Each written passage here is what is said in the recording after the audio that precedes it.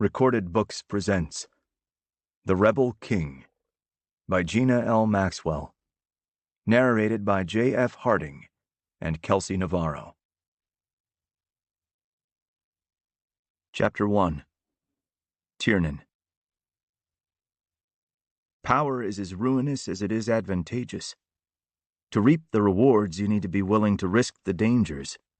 And that's only one of the many reasons why I never desired to have more power than I was born with, not the least of which is the ancient adage made famous by Spider-Man's wise uncle. I'd like to pass on all that great responsibility shit. Thank you very much. And yet, barring a very unlikely miracle, I'm going to be the next ruler of the Dark Fae. The fucking Night Court King, whether I want it or not.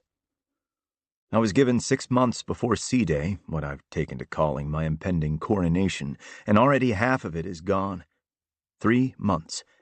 That's all I have left. I've never been so acutely aware of time passing. It's like there's a clock in the back of my skull, ticking away the seconds, each one pushing me closer to the day I'll be thrust into a position I've never wanted and was never meant to have. My brother Caden was born to rule, quite literally, as he's the eldest. But it was never merely a sense of duty for him. Caden aspired to follow in our father's footsteps. He was often referred to as the King's Shadow, always taking his training seriously and learning everything he could on how to be a good ruler when it was his time. When our father died, Caden was only 152 years old, the youngest to rule in the history of the Fae by several centuries. But all that dedication and diligence paid off, because Caden made a great king. Finian, my younger brother, would no doubt rise to the occasion too, even though they'd never consider him viable at only 116 years old. But he's fiercely loyal and immeasurably brave. If he were needed to step up, he wouldn't hesitate. He'd rule with confidence, trusting in his deep-seated love for our people and the guidance of the Crown's advisors. And he would succeed in that, the same as he does with everything else. But then there's me. The one the people dubbed the Rebel Prince before I was 2 decades old. I'm cut from a different cloth entirely. No matter what you call it, an aversion to responsibility, middle child syndrome, a defiant nature, or a perpetual party boy nature, the fact remains that I'm the Varen brother least suited to wear the king's crown. Figuratively speaking, of course. Literally speaking, I'd fucking smash that look. No question. Checkmate. Yanked back from my distracted thoughts, I refocus on the blue and black checkered board sitting in the middle of the cherrywood dining table. Sure enough, my opponent's queen made of frosted glass is standing, victoriously in the first row. I glance up at the old man sitting across from me, and give him a smile I hope isn't as half-assed as it feels. Good game, my friend. Robert scoffs, causing his silver beard to twitch where it rests on his chest. That was a shit game, and you know it. My great-granddaughter could have beaten you. Since Robert brags about her only every time I visit, I know that 9-year-old Haley is already a regional chess champion at her school. Grinning, I start to swap the pieces we'd collected during the game. Not much of an insult, old-timer. Haley's a great player. He leans in, arching a bushy gray brow. I meant Alexa. My grin dies. Alexa is only 2 years old, and a bit of a terror from what I hear. If you handed her a chess piece, she'd probably giggle and chuck it at your head. I clutch at my chest dramatically. Now that's just hurtful. He grunts in response while scrutinizing me. You'd think he had laser vision for as hard as he's staring. But he's right. A novice could kick my ass today for as shitty as I'm playing. I haven't lost consecutively this many times since my novice days, when Robert started teaching me shortly after we met. It was frustrating as hell in the beginning. I'm a self-admitted sore loser, and he never went easy on me. But it wasn't long before I fell in love with the game. I've never been known for the kind of precision focus my brothers have. It's a trait they've used to become grossly successful in business, Caden, and a master of every fighting style known to man and Fae kind, Finian. I, on the other hand, find it hard to stay focused in any one thing for too long, my mind constantly bouncing among a dozen different thoughts at warp speed. But this game has a way of shutting everything else out, allowing me to think clearly and concentrate on my strategies and the thousands of possible moves. Chess is only one of two things that quiet my mind. Since I can't indulge in the other, thanks to our frustrating victims of circumstance situation, these weekly matches with my friend have been a welcome distraction. Until recently, anyway.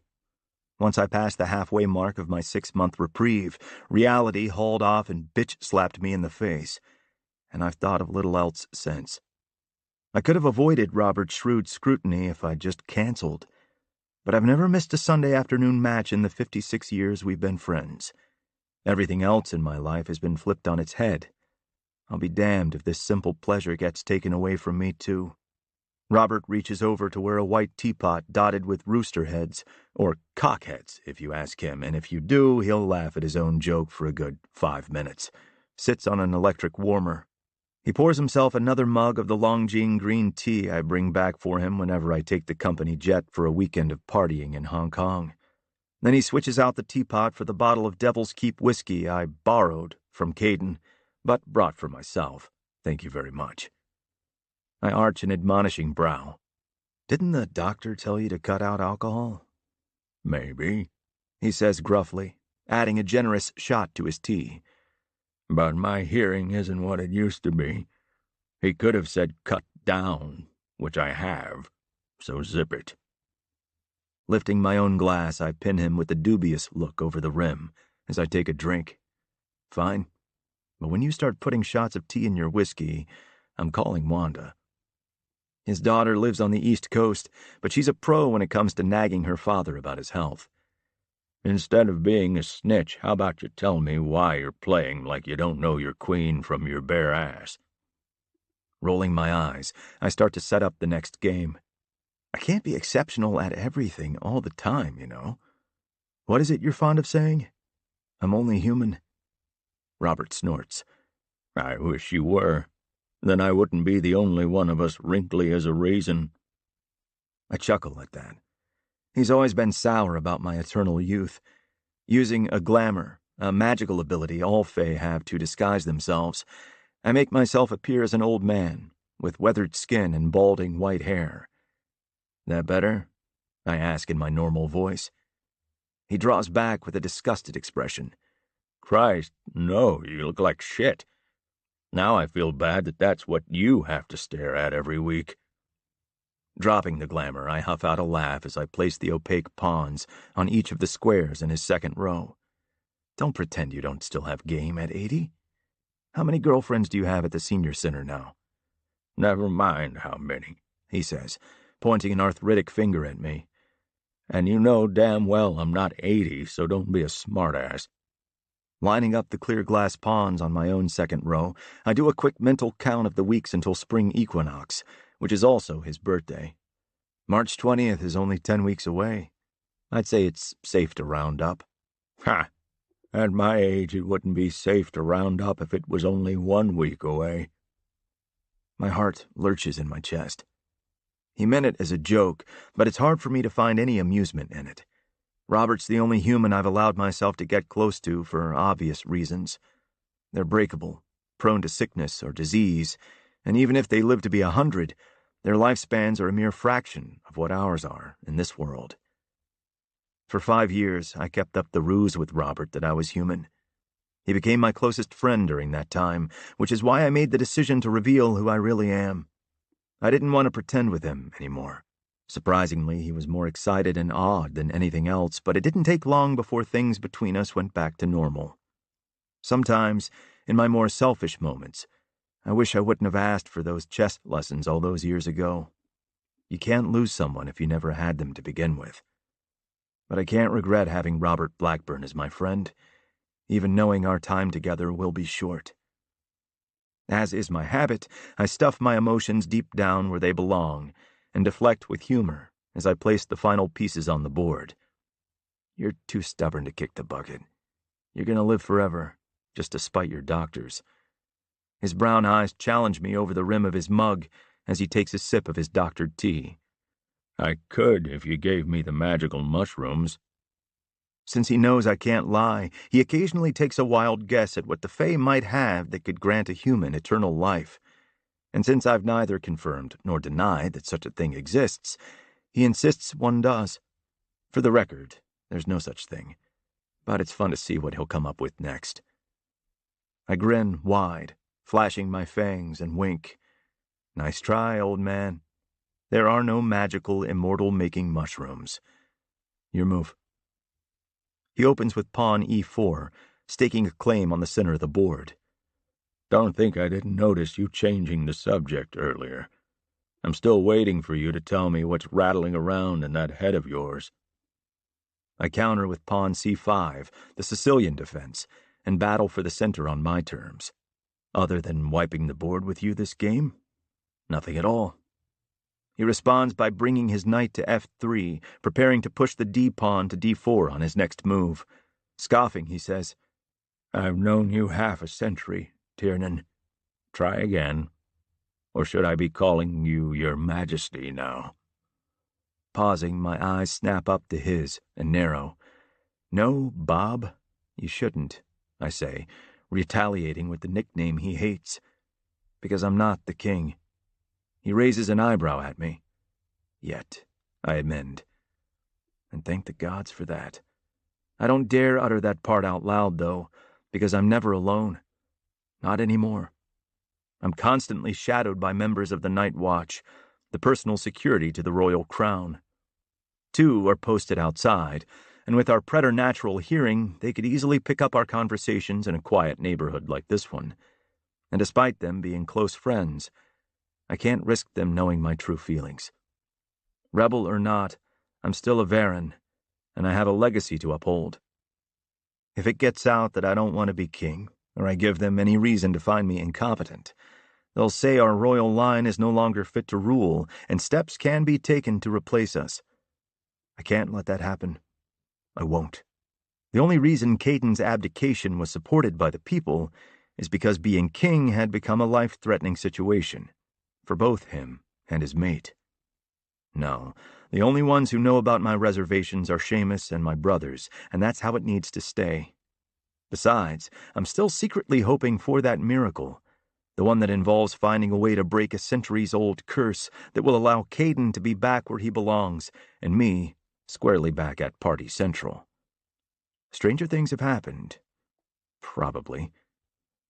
I lift my glass of keep and toss it back in one go, enjoying the trail of smooth fire that snakes down my throat.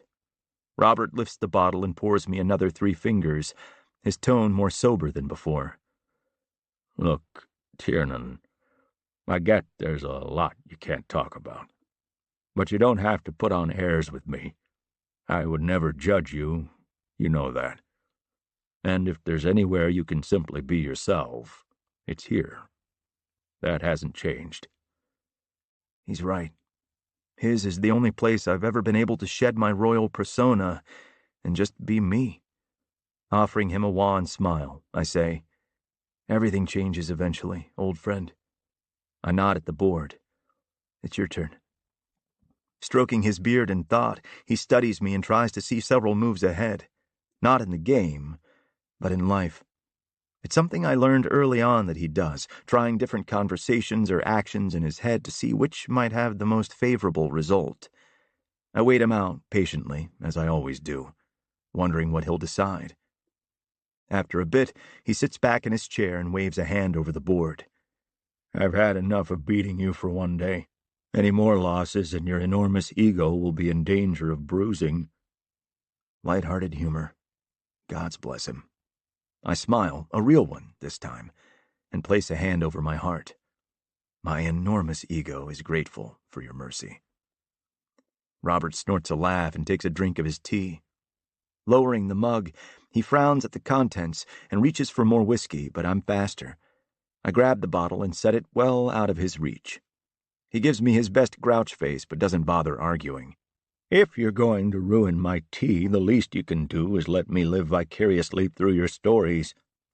Tell me about the wild nights you've had recently. Nothing to tell, I'm afraid. All work and no play makes Tiernan a very dull boy. Robert sighs. Guess I'll have to watch the news then. Maybe they'll have something interesting to say. He picks up the remote and aims it at the TV that's always on but muted during our games, then turns his attention to the local news. What has my life come to when the news channel is more interesting than what I've been up to?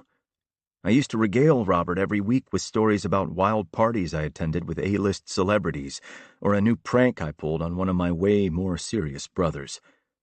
But parties and pranks feel like they happened a lifetime ago. As soon as the change in rule was announced, Seamus Wolfe, the senior advisor to the throne, told me I wouldn't be able to continue my extensive extracurricular habits. And yes, that's what he called them. But even with the power he temporarily holds as the King Regent, he can't stop me from doing what I want. However, he does hold a different kind of power over me: guilt trips. As my father's closest friend, Seamus is like an uncle to me and my brothers. His twin sons, Connor and Connell, are not only our closest friends of well over a century, but they're also co-leaders of the Night Watch. Seamus knows we'd rather chew glass than disappoint him, and he wields it well. Using our familial bond to get me to rein in my wild side is his idea of playing fair. I say it's cruel and unusual punishment. Regardless, I tried hitting up the occasional party or club for a while, if only to prove a point to myself. But it's not nearly as fun when you have a conspicuous-as-hell security detail tagging along. Then again, ever since this godforsaken noose was looped around my neck 3 months ago, I haven't enjoyed much of anything. So, there's that. Part of me resents Caden for abdicating and forcing this on me as the next in the Varen royal line, but most of me understands he had no choice.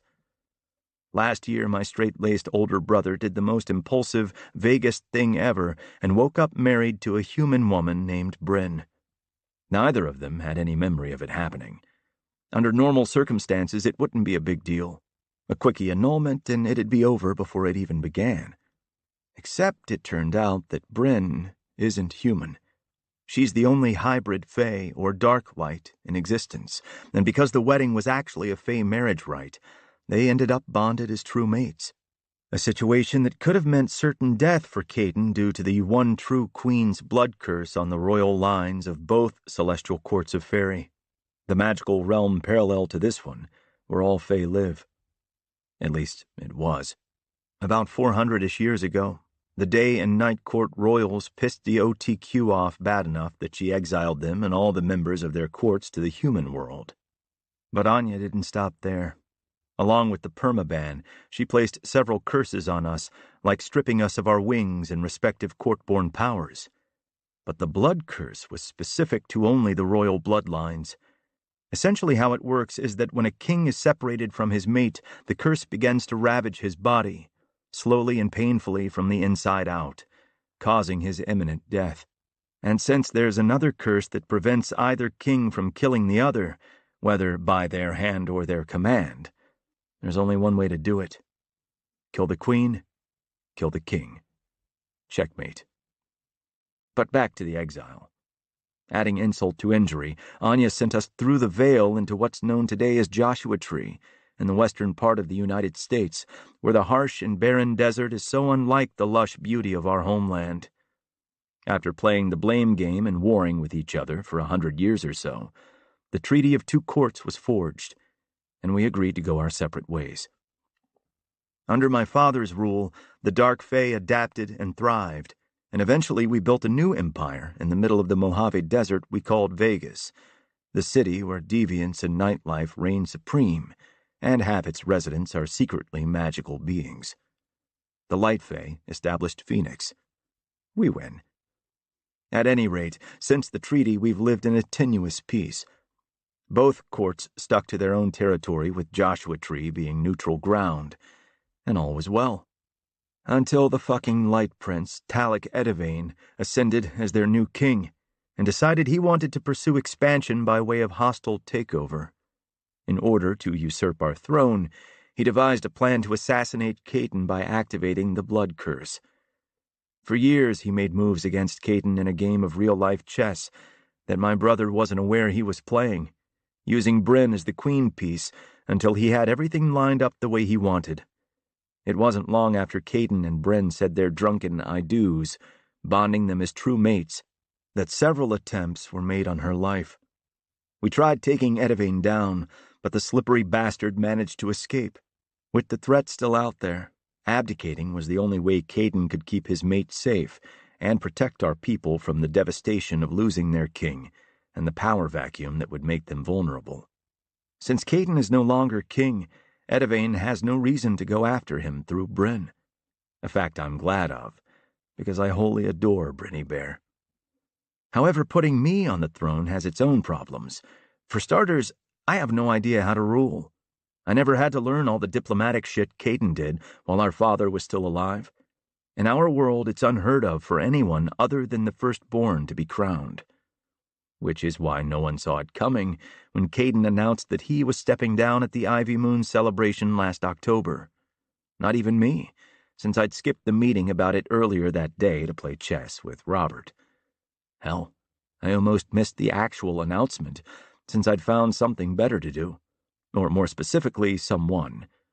Just before, I'd been 9 inches deep inside my favorite smart-mouthed redhead in a janitorial closet down the hall. My stolen minutes with Fiona Jewell, my SWB, or subject with benefits, are the only carefree times I've had since that fateful night. But it wasn't long before they were impossible to come by. And that sure as fuck hasn't helped my mood any. Tiernan, look. Robert's earnest tone makes the tips of my ears tingle. I turn to face the TV and see a professional headshot in the corner of the screen of an attractive male. A male I recognize as one of our employees and a Dark Fae, despite his human appearance in the photo. I motion to the remote in his hand. Turn it up. He raises the volume until the female news anchor's voice fills the living room. Police say Meredon Kelly was badly beaten. However, the cause of death appears to be a fatal stab wound to the chest. The victim's body was found early this morning in the alley behind the upscale gentlemen's club he managed, Deviant Desires, which is owned by Onyx Inc., a Fortune 500 company comprised of the real estate magnates and brothers commonly referred to as the Varan Kings of Vegas. CEO Caden Varan could not be reached for comment at this time. If you have any information concerning this crime, please call... Robert lowers the volume again, his somber gaze meeting mine. Like everywhere else, there are plenty of murders that happen in Vegas every year, but none of the victims have ever been Fae. We're not that easy to kill. Back in Fairy, our people are practically immortal, living for thousands of years before moving on to the other world known as Mag-Mel. But here in the human realm, our lifespans are severely shortened to an approximate 500 years, give or take, courtesy of Anya. It's the reason my father died when we were so young. He'd already been 600 when our courts were exiled. He lived another 3 centuries before his body could no longer sustain its fairy magic, and he passed on peacefully with his sons at his side. That's the natural way we die in this world. The only way to kill us before that is to use a weapon made from the one element we're severely allergic to, something you won't find in your average human arsenal. Jesus, Mary, and Joseph, Robert mutters as he makes a hasty sign of the cross. My cell vibrates in my pocket just as Connor enters the house, leveling me with a look that tells me it's time to go before he retreats outside to wait with his brother. Doing my best to ignore the sick feeling in the pit of my stomach, I push to my feet and check my phone, hoping for more information. But it's only a link for the newscast I just watched, and the accompanying text from Seamus is brief. Emergency meeting at Manor in 30. Return ASAP. I apologize to Robert for the short visit as we say a quick goodbye. Like always, he walks me to the door. Before I can leave, he stops me, concern swimming in his kind eyes. What do you suppose the odds are that the knife just happened to be made of pure iron?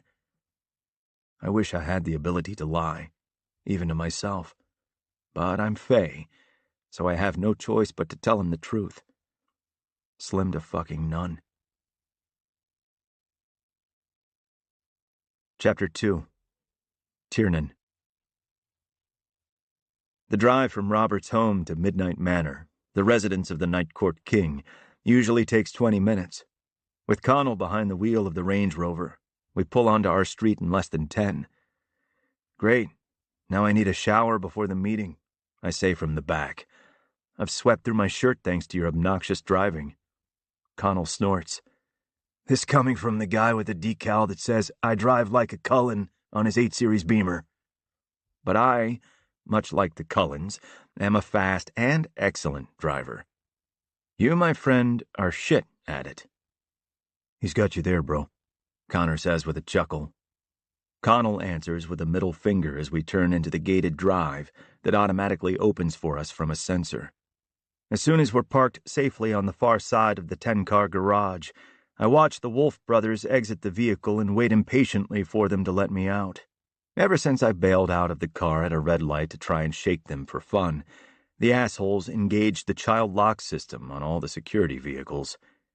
If I'd known they were going to get so butthurt over it, I wouldn't have bothered. Maybe. It's not like I thought it would work. The twins come from a long line of Fey Wolf shifters. They could track a housefly across the entire state of Nevada to the scene of its demise on the front grille of a semi, if they needed to. There was zero chance of me losing them.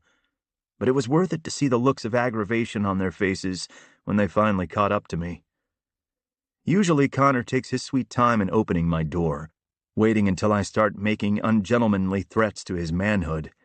But today he lets me out right away, underscoring the urgency of the situation despite our attempts at keeping things light. If there's one thing I can depend on the twins for, it's cracking jokes with me at inappropriate times. Immature coping mechanisms? Check. Thanks, Jeeves 1 and Jeeves 2, I say to my friends as I walk away. See that you give her a thorough detailing before our next outing, will you? The guys fall into step with me as we cross the large expanse of the garage. Connor flashes his fangs at me. How about my fist details your face, smartass? Nice of you to offer, but the only one I trust to detail this perfection is my esthetician, Dante. Connell snaps a hair tie off his wrist and pulls his shoulder-length reddish-brown hair into a man bun as we near the door that leads into the manor. My favorite thing about you, T, is how down-to-earth you are. I totally get that, I say, feigning all seriousness. My favorite thing about me is my enormous The door whips open, cutting off my snarky and mostly honest retort. Seamus stands in the doorway, greeting us with a sober expression that effectively reminds us of why we raced back to the manor in the first place. At 450 years old, Seamus looks as young as an attractive human male in his 50s. His hair and beard are silver, and his amber-colored eyes, the color all Dark Fae possess, are framed by distinguished lines. But his 6-foot frame is still strong and agile, even though Finian and I enjoy ribbing him about being slow and ancient. Brayden Varen was a good king, but he was only ever a good father to Caden, his heir.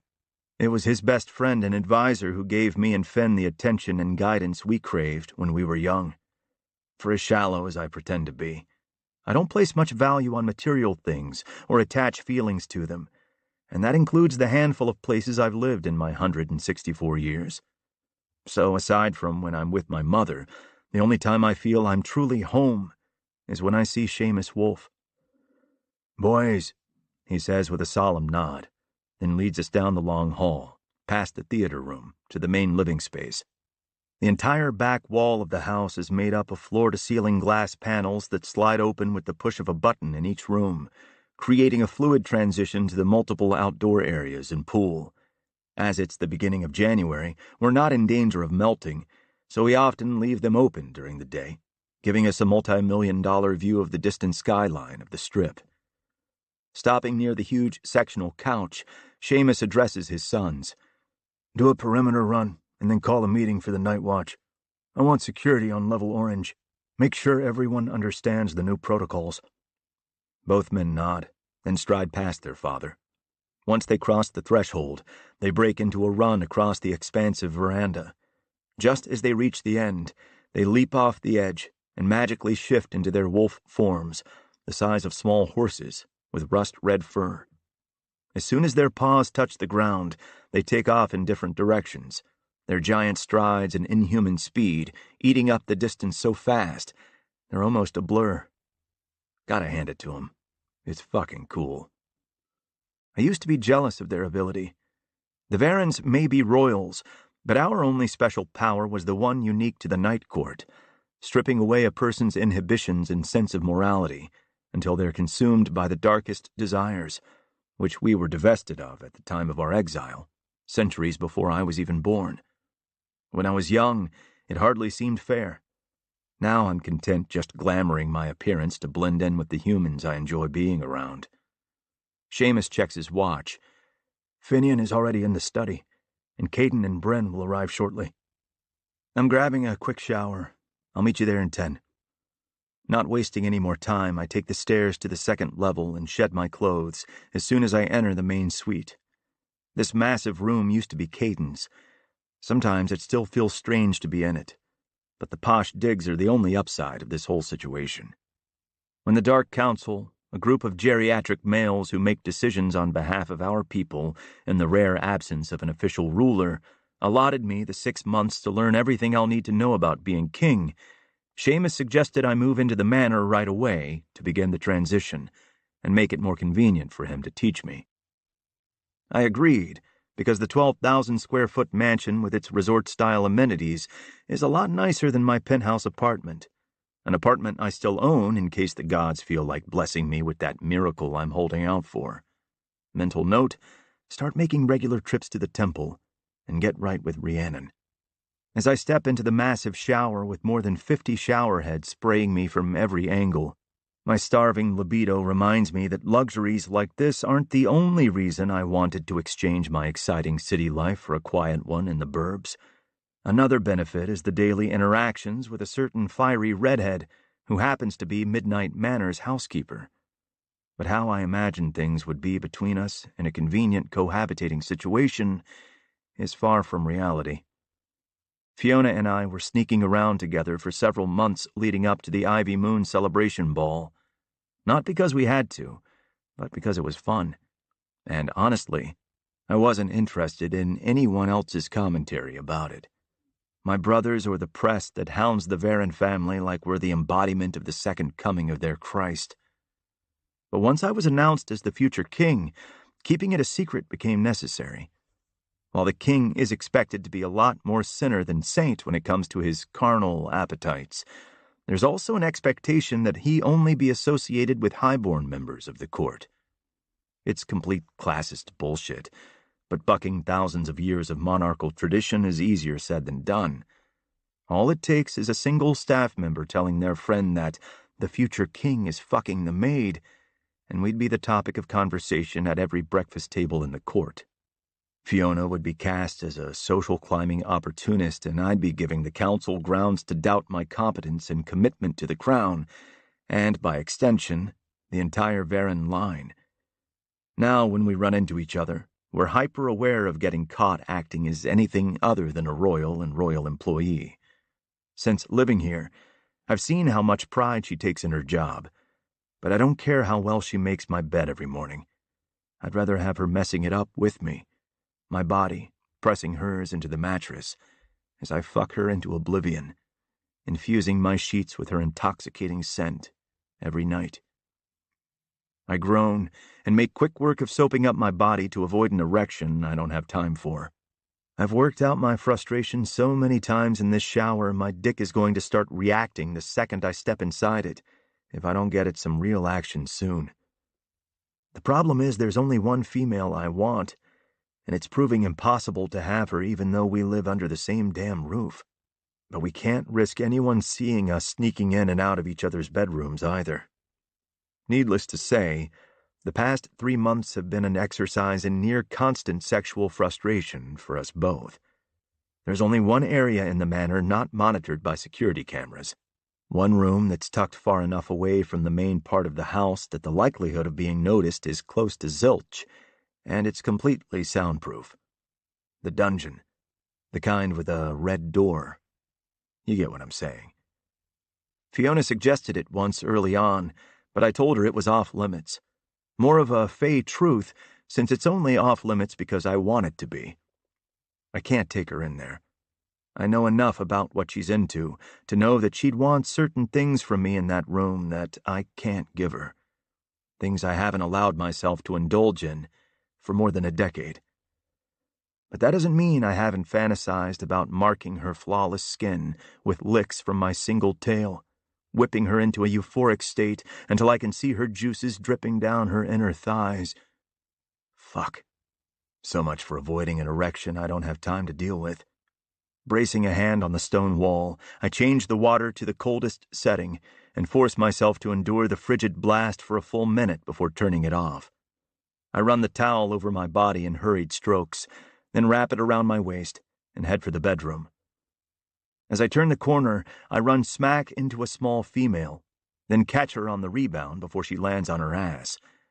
The curtains aren't drawn on the wall of glass facing the rear of the property, so we're in full view of anyone who might be out there. I should release her, but I don't.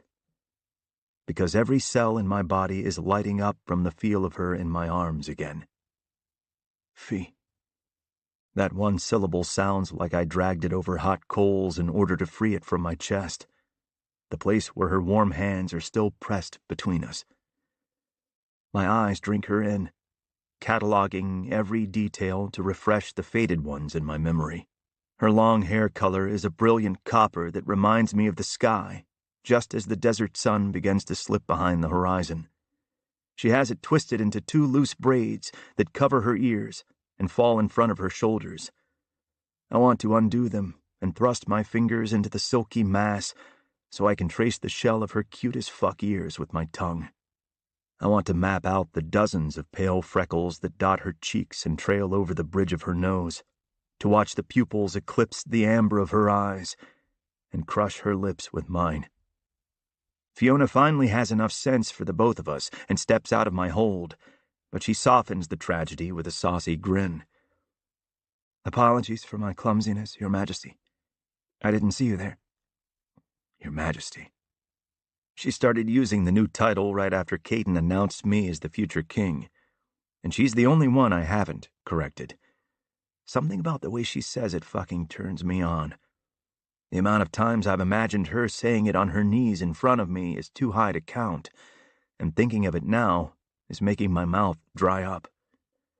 Out of self-preservation, I smirk and give her a wink. If you want to get handsy with my muscles, Fee, all you have to do is ask. Thanks for the tip, Your Royal Arrogance, but I'm here to grab your dirty laundry, not your pecs. How about not your cock, either? She tacks on with an arch of a brow. I open my mouth in mock offense, as though she didn't just read my mind. I was going to say dry cleaning, you naughty girl. Naughty enough that I deserve a proper punishment in the dungeon? Her eyes rake lasciviously down my bare chest and abs to where my towel is tucked low on my waist, then settle on the bulge already at half-mast and quickly growing. Fee. I take a step closer, ready to devour her and fuck the consequences, when 3 sharp raps pierce through the fog of lust clouding my better judgment. Cursing, I shove a frustrated hand through my wet hair, then point at her. Don't move. I cross the room and yank open the door, making sure to hide most of my lower half. Ryan briefly bows his head. Your Highness, everyone's arrived and waiting for you in the study. Great. Tell Seamus I'll be down and... Fiona brushes past me, carrying a basket of my dirty clothes. If Ryan has any thoughts about the housekeeper being in my bedroom while I'm practically naked, he doesn't show it. Nor would any employee of the Crown. Not in front of me. It's whether they voice those thoughts later that we have to worry about. Pausing, Fiona is all business when she addresses me. Thanks for letting me grab these, Prince Tiernan. I apologize if I held you up. Not at all, Miss Jewel. Next time I'll have you grab my dry cleaning. It's been too long since I last gave it to you. I never thought I'd be using dry cleaning as a euphemism for my cock, but here we are. She shoots me a death glare from behind Ryan until he turns and grins at her. Smiling innocently, she gets her revenge in with a little wordplay of her own. It would be my pleasure. I barely stopped the growl that wants out of my chest at the thought of her writhing beneath me. Instead, I return her smile and nod to dismiss her. A moment later, she disappears around the corner with my basket of laundry and the lust cloud she sucks me into every time she's near. Able to think clearly again, I send Ryan with the message that I'll be there in 5 minutes and head to the large walk-in closet to quickly throw some clothes on. I need to get to that meeting. I might have a tendency to blow off Seamus's lessons on occasion. Okay, semi-regularly. But even I understand the importance of needing to figure out what happened to Myrddin Kelly. Dressed in a pair of dark jeans and an olive green Henley, I make my way through the house to the study for the meeting about Myrddin's murder. Seamus is sitting behind the large desk that used to be Caden's and will soon be mine, all of which seems unnatural. Caden and Bren are seated in the guest chairs, and Finian is leaning against one of the bookshelves. There's an air of unease in the room. My brothers and Seamus are rigid with tension, while Bren calmly holds her mate's hand. She's only been in our world a handful of months and probably doesn't fully grasp the severity of what's happened. Then again, as true mates, Caden and Bren can feel each other's energy and emotions. By staying chill, she's helping to quiet her husband's apprehension, or at least not make it any worse. Seeing them together tends to take the edge off my resentment over my situation. Caden's always been a closet romantic. He wanted the kind of meaningful Fae bond with a mate that celestial court monarchs aren't allowed to have, without the danger of possible imminent death. As long as he isn't king, they're free to live their lives without the threat of the blood curse hanging over them. Finney's young yet and nails anything that moves, but I think he'll eventually want a mate too. Me, on the other hand, I've always been quite content with the bachelor life and never understood why Caden was so averse to the idea of a consort. I used to tell him if I was ever required to enter into a friends with benefits situation for the good of my people, I'd happily do my duty and do it often. But that was before a red-haired sex nymph started to consume every spare thought in my head. As of now, I have no desire to be with any female other than Fiona, but she won't be an eligible choice for a consort. She's not from a high-born family, and a king can only put off his duty for so long. Eventually, the council will start leaning on me to produce heirs, whether I'm ready to or not. Caden stands and meets me halfway to greet me with a brotherly embrace and a strong thump on the back. We break apart, and my mood immediately lifts to see Bryn waiting her turn. Her blonde ponytail shows off her newly acquired pointed ears, and her wide smile reveals the adorable gap in her front teeth, along with her fangs, which are another recent addition to her features, after she tapped into her full Fae powers last year. It's the extraordinary color of her eyes, though, that are unique to her alone. As the only Fae-born of both courts, her irises are a stunning mix of the light and dark signature colors. They appear as a bright hazel normally, but when she uses her powers, the individual colors separate and glow with green in the center, surrounded by gold. I've never seen anything like it. None of us have. She's an anomaly in our world, and yet even with her new Fae appearance, she's still the kind, wholesome Wisconsinite we sorta kidnapped once, or twice, upon a time. No worries, though. She ended up staying of her own free will. Promise. Brenny Bear, get your cute ass over here and give your favorite brother-in-law a proper hug. Bren laughs and steps into my waiting arms as Finn snorts. You wish you were her favorite. Caden chimes in.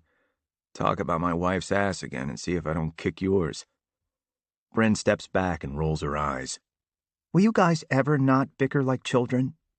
We answer in stereo. No.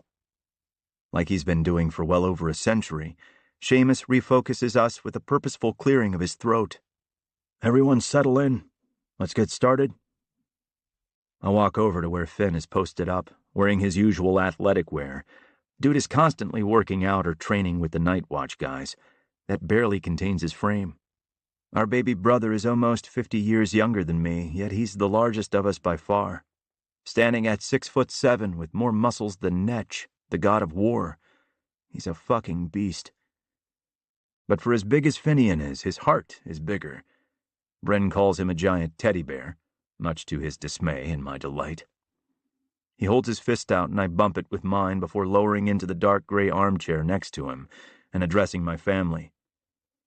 I assume we all saw the same news report. At the nods and mumbles of affirmation, I add, then I think I speak for everyone here when I say, what the actual fuck? Used to being in charge, Caden speaks first. That's the problem. We have no idea. Nothing like this has ever happened before that I'm aware of. Seamus? Our pseudo-uncle shakes his head. Not since our war in the mortal realm ended and the Treaty of Two Courts was signed. Fen cracks his knuckles. Yeah, well, that all went to shit when Deviant, also known as Talik the Twat, I interject helpfully, tried to kill Caden and Bren last year. That makes him the #1 suspect in my book. Caden rubs his chin with 2 fingers. I don't disagree with you, brother. As our only known enemy, it makes sense that it would be him. Except... Seamus leans forward, clasping his hands and placing his forearms on the desk. Except what would be the point of killing a single Fae? Maybe it was a message, Bryn suggests. Mirden managed one of our businesses. Maybe Deviant wants us to know he can get to us. I frown. Hold on, how did he get to us? No one from his court should have been able to enter the city, much less get all the way to Deviant Desires, without alerting the Night Watch. After Deviant escaped, we had Erin Jewel, Fiona's mother, Bryn's aunt, and an incredibly powerful conjuring Fae, cast a spell that acts like a security system around the entire perimeter of Vegas. If any member of the Day Court crosses it, the alarm is tripped and they're tagged with a locator spell that acts like a magical GPS, allowing us to track them down and investigate. Or interrogate. Caden, who earned himself the moniker of the Dark King for multiple reasons, is usually a fan of the latter, using tactics befitting his nickname. Correct. And the spell was never triggered, Seamus says, which means no light Fae entered our territory. What if Mirden wasn't killed by any of the light? Fen says. That means it was either a dark, which has never fucking happened, or a familiar, I say, apprehension suddenly weighing me down. Familiars are the small number of humans we trust enough to let into our inner circle. They don't know all our secrets, but they know enough to be dangerous, which is why we're extremely selective of who we bring in. Some are friends, like Robert, but most are people in advantageous positions who can help us remain a myth instead of a reality. Our judgment has never been proven wrong before, and the thought that someone we trust could have outright murdered one of us burns like acid in my veins. Of everyone in this room, aside from Bryn, who up until several months ago thought she was human, I spend the most time with our mortal realm companions. Humans are fascinating and complex in ways that Fae aren't, even with our magic and preternatural abilities.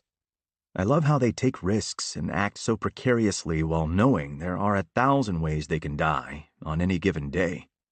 They're fun, especially in Vegas, and I genuinely like them. I don't know which is worse, Finn says, crossing his thick arms over his chest. What do we do now? Seamus pens each of us with a serious look. For now, we keep any and all information between the people in this room and Connor and Connell. Until we know more, we can't afford to trust anyone. I'll contact McCarthy to set up a meeting as soon as possible. He'll be able to give us the full scope of what the VPD knows and what they aren't sharing with the media. Alec McCarthy is the police chief of the Vegas Police Department. He's also Fae. In addition to him, we have several officers and a couple detectives. Just because we've never had a Fae murder doesn't mean we aren't sometimes involved in situations that garner police attention. Having people on the inside ensures we aren't outed as being other.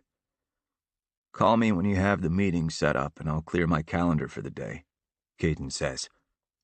Seamus levels my older brother with a somber look. I'm sorry, Caden, but that's no longer your place. As the heir apparent and King Regent, Tiernan and I will meet with McCarthy and fill you in after.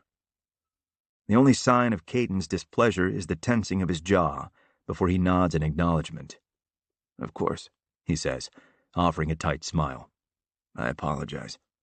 Old habits die hard." Seamus holds a hand up. "No apologies necessary. We're all in a transitional period that takes some getting used to, but it will get easier with time.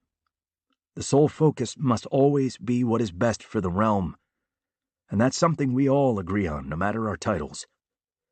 A pang of guilt hits my chest. Obviously, I want what's best for our people.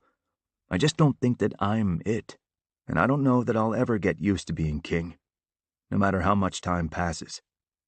"Agreed, old friend," Caden says. Bryn gives him a reassuring squeeze of her hand and a look that conveys a message only her husband can hear. His shoulders relax, and the tension lines bracketing his eyes disappear as he places a kiss on her palm. "I'll keep you all apprised if we learn anything new. Until then, get some sleep." The others nod, but I mentally scoff at the directive, as I haven't seen a decent night's sleep since moving into Midnight Manor. Because being in close proximity to Fiona might be the best part about living here, but it's also the hardest. Chapter 3. Fiona. Leaning over a bowl of red grapes on the kitchen counter, I mindlessly pop the fruit into my mouth as I send my best friend a string of funny cat videos that have me quietly laughing in the dark. Texting Bryn the highlights of my doom scrolling at 3 a.m. wasn't the plan when I went to bed 5 hours ago, but I couldn't sleep. Not even practicing my favorite deep meditation helped. It's certainly not the first time this has happened. If I were human, I'd be diagnosed with insomnia with the lack of sleep I've had the past few months. Night after night, I dream of being taken by a certain rough and powerful male, my hands fisted in his chestnut-colored hair as he devours my neck and teases me with nicks from his fangs. And night after night, I jolt awake just before we cross the big finish line, my body covered in a sheen of sweat and chest heaving like it was real and not a dream. The kicker? It had been real not that long ago. Because these sex dreams aren't fantasies. They're memories. Ones I block out during the day only to have them taunt me the moment I shut my eyes. But if my subconscious insists on torturing me, the least it could do is let me finish. Don't get me wrong, I enjoy a good sadistic orgasm denial, just not when it comes from myself. Now, Tiernan, on the other hand, I'd love the chance to play masochist to his sadist someday. Unfortunately, every time I mention us getting kinky together, he shoots the idea down for one reason or another. But he always made me forget my disappointment by fucking me so good I also forgot my own name. Gods, I miss fucking him. Running into him yesterday, quite literally, has done one hell of a number on me. I can't even get to the dream stage thanks to the rampant thoughts plaguing me. My mind keeps replaying every detail of our close encounter on a constant loop. His golden eyes piercing mine, the muscles of his hard chest flexing beneath my palms, my spine tingling from the feel of his unrelenting grip. If we hadn't been interrupted by Ryan, there's a damn good chance I would have lost my good sense and caved. Gods know I've never been good at denying my natural instincts when it comes to him. The first time he visited his brother at Midnight Manor after I was hired as the new housekeeper, I forgot all about the coffee table I was dusting and simply stared. He caught me, of course, and nailed me with his panty-melting half-grin, then asked me if I wanted to polish his wood when I was done. His snarky arrogance is what broke the spell, and I replied before thinking better of it. Sure, I said, tipping my lips into a devious smirk. Let me just go and grab the disinfectant spray first. I immediately regretted my words. expecting him to demand my termination for daring to insult him, even in jest. Instead, he surprised me by laughing. That's when I knew he wasn't your typical royal. He was nothing like his older brother, that was for sure. Tyr was fun. He began showing up at the manor more often, and after weeks of flirtatious banter, Tiernan surprised me again when he grabbed my hand and pulled me into the pantry. We attacked each other without a second thought. And then, holy shit. Being a few years away from 3 decades old, I'm practically a baby among our people. But that doesn't mean I'm innocent like one. I'm still Dark Fae. Deviance is in our very nature. Over the years, I've enjoyed sex with a lot of eager tourists, of a multitude of genders. But I'd never experienced anything like sex with Tyr. Calling it sex doesn't even begin to cover it. Filthy, carnal fucking. That's what it was. Each time was more wild and explosive than the last. Like we were in competition with ourselves to up our game with every closeted encounter.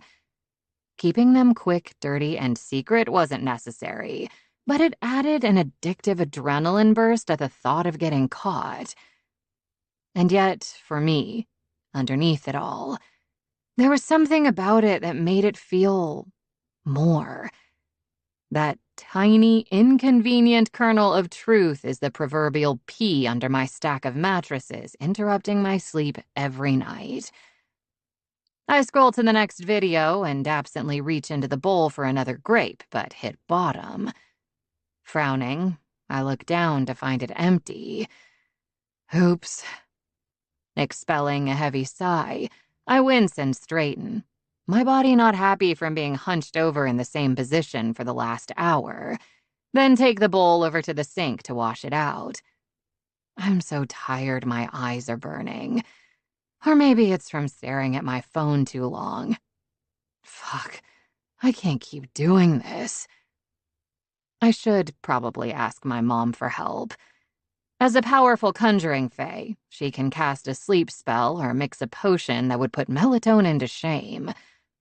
But I'm not ready for the inevitable lecture that comes along with admitting I was secretly banging the rebel prince, and still would be if things hadn't gone from fun secretive to necessary secretive. Going from spare heir to the heir made everything so much more complicated.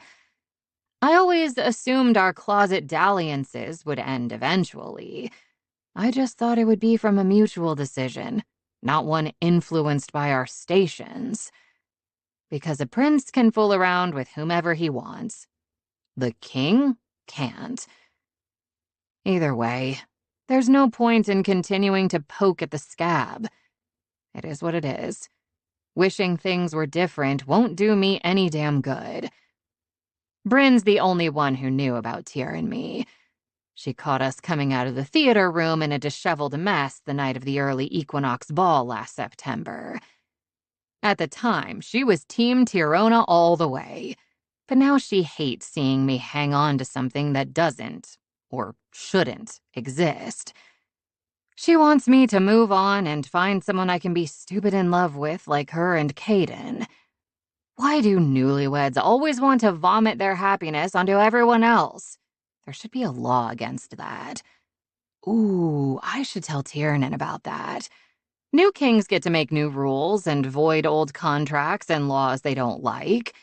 Hell, while he's at it, he can just make it against the law for anyone to be happy, and then my misery will have company. Sighing, I place the bowl carefully in the cabinet with the others. My mind might not be ready to move on, but my body is screaming for satisfaction. Even now, I can feel the ache building inside me again just thinking about it.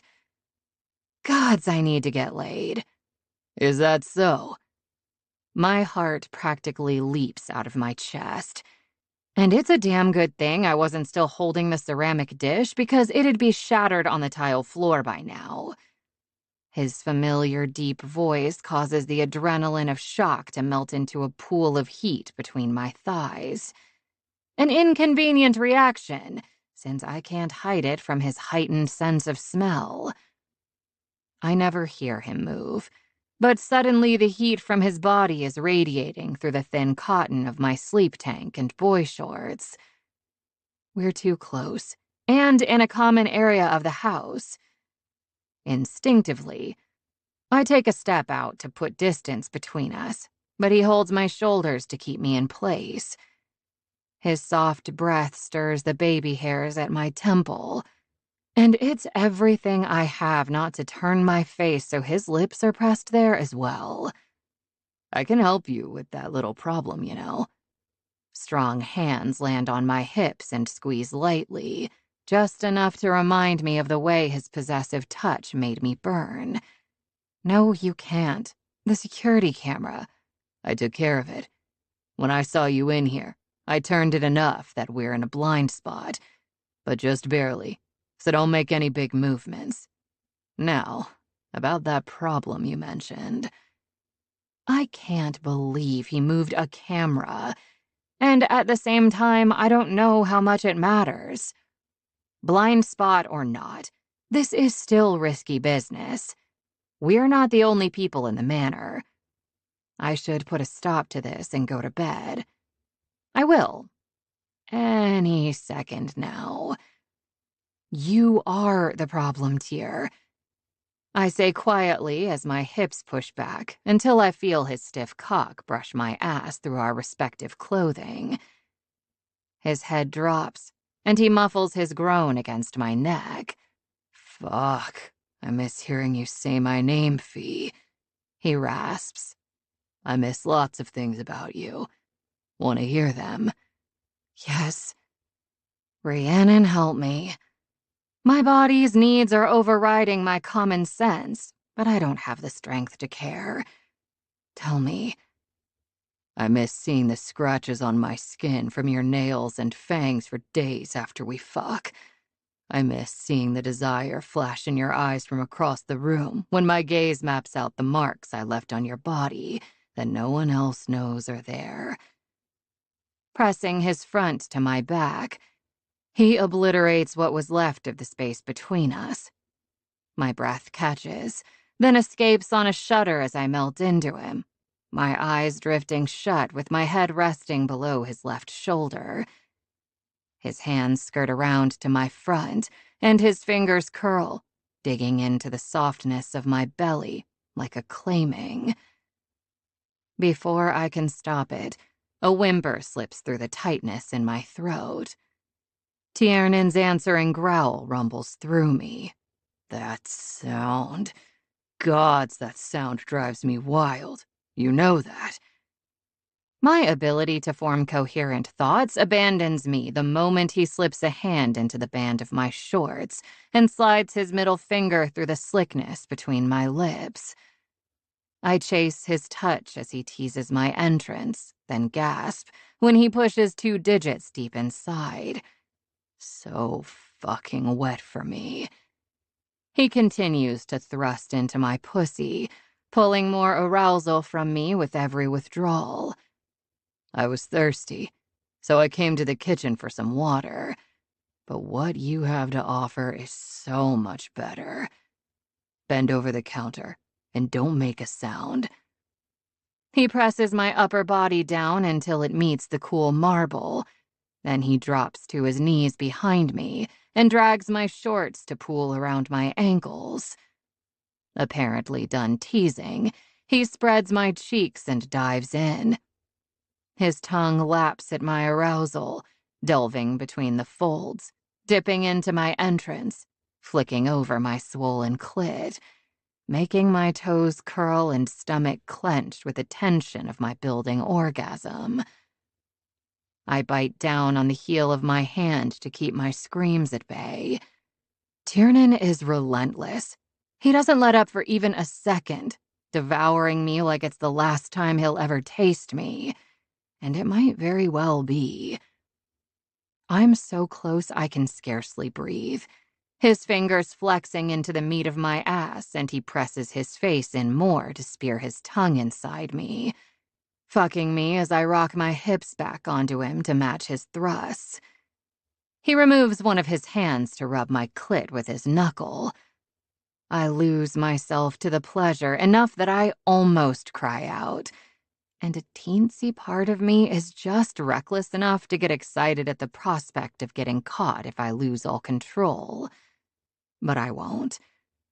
Then he growls into my pussy, the vibrations rippling over my flesh, and I have to cover my mouth to make sure I don't as my orgasm detonates deep in the pit of my belly. The force of the explosion tears through me, lighting up every cell in my body and making my legs shake. He doesn't move until he's drank every last drop I have to give him, and I'm completely wrung out. Then he stands to his full height and pulls me back against him again. "That was refreshing," he says, his voice barely above a whisper. "Unfortunately, that only whetted my appetite for you, Little Red." A smile curls my lips. The second time Tiernan and I met, he called me Little Red, claiming it was easier than trying to remember my name. I responded by noting his poor memory and horrible nicknaming skills, then said, "My condolences for your Highness's small brain. At least you're pretty." He never stopped using it, and I never stopped pretending I hate it. "That name is still stupid," I say lazily. He chuckles. "See, I even miss the way you insult my intelligence." He nuzzles my cheek to guide my head to the side, giving him access to what he wants. When his mouth presses to the place where shoulder meets neck, I give in a little more, pulling on his hands until his arms are banded tightly around my middle. He groans in approval and noses my hair aside. And I miss these cute as fuck ears. Suddenly, Tiernan freezes. I try to ask him what he's doing, but he claps a hand over my mouth. Then he pulls my shorts back into place, and his voice is barely audible when he says, "Someone's coming. Go." I don't wait to be told twice, but just before I exit the kitchen, I allow myself a brief glance back in his direction so I can commit this moment to memory. He's the most gorgeous male I've ever seen, human or other, wearing only a pair of loose sleep pants that hang indecently low on his trim hips. The grooves on his chest and abs appear even more defined from the shadows cast by the soft glow of the cabinet lights. Unlike his brother's black hair, Tiernan's is a rich brown, like even that part of him needed to rebel.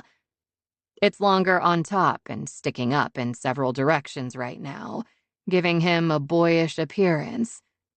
The high angles of his cheekbones complement the cut edge of his jawline, and his usual groomed 5 o'clock shadow is more of a scruff at this late hour.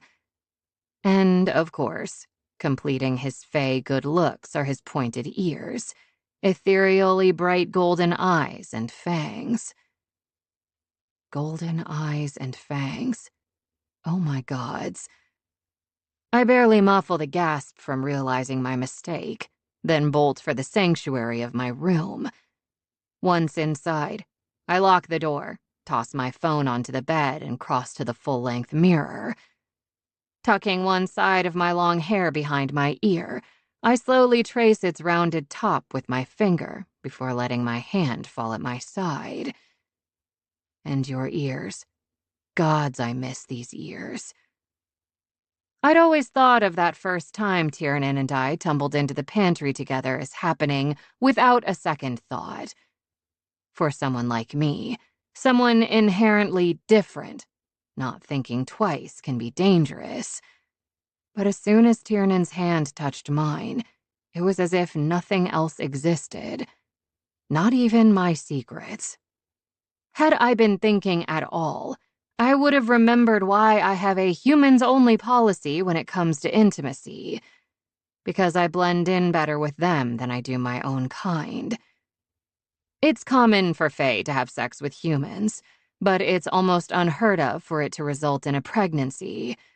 So much so that most Fae think halflings are nothing more than a myth. However, I can personally attest that I am not a myth. I'm also not a halfling, but somewhere down the line on my father's side is human DNA. That's all I really know, and I'm fine with that. I'm not ashamed of who I am, but being different for any reason is never easy. At best, you're whispered about behind your back. At worst, you're a target for every asshole with an inferiority complex, which is why I choose to hide my features that are decidedly un-Fae. So the first time in the pantry when Tiernan's fingers delved into my thick hair and brushed over the rounded tops of my ears, I held my breath and waited for the ridicule or rejection. Only it never came. He kept his hands where they were and pulled back enough to look at me.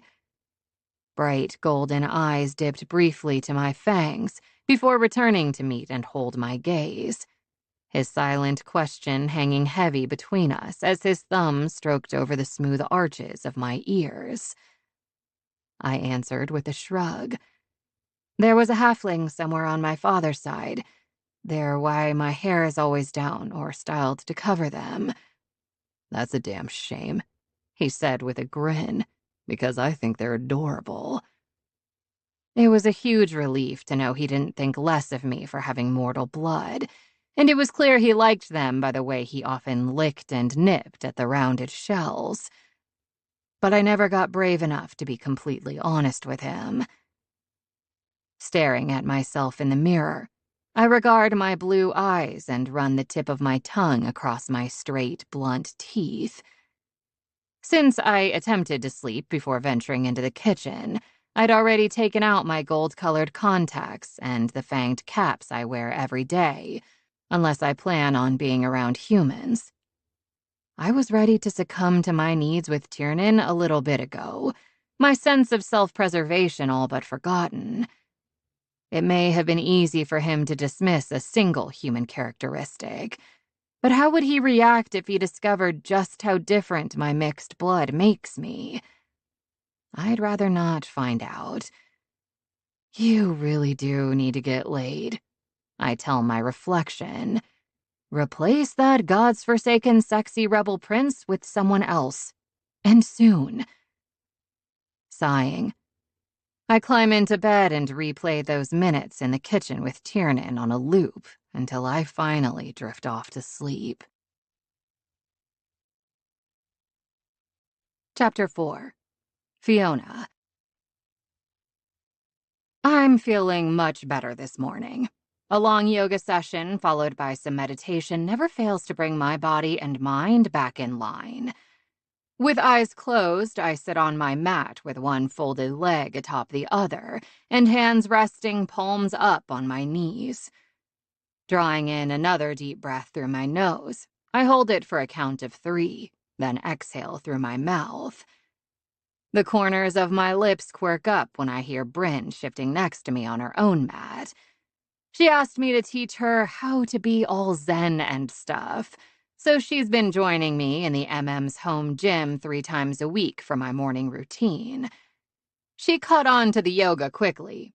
The meditating, not so much. Good, I say in a soothing tone. Now we'll do a body scan, checking in with each part individually.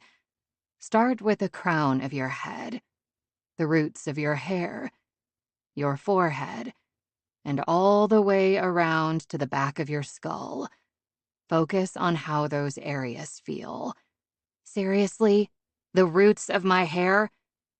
I can practically feel the arch of her brow and dubious stare boring into me. Biting the inside of my cheek to prevent a grin, I try to inject a touch of admonishment in my response. Bryn, you're supposed to keep your eyes closed and follow my instructions. Then don't give me ridiculous instructions, she fires back. I crack my eyes open the slightest bit to see her resume her meditative pose with a sigh. I suppose my roots do feel a little tender today.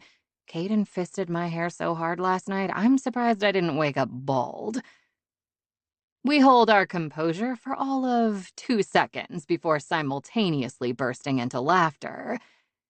Giving up on the idea of doing the body scan, I grab the small towel by my mat and wipe the sweat off the back of my neck. No way I'm getting my zen back after that. God's what I wouldn't give for a little hair pulling. Or a lot. Bryn takes several long swallows from her water bottle, then turns on her mat to face me. Still not getting any new King Nookie, huh?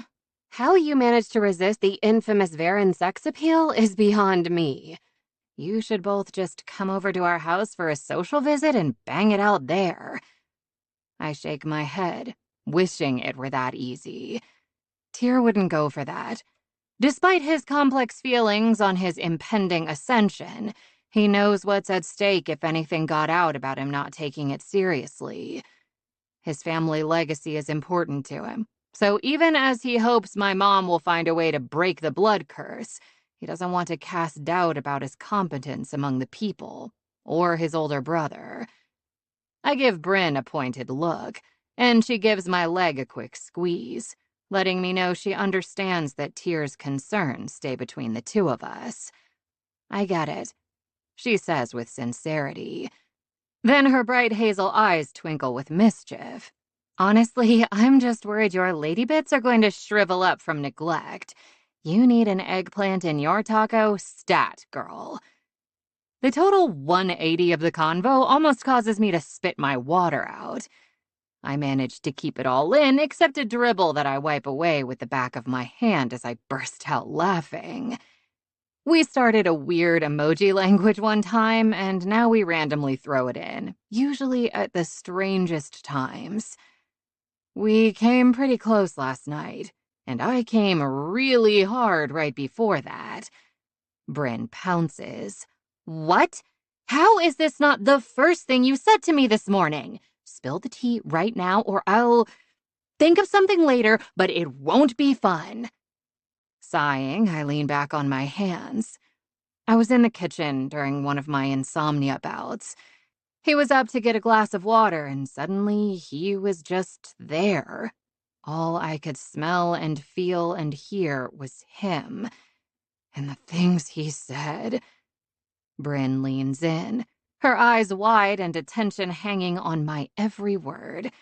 Exactly how I used to be when she'd tell me about Caden when things started heating up between them. Oh, yeah, I'm a sucker for dirty talk, too. It wasn't all that dirty, though. I mean, it wasn't suitable to repeat in front of children or anything, but it was only one chili pepper, if that. She tilts her head to the side as though trying to solve a puzzle. Was it the way he sounded, then? Do you have a voice kink? No. Maybe? I think it's more of a Tiernan Varen kink, honestly. Okay, forget that part. What actually happened? Despite knowing we're alone, I give the gym a cursory glance to be sure before giving her the basic idea in emoji speak, ending it with big tongue, waving hand, and then the trio of droplets.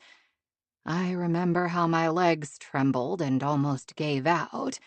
Like 5 trios of droplets. Her jaw is practically resting on her chest. Damn, that's hot. Wait, so after all that, you still didn't get the eggplant? Don't tell me my wicked brother-in-law finally turned gentleman on you. I snort. Definitely not. He heard someone coming. Probably a watcher to check on the security camera he nudged to create a blind spot for us. Well, that blows. No, it ended up being a good thing.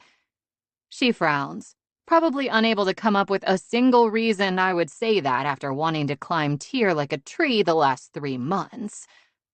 I didn't have my contacts or fangs in. Oh, girl, I'm sorry, she says, sympathy lacing her tone. I still think you should tell him. At least about those, so you don't have to worry about always having them in around the manor. Bryn is the only one who knows all the ways my halfling DNA makes me different, both physical and magical, and she couldn't care less. The fact that she lived as a human until recently means she doesn't have the same biases as most Fae kind. She's my first real friend, and as my mom's biological niece, she's also my cousin. I can trust her with my secrets. I take a long drink of water, then shake my head. I can't. Him knowing I have traces of human blood and rounded ears is one thing, but learning I have more in common with humans than I do my own kind is another. Sitting forward, I pick at the tiny loops of thread that make up my towel. I couldn't handle it if you looked at me like I'm some kind of freak, Bryn. She reaches over to give my hand a supportive squeeze. He would never, Fee. Tiernan might come off as being no deeper than a puddle, but you know he's not as shallow as all that. I know, but it's hard to battle a lifetime of worry enough to open up to someone like him. I meet her gaze and offer a wry smile. Plus, if my mom found out I told the future king about me after all she's done to help me blend in, she'd have a conniption. Bryn winces. Good point. I wouldn't wish Auntie Erin's wrath on anyone. She'd probably turn you into a toad for a week or something. We laugh at that image. Then I lead us through some light stretches on our backs. Pulling my knees into my chest, I turn my head to look at her. How's married life treating you? Are you going to host an elaborate dinner party to lock in your reign as queen of suburban housewives? Bryn pushes on my legs, causing me to fall onto my side and lose my stretch as I chuckle. Hardly. I'm too busy with work to be pandering to Vegas's social elite. I do have something to tell you, though. Her pensive tone worries me. Pushing up to a sitting position, I ask, is everything all right with you and Caden? Still holding her knees to her chest stretch, she looks up at me with a wide smile. Everything is great, Fee. In fact, it couldn't be more perfect. Releasing her knees, she places her hands low on her abdomen. I wanted to tell you first. We're having a baby. My shock is quickly overcome with sheer joy as I fling myself down to envelop my friend in a squealing bear hug. Eventually, I stop crushing her with my excitement and pull her up to sit facing each other, our hands still clasped between us. Tell me everything, I say. Were you trying? How long have you known? How far along are you? No, we weren't trying, but we hadn't thought to prevent it either.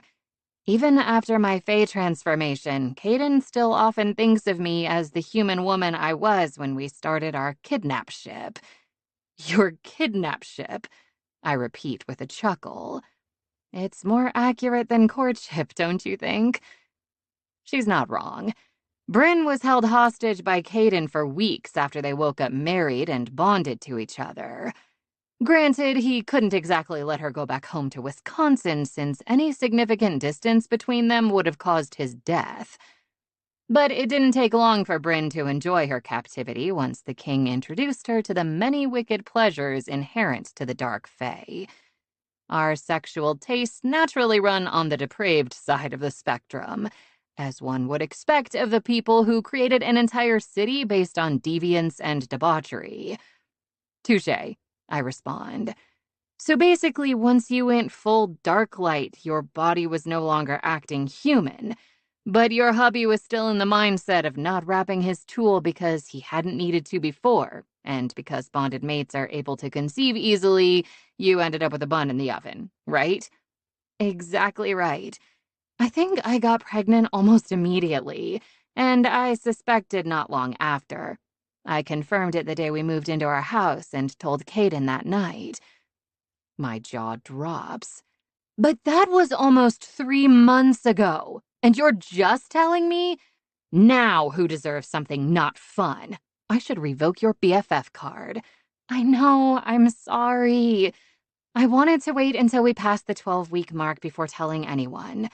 I know that my situation is different because Fae don't experience the same complications, but I remember hearing my mom talk about how heartbreaking it was every time she miscarried. I needed to be farther along for my own peace of mind. Oh, honey, I completely understand. Emily and Jack Mira, the couple who raised Bryn as their own, suffered through years of infertility before my mom gifted them with a Fae newborn spelled to appear as a human baby girl. I'm honestly so damn happy for you. How's Caden feeling about impending fatherhood? Bryn's mouth curves up as the love for her husband shines in her bright hazel eyes. He's over the moon, Fee, always placing his hand over my belly even though I'm not even showing yet, talking to the baby, telling them bedtime stories, and the nursery is already finished with at least 2 of everything we could possibly need and more. Her smile falters as she grows more serious.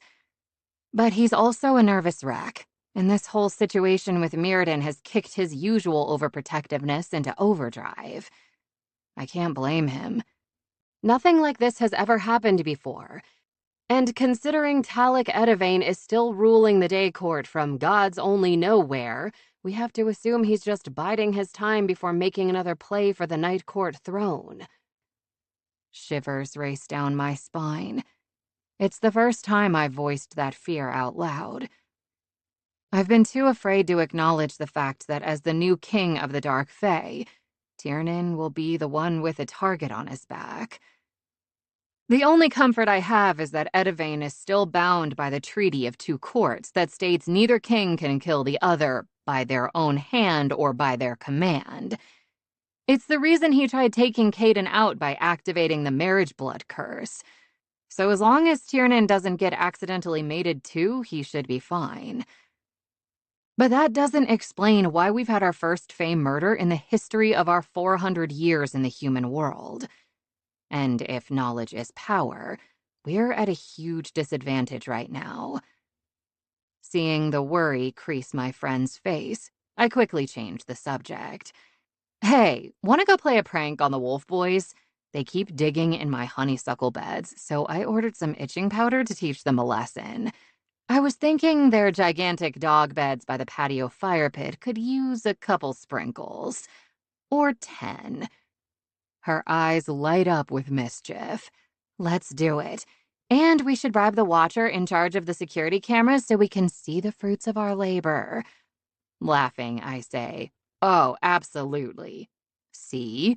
You may be half light, but your dark half is just as deviant as the rest of us. Now let's go make the twins think they have fleas. Chapter 5. Tiernan. Sitting in the back of the Range Rover with Seamus, I take a fortifying sip of dark roast and wince when the desert sun finally peeks over the horizon enough to rudely pierce my bleary eyes with shafts of light. Well, one thing's for sure, I grumble to no one in particular as I lower my aviator sunglasses. When I'm king, all court meetings before 8 a.m. will be banned. Connell glances at me in the rearview mirror. Can't say I'd hate that. Yawning in the passenger seat, his brother says, Cosine. Perhaps if any of you bothered to go to bed at a decent time instead of playing your war video games, you wouldn't be such babies about meeting at daybreak.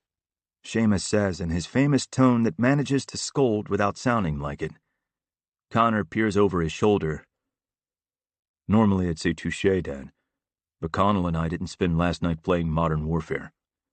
We needed to run, Connell adds. Their father's stern expression never changes, but his eyes soften as he gives them a curt nod. That was wise. Phase shifters, no matter what kind, have to regularly spend time in animal form. How often depends on the family line and the individuals. The twins could make it a couple weeks without any significant time spent as wolves, but then they needed a whole night to run through the desert and tap into that ancient magic. Any longer, and their Fae forms grew weak. Seamus turns his fatherly look on me. And your excuse? You don't want to know. That usually means I should, he replies. Shrugging, I tell him the truth while also not. My 3 a.m. trip to the kitchen for a glass of water was followed by a long, cold shower. Couldn't sleep after that. Connor looks back at me and smirks. You were in the kitchen a while. Must have been thirsty, huh? He was the one who came to check on the skewed security camera. Though he hadn't seen anything, there was no mistaking Fiona's scent that still lingered in the room.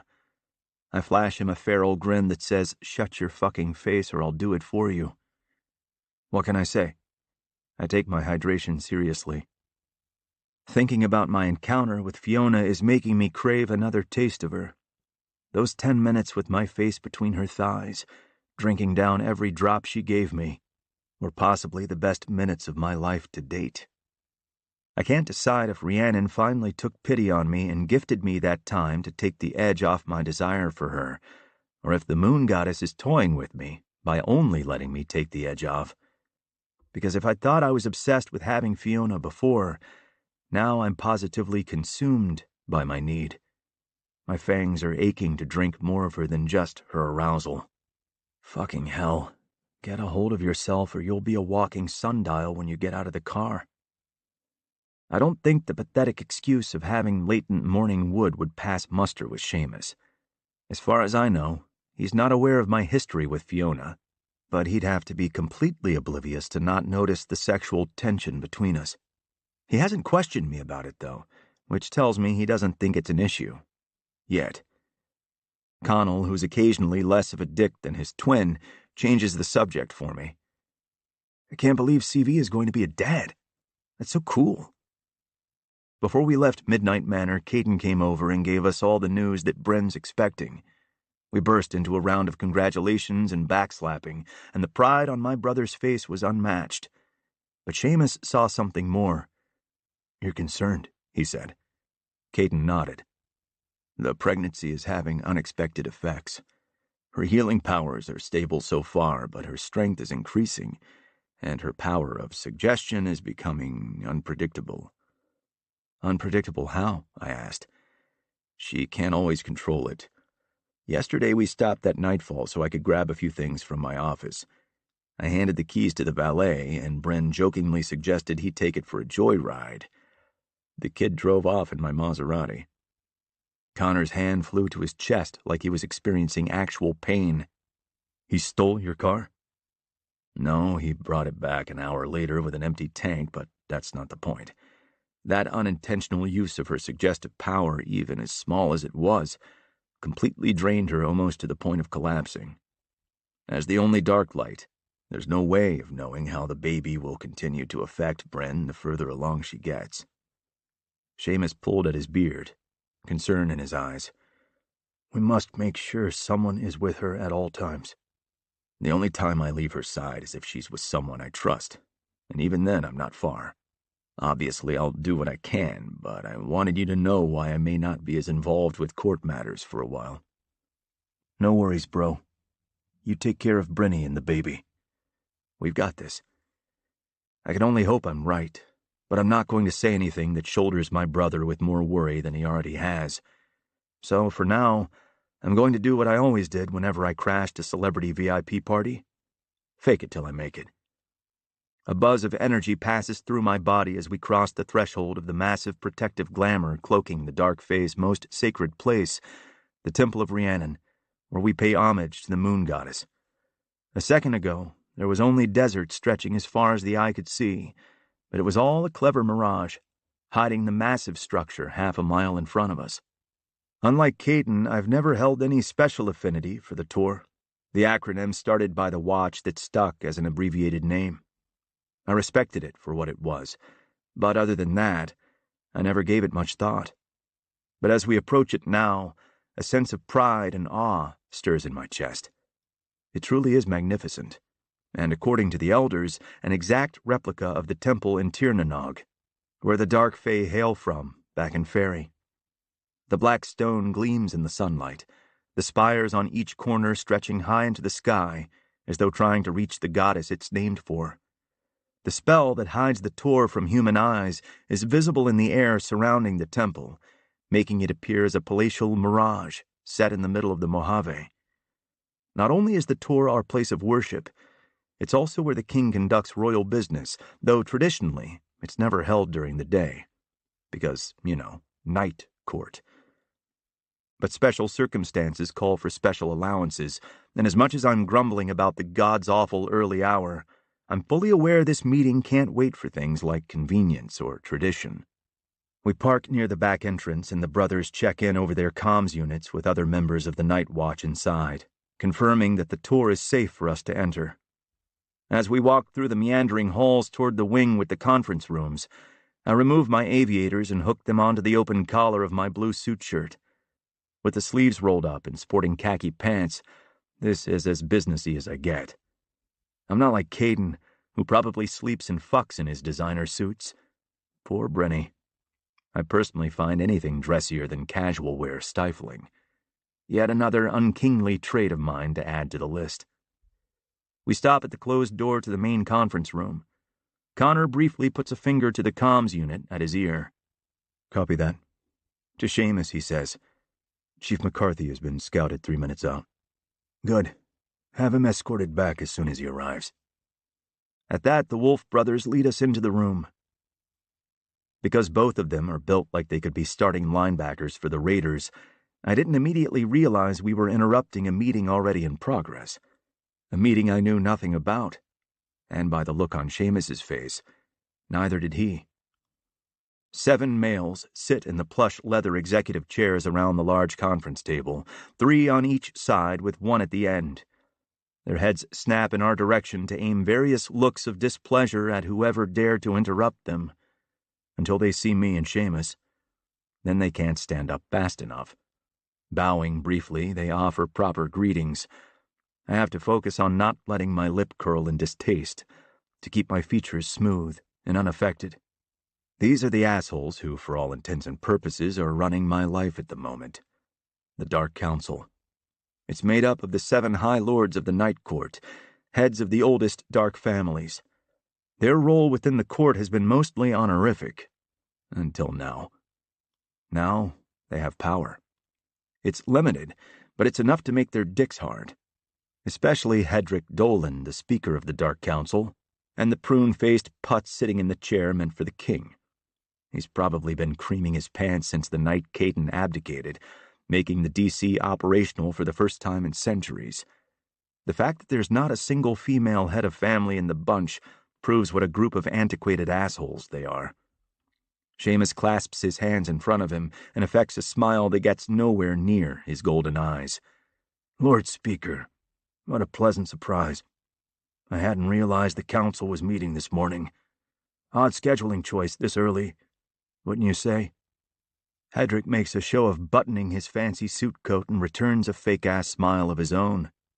"We were only trying to avoid taking this space during your normal business hours, Regent." I arched a dubious brow. If only there was some kind of scheduling interface accessible to all court leaders that would let us know when people were meeting and where. Oops, forgot to engage my filter on that one. Seamus doesn't dare say anything, but the way his shoulders tense next to me might as well be one of the head smacks he gave me when I got a little too mouthy as a kid. Message received, Obi-Wan. "Apologies, Lord Speaker," I say with zero remorse. I know the digital age isn't easy for everyone to grasp. I'm sure it simply slipped your mind to check the court calendar. I don't mention that I can't remember to check the damn thing either. Thank Rhiannon for Fiona. She's taken it upon herself to keep track of my schedule and make sure I don't miss anything important. Well, not by accident, anyway. Thin lips creep up at the corners. "Indeed, Your Highness. I assure you it won't happen again. At any rate, we were just wrapping up, so the room is yours." "Anything the Crown Prince and I need to be appraised of, Lord Speaker?" Seamus asks. "No, Regent, but if that changes, I promise you'll be the first to know." Damn. I want to punch the smarmy grin right off his fucking face. Nothing good ever comes from power-hungry assholes like him getting a taste of the control they crave. And I don't trust Hedrick Dolan not to be cooking something up behind our backs. The members gather their things quickly and begin leaving, giving me a wide berth and avoiding eye contact. Before Hedrick leaves, however, Seamus calls him back. We're about to meet with Chief McCarthy. He's going to fill us in on the recent events as he knows them. I'd like you to sit in on the meeting with us. It never hurts to have another leader who loves our people in the know. The old crab-ass actually looks surprised and honored for all of 60 seconds before the blatant sense of entitlement returns. I couldn't agree more, he says. I'm happy to offer any assistance I can to the Crown during these tragic times. I tucked my chin and muttered to Connor on my other side. I think I just puked in my mouth. He clears his throat to disguise his laugh as Connell relays the message they must have gotten through comms. McCarthy's here. Ryan is escorting him back now. I take advantage of those 2 minutes to use the Keurig on the wet bar in the corner to top off my coffee. As soon as the chief arrives, the mood in the room shifts like he's a harbinger of bad news. Actually, he's not like that. He is that. And the weight of why we're all here suddenly seems too heavy to bear standing up. He and Seamus greet each other with firmly clasped hands, and the quick pleasantries old friends have when meeting under somber conditions. When they break away, McCarthy bows to me and nods respectfully to Dolan before Seamus gestures toward the table. Let's get started. He stands to the side of the head seat and meets my gaze. He's asking if I want to take my rightful place. I answer by taking the spot to his right of it designated for the senior advisor. His spot. Seamus lowers his big body into the king's chair and pretends we didn't just have a silent argument about seating arrangements, just as I'm pretending said argument wasn't a metaphor for things far greater than where I park my ass. Alec, Seamus begins, you have the floor. McCarthy has a strong jaw and dark, serious brows that convey both his determination and his compassion. He looks every inch your typical TV detective, if you don't count the pointed ears and fangs, anyway. But if there's ever a Law and Order Special Fae unit, he'd be a shoo-in. Scrubbing a hand down his face, the police chief sighs as though resigning himself to the reality of the conversation. We had 2 more murders yesterday. Owen O'Leary and Killian Valiant. It feels like all the air is sucked out of the room as each of us tries to process the news. 1 Fae murder was a shocking tragedy. 3 is a harrowing goddamn catastrophe. My insides vibrate with outrage at the senseless loss of our people. I can't begin to imagine how devastated the families must be, losing their loved ones so suddenly and violently like this. Seamus's fist tightens almost imperceptibly on the table. The head chef at Obscurity, and the owner of Dark and Dapper. Obscurity is an upscale restaurant on the south end of the Strip. 2 years ago, the owner died and it went back to the bank. Caden was in a bidding war with Stanley Leone, who enjoys collecting businesses as much as my brother, and has been doing his best to gain a significant toehold in Vegas real estate for the last year or so. In the end, Caden got the restaurant. Leone got big mad. Dark and Dapper is a bougie clothing boutique that specializes in custom designs. Killian was the owner and the talent, but he ran the business with his husband. It's the only place Caden gets his clothes, from his courtwear to his business suits, and even his jeans. My lips curl into a snarl. Another of my brother's employees and his personal tailor. That can't be a coincidence. But why? Why the hell would anyone be threatening Caden now? He doesn't hold power in the court anymore. McCarthy holds up a hand, making me think I must look like I'm about to kill the messenger. The threat might not be aimed at Prince Caden specifically. It might not even be a threat at all. We don't know anything right now other than they all have him in common. The connection could be corporate or even court-based, Seamus adds. The restaurant is owned by Onyx Inc., but managed and run by Darks. And Killian's shop is publicly known for outfitting Caden with business suits, but Killian also has a contract with the court that caters to all members of the royal administration, including the council. Dolan raises a disapproving brow, like a teacher silently scolding me for not doing my homework. I'm more of an off-the-rack guy. Standing still while getting repeatedly poked in a sensitive area isn't one of my kinks. No judgment, though, Dolan. You do you. I wink suggestively, as though I know all his darkest secrets, just to get a rise out of him. It works. Alex steps in to change the subject before Dolan blusters himself into a stroke. That's correct, Regent. The connection could also be the court and not Prince Caden specifically. He continues to provide details about the scenes. Killian's husband, Declan, said that Killian left home about 6:15 yesterday morning for his studio. That wasn't his typical routine, but he's been excited about starting a custom gown for the royal mother to wear to Prince Tiernan's coronation. Declan arrived an hour later. He found Killian just inside the studio doors in the same condition as Myrddin, badly beaten and stabbed. There was no sign of forced entry, and it appeared Killian hadn't gotten started yet, as no tools or fabrics were taken out in the back work area. Our guess is that the suspect, or suspects, plural, followed him in as soon as he opened the door and used a blunt force hit to the back of his head, giving them the element of surprise to get the upper hand before he could fight them off. The ME puts time of death around 6:45 a.m. And Owen? I ask, as the details spin in my head, trying to form a cohesive picture with answers, while my heart breaks for Killian's husband. Obscurity has been closed all week for its annual deep cleaning. At the end of that week, Chef prepares a huge meal by himself and hosts an appreciation event for his staff at the restaurant before they reopen. The first ones to arrive just after 8 p.m. found Owen in a pool of blood in the kitchen, which was a war zone. Looks like he put up one hell of a fight, but it wasn't enough. We found 2 different shoe prints, and neither matched the pair Owen was wearing, so there were at least 2 attackers, possibly more. I frown. How'd they get into the restaurant if it's closed? One of his cooks said Chef always propped the back door open while preparing the food for the event because he didn't want the strong smell of disinfectant to permeate his cooking.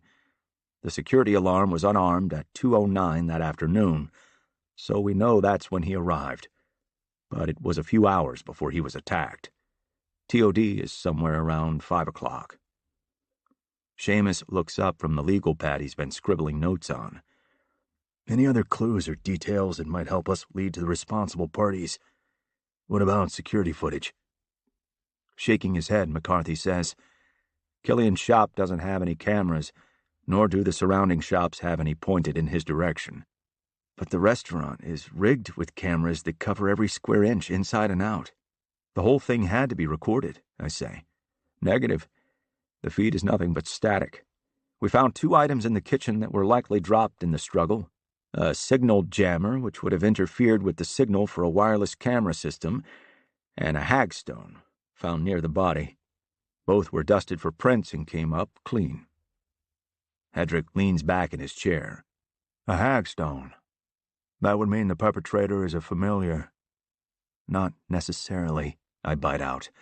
If they had to use a hagstone to see past Myrddin's glamour, then yeah, the perp is probably human. But that doesn't automatically make them a familiar. I disagree. That they knew how to subvert one of our oldest defenses speaks to the fact that they have intimate knowledge of the Fae. That makes it more likely that it was someone we trusted. I scoff. I know you're not the best with modern technology, but I'm sure you've heard of a little thing called Google. It only takes seconds and a few keystrokes for humans to find hundreds of websites about Fae. Sure, most of it's bullshit, but there's plenty that isn't. Try enough things and they're bound to get lucky eventually. The Lord stares me down from the other side of the table. Possibly. Or possibly your habit of spending more time with the humans than your own kind has clouded your judgment. Red tinges the sides of my vision. It's not easy to make me angry, but this asshole has a knack for pushing my fucking buttons. Careful, Dolan. I won't always be in this chair, and you're speaking a little too freely for my taste.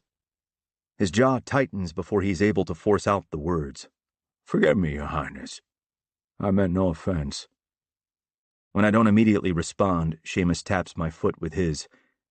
You're forgiven, I say through clenched teeth. What I don't say is that while I may forgive his insolence because I have to, I damn well won't forget it. Technically, it's too early to rule anyone out, Alex says. Even one of our own. Just because we've made it this long without a dark versus dark homicide doesn't mean that's not what this is. The stone could have been planted to throw us off. Loath as I am to admit it, you're right, Alec, Seamus says somberly. Anyone have any beef with the Romanovs? All 3 pairs of eyes swing my way in surprise. What? If we're looking at everyone, then we should be looking at others, too. The Romanov vampire clan is in Los Angeles. They're the closest ones to us, and we know they're here on a regular basis. They own Bloodsport, the MMA gem on Fremont Street. So we start there. Then look at the werewolves, Jinn, sirens, etc. Hedrick huffs in obvious frustration, like I'm a child speaking out of turn, doing him no favors where my mood is concerned. I don't think so. In the 4+ centuries we've inhabited this realm, we've never had issues with any of the supernatural races. We've also never had one of our people slain under mysterious circumstances, so I think we need to investigate all avenues to eliminate the possibilities and narrow the suspect list. I look to Alec, knowing he'll back me up. Not because I'm the future king, but because I'm fucking right. Isn't that how it's done, Chief McCarthy? Yes, Your Highness. That's how investigations are conducted. A flush creeps up Hedrick's neck. To investigate such a thing would be an insult to the head of the Romanov clan, practically an accusation in itself, and could incite a war between our factions. Forgive me again, Your Highness, but I must insist. You know, Dolan, I don't think I will. I'm fresh out of forgiveness, not to mention fucks at this point. I grind out. Don't worry about Dimitri. I'll handle him. No, he says with impudence. We will not approach the vampires unless or until the other leads don't pan out. My lips peel back into a sneer, my fangs aching with the added adrenaline of wanting to clock this bastard where he sits. And I say we will. Check. The speaker's spine straightens as he pulls his shoulders back and lifts his chin in a futile attempt to look down on me. Me. Forget that I'll soon be his king, at his behest, I might add. But I'm a goddamn Varen, a member of the royal line. It's like watching a sackless weasel thinking he found his misplaced balls. If you want to make the decisions that affect our court, you could have ascended the throne when your brother abdicated instead of asking for time, Dolan says. Are you saying you want to proceed with the coronation now, Your Highness? I force myself not to wince at the mention of the C word, and answer with a question of my own. Regent, I say, never taking my eyes from Dolan, do you think we should question Romanov now or wait for an indeterminate date in the future? Even if they are not responsible for the attacks, they may have heard something around the gem or other places they frequent that could prove helpful. Therefore, as long as the Crown Prince is diplomatic with his line of questioning. At the pregnant pause, I turn to see him giving the "don't make me eat these words" look. What? I say defensively. I can be diplomatic. Then yes, I believe it would be prudent to meet with them now. Checkmate.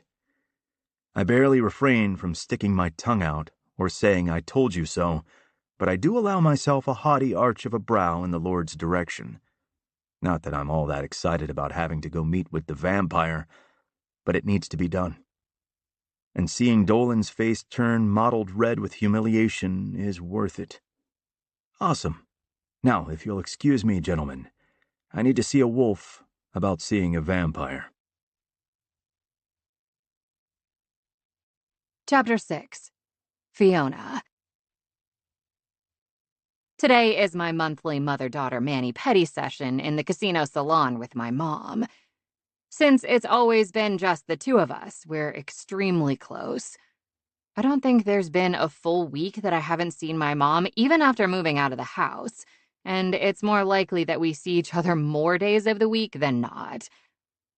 She texted me from her Uber a second ago to tell me that they're approaching the manor, so I make my way down to the end of the drive and enter my code into the security panel to walk through the smaller door-sized gate set into the much larger one that closes off the property. The silver sedan pulls to a stop in front of me, and I climb into the back seat with my mom. "Hello, my love," she says affectionately as I lean over for a tight hug. Even with her glamour in place, her features are familiar and a comfort. Long, strawberry blonde hair is pulled back into a French braid with the bottom resting in front of her shoulder, and her honey-colored eyes aren't that different from their usual bright gold. Sometimes being with her when she's glamored makes me feel closer to her, because it's when we look the most alike. When we break apart, she hands me a travel mug of her special peppermint nettle tea she's been making me since I was a kid. Thank you. This is exactly what I needed today. Lifting the cup to my nose, I breathe in the scent and let the nostalgia wash over me. Do they have you working too hard over there? Because I have no qualms about telling those Varen boys to take it easy on my baby. I don't care if they are the kings of this city. I laugh, knowing full well she would never dare speak to any member of the royal family with such disrespect over something like my back hurting from too much laundry. No, Mom, I'm fine.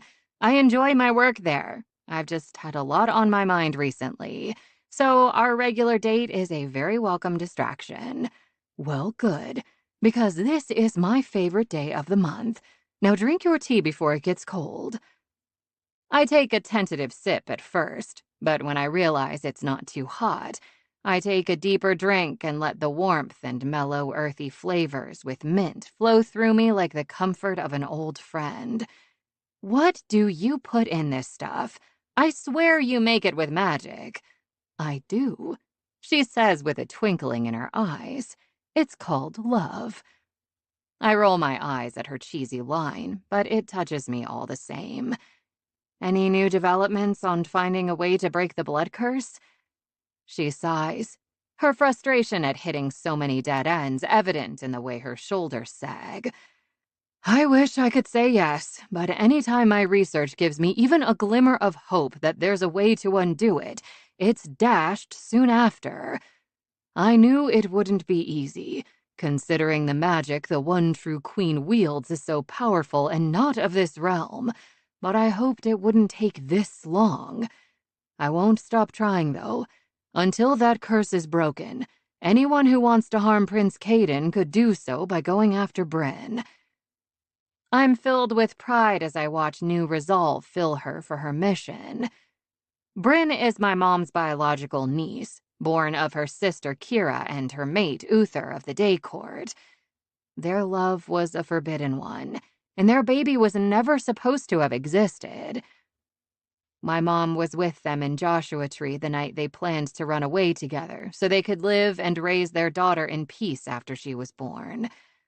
What they didn't know was that Prince Talik Edivane, Uther's cousin whom he'd confided in, had turned on Uther and was hunting him and Kira down to take them prisoner so he could steal the Darklight child. Before they could escape, Kira suddenly went into labor unexpectedly and gave birth to Bryn right there in the desert as Edivane and his light warriors could be heard bearing down on them in their loud trucks. Kira made my mom promise to keep Bryn safe from those who would harm her or use her for her unique powers, knowing that she and her mate were about to die. My mom kept her promise and managed to spirit Bryn away before Edivane arrived, then placed her in the care of a loving young couple in Wisconsin who raised her as their own. And to hide Bryn's fake qualities, my mom placed a block on all her powers so that she would appear and act as human as her adoptive parents. It worked, until Edivane, who had risen to the place of king of the Day Court, manipulated Bryn into coming to Vegas and marrying Caden, setting in motion everything that came to pass over the next few months that ended with the king abdicating his throne and Bryn becoming the first Darklight in existence.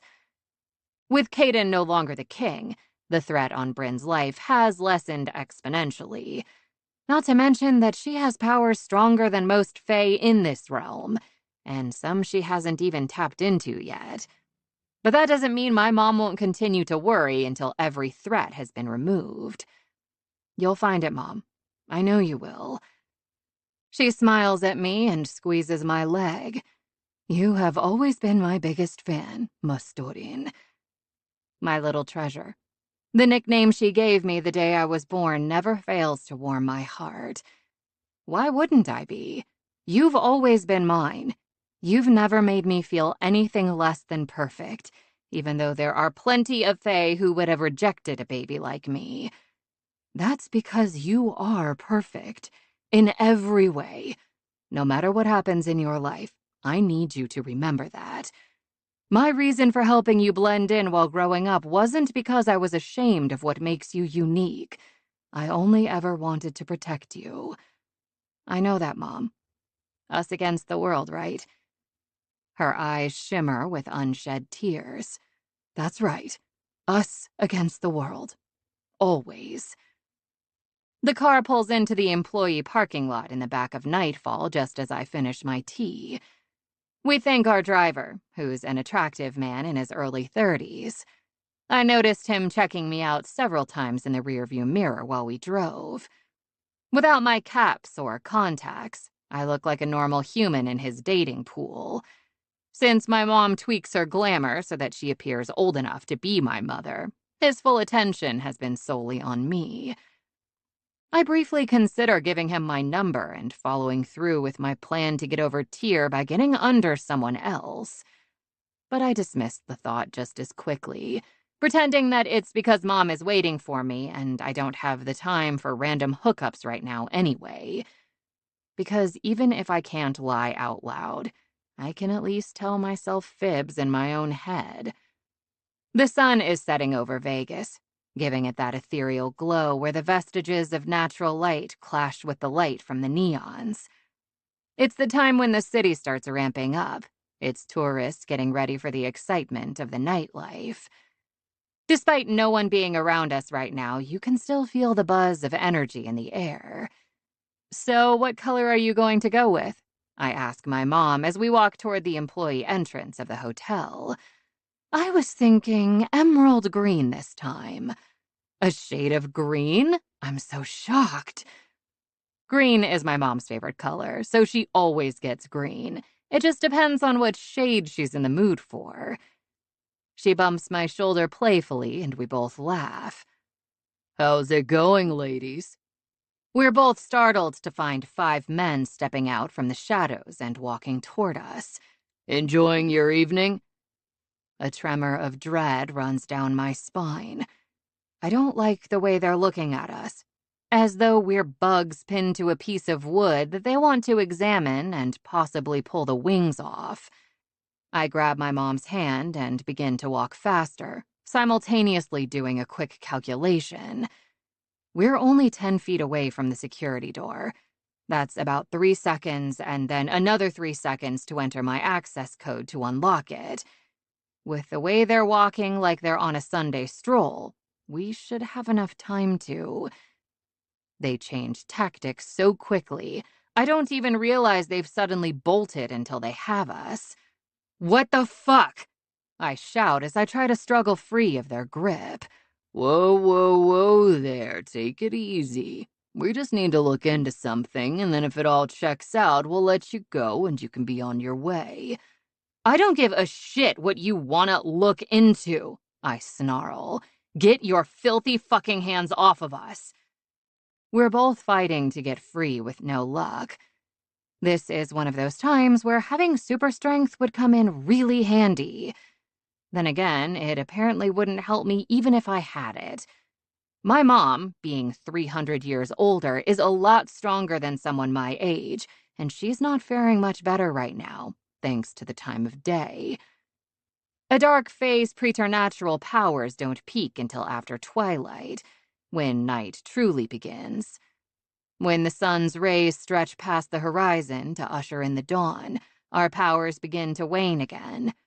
Naturally, for the Light Fae, it's the exact opposite, which is why the kings always meet during the equinox, because the day and night hours are equal, giving neither court the advantage.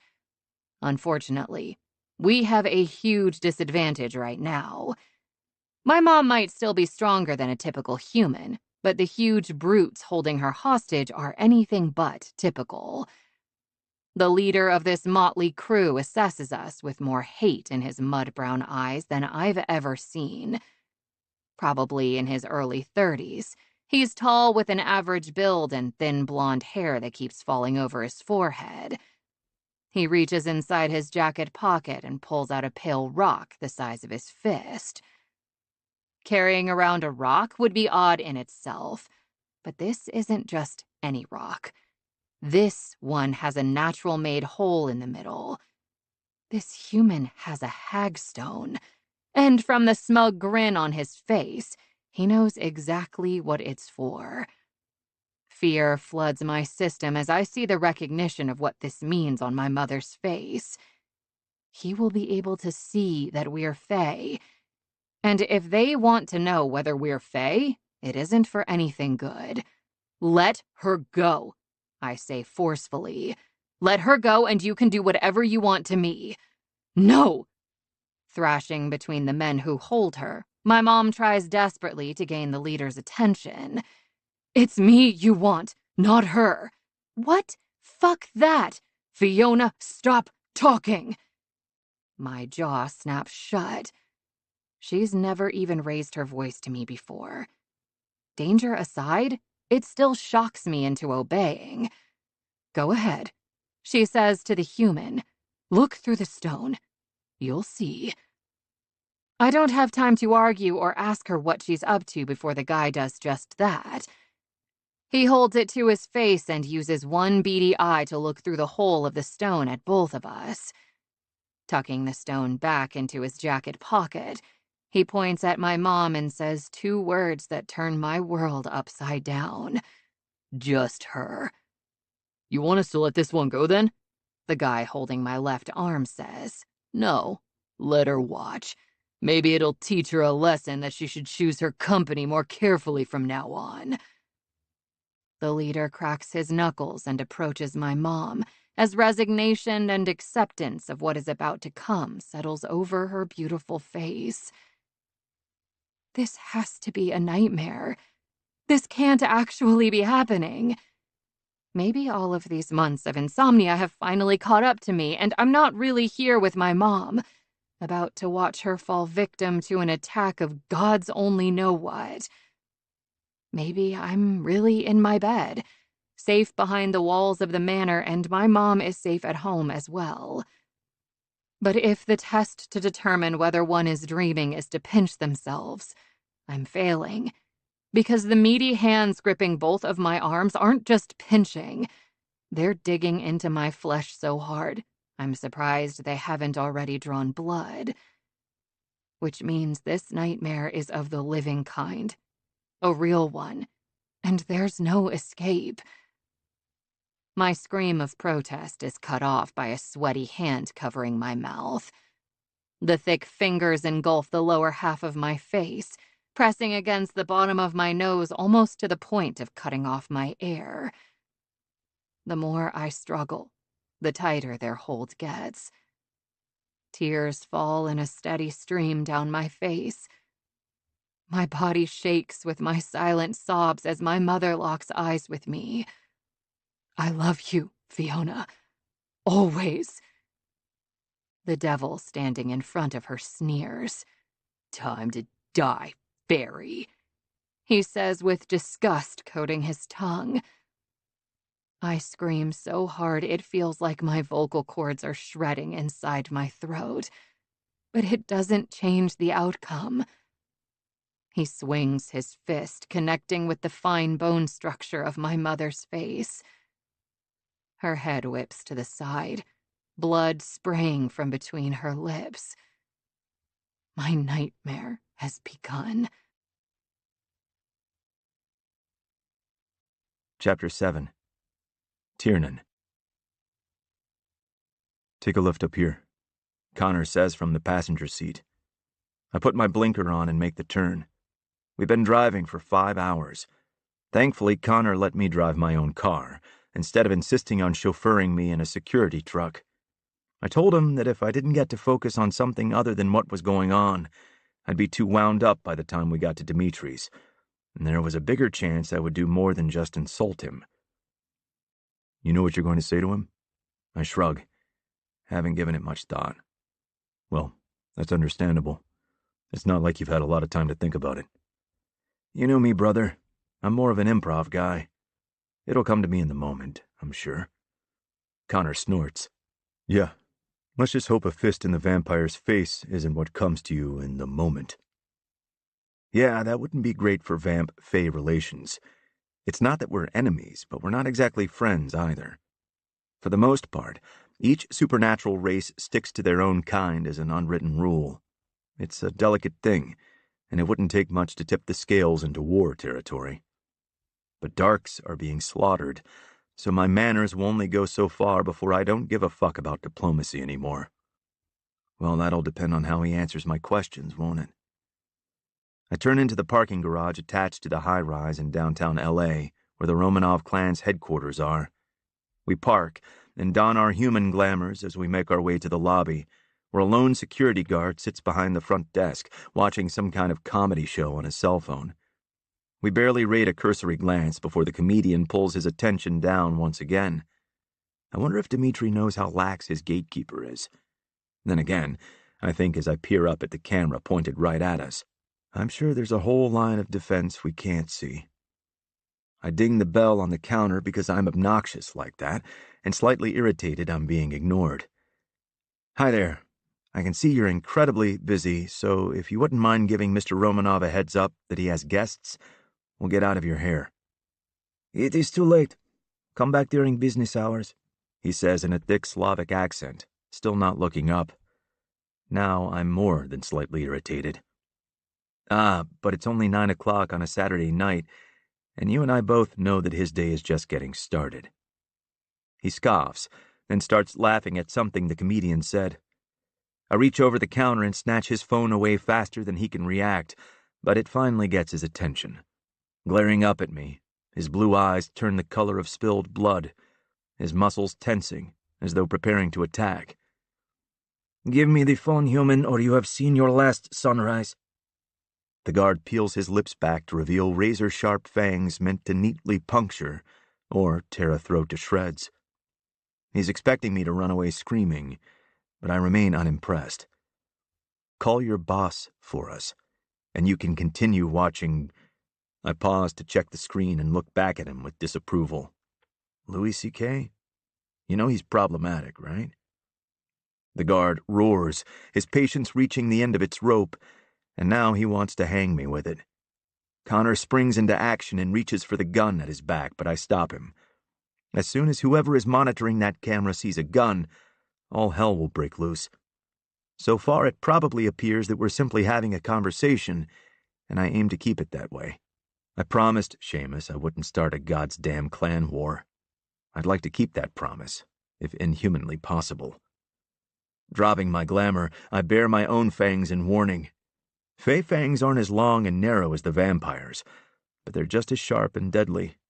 I say, as he stops on a dime now that he can see who, or rather what, I am. I wouldn't do that if I were you. In the words of the incomparable Ron Burgundy, I'm kind of a big deal, where I'm from. So, as I said before, please let your boss know that Tiernan Varen, future rebel king of the Dark Fae, is here to see him.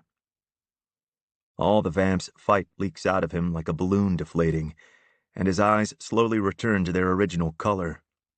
Picking up the desk phone, he presumably buzzes Romanov's penthouse while giving us serious side-eye. After a pause, he whispers low into the receiver for a bit.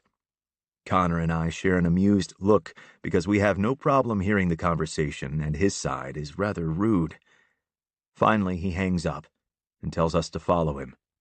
He takes us to a private elevator, taps his badge on the access panel, and then uses it again on the inside to unlock the top floor.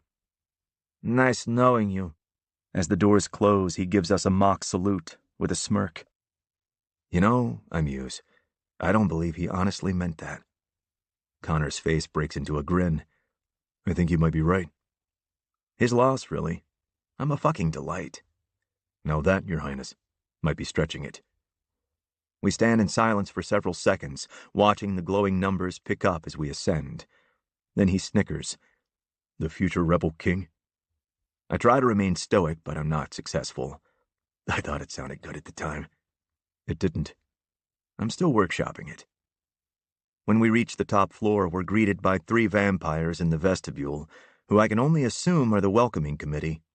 They must really stand out in this city, considering the entire population sports year-round tans, but they look like they just escaped from a maximum security prison in Siberia. The guy in the middle is wearing a suit, denoting him as the higher-up, while the ones flanking him are in black military-style t-shirts and cargo pants with AKs at the ready. A little much, in my opinion, but most Russians aren't exactly known for their subtlety, and Russian vampires even less so. Your Highness, to what do we owe this surprise visit? The suit-wearing vamp asks. That's a discussion for me and Dmitri. Now, can you take us to him, or am I going to have problems with you like I did downstairs? Not at all, he says with a grin, but it doesn't reach his eyes. Follow me, please. He shows us into the penthouse and leads us through the grandiose home of the head of the largest clan of vampires on the West Coast. There is a fortune in art displayed. I recognize the works of Michelangelo, Rembrandt, and Monet, along with some I've never seen before. Given Dmitri's age, it's possible they're original and exclusive pieces given to him directly from the artists themselves. I'm not an art buff, but even I would be impressed by that. Finally, we reach the formal dining room. We both scan the space, cataloging details and looking for anything that might cause problems. Low overhead lighting, a floral centerpiece bookended by lit tapered candles, soft music playing from a record player in the corner, and a steak dinner on fine china in front of the empty seat adjacent to the man sitting at the head of a polished dark wood table. Dmitri Dyavel Romanov is well over 6 foot and as broad as Connor. In his human life, he had been a bogate, a legendary Russian warrior similar to the Knights of the Round Table. He was ruthless in cutting down his enemies, earning him the Devil nickname. Intimidating in his own right, his pale blue eyes remind me of polar ice caps, and the scar bisecting his left eyebrow only adds to his prison-chic look. From what I can tell, he appears to have maintained the physical discipline that made the bogate into such elite fighters. I have to wonder if he's still as honorable as their reputation suggests. Guess I'm about to find out. Connor posts up at the threshold of the room so he can keep an eye on me while also looking out for anyone approaching. Sorry to interrupt your dinner, Romanov, but this couldn't wait. There's somewhere we can talk. Dmitri smiles wide, his fangs glinting in the candlelight as he sits back in his chair. Prince Tiernan, welcome. Have a seat. We will talk here. This conversation isn't for mixed company. It won't take long. Then you can get back to your date. Nonsense, he says. I must insist. I promise my date will not be an issue. I look back at Connor to see what he thinks, and he just shrugs. Real helpful, dude. I'm about to suggest that we can wait in a study or another room until he's done eating when someone enters from the kitchen through the swinging door. I expect to see a chef or possibly a butler. The way Connor steps in front of me and pulls his gun says he's expecting a threat. The wry smile on Dmitri's face says he's expecting his date. Jesus, D. That's the last time you send me on a fucking scavenger hunt in your wine cellar. Everyone in the room freezes and my mouth drops open. We were all wrong. At least Connor and I were. But Dmitri looks pleased as punch that my baby brother just walked in from his kitchen, holding what was likely a very expensive bottle of wine. Connor and I speak simultaneously. Finian? What the fuck are you guys doing here? Us? What are you doing here? Wait, are you two dating? A fucking vamp, Finny? No offense, Romanov. Dmitri arches his scarred brow and narrows his eyes slightly. Some taken, Varen. Connor gives me the seriously, dude, look, and I realize I already may have fucked this up. Finn scowls at me like I just insulted his personal bench press record. No, we're not dating. Handing the bottle of wine to his host, he takes his seat and starts cutting his steak. Dmitri has commitment issues not even Freud could crack. Romanov shrugs, my earlier blunder apparently already forgotten. It's true. Freud tried. In a lame attempt to smooth things over, I say, "Okay, but you can see why I asked." Fenn's fork pauses halfway to his mouth. He looks up at me with confusion, and the tips of his ears twitch in irritation. Connor and I pointedly scan the room, our eyes landing on all the signs. He seems to take in the setting for the first time and finally nods. That's fair. Dmitri gestures toward the seat across from my brother. Sit. We will talk. Finn watches me lower myself into the chair as he chews a mouthful of steak and cuts his next piece so it's ready for the next bite. It's only now that I realize there are 3 ribeyes stacked and 2 baked potatoes on his plate. My little brother is a tank. Always has been. And now I know why. The only time we really share any meals are business dinners with Caden, or when our mother guilts us into family time at her favorite restaurant, and he certainly doesn't eat like this at either of those events.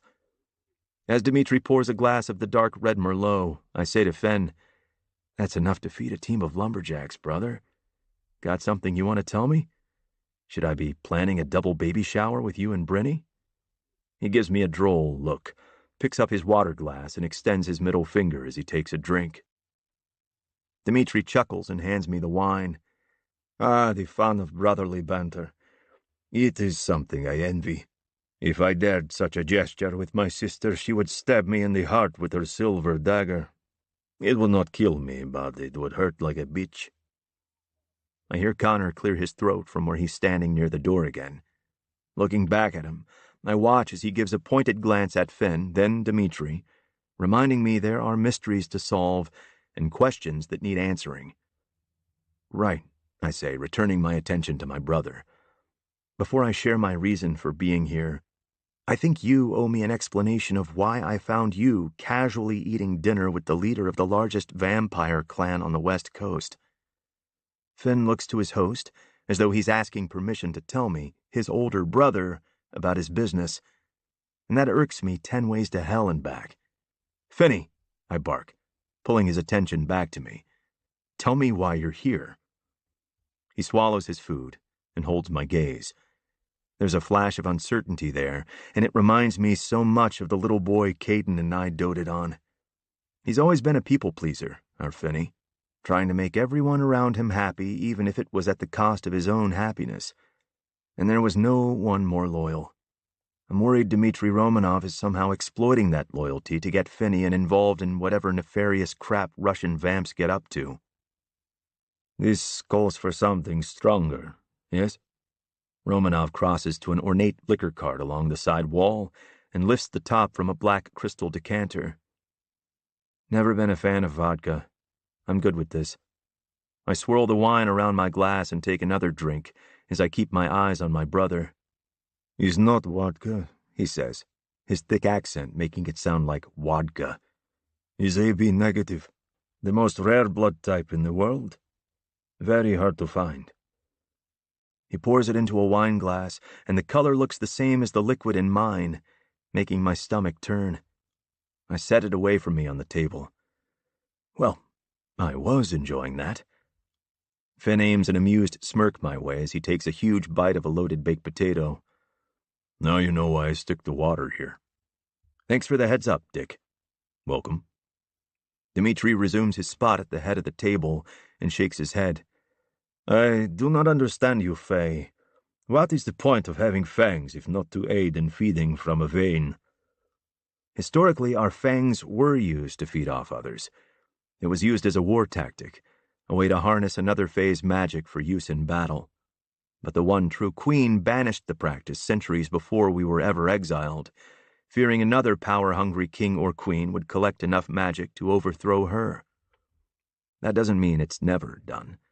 Mates enjoy drinking from each other all the time, but even then it's an intimate, often erotic act. We don't store their blood in crystal decanters to casually sip over some light conversation. That's just gross. But since I'm doing my best not to insult the Lord of the Vampires, and we don't make a habit of sharing face secrets with outsiders, I bring the discussion back around to my brother. "The reason you're here?" Finn glances at Dmitri, who gives him a slight nod. That he needs permission to tell me anything irks me, but I let it go. I compete in an underground fight club for others, both here and in Vegas, in secret arenas beneath the boxing gyms Dmitri owns. You're fucking joking. When no one laughs, I drag both hands down my face and tell myself that flipping tables isn't a good idea. Do you know how dangerous that is, considering who you are? Of course I know. I'm not a kid anymore, Tier. And if you haven't noticed, I'm a lot bigger and stronger than most of the others in this realm.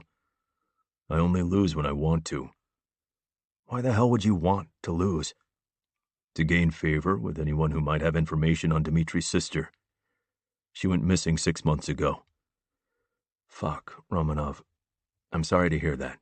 I say sincerely. I didn't know you even had a sister before today. She is not my sister by blood, but we have been family for many centuries, long before the Fae came to this world. Because your brat's association with me has been kept secret, he is able to hear things I cannot. And I will do anything to find her and bring her home. I understand.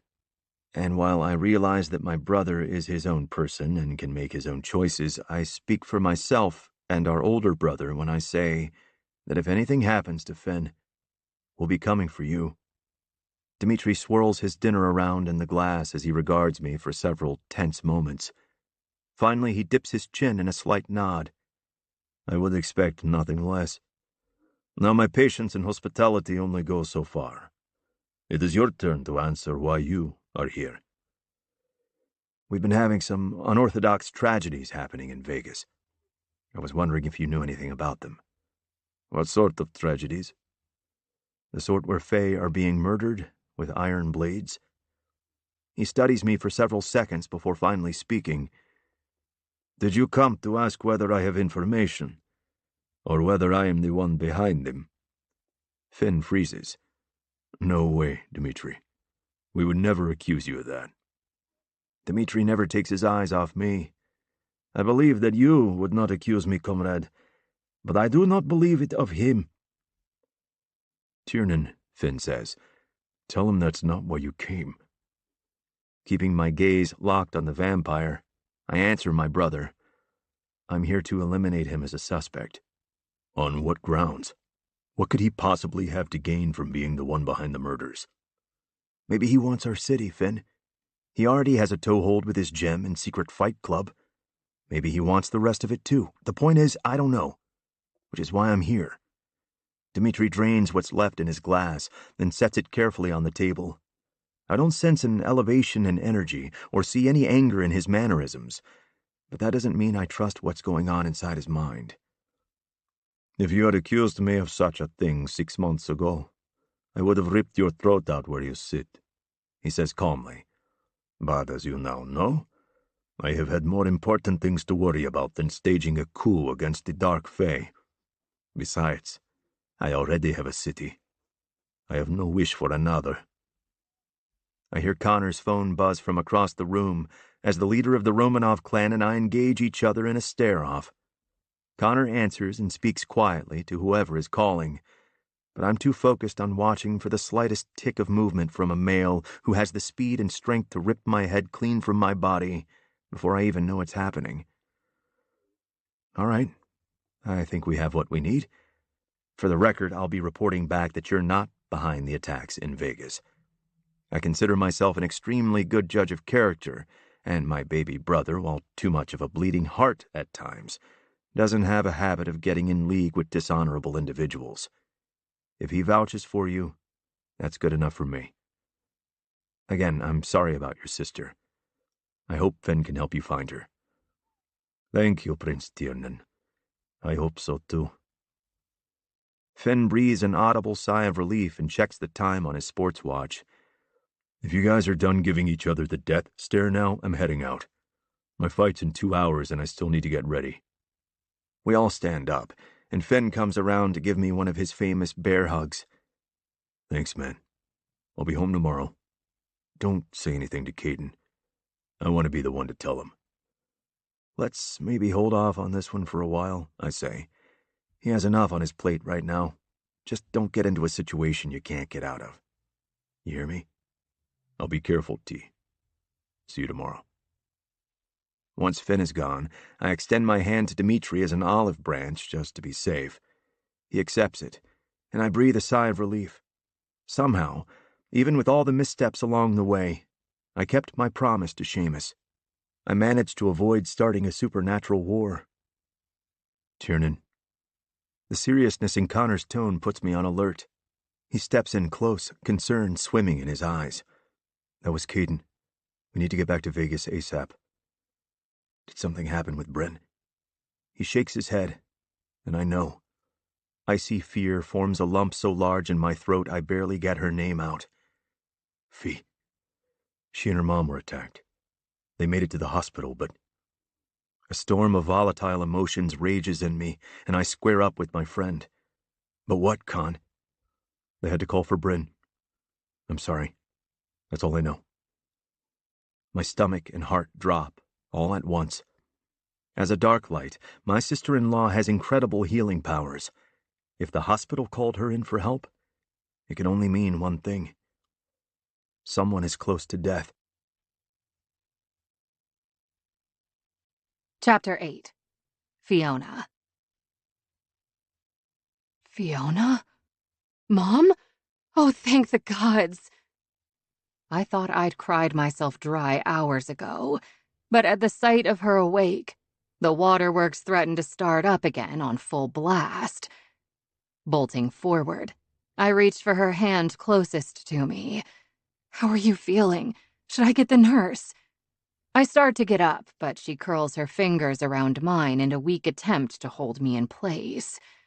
Not yet. Just let me look at you. Make sure you're all right.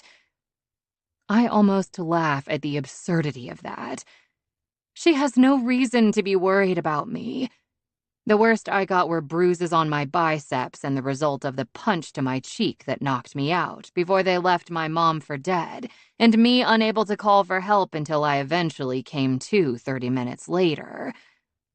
My left cheekbone might have a dark purple bruise and hurt like a bitch, but compared to my mom when we arrived, I'm in flawless condition. I didn't even let Bryn heal me, insisting she use every ounce of her strength for Mom. I'm fine, I promise. She sighs, letting her eyes drift closed as she whispers a tribute of thanks to Rhiannon. Her voice is raspy and she appears frail, reminding me that she's still injured despite nothing visible. Bryn's healing powers were able to do a lot to help the smaller issues like cuts, bruises, and even broken ribs.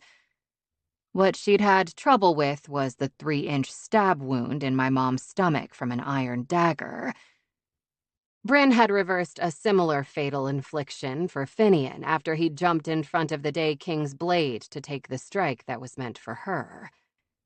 She'd saved his life, managing to pull him back from the brink of death and seal the wound. But that all happened within minutes. The iron had barely had time to infect him, whereas it had over an hour to do its damage to my mom. It took another hour of Bryn working consistently, using her dark light power to mend her injuries and draw out the toxins left behind by the iron. Like Finn, my mom was left with a permanent scar, a negligible price compared to death. I sobbed with immense relief and gratitude. To the gods, to Bryn, to all the doctors and nurses who'd kept her alive until my friend could arrive. But it was short-lived. Within minutes, her skin went from pink back to red. Then it began puckering and pulling at the seam until the side started to bisect. It took 3 more times before it finally stabilized, nearly depleting all of Bryn's magic. Caden had tried to convince her to stop, worried for her health and that of their baby, but she'd refused to give up until my mom's body stopped rejecting the procedure. After that, she allowed Caden to command that she rest on the condition that they go to the penthouse at nightfall, so she would only be minutes away if she was needed again. Mom, I need to check your wound, okay? She nods. Rising, I pull the thin blanket down and gently part the open front of her gown, enough to examine her abdomen. Exhaling the breath I'd been holding, I put her back together and tuck her in. Needing to be close to her, I sit on the edge of the bed next to her and pull her hand into my lap. It looks good. I reassure her with a smile. One more title for Bryn. She started as my best friend, then my cousin, and now certified miracle worker.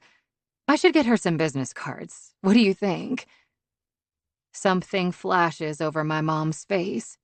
Then she averts her eyes like she's staring out the window.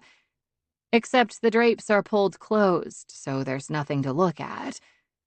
She swallows thickly and blinks rapidly against fresh tears welling in her eyes.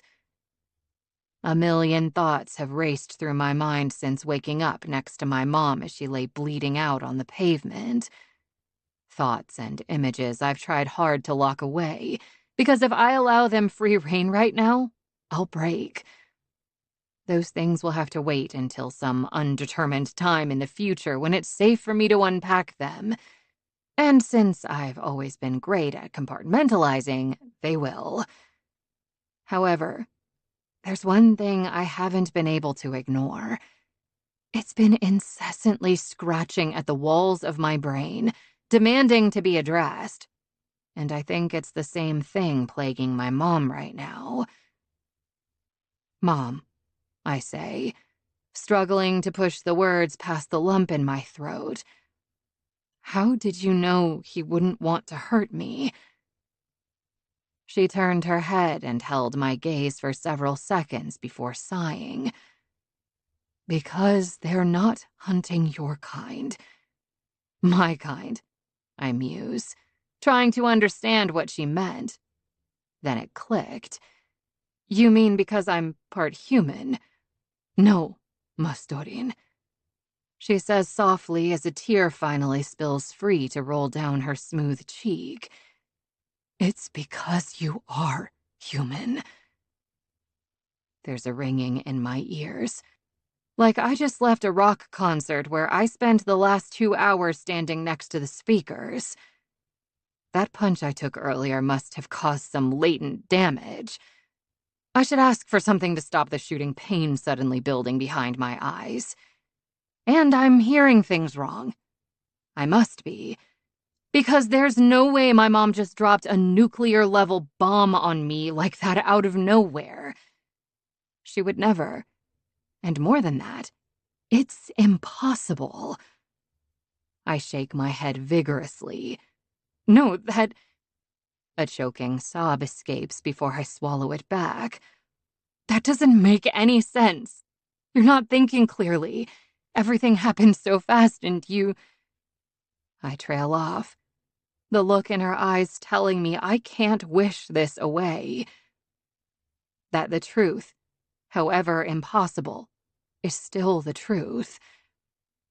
And yet, there's still a tiny thread of hope I'm holding on to, praying to Rhiannon that this is all a mistake, that I have to get to the bottom of this mystery to solve it so the ending of this story will be in my favor.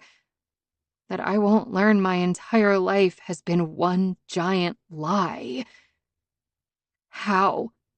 I ask with a voice shredded with fear. How is that even possible? I vowed to my sister and her mate that I would keep their baby far out of Talik Edavain's reach, which is why I chose to block her magic and place her in the care of Jack and Emily Mira. I knit my brows in confusion, unsure why she'd be telling me what I already know. Because they'd been trying for years to get pregnant and it never worked. So you arranged it so they were able to raise Bryn as their own, making her a changeling. A Fae baby raised in the human world unbeknownst to the parents. Yes, Bryn is a changeling, which was an act abolished by Queen Anya and made punishable by death. Before her reign over all of Faerie, King Rory arranged for regular changelings to be placed in this world with human parents. Who he got in return were either used as servants or sacrifices to appease Balor, the demonic god of death. Sacrifices? Out of everything she could have mentioned, human sacrifices wasn't one I expected. The very thought that anyone could do that, whether they were a different race or not, is horrifying. Wait, what do you mean, who he got in return? I thought changeling meant they changed from living as a fae to that of a human. No, Mastorin, she says sadly, as though she's apologizing. But for what? For not teaching me the definition of a word we rarely use because it's become obsolete in the last 1,000 years? They are called that because they are changed out for the human couple's baby. I know she's trying to tell me something. I know it should be obvious.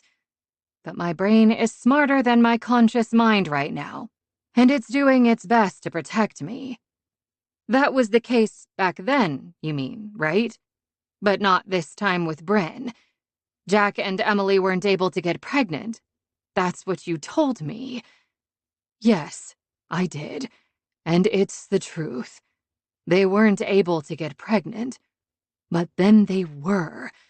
After all the years of infertility drugs and IVF, they finally conceived, and Emily carried their baby to term. New tears spill over my mom's cheeks as she swallows thickly and continues. A beautiful little girl with red hair and eyes the color of the sky on a summer day. I cover my mouth with my hand and shake my head in denial. No, this isn't right.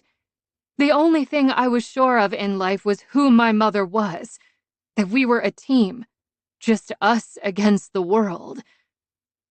She reaches for my other hand, but I pull it away, unable to process her words and her touch at the same time. I'm sorry I never told you before, she says in a plea. I didn't know how to tell you, and I was afraid you would demand answers I couldn't give you. Like who my real parents are, because you couldn't let them find out that Bryn wasn't really their child. That would have risked her safety, right? She doesn't say anything, because she can't. To deny it would be a lie, and Faye can't lie. How? How has no one noticed that I'm human? The peppermint nettle tea, she says. You weren't wrong when you said it was made with magic. It creates the temporary illusion of Fae energy. As long as I made sure you drank it at least once a month, you read no different than any other Fae. When you came of age, I added contraceptive properties for your protection. Because unmated Fae don't need to worry about accidental pregnancies. Gods, you thought of everything. All I needed were some contacts, fake teeth, and to hide my ears. I shake my head and swipe angrily at my tears. I can't believe I didn't see it before. I've never had any powers to speak of, not even glamoring. No preternatural abilities either. What about the way I heal? Whenever I got hurt as a kid, I always healed right away. How could I have done that if I'm human? When Fae of different powers mate, their offspring will inherit one of their powers more dominantly than the other, but they still have small amounts from the other parent. Our father's conjuring abilities passed on to me and Kira, but I have enough of my mother's healing power in me to fix very small things. Growing up, you never had any serious injuries. Cuts, scrapes, things like that. If you think back, you only healed once I touched you. My mind pulls up memories from my past, showing me all the proof to back up her statement. It's true. There is literally nothing special about me. The only reason I believed I was Fae is because no one ever questioned it. Not even me. You told me I was Fae, but that there was human blood on my dad's side, which is what made me different. So how were you able to lie? Is that a magic spell too? No, there is no magic spell for that. I never actually told you that you were Fae, just like I never actually told you that you are my daughter. I raised you, so what I was to you was never brought into question by you or anyone else. I told you there was human blood on your father's side, which is the truth, because your father and all his ancestors were human. My inability to lie? At least she has the decency to look guilty as she admits. That was a spell when you were little. By the time you were a preteen, you didn't need it. You thought you couldn't lie, so you didn't. I let out a humorless laugh. Gods, you duped me with a string of Fae truths. Standing, I begin pacing the room like a trapped animal in a cage. I feel like a shotgun went off in my brain and the buckshot is tearing its way through 26 years of memories so that the truth, the real truth, can rewrite my history, whether I want it to or not.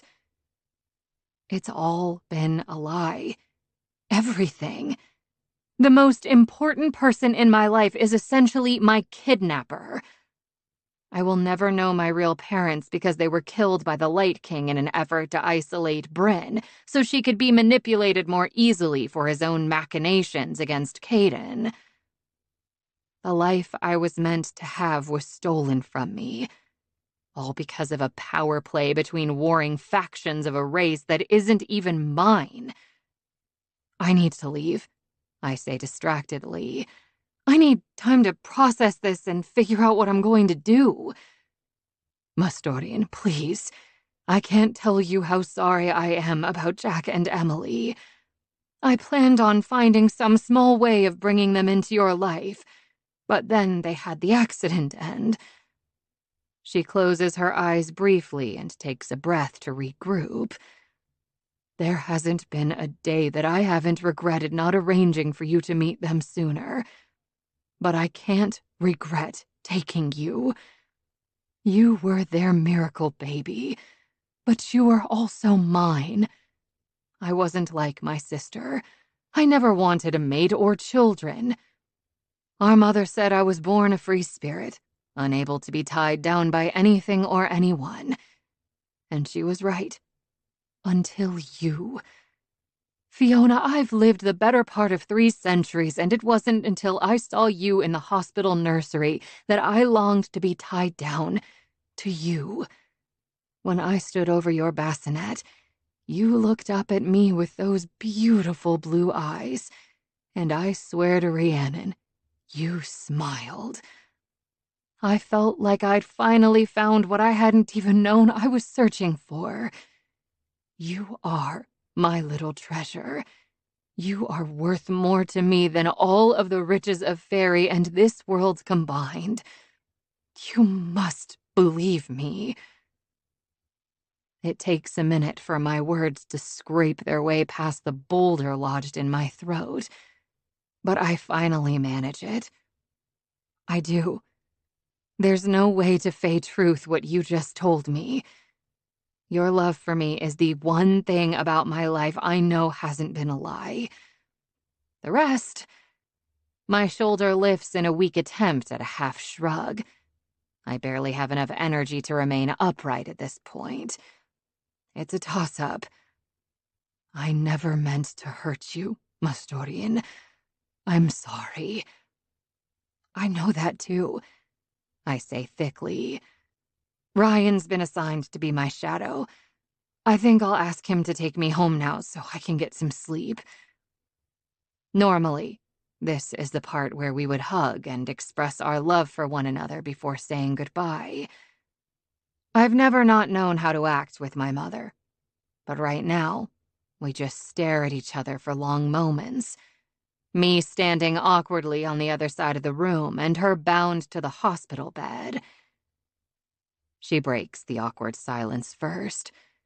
Fiona, I understand that this is all a lot, and it's making you restless. And I know it's not fair to ask for any favors right now, but I'm going to anyway. Please don't make any big decisions about your future until I'm home and we can talk some more. Get some sleep. I'll let the nurse know you're awake. Just as I reach the door, she calls out to me, "Fiona, promise me you won't leave." I glance back at her. I promise I won't leave. Well, look at that. I think to myself as I walk down the hospital corridor with Ryan close behind. I guess I can lie. Chapter 9. Tiernan. On our drive back, Caden kept us updated on Erin's status as Bryn continued to work on her. When he told me that Fiona hadn't been hurt, relief sliced through me, followed closely by guilt for being glad it wasn't the other way around. I broke just about every traffic law that existed between the City of Angels and Sin City, and it still felt like an eternity in limbo before I passed through Midnight Manor's gate. Caden had offered to take Fiona with him and Bryn to the penthouse at nightfall so she could get rest while remaining close to the hospital in case anything happened, but she'd insisted on staying with Erin in her room. So that's where I was headed until Ryan texted and said she had him bring her home. I don't waste the seconds it would take to park in the garage. I just throw it into park in front of the house and leave it running for Connor to take care of. Barely stopping myself before barging into her room unannounced, I take a deep breath, then knock softly on her door. "Fiona, it's me. Can I come in?" When she doesn't answer, I press my head against the wood and clench my fists at my sides to keep from reaching for the handle. No matter how much I want to lay eyes on her to make sure she's okay, I shouldn't enter without her permission. Assuming she's sleeping, I force myself to take a step back. Then another. And another.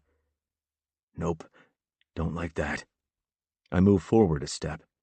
3 was too far. 2 feels better. I take a deep breath and blow it out. Yeah, okay. 2 is good. I'll just stay here in the hall until she wakes up then. That's fine, right? I frown. Wait, is this creepy? Maybe this is creepy. I try to imagine how Fiona would feel, opening the door to find a fiercely stern male standing outside her room and staring at her door like he's been spying on her with X-ray vision or something. Fuck, I mutter. Definitely creepy. Pacing. Pacing is a perfectly acceptable form of waiting. People do it all the time, in hospital hallways, outside boardrooms, while waiting for... A crash comes from her room. "Fiona!" Racing inside, I follow the sounds and skid to a halt at the open bathroom door. The first thing I see is a dark purple bruise marring her perfect cheek, and rage boils in my veins. Healing slowly must be one of the traits she inherited from the halfling bloodline. Since Caden doesn't know about Fiona's ancestry, he would have expected it to be gone by the time I got here. Still, I'm going to have a little talk with my older brother later about what constitutes hurt. I quickly scan the rest of her to determine if he left anything else out, but I don't see any other injuries. She's standing on the far side of the small room, wrapped in a towel that's tucked into itself above her breasts. Her red hair is more auburn when it's wet, standing out even more against the fair, freckle-dusted skin of her shoulders. But it's her eyes that arrest me. Cerulean blue and filled with unshed tears make them look like the gods gifted her tiny pools of Caribbean water to look through. And even knowing it's a glamour, I can't help but favor this color over the golden one darks share. Most don't bother changing our eye color. We just take the glow out of them, make them appear like they would if we were human. But blue eyes have always suited Fiona better, in my opinion. Not that I'd ever tell her that. I'm a lovable asshole, not an asshole. "I'm sorry.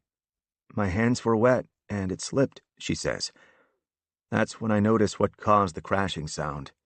Between us, shattered glass blankets the light gray tile with a pile of cotton balls plopped in the center. "It looked expensive. I'll pay to replace it, or... Fee." I wait for her to meet my gaze. The poor thing looks lost, and all I want to do is pull her into my arms and hold her for a week straight until I'm absolutely convinced that she's all right. Stay where you are. Don't even lift a foot up. I'll be right back. It only takes me a minute to grab a broom and dustpan from the closet at the end of the hall and return. Hold on.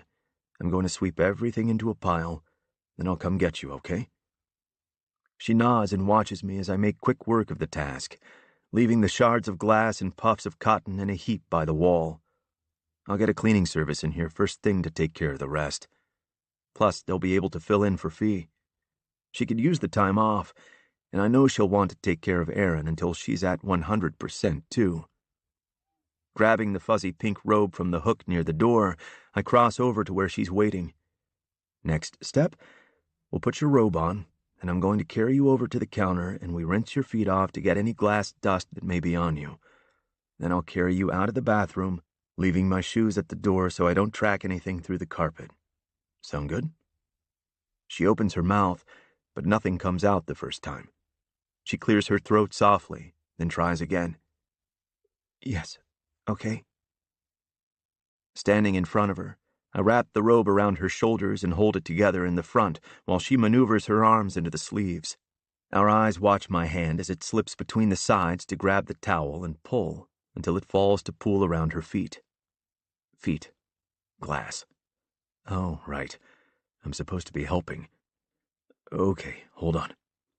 Just as she finishes belting the plush material, I pick her up and revel in the way she feels, cradled against my chest.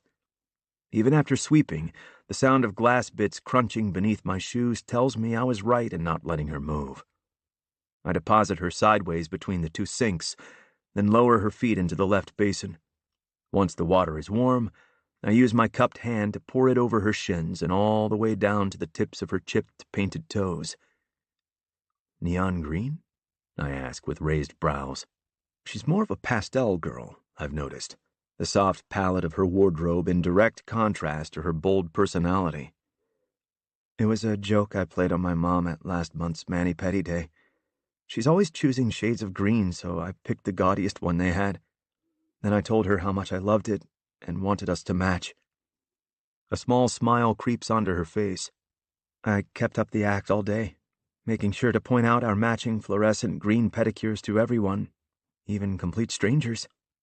When I finally confessed, she ranted for a solid 5 minutes that she paid good money for an ugly pedicure, all so I could entertain myself.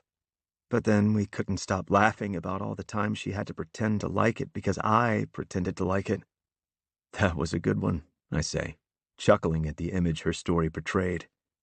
Once I'm confident she doesn't have any stray glass that could cut her, I turn the water off and use a small towel to dry her. My mom's great in her own ways, but Morgan Scannell has never been the kind of parent you joke around with. You're really lucky to have the close relationship with your mom that you do. Sensing a sudden shift in her mood, I look up to find her smile has been replaced with tears and a trembling chin. Hey, come here. I've got you. I pick her up, walk to the bathroom door, and kick off my shoes before continuing into the carpeted bedroom. I set her down gently on the edge of the bed and kneel in front of her. Brushing the hair away from her face, I'm careful not to touch the bruise on her cheek. I'm sorry I wasn't here for you sooner, Little Red. I left as soon as Caden called, but I was all the way in L.A. with Connor. She sniffles and looks up at me through spiky, wet lashes.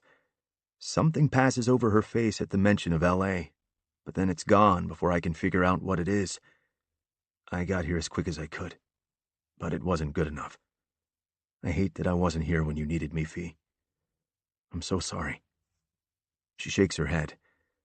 You don't need to apologize. I'm not your responsibility, and your life doesn't stop just because mine does. No, but wouldn't it be great if it did? I offer her a crooked smile, hoping to lighten things a little. The corners of her mouth tug up the slightest bit, but the action doesn't reach those beautiful blue eyes. I study her intently, desperately wanting to solve her puzzle, but feeling like I'm missing half the pieces. Why the glamour? She shrugs. Seems I'm stuck like this now. I nod. Sometimes our magic does that in times of high stress. It'll kick off on its own, probably after you get some sleep. Don't worry, though. I like you like this, too. Sadness clouds her eyes in shades of gray. What if I'm stuck like this forever? I bet you wouldn't like it then, would you? I stroke my thumb along her jaw. Ah, sweetheart, if you only knew the truth.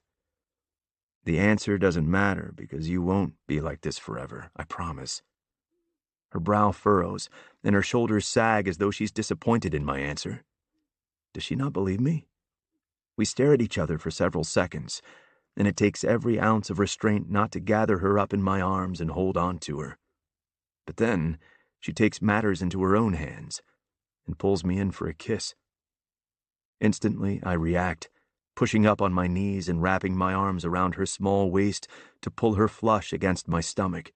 She hugs my hips with her thighs and hooks her heels behind me while twining her arms around my neck. Her robe is doing very little to shield her body from me. With her legs splayed, I can feel the heat from her bare pussy through my shirt. The top has fallen off one shoulder, bearing a creamy breast that beckons my hand to knead and mold. She moans and opens up to me, allowing my tongue to dive in and plunder the depths of her mouth, claiming it as my own. Fiona fists my hair as she lifts her chin to give me access to her throat. I trace the vein that runs along the side of her neck and tease it with the tip of a fang, wishing I could taste her in a way no one else has. Tiernan, she whimpers. What the hell am I doing? Reality dumps over me like ice water. Fuck, I'm such a dick. I slowly pull away and disentangle her from my body, then fix her robe for her. She gathers the two sides and pulls them more tightly around her, giving herself a hug in the process as she shuts down emotionally. Is something wrong? She asks. You've had a long night. You should sleep. Right? Sleep. Her tone is wooden, almost hollow, but she doesn't give me a chance to think on it further before she moves up to the bed and gets under the covers, robe and all. I tuck her in, place a chaste kiss on her forehead, then gather my shoes. On my way out of her room, I toss out parting instructions I hope she'll follow, but Fiona's always been too stubborn for her own good. Get some rest, Little Red, and text me if you need anything later. I'll be here all day. Tiernan, she calls out just before the door closes. I lean back into the room, hoping she'll ask me to stay while also praying that she won't.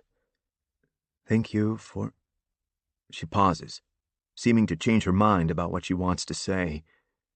For the assist in the bathroom.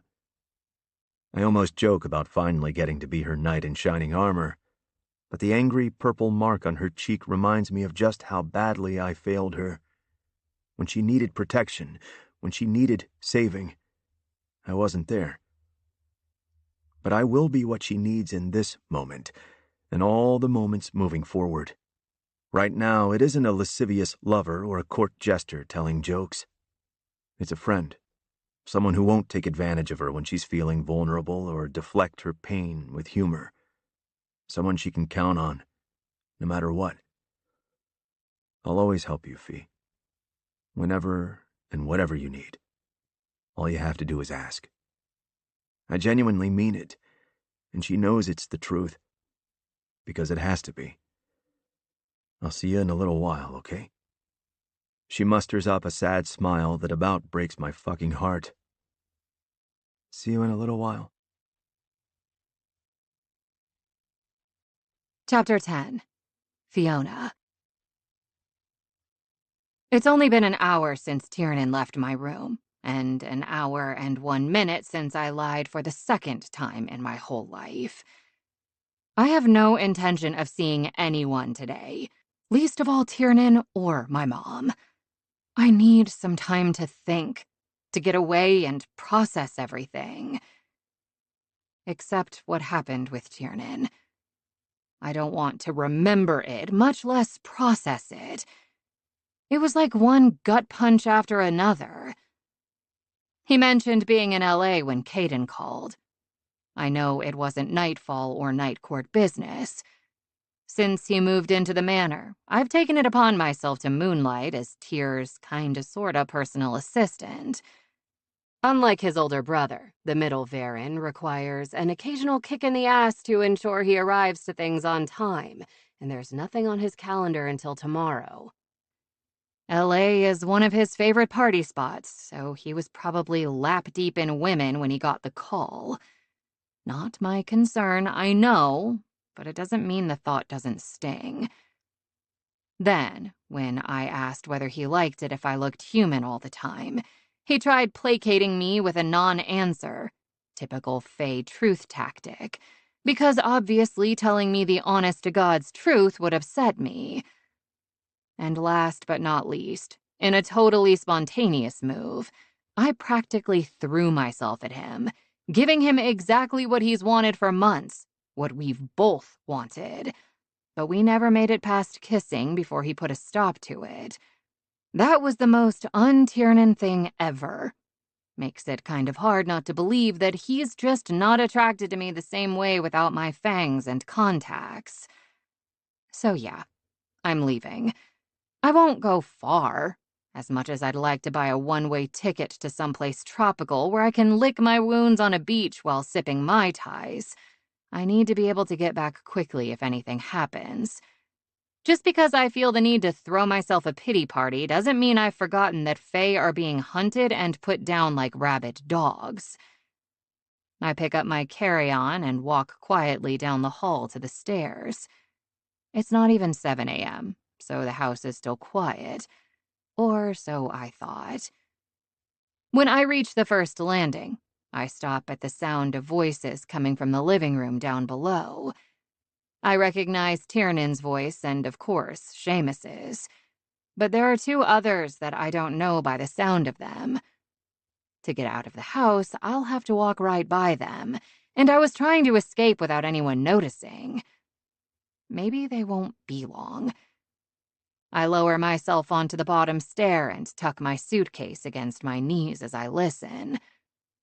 I should probably just go back to my room and try again later, but I'm curious as to why Tiernan is having a meeting this early in the manor.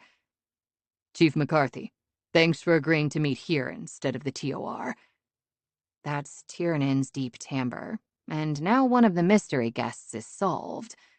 Fiona's resting now, but I want to be here in case she needs anything. Was that a pause I heard? Was he going to say in case she needs me? My brow furrows and I worry my lip with blunt teeth.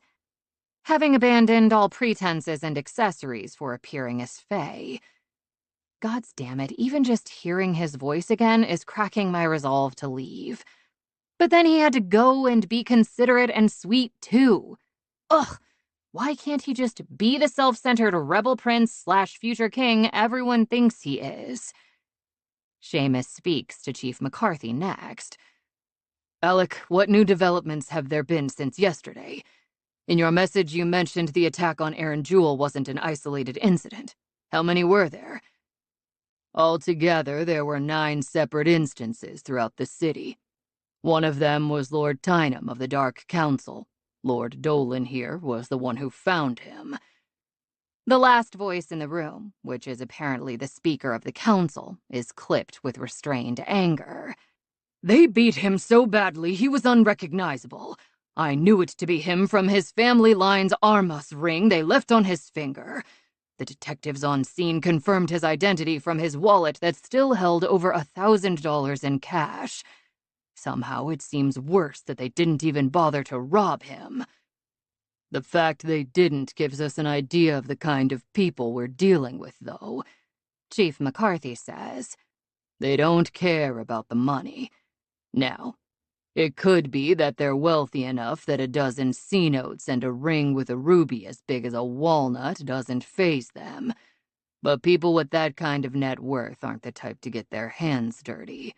Not directly. No, this is personal, Tiernan says. Whatever their motives are, it's clear they want us to know that much. It's why they're not trying to hide what they're doing. Chief McCarthy says. Exactly. And that reveals a sense of entitlement. of righteousness. I think what we're looking for is an extremist group of some kind. Obviously, they have something against Dark Fae, but we need to know if it's just us. Since any contact with the Light Fae is temporarily prohibited, we're reaching out to the heads of the major families from the 3 biggest other factions in the U.S. The Marceau Pack in New Orleans, the Romanov vampire clans in Los Angeles, and the Amari Jinn in New York. If they're experiencing anything similar, we could be looking at a national hunt of the supernatural, maybe even global. I cover my mouth to muffle the involuntary gasp. The last great war between humans and others was in the early 1200s, during the Mongol invasion of what is now Russia.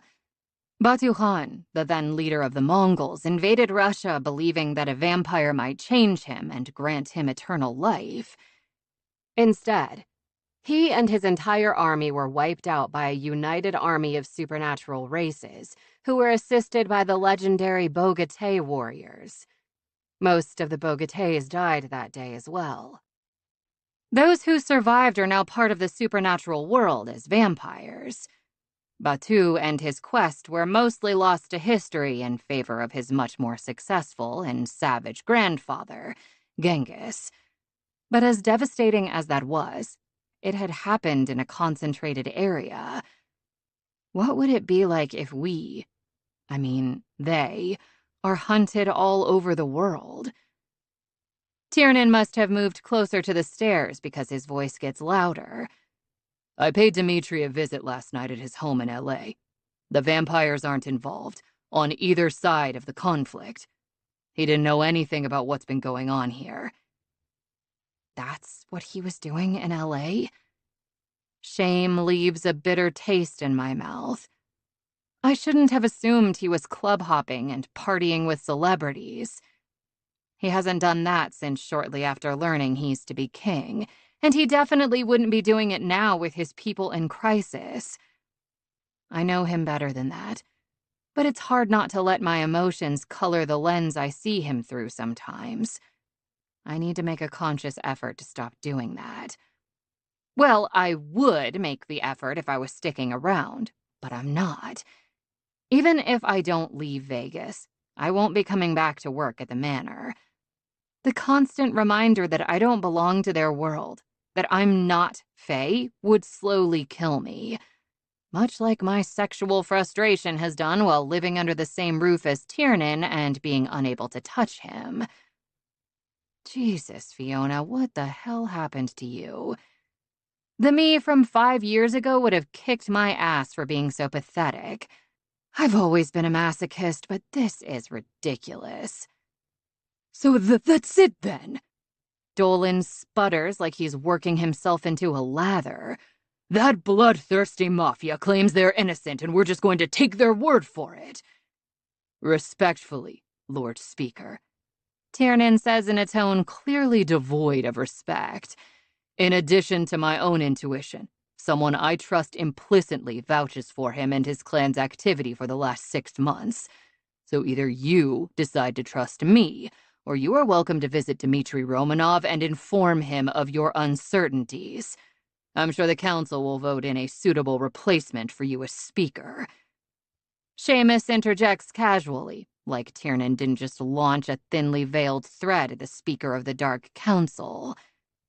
Hedrick, if we'd listened to you from the start, Prince Tiernan wouldn't have questioned Romanov at all for fear of insulting him. Now you contradict your original demand by suggesting we tell him that his answers aren't believable. Your former opinion was misguided, but your current one is reckless and dangerous. Thank you, Your Highness. The old wolf says to Tiernan. We're grateful for your help with interfaction relations. Isn't that right, Lord Dolan? I roll my lips inward to keep the chuckle bubbling in my chest from escaping. Suddenly, I regret not sneaking down a few more steps and risking discovery just so I can see the puckered look on the High Lord's face. Of course, Regent, he answers quietly. I apologize for my outburst, Prince Tiernan. I'm grieving the loss of an old friend, and my emotions got the better of me." I arch a dubious brow. I've never met him personally, but I've been at plenty of the same events as Hedrick Dolan, and I've never seen him act friendly with anyone, not even his fellow High Lords. He mostly scowls and observes like he's silently judging everything in his line of sight. "And for that, you have our condolences. Now that we agree that the Romanov clan is eliminated as possible suspects, we'll move on," Seamus says. "Alec, based on what you know thus far, does this group appear to be targeting specific Fae? Is there a pattern?" "Before, I would have said yes. Until yesterday, all the victims had either been employed by the royal family or connected to them in some manner, with the locations being centralized near the Strip. But then their MO changed, virtually overnight. The number of instances more than doubled, and the victim pattern was interrupted. 7 of the cases are regular Fae citizens who were found in locations farther out by about half a mile. If they continue with that trajectory, they'll be hunting in the suburbs within the week." I hear a muttered curse that no doubt came from Tiernan, but Seamus answers. "Then it's time the Crown gives an official statement to our people. Let them know we're doing everything we can to put a stop to this, and urge them to remain in their homes as much as possible, especially during the day." McCarthy interjects. "If I may, Regent, I suggest we do more than urge. I think it would be prudent at this stage to issue a mandatory lockdown for all darks and also familiars to be safe. Not everyone will comply, but the fewer walking targets we give them, the better."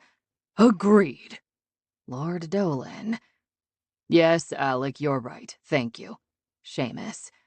"I'll write something up and then send it to you for approval in case I miss any important details." "And how is the Crown handling the ones we've already lost?" Dolan again. "Their families are contacted immediately and offered assistance for anything they might need, including but not limited to providing security for their remembrance ceremonies, delivering ready-made meals to their home every week for a month, and paying for a year of family therapy sessions to help them process the trauma and grief." The mention of a lockdown reminds me of how humans were affected all over the world when the pandemic hit. The Fae didn't have to worry about contracting it, though, so for them it was business as usual. Tiernan speaks up. "This lockdown won't be easy for them. We're not used to having to hide ourselves away. We've never been the prey, and that's going to grate like hell, so we need to make it as easy for everyone as we can. Financial assistance for those temporarily losing income, setting up an at-home system for anyone needing medical care, and providing online schooling for the kids so they don't get behind. I'm sure there are more opportunities to help that I'm not thinking of off the top of my head, so I suggest we have a committee dedicated to handling any aid that might be needed on both a universal and individual case basis." "Excellent idea, Your Highness," Seamus says. His tone sounds like a mix between surprise and pride, making me smile. I imagine Tiernan's pseudo-uncle giving him a look that says, "See, I knew you could do this job," and him answering with a snarky, "Don't get ahead of yourself, geezer," eye roll. McCarthy adds, "For my part, I'm doing whatever I can to keep things out of the media while we work every angle we can think of. I've got all the Fae in the department, and only Fae, assigned to these cases so we don't have to hide evidence and we can speak freely with each other." A cell phone rings only once before I hear a clipped, "McCarthy here." There are a few seconds of silence as the room, and I, wait to hear the news. "Send it over." He ends the call and exhales heavily. "My team found an encrypted video on the dark web from a group calling themselves the NPO. They posted it in multiple recruitment forums for Nevada and the surrounding states. We decoded it to see if their message lines up with what's happening." I lean forward and mentally echo Tiernan's, "And? It's them all right." and it's a lot worse than what we thought. Put it up there, then," Tiernan says, and I see the TV above the fireplace turn on. An image appears on the big screen, then the video begins to play. And for the next 5 minutes, I watch in absolute horror as the NPO details their plans to wipe out all Fae kind, first in Vegas, and eventually everywhere. Chapter 11. Tiernan. What in the hell did we just watch? My question is to no one in particular. I'm not even sure I want an answer. It can be summed up in one phrase: fear-mongering propaganda. The video didn't ease the viewer in with a casual introduction or friendly "howdy, neighbor." No, they dropped you straight off a fucking cliff, rolling graphic, caught-on-tape footage of brutal attacks by creatures with inhuman strength and speed, their ears pointed, and a flash of sharp fangs visible for a split second before tearing into their screaming victims. The scenes were sickeningly graphic, the stuff of horror films and sweat-drenched nightmares, except this was all very, very real. I've never seen a Fae act so viciously for no reason. It's not in our nature. When that portion was finally over, it switched to showing a group of nearly 24 people outfitted in all-black military-style gear, the kind you get at an army surplus store, and red, faceless masks. Now that they had everyone's attention, it was time for the introduction. A male, judging from the size and build, spoke using a voice modulator, probably for dramatic effect since the mask and gear made identifying him virtually impossible. He said they were the new Purity Order, and they had a singular mission: to act as the right hand of God and rid the world of the demons called Fae, like the ones seen slaughtering innocent humans. I thought the scenes in the beginning were bad, but then it was time for the NPO to showcase their mission with footage of their retaliation. Poor Killian never had a chance when they jumped him from behind and didn't let up. And brave Owen fought with the ferocity of a cornered bull until eventually the iron infection from multiple wounds weakened him enough to give them the upper hand. It was everything I could do not to vomit as I watched, but I didn't look away. The very least I owed them was to not shield my eyes from the pain and suffering they endured at the hands of evil until they drew their final breaths. And now that I know what was done to them, I can and will do the same to the ones who did it. At the end, the leader said, "For the purity and preservation of the human race." And they all repeated it like good little sheep. The final image was a still shot of a red banner with the words "New Purity Order" in bold type across the front, and their logo in the center, a large hagstone with an eye looking through the middle, and 2 daggers crossing behind it, the tips of the blades coated in blood, and at the bottom of the screen instructions for how to reach them via an encrypted messaging system on the dark web. Dolan's bony hand resting on the arm of the couch curls into a fist as he continues to stare at the image on the screen. "We watched humans doing what humans do best: destroy what they don't understand." My stomach churns with acidic disgust as the need to shed blood, their blood, grows stronger with every passing minute. I want to reach through that TV and rip out every one of their throats with my teeth. "Those aren't humans," I say in a low voice. "Those are monsters. They're reincarnation." We all look at Seamus, whose focus is on the scar slashing across his right palm, the one he's given 100 different explanations for to me and my brothers over the years. We know he got it from an iron blade. It wouldn't have left a mark otherwise, but never how he got it. Or the group is, rather.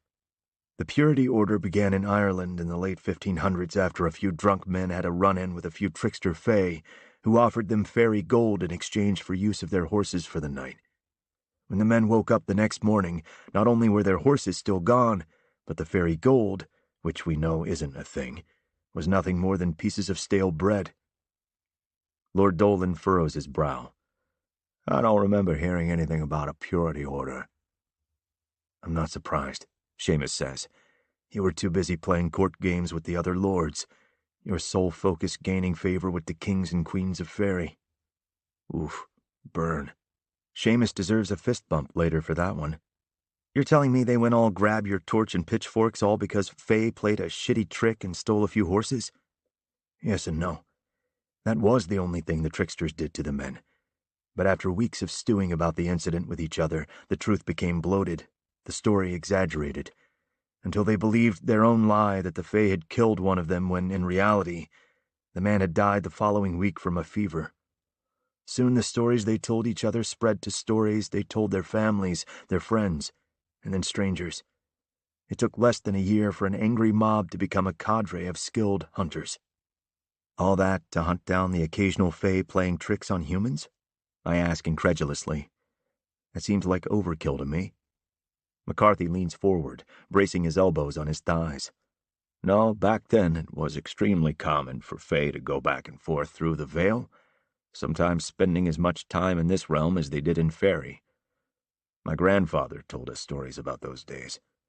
That encountering Fae back then was commonplace in Ireland, so much so that if you had a baby back then, there was a 1 in 5 chance you were raising a changeling. Seamus nods. Your grandfather was right, and the prevalence of these encounters eventually created 2 types of people, those who revered us and those who despised us.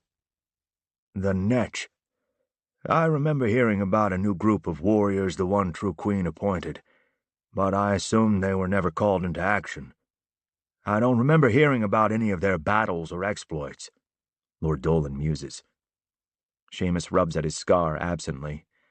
That's because we never operated in Faerie. Our sole purpose was to prevent the humans from entering through the Veil. My gaze snaps in his direction. You were in the Netch? That's where that scar is from, isn't it? From fighting humans with iron weapons. He nods once. My brother Cedric and I were very young at the time. Not yet 20. But we were big, strong fighters and we could shift. Your grandfather, King Domhnall, sent us to join the fight that had started 75 years earlier and should have ended in at least half that.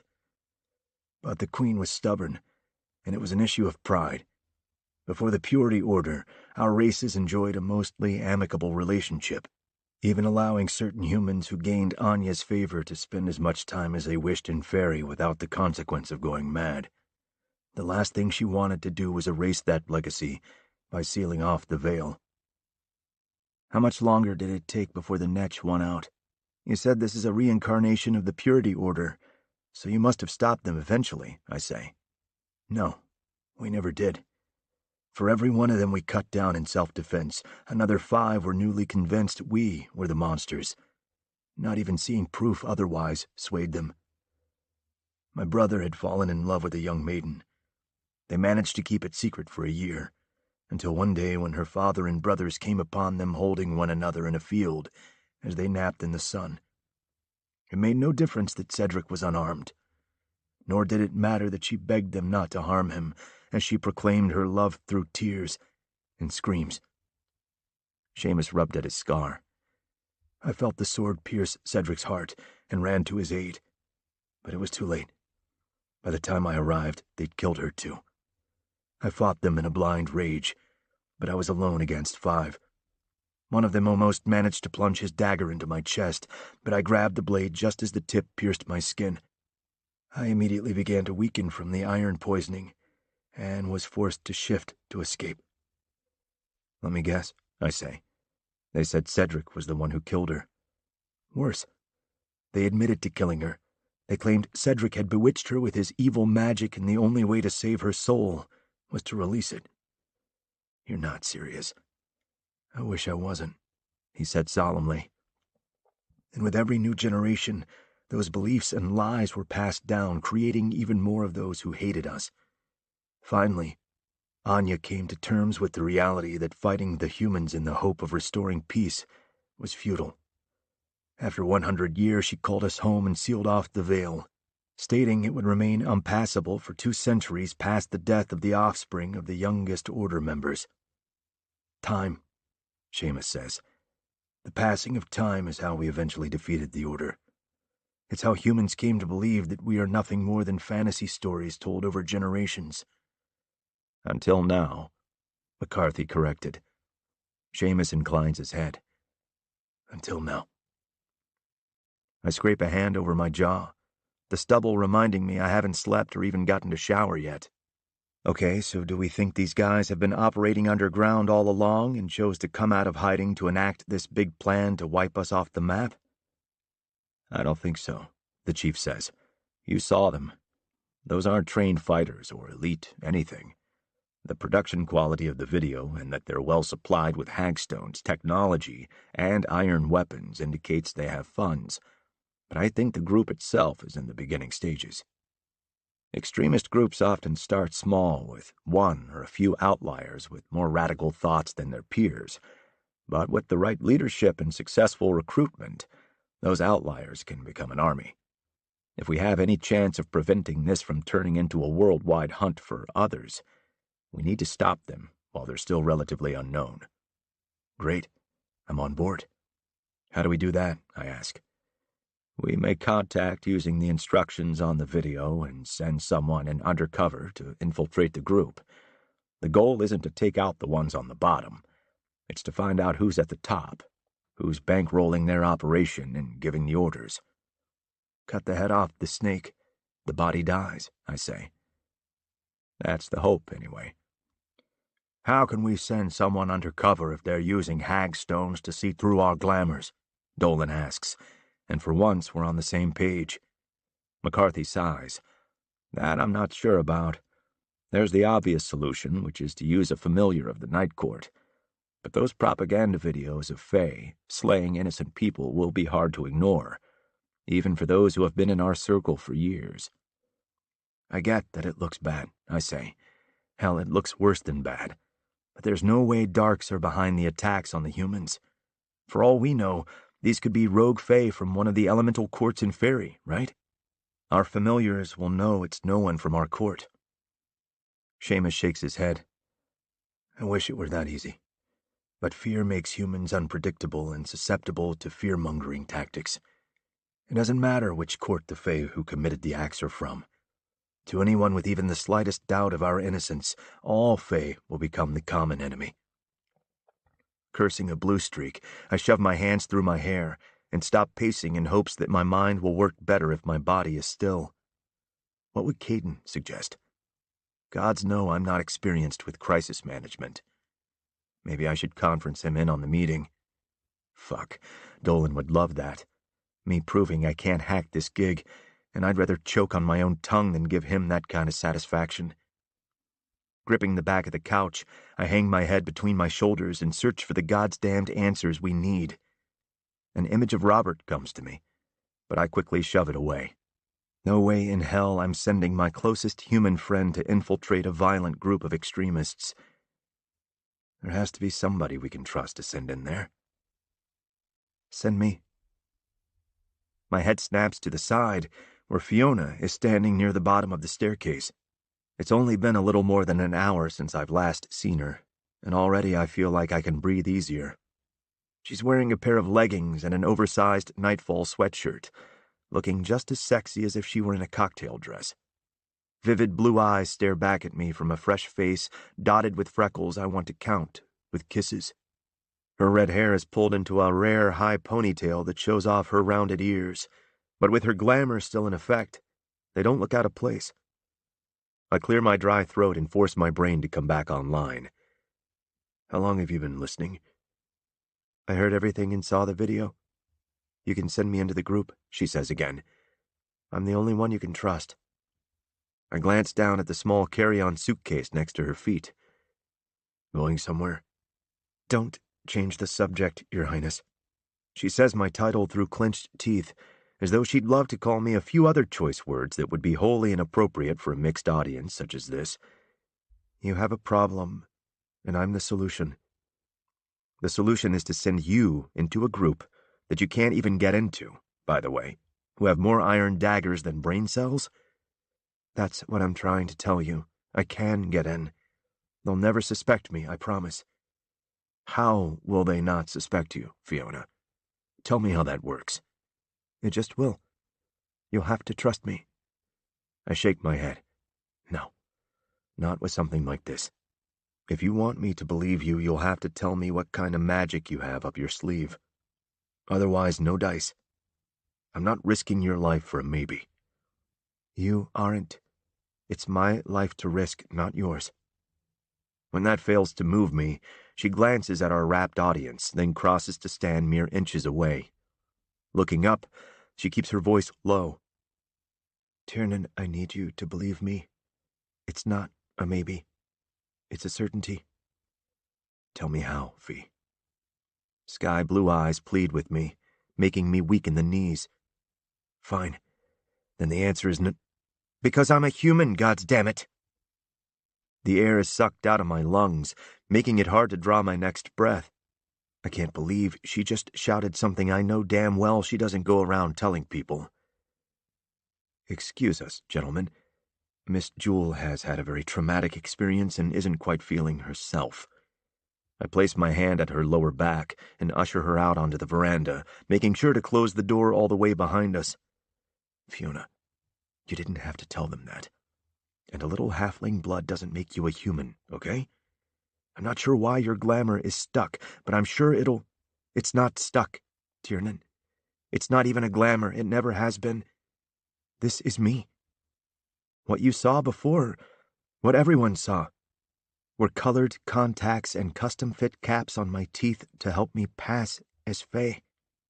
The reason those men didn't attack me last night is because when they used the Hagstone, they saw me for what I truly am. Human. You know, if that were the case, we'd be able to tell from reading your energy. Not if a powerful conjurer spelled me to read the same as the Darks, you wouldn't. Aaron. Jesus. My mind is reeling, trying to reconcile everything I knew about Fiona 5 minutes ago against what she's telling me now. I don't understand. Why pretend to be Fae at all? Why not just tell me the truth? Because until last night, I didn't know the truth. Bryn wasn't the only baby switched that day my mom placed her in Jack and Emily Mira's care. Turns out they already had a baby. Me. So my mom took me and raised me as her own, never telling me the full truth until this morning. She wipes away the tears before they can spill over. I can't imagine what she must be going through right now, finding out that literally everything about her life has been a lie. Fee, I'm so sorry. I'm here for you if you want to talk or throw punches, whatever you need. What I need is for you to let me find who's behind this so we can shut them down before anyone else gets killed. No way. It's too dangerous. We're not letting you infiltrate an unstable mob of weekend warriors who are armed to the teeth and have more ignorance than common fucking sense. Then let me go in as a stripper. I'm sorry, what? The Devil's Door is a strip club. I know what it is, Fee. It's Deviant Desire's rival club. It popped up about a year ago like some kind of copycat business and irritated the hell out of Caden. They used the same alliteration for their name, created similar advertising, even tried to poach some of our dancers. But they've never been able to compete with Deviant, so we left them alone. I know, she says, and that's where that video of the NPO was filmed. The guy who thought it was cool or funny to wear mirrored sunglasses over his mask gave it away. You can see the reflection of the center stage pole, and beyond that is part of the red neon of a sexy devil with horns and a tail hanging on the wall. Why are you so familiar with that club? Because I dated one of the dancers for a while, and Sapphire and I are still friends. I know she could get me in there as another dancer. If they recorded their recruitment video in that place, then at the very least someone in the group must have ties there. Maybe it's even their base of operations. Okay, let's assume for argument's sake that you're right. How does you dancing on a pole help us? Because for the majority of their shifts, the girls aren't on the pole. They're on the floor, with the customers. I'll be able to listen in on dozens of conversations every night. Believe me, no one is careful with what they say around strippers. Some of the things Sapphire overheard while giving lap dances would blow your mind. Images of Fiona in barely there lingerie dancing seductively for a bunch of pervy, grab-ass humans has my blood pressure shooting through the roof. I open my mouth to tell her exactly what I think of her plan, when another voice interjects. "She's right, Tiernan," Seamus says from the doorway. "If they're operating out of Devil's Door, Fiona is our best bet to be able to gather information quickly. Anything McCarthy's team does will take time and doesn't have a high chance of success once it goes past virtual communication. We'll give her all the resources and protection we can. We'll keep her safe." They're both right. I know this. But my gut is telling me this is a bad idea. If I'm the king on this chessboard, Fiona is the queen. While she might be the most powerful piece we have, the last thing I want to do is make her a sacrificial pawn. Speaking softly, Fiona levels those baby blues on me. No matter how hard I tried, I was never very good at being Fae. At least give me the chance to be of help to you as a human. Please, Tiernan. Fuck, that hurt. She may as well have struck me with an iron blade of her own with that plea. I can't say no to her after that. I doubt I ever could. All right, I relent at last. But I'm going to be with you every step of the way, and if there's even the slightest hint that they're onto you, we pull you out and think of something else. Deal? Fiona nods. Yes, deal. Let's go back inside and tell McCarthy we're sending in a stripper to take out the new purity order. Chapter 12. Tiernan. Okay, Robert. Go over it with me one more time. My old friend gives me the side eye from the passenger seat of the Range Rover. We're parked down the street from Devil's Door. Fiona's interview for her dancing job is in half an hour, so I asked Robert if he would do a small recon job for me. "Just because I'm old," he says, "doesn't mean I can't remember simple instructions." Fiona, who is sitting in the back seat, snickers. I shoot her a look, and she rolls her lips inward to stop herself from all-out laughing. Adjusting the Raiders ball cap I'm wearing, I glance out the tinted windows to make sure no one's paying us any attention, then turn back to Robert. I'm not implying you can't remember simple instructions. I'm making sure that we're all on the same page, so everything goes smoothly. These fuckers are no joke. They're armed and unstable, and there's nothing more dangerous than that. As soon as we all settled on this plan, Seamus, McCarthy, Fiona, and I spent all day and night working out the details to make sure everything would run smoothly. We decided on working two angles, Fiona as a dancer and McCarthy's team working to identify the people in that video.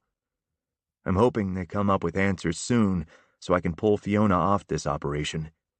But it's unlikely the cops will get NPO to spill any information over the net. They'll insist on vetting any interested recruits in person and in a public place where they can use a hagstone from a distance to identify whether a prospect is who they say they are. And the number of humans we're willing to trust with our lives at the moment is all of 2. So that's not an option. Robert reaches over and pats my shoulder. "I know, Tiernan. Don't worry. Fiona is going to have her interview, and I'm going to report back to you on everything I see. They'll never suspect a horny old guy looking around in a room full of exotic dancers." All right, then. I give him a single-ear Bluetooth headset and a cell phone to slip into his pocket. Then I call it and show him how to answer using the earpiece. Good. This is why I asked you to wear a suit. You'll blend in as just another businessman taking calls at a strip club. I'll have you on speakerphone so we can hear you. Then when Fiona goes in, I'll be in contact with her using the spyware earpieces McCarthy gave me. He eyes the small box holding the tiny earbuds with all the longing of a boy dreaming of being 007 someday. Smirking, I tell him, "Sorry, old man. I would have let you use them, but considering your advanced age, people would probably assume a dementia patient wandered off and call social services on you." Fiona gasps. "Tiernan, don't be such an ass. Just for that, I hope you stub your toe every day for a month." My friend laughs heartily at that. "I may never forgive you for not introducing this gorgeous woman to me before. She is an absolute delight. Fiona, dear, I hope you'll join Tiernan the next time we get a chance to resume our matches. The addition of your company would be a welcome change from only dealing with this arrogant bastard." "Matches? Do you guys play tennis? Robert scowls at me. Have you never even talked about me? What am I, your dirty little secret? I roll my eyes and sigh. Always so dramatic. It's not that I don't talk about you to people. It's just that Fiona and I never... Leaning in from the back seat, she says, We never did any talking. Our encounters were brief and extremely nonverbal. In fact, if anyone was a dirty little secret, it was me. Right, Tier? Her smile is playful, but her words have bite. Something I'll need to address with her later. Neither of you is my dirty little secret. Now, can we start this mission before it's past Robert's bedtime? Robert unbuckles his seatbelt. Just for that, I'm going to drink all your whiskey when I get home. Yeah, get out already. Fiona, it was lovely finally getting to meet you. I can see why the prince is so taken with you. Be careful in there. She places a hand on his shoulder and smiles warmly. Thank you, Robert. You're so sweet. You be careful, too. He winks at her, then gets out of the truck. Fiona climbs into the front seat as I call his phone and put it on speaker. Robert answers, lets me know he hears me, then walks in the direction of Devil's Door, the strip club where we think NPO is either operating from, or at least has ties with. Setting my phone on the dash, I open the small box McCarthy gave me and fit one of the tiny devices into my ear. Then I give the other to Fiona. Anything goes sideways in that interview, I'm coming in after you. I'll be fine. Sapphire was more than happy to accept your offer for a week's paid vacation. She told the manager she needed time off to take care of her mother, but had a friend from out of town ready to take her place until she returned. This is just a formality so he can see me with his own eyes. I'll be in and out. This is just a formality. But then you have to dance in front of an audience, all while trying to gather information about this group without causing suspicion and getting caught, or worse. Whoa, slow down already. Jeez. Let's not borrow trouble from tomorrow and just stay chill, all right? Pulling my shit together, I give her a lazy smile that belies my true feelings. I don't know what you're talking about. I'm completely chill. Fiona shakes her head, then gets lost in the scene outside the windshield of tourists and locals living up the nightlife in this city my family built. It's my legacy, and one of the most impressive, sought-after cities this side of the Veil. But it might as well be an endless stretch of cornfield for as much interest as it holds for me, because I can't stop staring at her. The real her. We haven't had a chance to talk since yesterday when she shocked the hell out of me with her revelation, but it wasn't for lack of trying. Every time we had a minute alone, she found a way to circumvent the topic before I could even ask how she was doing, telling me without words to leave it alone, so I did. Fiona's strength and independence are some of the traits that attracted me to her in the first place. If she needs to process things on her own, I'm not going to push her to share more than what she's comfortable with. As for me, once I recovered from the initial shock, I accepted the new information about her in record time. I don't know if it's because I knew about her ears and already thought at least part of her was human, or if I just don't give a damn whether she's fae, human, or garden gnome. She's still the same Fiona to me, and that's all that matters. I've always loved your blue eyes, even when I thought they weren't real. I keep my voice low in the quiet of the car, not wanting to disturb this rare moment of truce between us. They're even more stunning now that I know they are. She turns her head to look at me, half of her face in shadows and the other washed in a pink glow from a neon sign outside. I'm not sure what to say to that, she replies, her words stained with hints of sadness. I guess I haven't decided how I feel about them. What do you mean? I wasn't ashamed of them when I thought they were a kind of defect as a result of not being a pureblood. Yet now that I know I'm human and the color is perfectly normal... Shrugging, she returns her gaze to the front. I'm almost disappointed in them. Like they're the ones who betrayed me, not my mom. Without thinking about it, I reach across the center console and thread my fingers through hers, staying silent to give her room to sift through her thoughts. No matter how much I want to be mad at her, how much I want to blame her for this overwhelming feeling of displacement, I just can't. She's all I've ever had. I love her too much. So instead, I'm mad at my eyes.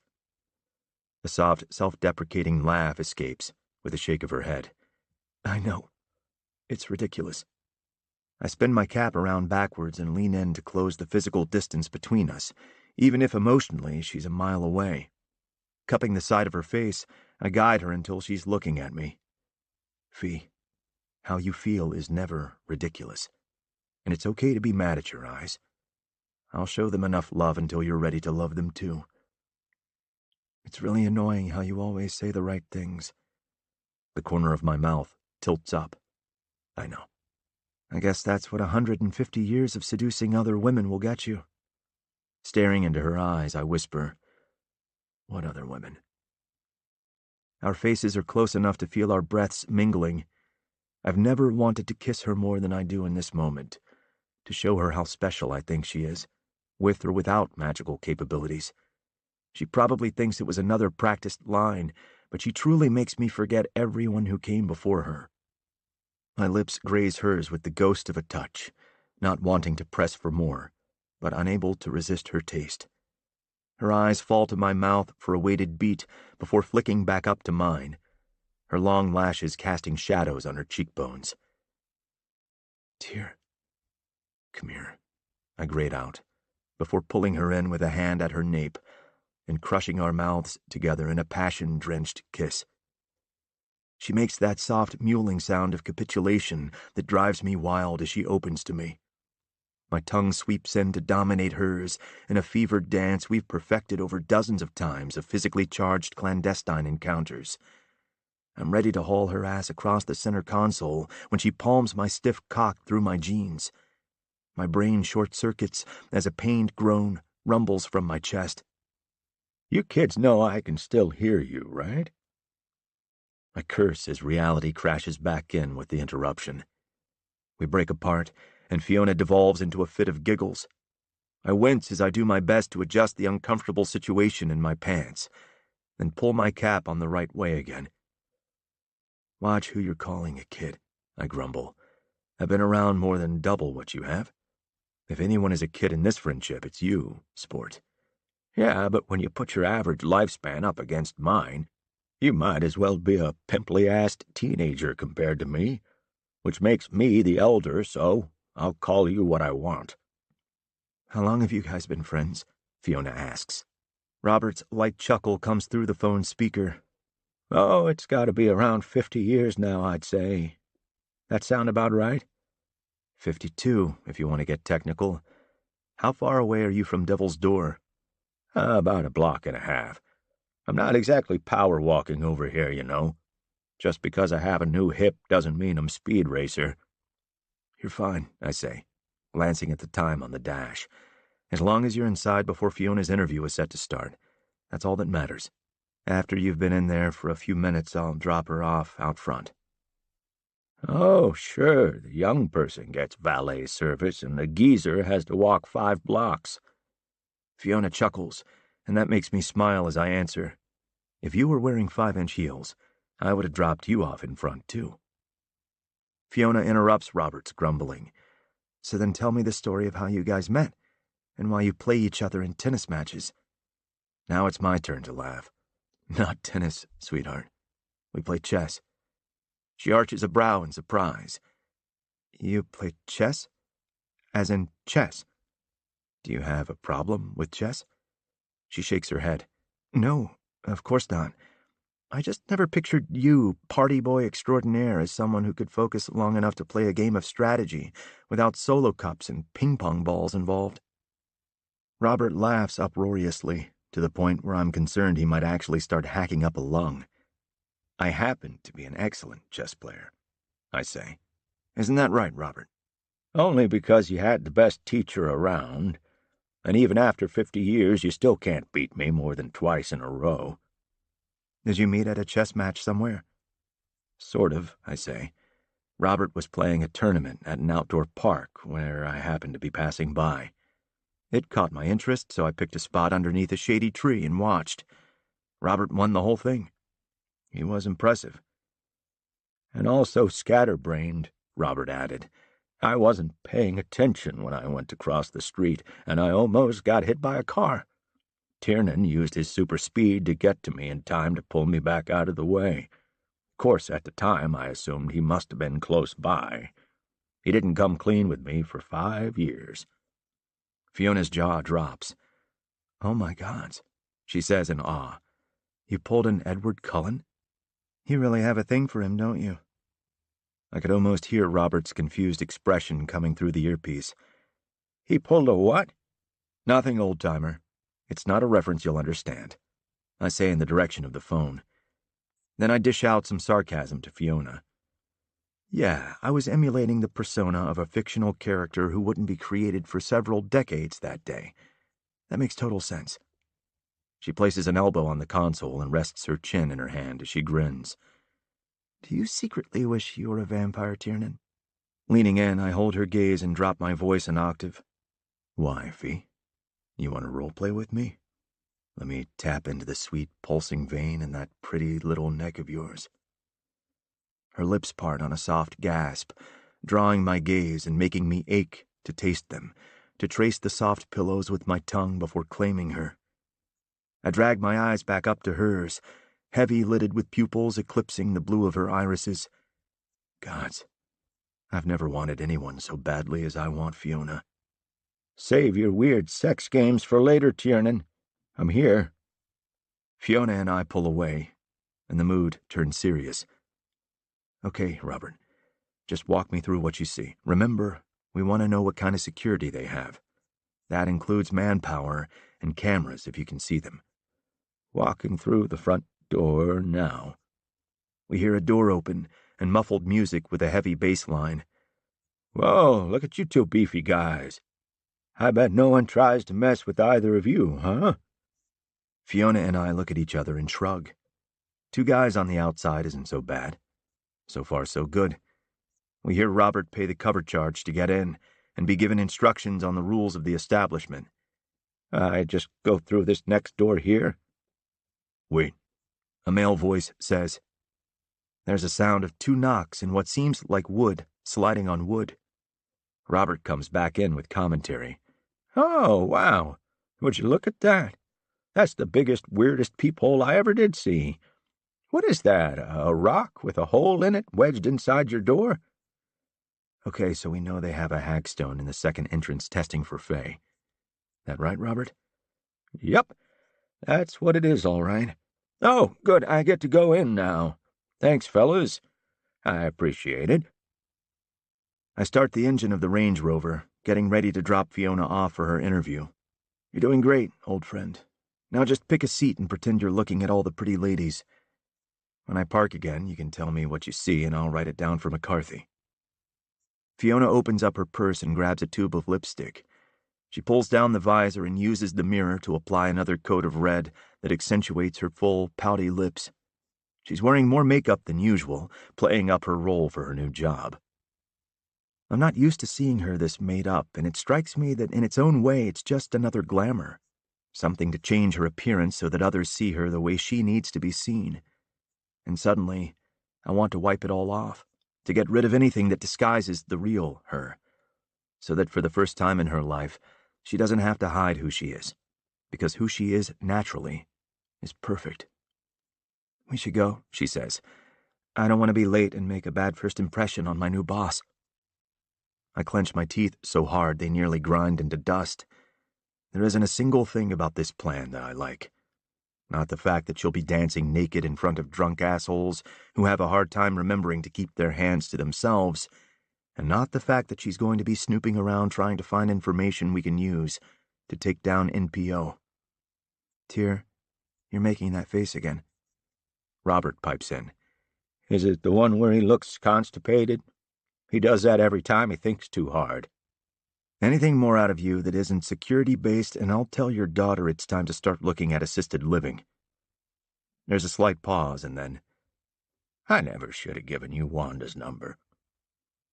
Muting the phone to keep my friend out of this part of the conversation, I answer Fiona. I wasn't making any face. Yes, you were. It's the one you get when something is happening you don't like. I'm telling you I'm going to be fine. Right now, I'm just talking to the guy. After that, I'll be asking some discreet questions and dancing on a stage. My jaw pops at the mention of that last thing, and she notices. Wait, is that the part that's bothering you? Me dancing? Jesus, Fee, every part of this is bothering me. But yes, you having to dance naked for this bothers me. You shouldn't have to expose yourself like that. It's not fair to you. She lets out a humorless laugh. If you've ever played with me like I wanted, you'd know I'm an exhibitionist. I have no issue showing my body to people who want to see it. So if that bothers you, it's your hang-up, not mine. An exhibitionist. Fuck.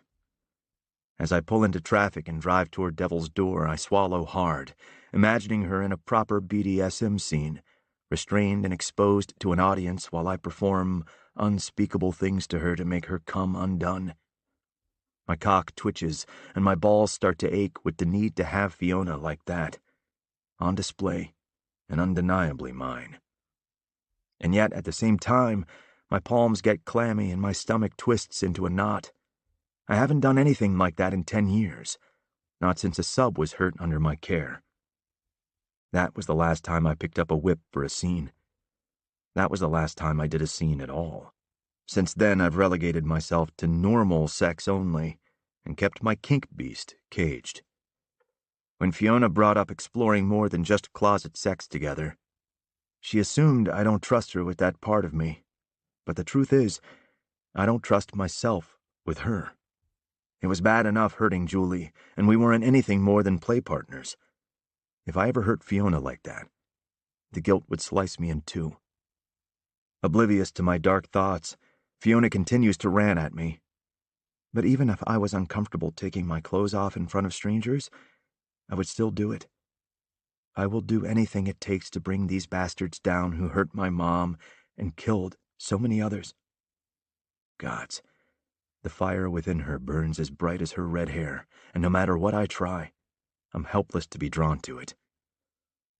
I know you would, Fee, and you're right. I made assumptions and was projecting my shit onto you. I apologize. Accepted? Good. I parked the truck in front of the club. Okay, sweetheart. Go knock 'em dead. I'll be right there with you the whole time. You need anything, you just say the word, and I'll get inside before you even finish. She gives me a small smile and a nod, then exits the vehicle and sachets her sweet ass up to the doors. I want to stay here and watch her until I can't see her anymore, but I can't risk anyone recognizing me. Even with the hat and the tinted windows. It's not impossible if you look hard enough. Pulling away, I tell Robert to start talking, and keep an eye on our girl. Copy that. Chapter 13. Tiernan. You're on in 5, Candy. Thank you, Donnie. You're the best, Fiona says with exaggerated enthusiasm.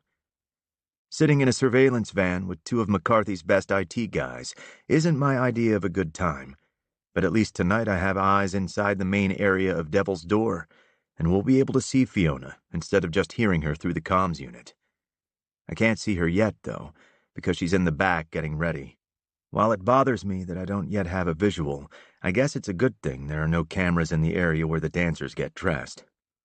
Leaning back in my chair, I cross my arms over my chest and keep my eyes on the screens monitoring the activity in the main room. Can't believe you chose Candy as your stage name. Was Trixie taken already? Actually, yes, she says quietly so as to not draw attention to the fact that she's talking to no one. Plus, I like the costume idea. The muscle in my jaw ticks. What costume idea? When she doesn't answer, I say, Fee, what costume idea? Now why would I ruin the surprise when you'll be able to see for yourself? Ouch. Her words were sharp enough to cut. Clyde and Evan pretend they're not listening, but that would be impossible with the 3 of us crammed in here like sardines. There's no getting around Fiona's irritation about my insistence on having eyes on her inside the club. Last night was her first shift, and even though we could communicate with the earpieces, I couldn't handle being in the dark. So I went to McCarthy and told him we needed to get visuals somehow, either by placing our own camera inside or tapping into theirs. Fiona thinks I'm being an overbearing ass, and she's right. But no amount of her ire is going to stop me from doing everything possible to make sure she's protected. However, because I don't have a death wish, I'm not telling her what everything entails. Like the fact that I visited her mother this morning and asked for a favor. Erin's still in the hospital and extremely weak, but the doctors say her health is improving a little each day. I was surprised to hear that Fiona's only checked on her via short phone calls. Instead, she's been taking advantage of knowing she can lie now. She told Erin she couldn't visit because she's too busy with the undercover operation. I know that's not the case, but I didn't contradict her statement to Erin. I'm pretty sure she knows the truth anyway. Moms usually do. I knew it was a long shot, but I wanted to know if there was anything she could do to trick the Hagstone so I could pass as a human with my glamour, something we would have asked our resident conjurer as a way to protect our people, had she not been attacked before we even had the chance. Erin told me the cloaking spell that's used to disguise the Tor could be made into a potion, but due to the iron poisoning weakening her powers, she could only risk enough for one vial, and couldn't guarantee its potency. I told her anything was better than nothing in case I need to get to Fiona without raising suspicions. She gave me a list of ingredients and instructions on how to brew the potion, then I brought it to her to perform the spell. She warned me again that it wouldn't last for more than a few hours, and then I left with the promise that I would keep her daughter safe. There are 4 monitors in front of us, showing different angles to cover every area of the main stage and audience. So far, nothing out of the ordinary has happened, but the night is still young, and I have the small vial of Erin's potion in my pocket as my break glass in case of emergency failsafe. The woman on stage ends her song and quickly gathers the loose dollar bills before exiting through the back curtain. I crack my knuckles to release the tension in my fingers, if nothing else, as I wait for Fiona to make her appearance. Last night was torture, only being able to listen to the song and all of the cheers and catcalls from the obnoxious audience watching her. Now that I can see the people, I'm not sure it's going to be any easier. She hasn't even stepped on stage yet, and already I want to pummel every single one of them. The DJ announces Fiona as the next dancer and starts her song, Pour Some Sugar on Me by Def Leppard, and the crowd goes wild. I lean forward and brace my elbows on my knees, keeping my eyes glued to the screen showing the long stage with a pole centered at the end of it. The black curtains in the back explode open as she pushes her way through and struts down stage to the beat of the music. My jaw slackens and my eyes damn near bug out of my head. She's dressed as a sexed-up vintage candy striper. Her outfit is a white corset paired with a fluffy pink and white-striped miniskirt, complete with the mile-high platform shoes that clack loudly on the polished floor. A long white wig with bangs pulled into low pigtails gives her an innocent look that contradicts the vixen persona now spinning around the gleaming silver pole. When she takes a 6-inch long sucker out of her pocket and sticks the whole thing in her mouth, then pulls it out slowly as she slides her back down the pole until she is kneeling on the floor, I hear a choked sound from my right. Snapping my head to the side, I look over to see Clyde and Evan with their eyes glued to Fiona. There are 3 other screens you can be watching, I growl. I suggest those are the ones you focus on. They answer in tandem. Yes, Your Highness. Then they busy themselves with checking on the technical shit I know nothing about. Watching her is like the worst kind of torture. Or maybe it's the best kind. My body and mind can't agree. My jeans are becoming uncomfortably tight, and the thoughts swimming in my head of all the dirty, filthy things I want to do to her the way she's dressed right now are making me crave things I haven't done in a really fucking long time. On the flip side, seeing the crowd lust after her, believing they can have her for a price, seeing everything she has to offer a lover, makes me murderous and territorial as hell. I want to mark her. I want to claim her. I want to go in there and haul her off that stage, throw her over my damn shoulder like a Neanderthal, and take her home. How did we get here? 6 months ago, we were fucking all the time whenever we had the chance. It was a game. It was fun. Then my station at court changed, and so did everything between us. As king of the Dark Fae, I don't have the luxury of being with anyone I want. But that was only true when we thought she was Fae. Is that necessarily still the case now that we know she's human?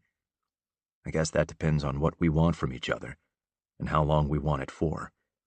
Eventually, I'll need to take a consort to provide heirs for the throne, but Fiona won't be around in another 100 years. That thought punches me square in the chest. I'd lose her sooner rather than later. Robert's the only human I've dared to get close with for that very reason. I've tried pretending what I feel for Fiona is just physical, but every day I fall a little more for her. Her spirit, her fire, her bravery, everything about her speaks to me. As hard as it would be to say goodbye to her, wouldn't it be worth it to spend the time we do have together? Maybe we could have a normal life together, or whatever normal is for a Fae king and a human wife. Wife. I've never thought of that word in context with myself before, and now that I have, I feel like it's branding itself into my mind. Marrying Fiona wouldn't activate the blood curse because she's not Fae. I could conceivably marry her. What makes you think she'd want to marry you? What do you have to offer her? That question plagues me as I continue to watch Fiona dance, peeling off her skirt and eventually her corset so that the only thing she's wearing while spinning on that pole is a pale pink G-string and her heels. My heart pumps fiercely in my chest, and my cock aches to be buried inside her. I want to suck on her cherry nipples and feast on the sweet juices of her pussy. No, not want. Need. But there's nothing I can do about it now. I'm stuck in this goddamned van another 5 hours until the end of her shift, while she does her best to gather intel between sets. When she hits the last beat of her song and the crowd goes wild, I just barely manage to keep myself in my seat as I watch her accept men sticking dollar bills in the waist of her G-string before she gathers the rest and exits through the back curtain. The sound of her heavy breathing comes through the speaker. Did you notice the 3 guys in the corner table who weren't paying attention to the show? You had every person in that room creaming themselves, and you're worried about a couple of guys who weren't into it? That's vain even for you, Fee, I say teasingly, even as I search the monitors for the men in question. Anyone who wasn't paying attention to her performance either can't see or is preoccupied with things that have nothing to do with strip shows. Evan points to one of the monitors. There they are, he says. One of the dancers approaches the table, clearly looking to entice them with a lap dance, but they dismiss her with hardly even a look. Yeah, we see them. They just turned down a dance from a curvy brunette in a red leather bustier. That's Ruby, and no one turns her down. She's the most popular girl here. I recognize the sounds of metal hangers clanging as she does a wardrobe change and the various makeup items clacking on the vanity as she uses them. I'm going to swing by their table and see what they're up to. I sigh and push a hand through my hair. All right, we'll be watching. Just be careful. Careful is my middle name. I watch as she emerges from the back room dressed in the white corset and G-string and walks casually between the tables toward the back corner, where the 3 oblivious men are sitting. Somehow I doubt that, I say absently, unable to take my eyes off her. She glances up at one of the cameras, looking straight at me. How would you know? You've never asked. It's a flip remark, probably meant as a joke, but it jabs me like a needle. She's right. I haven't asked. As much as I know about the kind of person she is and how attracted I am to that person, I don't know many details about her life or her past. And she doesn't know much about mine. Our encounters have always been quick and focused on the physical. Ignoring the fact that we have an audience in this vehicle, I get close to the microphone and say, "You're right about that, Little Red. But don't worry. That's about to change." She falters briefly, telling me my words affected her. Hopefully in a good way. But I don't have time to find out, and now is not the time anyway. The guys and I watch closely as she approaches the table. Any of you boys want some attention? Fiona slides a hand across the shoulders of the man closest to her. For a second, it looks like he's about to turn to her and accept her offer, but the guy across the table catches his eye and gives a shake of his head. shrugging Fiona's hand off. The first one says, "Not tonight, babe. We're busy." Fiona pouts while twirling a pigtail as she straddles the guy's leg that's sticking out in the aisle. "Oh, come on, baby. Everyone deserves a little break." "Bitch, I said no." He shoves her hard enough to make her stumble backward into another of the dancers, who manages to keep Fiona upright. Violence sparks through me like a bolt of lightning. I shove to my feet with a throaty growl, forgetting where I am, and end up hunched over the technical equipment with my back pressed against the roof of the van. "Take it easy, Hulk. I'm okay," Fiona says to me as she puts herself to rights again, then squeezes the hand of the girl who prevented her from falling. "Thank you, Penny. No, I'm good. I promise. No need to get anyone." Penny must have made some kind of subtle offer we can't see from the cameras to get security, which makes me realize not one of the muscleheads standing around the room made any sort of move to interfere. I'm going to have every one of their names by the end of this, and then I'm going to... Your Highness." I look down at a nervous Clyde. "If you wouldn't mind sitting, it's just, we don't want the vehicle to rock and draw attention." "Right. Sorry." I lower my bulk onto the stool again and focus on Fiona. "Okay, Fee. See if you can chat up one of the bartenders. They usually have their fingers on the pulse of everything going on around them. They're observant, and people are always chatty with..." She grabs a tray of drinks and a rag off the bar. "I'm going back to that table." "What? No, you're not." "They're involved in this somehow. I know they are."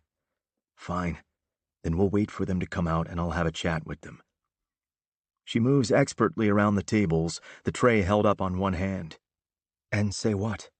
Hi, you guys wouldn't happen to be going around murdering fairy tale creatures, would you? I'm sure that'll work great." Caden's very influential. Fiona smiles and finger waves at a gawking man in his 60s without ever breaking her stride. "Not with people like this. Fanatics put the cause over themselves." "She's right," Evan says, resituating his ball cap on his head. "They're taught that dying for the cause makes them heroes and martyrs. There are probably a few in the group who wouldn't withstand that kind of, questioning. But odds of you getting the right ones are slim." I rub a hand over the stubble on my jaw and run through my options. I can't get in there to run interference, and Fiona isn't about to listen to me, so all I can do is sit in this godforsaken van and watch everything unfold. Truth is, I don't have any options tonight. But tomorrow... fuck it. I won't be able to relax until I have someone on the inside who can watch her back and step in if shit goes south. Their Hagstone security checks won't reveal anything supernatural on others that aren't Fae, which works in my favor. I need someone strong, lethal, and on the darker side of morally gray. Someone like Dmitri Romanov. I know getting in bed with the devil will cost me. Dmitri doesn't do anything for free. But if it means keeping Fiona safe during this operation, I'll gladly sell my soul. Decision made, I finally relent, as if I have a choice. Fine. What do you plan on doing? The one in the leather coat is obviously the leader, or at least the leader among the three of them. He's been texting with someone since he got here. I figure it must be an important conversation, so I'm going to swipe his phone. Every muscle in my body tenses. And just how do you plan on doing that? You'll see. Chapter 14. Fiona. The hell I will. Not until you tell me your plan. There's a growling monster in my ear, but I ignore it as I run a quick calculation of what I need to do to make this a successful mission. God's damn it, Fiona. Are you listening to me? Do I ever? I swipe the phone off a table from a customer too busy drooling over Ruby's tits inches from his face to notice a little petty theft. Then I hold it up to my ear and start arguing dramatically with my fake boyfriend as I approach my targets. What do you mean you're leaving me for Charisse? How can you do this to me, Johnny? I've given you everything. Everything! I stop right next to them, my tray of drinks balancing precariously on my hand. That's my dog. Don't you fucking dare! I stomp my foot for emphasis and accidentally tip the drinks into Leather Coat Guy's lap. He scoots his chair back and holds up his hands, scowling at the mess I've made of his pants. I note that his phone is on the table, which is where I need it to stay. Oh my God, I am so sorry. I set my stolen phone next to his, then take the bar towel and start dabbing at his clothes, apologizing profusely via explanation of my crumbling love life. I mean, I just can't believe he'd call me at work like that, you know? He's such a fucking asshole. Sniffle, sniffle, watering eyes. Damn, I'm a natural at this lying stuff. Leather Coat Guy tries to stop my blotting attempts, but I pretend I don't notice and keep going until he's finally irritated enough to snap at me. That's enough. Just get out of here already. Christ. Shit, I'm sorry, okay? I drop the towel over the phones and continue to apologize as I quickly pick up the 2 rocks tumblers from the floor. Then I pick up the towel with both phones inside and dump everything on the tray to make my hasty retreat, praying he's flustered enough that it takes him a while to realize he's misplaced his cell. I replace the one I borrowed as I walk by and breathe a sigh of relief that my hasty plan worked. Now that I'm done, my adrenaline is through the roof and I'm starting to shake. I can't believe you just did that. Tiernan says into my ear. If he said anything to me while I was working for my Oscar nomination, I didn't hear it. But now I hear him loud and clear, and the ominous tone in his voice is doing things to me that will make me wearing only a G-string very inconvenient. I'm going to belch your ass so hard your tears will form puddles. Oh, gods. The tiny scrap of material covering me is no match for my body's reaction to his words, and with every step I take, I can feel the slick wetness between my thighs. You shouldn't get in the habit of making empty promises, Your Majesty. Meet me out back. I hear a barked command to shut down the connection to my earpiece and the sound of a van door sliding open before it cuts off. The tightness in my stomach eases once I make it to the back room where the girls get ready. I abandon the tray on a vanity and take the phone still wrapped in the bar towel with me. 3 dancers are doing their makeup and 1 is changing into her costume. Luckily, all 4 have been friendly with me. Ladies, I'm taking a John break. Be back in 5, hopefully longer, I say with a wink. I'm met with a round of go girls and get 'em honeys as I slip out the heavy door that leads out to the alley behind the club. As soon as it shuts, I'm grabbed from the side and pulled into the shadows by a very tall, very angry Fae prince. What the fuck is a John break? Gotta love supernatural hearing. It's when someone meets a John out back for extra fun and extra cash. Now they won't use this exit for their smoke breaks or whatever else. It's like calling dibs on the alley. It's honestly a very considerate Tiernan grabs my face and crushes his mouth on mine. I fist the front of his shirt and hold on like he's a rodeo bronco that could buck me off at any second. His tongue expertly stokes the flames of my desire until he's swallowing my moans and answering with ones of his own. I think tapping into the cameras was a mistake, he says as he trails kisses down my neck. Watching you dance drove me insane. And what did you think about my candy prop? He's using a glamour, so I can't see the pointed tips of his ears, but I have their shape memorized and trace their edge with my fingers before plowing my hands into his thick hair. A shudder runs through his body as he groans against my skin. I think you somehow cosmically connected your candy to my dick. Every time you licked it or sucked it into your mouth, I swear I could feel your wet heat and talented tongue on my cock. Speaking of, I undo his belt and open the fly of his jeans in record time, then wrap my hand around his very considerable length and pull it out where I can stroke it freely. We're in a camera-free zone. I think it's time we finish what you started in the kitchen that night. He hisses in a breath and thrusts into my hand. Grip it harder.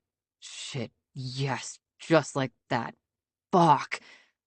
He nips at my jaw and wedges a hand between my thighs, pushing the tiny scrap of material to the side to tease my entrance, making me whimper with need. You're absolutely drenched, sweetheart. This all for me? I nod, my breath's quickening as I stare up at him through my long false lashes. With his free hand, he smacks my bare ass cheek before gripping it hard. Say it. Moaning, I comply. It's all for you. That's good, Fee. Very good, he says huskily. You've earned a reward. He sinks 3 fingers deep into my pussy and starts fucking me. I throw my head back and grab onto his shoulders for support. Oh, gods. I keep pace with my own hand as I jerk his thick cock. That's it, little red. Give it to me.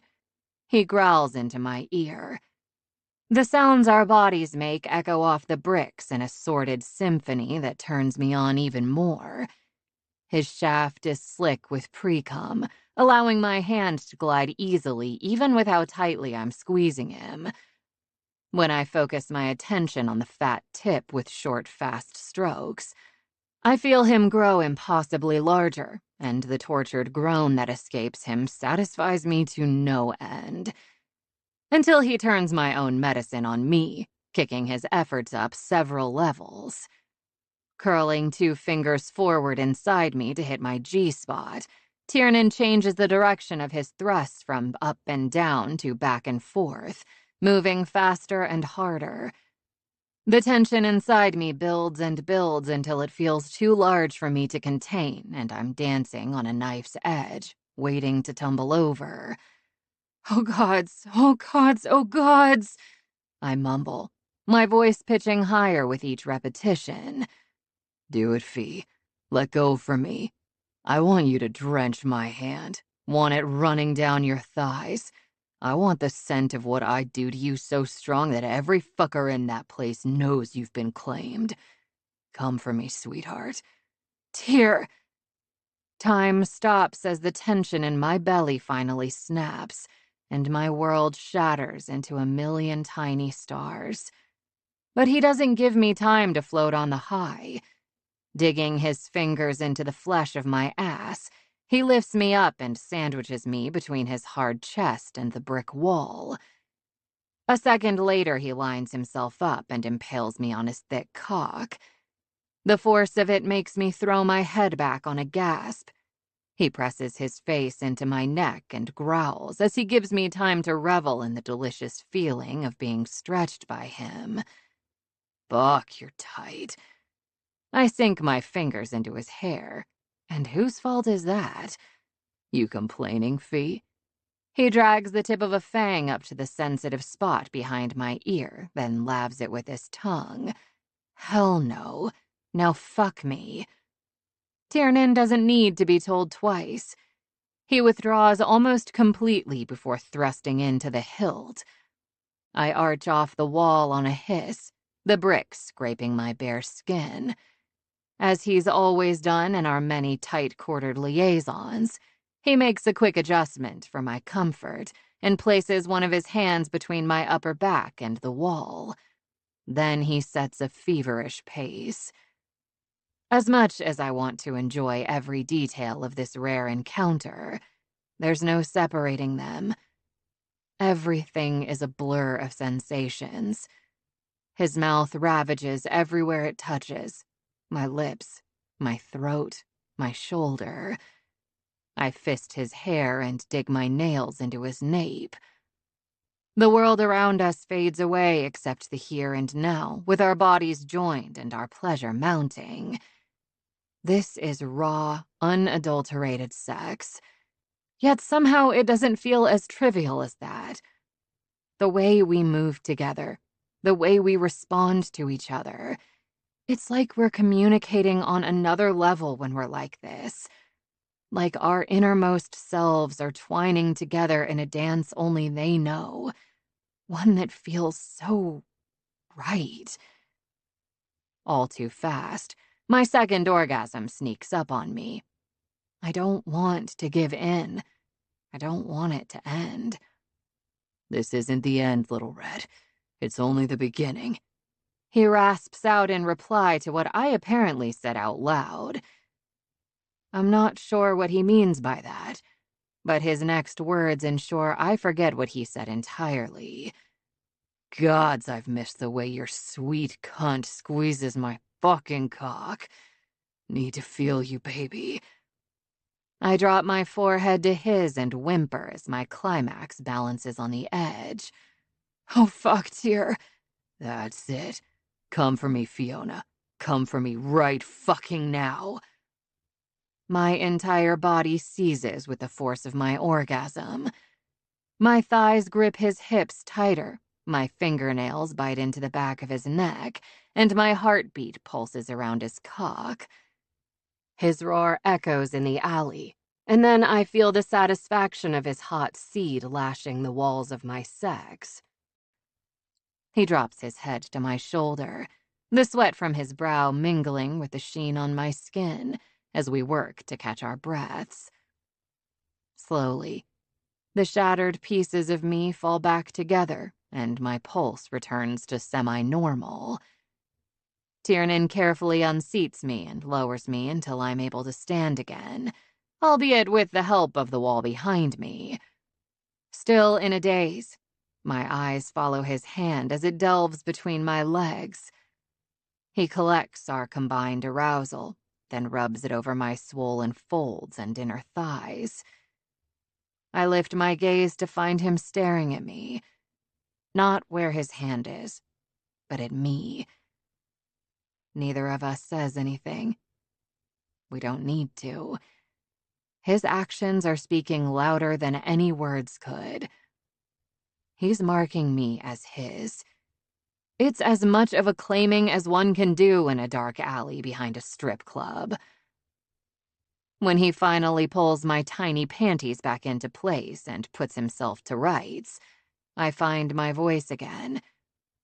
Trailing a finger down the center of his chest, I give him an impish grin. When I'm done tonight, let's go back to your penthouse. Now that we're not mucking up the night court hierarchy by the future king having relations with a lowly Fae commoner, we can have a proper scene and sex that doesn't have a 5-minute time limit. It'll be a revelation. I chuckle, expecting him to laugh with me. Instead, his expression grows serious and he casts his eyes downward. I don't think that's a good idea, Fee. My smile falls. Why not? There's no rule against the king being with humans. It was Caden's preference not to for security reasons, but obviously I'm not about to spill any Fae secrets. Come on, give me a little more credit than that. It doesn't have anything to do with security, or me being the king. Okay, then what is it? He shifts his weight from one foot to the other, another very un-Tiernan thing to do. I've never seen him uneasy before. It's like he's nervous to tell me the truth. Oh no. Gods, I'm so naive sometimes. Here I am thinking the one silver lining to me completely losing my identity and learning I'm human is that it fixes the complications of our stations caused when we thought I was Fae. But if there was a station lower than the one I had before, it's being human, isn't it? His brows knit together over the straight bridge of his nose. What? No, Fee, Jesus, why would you think that being human makes you less in my eyes? I think the better question is, why wouldn't I? I push the phone onto his chest, forcing him to grab it or risk it falling. Have the guys in the van get what they can off this, and then one of them needs to bring it back to me. I'll hand it to the bartender and say I found it on the floor. I spin on the heel of my platform pleasers and stride toward the door as he calls out for me. Fiona, wait. Hurry up with that before they realize I'm the one who took it. Once inside, I blink rapidly to beat back the angry tears threatening to spill over. I have another set to get ready for, and Tiernan Varen isn't worth ruining my makeup. Chapter 15. Fiona. Sitting at one of the vanities in the back room at Devil's Door, I apply my makeup while paying close attention to everything going on around me. There's a ton of activity between the girls changing costumes and getting ready, one going on stage while the other's coming off, and the occasional waitress coming in to bring various drinks or messages from patrons. This is my third night here, and I've gotten to know some of the girls pretty well. Others aren't the kind to play nice with the new girl. Normally, I'd meet snark with snark, but I'm here to get information, and the only way to do that is to get on everyone's good side. So I'm killing them with kindness like a true Southern belle. Trixie, who is my favorite by far, sits down at the vanity next to me. Hey, girl, I heard you had a John break last night. How'd it go? I think about what happened between me and Tiernan the night before against the alley wall. It started out with so much promise, hot and needy, desperate to get each other off. Was exactly like what we used to have with each other, and I've missed that. But there's so much more we could be enjoying if we explored our kinks together. Unfortunately, he doesn't feel the same. I don't think he trusts me. I'm not even entirely sure what it is he doesn't trust me with. It's just a gut feeling I have. I would bet Tiernan's baggage is trust issues, and now he's gun-shy when it comes to relationships of any kind that take more effort than a handful of minutes in a closet or other seedy location. Was I hurt when he rejected me last night? Yes. But I'm getting quite comfortable with the idea of emotional pain. I packed it up and tossed it in my own mental closet. And that will be my baggage to unpack at a later date. A much later date.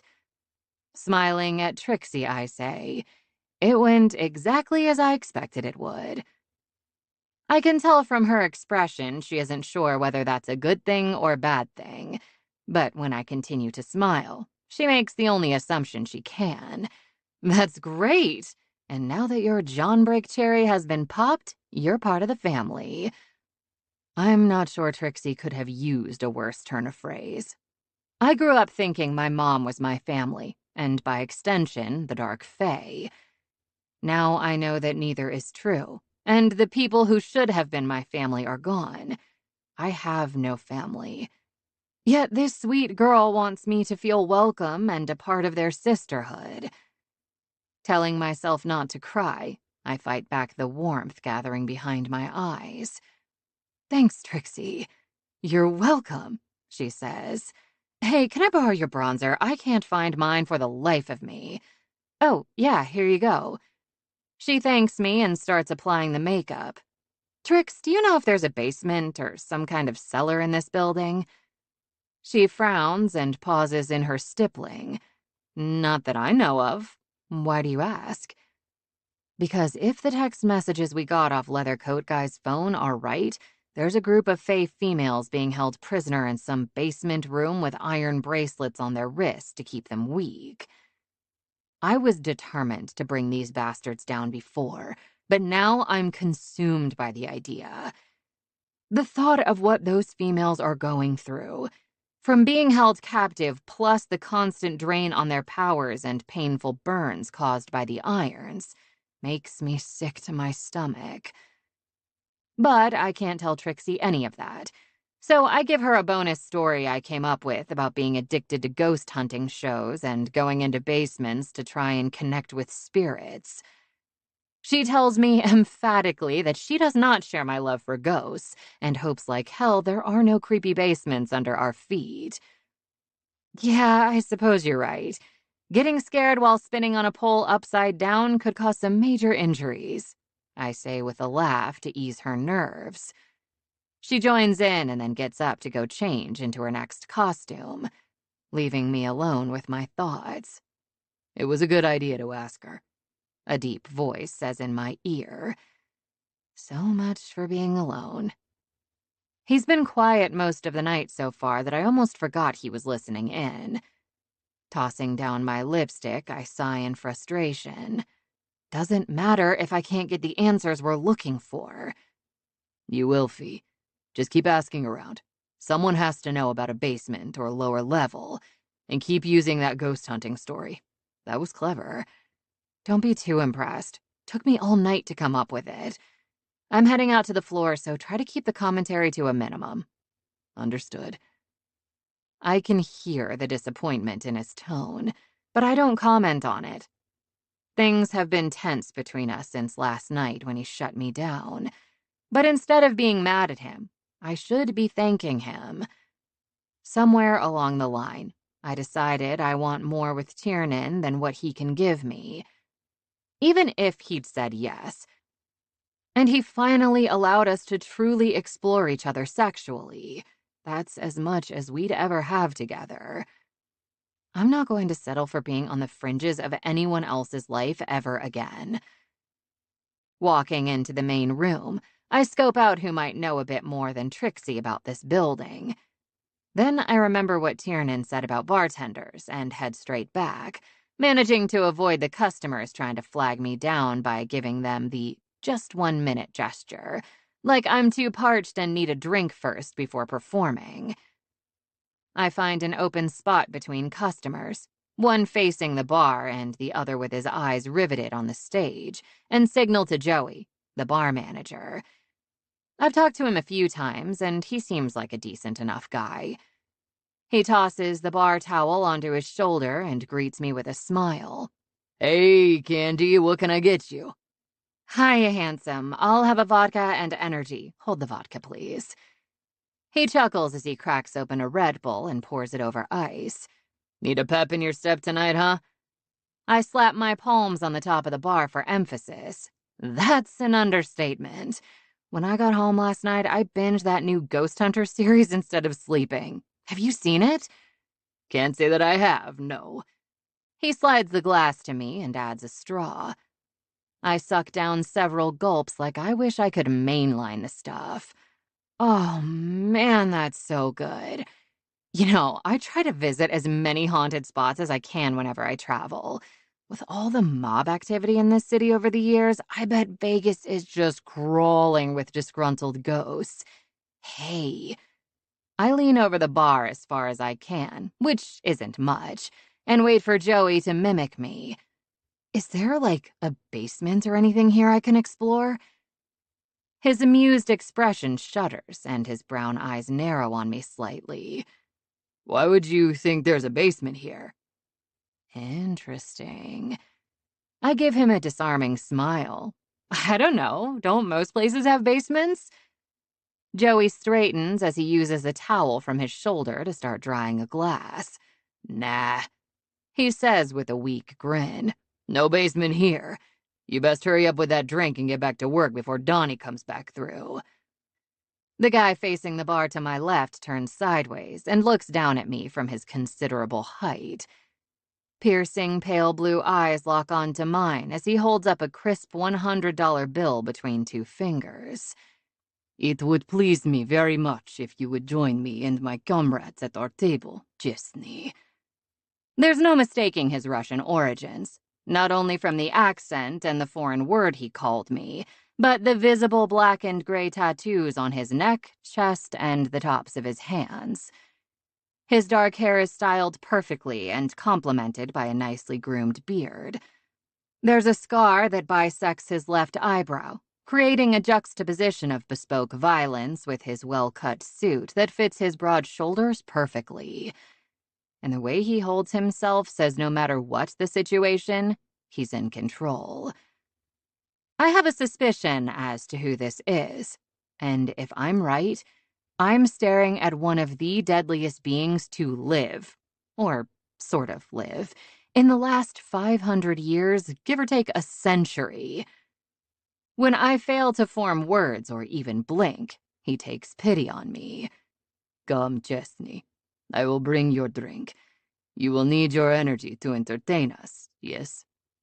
He winks, then points to a table where 2 more Russians look like they're sitting in as extras for a fake mafia movie.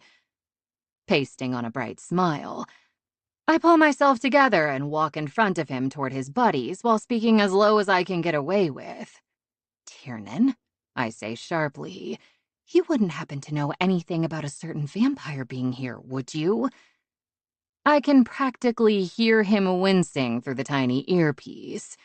Relax, Fee. Dimitri's just there as backup. I made it very clear this is an eyes-only job.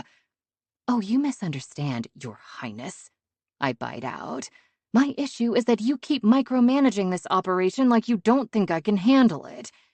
Giving the Russians lap dances, on the other hand, I have no issue with. Fiona, do not test my patience right now. Then don't tempt me. I fire back.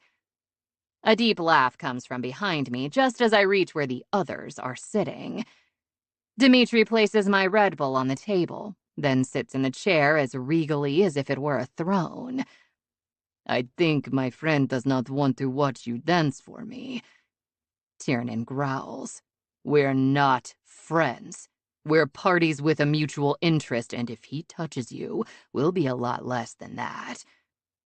All 3 vampires chuckle and share a look like someone just told a joke. You can hear him? I ask. Of course. He says matter-of-factly. His kind has good hearing. Ours is better. Donnie passes behind the Russians and arches a brow. Translation, I'm not paying you to talk to the customers. Affecting my candy persona, I twirl one of my white pigtails and bat my heavy with Falsey's eyes. You want some sugar? Da, I have a big sweet tooth. In fact, I have 2 of them. He winks and smiles wide enough to flash me his lethal fangs. As I place my hands on his shoulders and straddle his thighs, I can't help but return his smile. For as scary as he's supposed to be, he has a charming side to rival that of the male growling in my ear. I begin dancing, moving my hips suggestively, leaning in so that the swells of my breasts above my corset are enticingly in front of his face. You are good at this, Chesney. It is no wonder you have not been found out yet, even with your strange questions about basements. What does that word mean that you keep calling me? It means fair one, appropriate for one who is beautiful as you. He's a dead man, Tiernan says. Dimitri answers him. Yes, I have been that for a very long time. Well, as fun as it's been listening to both of you, Joey's reaction only solidified my suspicion that there's a lower level of some kind in this building. You're right, Dimitri says. There is a private club downstairs. The main entrance that leads there is through the adjoining building with a high level of security. But I believe I have heard of another entrance used by some of the girls who also work down there. If it's a door that the girls are using, then it must be somewhere in the back room where they get ready. I don't even think to say goodbye or thank you before power walking to the dressing area, ignoring the cheers and jeers and commands of the patrons to attend to them. I take a deep breath and say a little prayer to Rhiannon that the room is empty, then step inside. Praise the moon goddess, there's not a soul in sight. I turn around in a slow circle, examining the area. I'm trying to think if I've seen anyone going in behind a clothes rack or... Wait a minute. Has that black curtain always been hanging on the wall? A rack of shoes sits in front of it, and if you don't really analyze it, it looks like it just could be a strange choice of decor. Or like there's a window behind it that needs to be covered up so that no one can peek inside. Or like it's hiding a door. Unsure of how much longer I'll be alone, I jog over in my 5-inch pleasers and pull back one side of the curtain. It's thick and heavy black velvet, like a stage curtain that goes from the ceiling all the way to the floor. And sure enough, there's a thick steel door behind it. I try the doorknob, but it's of course locked. I squat down and look at the lock to determine if it can be picked easily by a novice like me. Maybe if I use my hairpins. Hey, what the hell do you think you're doing, Candy? My heart jumps into my throat as I stand and spin around to find Donnie, the stage manager. He's holding his clipboard and glaring at me suspiciously. I'm not doing anything, just looking around at the new job site. You know, taking a breather and stuff. You are either full of shit or dumb as a box of rocks, he says. Either way, not my job to care. I breathe a sigh of relief like I just had a stay of execution. I'm about to thank him, although for what I don't know, and head back out to the main room when he lifts the tiny microphone on the cord of his headset and says, Hey boss, I caught Candy snooping in the back room by the curtain. Yeah, right now? Okay, we're on our way. He drops the mic and arches a brow at me as he jerks his head in the direction of the main room. Let's go. Boss wants to talk to you. My stomach drops and my pulse starts to race. Stay calm, Fiona. Just keep playing the part of the curious new employee with a passion for ghost hunting. You can talk your way out of this. Donnie leads me back into the main room. I glance over at Dimitri and see him answering his phone. He's watching me intently and saying things I can't hear, but I assume he's speaking with Tiernan, who must have me on mute because I can't hear what he's saying either. The vampire gives me a nod as if to say he has my back if I need it, and then Donnie leads me up a set of stairs to the loft, where the manager's office overlooks the club from behind large panes of two-way mirrors.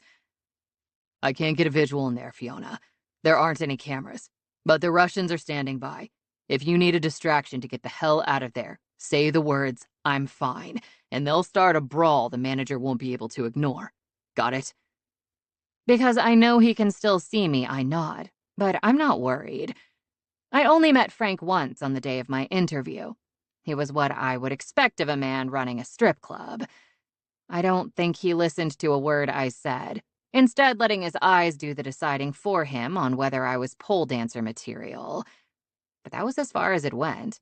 He never even shook my hand, and the entire meeting lasted 5 minutes. But when Donnie knocks on the door and is given permission for us to enter, it's not Frank sitting behind the desk waiting for us. Well-dressed and clean-shaven, he's a brown-haired businessman in his late 40s, above average height and athletically slender, if that's a thing. Whoever this man is, he's way more intimidating than Frank, and he looks like he has all the time in the world to question a suspicious employee. Hello there. My name is Stanley Leone, and I own this club. What's your name? Candy. He arches a dubious brow but doesn't press me for the truth. Not that I would give it to him anyway. It's not like I filled out any paperwork for this gig. Since I'm supposedly only filling in for Sapphire, I agreed to work on tips alone. Thank you, Donnie. I'll take it from here. I keep my eyes forward, resisting the urge to watch my safety net leave. The music from downstairs floods the room as the door is opened, and then muffled again with the resounding click of it being closed. Candy, I understand you are trying to get into things not meant for you to get into. I know, and I'm sorry. I have a strange obsession with ghost hunting and thought maybe it led to a basement I could explore. Thank Rhiannon for the ability to lie through my blunt fucking teeth. He steeples his fingers in front of him and tilts his head to the side. Now why is it I don't believe you? Damn it. Apparently telling the truth your whole life makes you a shitty liar. Tiernan comes through like the proverbial devil on my shoulder. Double down, Fee. He can't prove you're lying, so just stick to your story. I open my mouth to do just that, but something about this man stops me. There's a shrewdness in his eyes that says he can see through people's bullshit. And if he owns this club, then maybe he has something to do with the captive females, or at the very least has ties with the NPO. So, at the last second, I take a different approach. You're right, Mr. Leone, that's not the real reason. Fiona. I continue as if I don't have a pissed-off prince in my ear. The truth is, I heard there's a private club that some of the girls get to work at downstairs, and it piqued my curiosity. Private club means more money. More money means nicer things. And unfortunately for me, I have extremely expensive taste. Leone leans forward in his chair, placing his folded hands on the desk and studying me with a predatory grin. Now that, I believe. Do you happen to know what kind of private club I run? I hear Tiernan curse my name, and then the white noise from my earpiece cuts off, meaning he's muted himself again. I've heard some things, I hedge, hoping that if I guess incorrectly, I can chalk it up to misinformation. He strokes his chin in thought, then seems to make a decision. And based on the things you've heard, if I were to hire you, show me a position that would be required of you, literally speaking. Tiernan comes back on. Fucking hell, Fiona. It's a private BDSM club. Dimitri says the girls who work there are subs for hire. Okay, so it's not exactly an easy gig like waitressing or anything, but at least I know what Leone is looking for. With as much grace as I can manage in these shoes, I lower to my knees, sit on my heels, place my palms up on my thighs, and settle my gaze on the floor. I hear Leone stand as he gives me a few appreciative claps. That was lovely, Candy. I'm impressed. You may look up, he says. I lift my head and have to swallow the rising bile at the feeling of being in a submissive pose like this to anyone other than someone of my choosing, someone I trust, which is certainly not the man in front of me. It's been a long time since I've indulged this side of myself, but there's just something about Leone that throws up my internal alarm. How would you like to start working downstairs tonight? We'll give you a trial run and see how you do. I hesitate, going through all the possibilities of what I might be expected to do once I get down there. But what he's offering is an all-access pass to everything I've been searching for, including the missing girls. Tiernan speaks instantly. Don't even think about it, Fiona. Tell him you'll consider it. Tell him you've changed your mind. Tell him... I would like that very much, sir.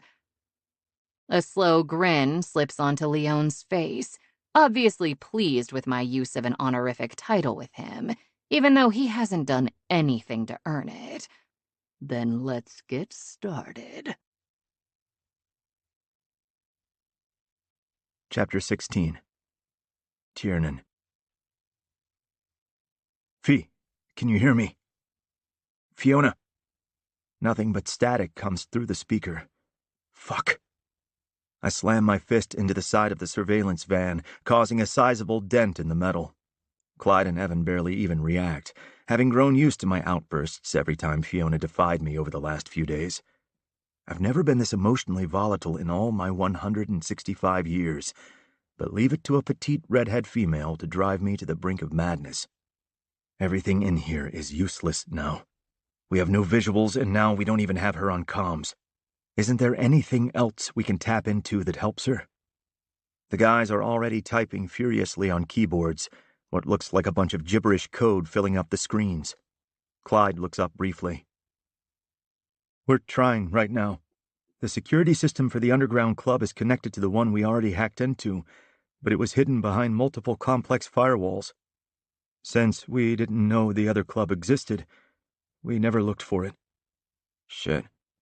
I don't know if we'll be able to get through, Evan says, his brows knitted in concentration. I mean, we're good, but we're only Vegas PD good. Whoever built this system is like black hat kind of good. Everything we're trying is blocked a nanosecond after we get it open. Cursing under my breath, I go back to my call with Dmitri as I climb out of the van. Romanov, tell me you know how to get us in there. You still have emergency potion? Got it right here. I pull the small vial from my jeans pocket. Take it, and meet me in front of Hell's Kitchen next door. Keep trying, guys. Call me if you get anything. I slam the door shut and down the contents, wincing at the bitter taste as I jog down the block where Dmitri is already waiting for me. Where are your comrades? They remained inside in case we cannot find her and she manages to get back upstairs. Not finding her isn't an option. He holds a keycard up to the panel with a red light at the top. The light switches to green, and there's a click. Then you had better hope that potion works fast. We enter a gutted-out restaurant. The tables are all pushed to the outer walls with chairs upturned on top of them, and the only sound is the faint buzz of the fluorescent lights. The wood floors that were probably polished to a shine in the past are now dull, but clean. Our footsteps echo on the boards as we make our way to the back where the kitchen is. Devil's Dungeon is through the old cooler. Security makes sure only members and their guests who are approved ahead of time go in. Okay, cool. So you'll use your compulsion and... No compulsion. I cannot use it. I narrow my gaze on him. Performance anxiety? His response is a droll expression, telling me it's none of my fucking business. Sighing, I say, fine. Then how am I getting in? Adam works Sundays. He will allow you in. How do you know that? I play with him on the occasion I find myself in town. He gets much out of pleasing his master. The serious Russian's mouth quirks up on one side, like he's recalling past scenes. He is a very good boy. Let's hope that doesn't change. He holds his hand up when we reach the swinging doors that lead into the kitchen. Through the round windows, we can see the large cooler with the words Devil's Dungeon in red neon over it. And guarding it is not one but two bouncers who look like they eat nails for breakfast. Their suit shirts and pants are stretched to the point of being in danger of splitting if they move the wrong way. Dirmo. Dmitri signals for me to follow him away from the kitchen and around the corner into a hallway for the restrooms. Why'd you say shit? Are neither of those beasts Adam? Yet, they are not. Perfect. The one guy was holding something that looks like an iPad, I say. What's that for? To pull up my information before they allow me access downstairs. Including whether or not you have approved guests? Da. I hit a button on my phone and call the guys in the van. Evan, can you get into Romanov's membership file and add me in as an approved guest with a photo and alias? I need to be someone out of town and filthy rich, but not anyone who would be well known by the general public. That shouldn't be a problem. Give me a minute. Several seconds of key clicking feels like an eternity before he finally says, I've got it. You're Dante Ricci, an Italian-American Formula One race car driver for the Ferrari team, partying with your friend in Vegas before the new season of Grand Prix races begins. Romanov and I share a quizzical look. That's somehow both super random and oddly specific, but okay, I say quietly. We good? Should be good to go in another 60 seconds. I'm sending you a reference photo for your glamour. I end the call and use the photo he texted to affect my new persona. With Aaron's potion, the glamour won't be stripped away by the hagstones, so I'll remain Dante Ricci for as long as the spell lasts. All right, the plan is to get in, get Fiona, and get out with as little disruption as possible. I know your clan's motto is typically rip throats out first and ask questions later, but that's not how we do things here, Romanov. If things go sideways for any reason, the goal is 0 human casualties. Got it? He shrugs one shoulder. Sounds very boring, but is your rodeo, Baron? That it is. I give him the nod to lead us back. Then we push through the swinging doors and enter the gutted kitchen. There's nothing left but the 4 walls and doors for the attached storage rooms. Dmitri suddenly transforms from serious and scowling to pouring on the charm like he did when I showed up at his home in Los Angeles. Good evening, gentlemen. Lovely night for a session, is it not? The guard's eyes widen before they share a brief look. The one on the left holds up a hagstone and peers at us through the hole in its center. Then he points his finger directly at me. "He's Fae." "So much for your magic potion." "Now's not really the time, Romanov," I snap, right before both beasts lunge for us. "Guess we're doing this the old-fashioned way." We throw punches in a coordinated attack. All we need to do is knock them out long enough for us to get to Fiona and get out of here. Our powerful right hooks land at the same time, whipping our opponents' heads to the side, saliva spraying from between their lips. And that's it. They don't crumple to the floor unconscious. They don't even stagger backwards. However, they do turn back smiling without a care in the world, like neither of us had any more force behind our strikes than a grade schooler. I stare in shock. What the fuck? But there's no time to ponder the answer to my question because all hell breaks loose. 4 larger-than-average males fighting in close quarters is chaotic at best, and a total shit show at worst. Punches and kicks land over and over, and friendly fire is unavoidable when your target ducks at the last second and your partner is directly behind them. When my fist accidentally connects with Dimitri's temple, he shouts a growled, "Enough!" His movements are a blur, and in the next second, 2 bodies lie on the floor with their heads twisted sickeningly the wrong way on their shoulders. Breathing heavy, I push a hand through my hair. What did I fucking say before? Romanov straightens his shirt. You said no killing humans. They were too strong to be human. I drag a hand down my mouth and jaw. Yeah, okay. But then what are they? And how are they reading as human? I do not know. He takes out his cell and fires off a text. My men are on their way to collect the bodies, so they are not discovered. If they find any answers, they will let us know. Good enough, I say, not really giving a shit anymore. I only want to get downstairs to Fiona. Apparently Erin's iron poisoning affected her enough that her spell didn't take at all. If anyone else has a hagstone they want to use in my direction, this randomly specific glamour won't do me any damn good. Dimitri pilfers an access card from one of the mysterious guards and holds it to the panel on the wall. It beeps with a green light, unlocking the huge metal door. I pull it open, and we enter into what used to be the kitchen cooler. Straight ahead is an arched doorway that leads to a red stairwell with a winding flight of stairs. As we follow them, we get to a vestibule that looks like it could be a waiting room in any high-end corporate office with leather couches, modern glass coffee tables, and even a minibar and water cooler. There are also 2 doors on the far wall. The one on the left says succubi, and the one on the right is labeled incubi. Wow, I say flatly. They really committed to the whole devil in hell theme. It is cliché, yes, but it is done well. We go through the incubi door into a luxury locker room where members can change into their kinky gear and prepare for a night of fun. It's large and well lit, with plenty of space to move around. There are rows of lockers, a comfortable seating area, and several large mirrors.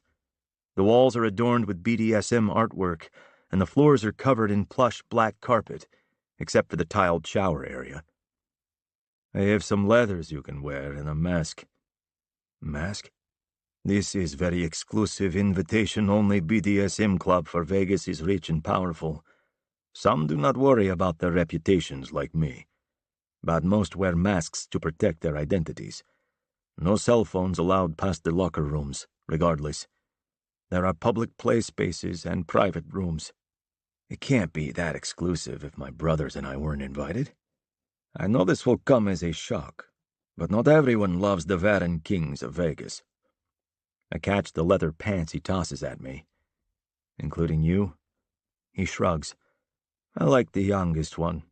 I have not yet decided on the older 2. Time will tell. I don't need your adoration, Romanov, just for you to hold up your end of our deal. And so I am, he says, removing his suit shirt to reveal an upper body almost completely covered in black and gray tattoos. As I expect of you when the time comes. I'm a male of my word. You call, I'll be there. He nods, satisfied with my answer. The deal we made is open-ended and unspecified, meaning he can cash in my IOU at any point in the future, near or far, and for any reason. All that matters is Fiona's safety while we work to bring down NPO. That's his job in all this. Nothing else. As soon as we're both dressed in dungeon-appropriate gear, leather pants, no shirts, and me with a half-mask, we place our street clothes and phones in the locker and close it up. Let's go find your woman. The main area of Devil's Dungeon is dark and erotic with red walls and black painted concrete floors. The ceiling is adorned with multiple hardpoints for suspension work, and there are stations throughout holding a variety of toys, whips, and restraints. With no windows, the only light is from red lamps and clusters of large candles around the black leather furniture, where people can relax and socialize, or watch the scenes playing out around them. Bass-heavy music is pumping through the speakers, but unlike upstairs where it's at ear-bleeding levels, it's low enough that a safe word can be heard. Not to mention all the moans and cries of pleasure, the echoing cracks of paddles or hands striking bare skin, and the unmistakable sound of flesh meeting flesh in a hard fucking.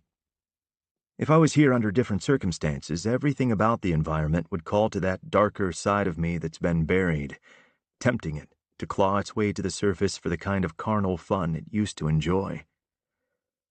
What I don't understand is if this is a kink club, where do the hired girls come in? Does Leon run some kind of rent-a-submissive business model? Only partly. Most of the members come with their own partners or hook up with other members here. But they also have the option of hiring a play partner in one of several types of roles, not just subs. Everything is done with consent and practiced safely, as assured by the dungeon masters on duty. Did you know Leon owned both Devil's Door and Devil's Dungeon? We didn't even know the dungeon existed, but when we tried to find out who owned Devil's Door, it was just a shell company, with no trail to follow. No, I did not know who owned either. It was never my concern. I did not frequent the club upstairs, and I only attend the dungeon when I am in town. Most of my play happens back in Los Angeles, where I spend the majority of my time. He nods suddenly in the direction of a small group of members. They're standing around Fiona, who's now wearing a white bra and panty set and white half-mask, appraising her like she's fucking livestock. Red eclipses my vision, and my nails begin to lengthen into sharp points. My fangs ache to tear into anyone thinking for even 1 second that they can have what's mine. I take a step forward, but Dimitri stops me with a hand on my chest. His stern expression is one I recognize, as Caden used it often with me and Finney when we were younger and in trouble. Let me handle this. Trusting the vampire lord doesn't come easy to me, but I'm the one who brought him in to help protect Fiona in the first place. And if nothing else, I know he's a man of his word. Drawing in a steady breath, I give him a clipped nod and follow his lead. Ah, a new girl. Dimitri gushes as we approach the group. This is perfect. You see, my friend, I told you I would make sure you had a good time tonight. This place has the best submissives Vegas has to offer, and by the looks of this sweet thing, it just got better. Dungeon Master, I would like to gift this new angel to my esteemed friend. Fiona's head is angled down in proper submission, so she can't see me. And even if she could, I don't look like me, but she can recognize my voice. She's positively stunning. The tension melts from her posture, confirming she knows I'm the one here with Dimitri. Leon's lips peel back in a poor attempt at a smile. I'm sorry, Master D, but Mistress Alma was the first to request her as a playmate for her pet. A woman who looks in her late 50s and dressed in a leather bodysuit flicks her platinum blonde hair behind her shoulders and stares us down. At her feet, on the end of a metal leash, is a man in leather shorts, harness, and collar, with a puppy play mask. He cocks his head to the side, and I hold my hands up to assure him I'm not judging. However, if his mistress gets in my way of taking Fiona, I won't be held responsible for what I do to either one of them. Perhaps my pet and I will grow tired of her in a few hours, Mistress Alma says, giving Fiona another perusal as though trying to gauge her value. Your friend may have her then, Master D.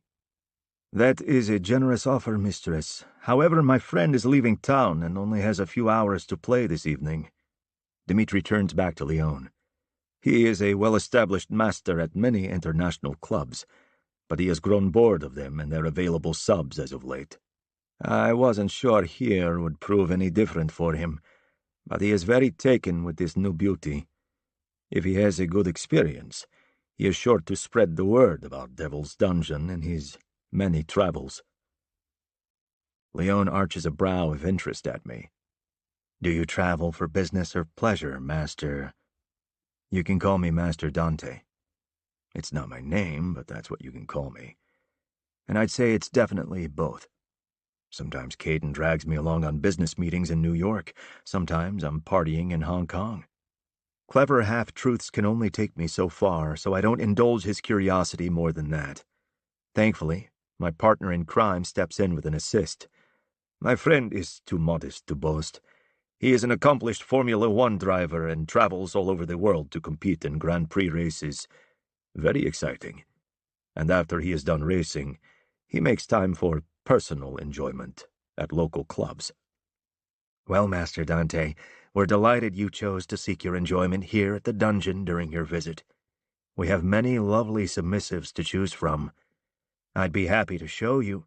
No, I say sharply. Too sharp, from the way Leon is now studying me. Reining in my frustration, I try another tactic, bruising his ego. I'm sorry. I understand that as the DM on duty, you're just trying to do your job. Perhaps I could speak with the manager or someone else in charge to plead my case. I'm as in charge as it gets, Master Dante. A smug grin lifts the corners of his mouth. I own this club and the one above it. Plead away. Money is no object. Nor is it for Mistress Alma or any of the other members here, he says, unmoved. I look over at my competition, who's studying her claw-like nails out of boredom, clearly confident in the outcome. Fiona has taken to picking at the skin of her thumbs. If I don't settle this in the next few minutes, I'll be tempted to grab her and run out of here. But that's not an option. We need to find those girls, so I have to get us out of this. Then would you be interested in VIP tickets to the Grand Prix race being held here in Vegas this fall, complete with pit passes and a personal tour? That gives him pause, and the look in his eyes tells me I've got his attention. He can be interested in the exclusive package all he wants. I never said I'd give it to him. Master D mentioned you're a well-established master, Leon says, continuing to scrutinize me. Do you have a specialty? Finally, I'm able to give a straight answer. Whips. The close-lipped grin he gives me is about as patronizing as a pat on the head. Ah, I see. My gaze narrows. Do you? Of course, he says, but while they require a certain amount of skill, I thought you might specialize in something less common than floggers.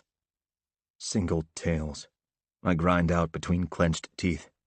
He pauses. Pardon? I'm an expert with single tails. Bullwhips, snakes, flickers, dragon tails. You name it, I wield it. His eyebrows shoot skyward, and even my competition's head snaps in my direction. Leona praises me with another once-over, like this somehow paints me in a whole new light. Very well, Master Dante. You win, he says with a used car salesman's enthusiasm. I accept your VIP offer and award you candy. Mistress Alma stalks off in a huff, her pet scampering after her. I barely hold back a sigh of relief as I take Fiona's hand, anxious to get her out of here. But we don't take more than 2 steps when Leon adds, on one condition. And what's that? My scarcely seen temper is on a hair trigger at this point. It's rare that we get anyone who specializes in the art of whips. I'd like you to give us a demonstration. After that, you may play with her wherever you wish, including one of our private rooms. The private rooms. If the girls are anywhere, there's a good chance they could be in that area of the building. And if Leon thinks we're playing privately, he won't be breathing down our necks. It's our best chance at finding them. All I have to do is indulge his request. My stomach drops. The thought of doing a public whipping scene with Fiona makes me uneasy, especially since we've never played before. I catch Dimitri's attention, and he gives me the barest acknowledgement. He's thinking the same thing, silently telling me I need to do this. Putting on my best indulgent smile, I say, I accept. Chapter 17. Tiernan.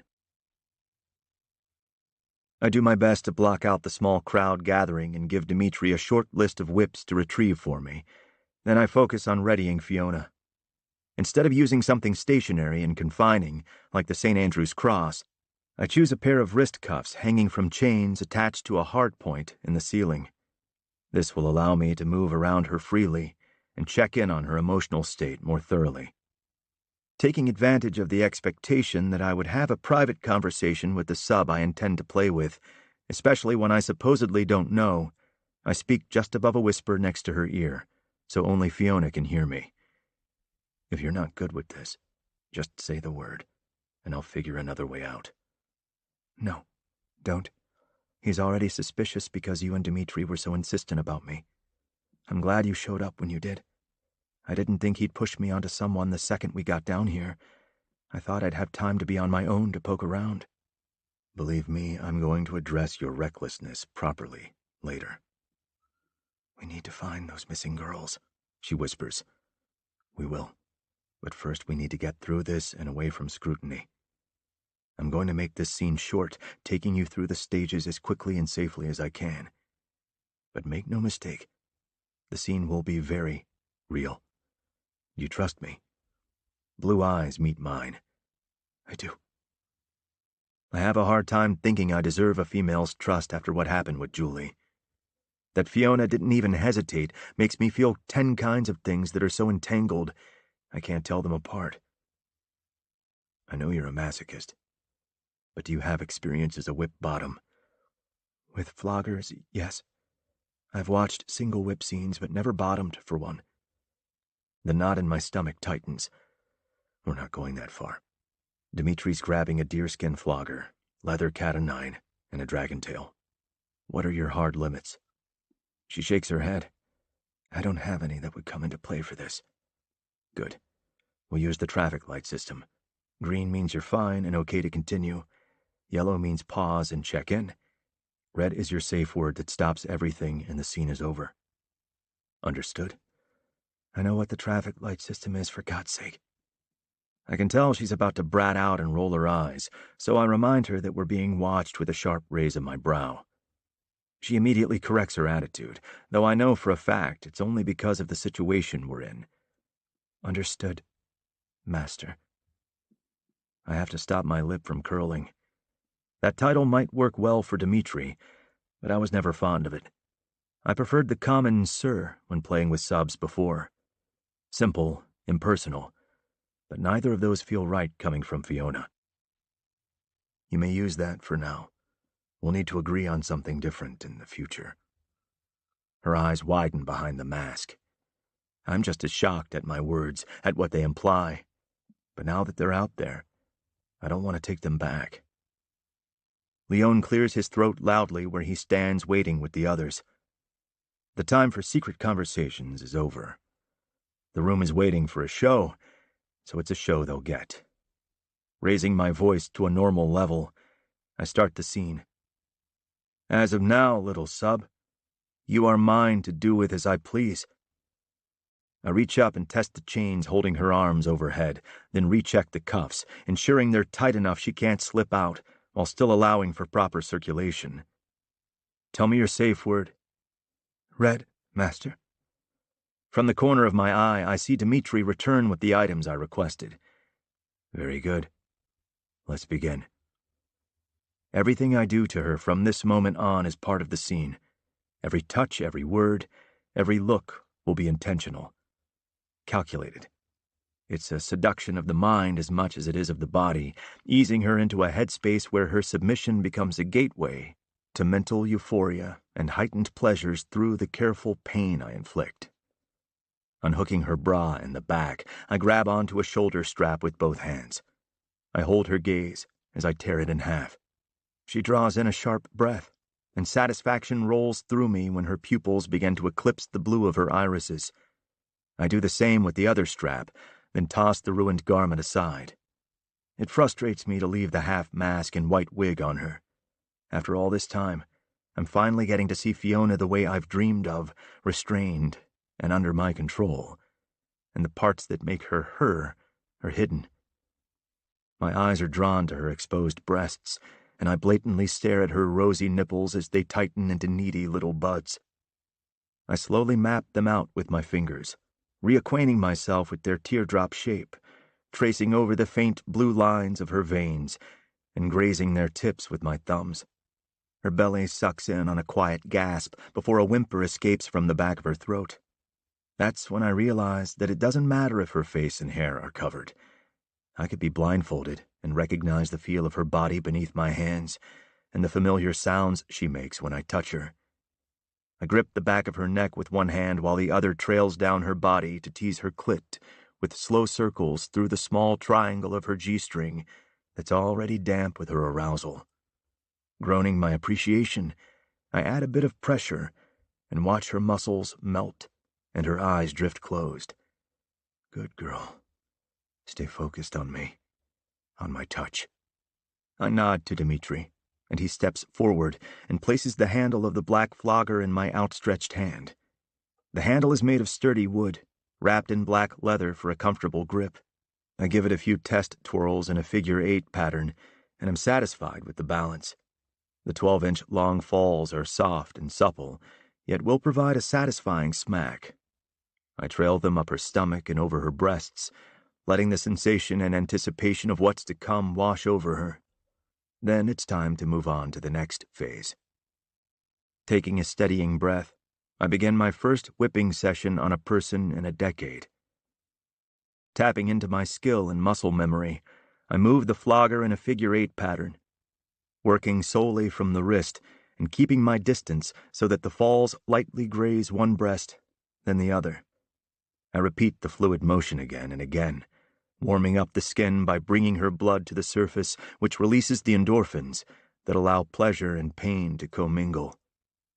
I change areas on her body, spending a couple minutes on her stomach before pausing to brush the long hair of her wig in front of her shoulders so I can warm up her upper back, and finally, the perfect globes of her ass. Once she's comfortable, I switch the flogger out for the cat-o'-nine-tails. It looks almost the same, except the 9 falls are individually braided and knotted at the ends. It provides quite a bit more sting and takes a lot of care to wield properly. Continuing to move around her, I gradually increase the intensity as she gets used to the sensation, making sure I don't spend too much time in any one area. I pay close attention to her breathing and the color of her skin, watching to make sure it doesn't turn red, which is a sign it's overworked. She's responding beautifully. I let her soft moans and whispered pleas for more sink into me like a balm for my wounded soul. Fiona is more perfect like this than I ever imagined, and it's becoming difficult to not want to push myself to see how high I can truly make her fly. Eager to take her to the next level so I can watch her come undone for me, I signal to Dmitri that I want the dragon tail. There are different variations, but this one is a 4-inch wide soft leather strip that tapers to a point at the end of the 3 feet in length. It's a unique whip that isn't commonly known, which makes it more of a novelty. Yet it's not hard to use with a little bit of practice. It's a similar motion to snapping a towel. The pointed tip of the tail flicks over Fiona's body, and with every lick of pleasure-pain, her arousal builds until she's panting with desire and moaning in need. Her entire body begins to quiver as I push her closer to the edge of her climax. Suddenly, Leon's grating voice penetrates our bubble. I certainly hope you're not planning on ending the scene without showing us your skill with the bullwhip, Mr. Ricci. Your dragon-tail work is impressive, but it's not quite as rare as getting to witness a true master with a single tail. I could kill the bastard for interrupting Fiona's headspace, let alone mine. I know he knows better than to interrupt a scene. He's swinging his dick around, reminding me he's in control of our situation. I spare a glance back and can practically see his wheels turning. I should have let him hire Fiona out and then handled the problem with Alma, even if it meant hog-tying and gagging her and her pet before shoving them into a closet. But my inability to keep my cool forced Dimitri to act so out of character that now it seems Stanley can't shake the feeling something is off. If I can't show him that I'm as experienced as I claimed, there's a good chance he'll pull on that thread of doubt until our whole story is unraveled. Dimitri must realize the same thing, because he's already retrieved a 4-foot bullwhip for me and pressed the coil into my hand. Can you truly do this? I meet his pale blue gaze. Real concern for Fiona is there, and my respect for the vampire lord grows exponentially. Yeah, I rasp out. I can. Then give him what he wants so you can take her to a private room. He won't be able to deny your duty to administer aftercare. Keeping hold of the handle, I let the rest of the whip fall to the floor and flex my hand, focusing on the feel of the braided leather pressing into my palm. I have a whole rack of whips at home, multiple versions of the different types used in BDSM with different lengths, weights, and materials. Luckily, I have a similar one to this and am very adept with it, so there will be less room for error. For the first time, I'm glad I forced myself to practice regularly over the years as a twisted version of self-imposed punishment and exposure therapy. Because of that, I'm confident in my skill. I should be fine as long as I don't let my head mess with me. No, fuck that. There's no should be about it. I would rather flay the skin from my own body than risk harming Fiona. So I will be fine. I will be present in the moment. I will stay focused on my submissive, and I will take care of her. First with my whip, then with my hands. Because Romanov is right. The sooner I give Leon what he wants, the sooner I get us out from under his microscope. It's time to stop running from my past, and pray to Rhiannon it doesn't catch up to me until I'm far enough away that Fiona isn't caught in the blast. Chapter 18. Fiona. I'm not sure how long it's been since our scene was brought to a halt by that asshat Leon, but even a second is too much. He's lucky I'm floating in subspace enough to not want to murder him where he stands. I can't promise the same about Tiernan, though. I'm not so far gone that I don't see the tension in his shoulders and the way the muscles in his jaw are working as he approaches me. He hangs the whip around his neck and strokes my hip with one hand while cupping my face with the other. How are you doing, Little Red? Feeling okay? Yes, Master. I feel really good. Lowering my voice to a whisper, I ask, what about you? Something's wrong, I can tell. His Adam's apple bobs in his throat, but it's the only indication that he's struggling to respond as he lets his hands roam over my heated flesh. Nothing is wrong. I apologize that we were interrupted, but I'm going to take care of you. I'll bring you right back to where I had you, then push you further until you fly for me. 2 fingers pinch my nipple in a vice and pull. I gasp from the sharp bite, then moan as the pain zings down to my aching clit. That's a good girl. Just like that. Stay focused on me and don't move. Think you can do that for me? Yes, Master. Tell me your safe word. Red, Master. His hands move over my back and down to grip my ass cheeks as he speaks low next to my ear. Now swear it to me you'll use it if you even get to yellow. Swear it, Fiona. That he switched to my name throws me off for a second, so I don't immediately answer. He gives me a swift crack on my butt to get my attention. I will. He pulls back to briefly look into my eyes, and I can see a hint of doubt swimming in the golden brown pools of his glamour.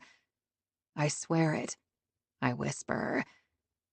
Satisfied, he nods once, then walks away from me, swinging the whip out in an arc in front of him to push the crowd back far enough to give him the room he needs. He begins by using a warm-up technique I've seen tops use before, using a side arm motion to wrap the end of the whip around my thighs, hips, and upper back. The anticipation of when he'll switch to the more serious straight-on approach is killing me. He's moved behind me so I can't see him, but there's a break in his rhythm. A moment later, I feel his hand skim down my back, over my cheeks and up my hips. Then he appears in my field of vision. His eyes lock onto mine and hold my gaze as his hand continues to roam. "What color are you?" "Green, master," I whisper. Fingers graze my clit through the drenched material covering my aching pussy, causing me to mule and press forward into his touch. "Good girl. Almost there, little red.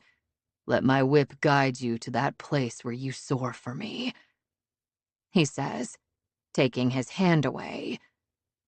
Once again, he disappears from view, and all I can do is wait. Crack. My entire body jolts from the sting of the popper as it snaps against the center of my right cheek. It's closely followed by a matching snap to the left side. Then he continues with erratic patterns of placement and rhythm, so I can't anticipate when I'll feel the next strike or where. The sensation of the single tail biting into my flesh as Tiernan expertly wields it is exhilarating. Surrendering myself to his will, to his whip, is quickly becoming a drug I know I'll crave long after the last lash. I'm in a state of blissful ecstasy as the pain and pleasure meld together, and my orgasm barrels toward me like a runaway freight train, my pussy wetter and wetter with each strike he administers. My eyes drifted shut at some point, so I don't realize he's moved until I hear the crack of the whip in front of me a split second before I feel a flame lick over my clit that detonates my climax. Throwing my head back, I scream as the full-body orgasm rips through me, my limbs shaking as I come harder than I ever thought possible. My eyes are too heavy to open, but I know the moment he's close. The warmth of his body melts over my exposed skin, and his scent permeates the air around me. Then another large, shirtless man crowds my back and wraps his arms around my waist, lifting slightly to relieve the tension on my restraints. "You did so good, Chesney." Ah, Dmitri. I should have known he'd be the only one here Tiernan allows to touch me. "Relax, and your master and I will take care of you." I manage to grunt in acknowledgement as Tiernan reaches up to undo the buckle on my left cuff. When my wrist is free, he slowly lowers my arm to my side, then gives my shoulder a quick rub before repeating the process for my right arm. Tiernan scoops me up and cradles me against his chest. "Hold on, baby. I'm bringing us somewhere private to take care of you." I manage to crack my eyes open, the urgency of before creeping back to the surface. "The girls," I whisper. Tiernan looks at Dmitri, who nods. "During your scene, I sent someone to save a room for you. Through those double doors, down the hall, third room on the right. You take care of her, and I will look for Adam, see if he knows anything. When you are ready, come and find me in the main area." "Thanks, man. See you soon," Tiernan says, then follows Dimitri's instructions. As soon as he closes and locks the door behind us, Tiernan carries me over to the large bed and places me in the center. I try to scoot under the covers, but he stops me. "Not yet, sweetheart.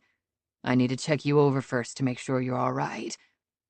I attempt to bat his hands away. "I'm fine, Tiernan. I just want to get cozy and snuggle as I come down. Come and get cozy with me." His hands roam over the places on my body where the different whips worked over my skin. But his touch isn't seductive or even affectionate. It's clinical, methodical, and the furrow on his brow is intense. Tiernan, what's wrong? Turn over so I can check your back, he says, trying to push me onto my side. I resist. Tiernan, Fiona, stop fucking fighting me on this. Both of us freeze, my eyes wide as I take in his manic state and realize something is definitely wrong. Regret washes over his features, and he drops his head to grab fistfuls of his hair. Fuck, I'm sorry. I never should have agreed to do that scene. I fucking knew better than to open the cage, but I just couldn't resist, could I? Like a God's damn addict ruining 10 years of sobriety the minute someone offers me a hit. I'm totally stunned, but when he turns to get off the bed, I scramble up to my knees to stop him. Whoa, hold on. Tiernan, talk to me. What's going on? What are you talking about?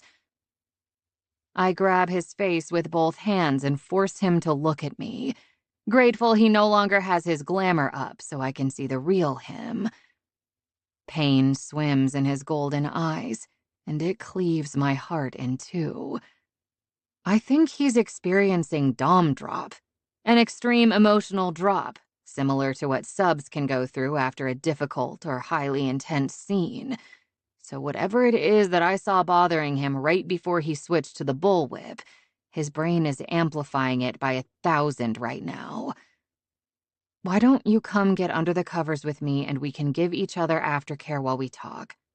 Please? When I suspect he's about to turn me down, I brush a section of his hair back from his forehead and lightly trail my fingernails over his scalp. He closes his eyes briefly, then nods and helps me get us both settled beneath the warm blankets. I rest my head on his chest and sink into the comfort of his arms around me. I almost wish I wasn't floaty from subspace so I could fully appreciate the weight of this moment that I've been dreaming about for months. Being in a bed and cuddling with Tiernan after doing a scene together. I should probably pinch myself, but if this is only a dream, then I'd rather not wake up. Tell me why you're so worried you hurt me, Tiernan. I didn't safe out, so you should know I'm fine, I say, absently drawing circles through the light dusting of hair on his pecs. Because the last time I did a whip scene, the sub didn't use her safe word. He audibly swallows. I ended up hurting her. What happened? Julie. She told me she had plenty of experience as a whip bottom. With my skill level, I didn't want to take the time necessary to train someone, so it was my rule to never play with first-timers.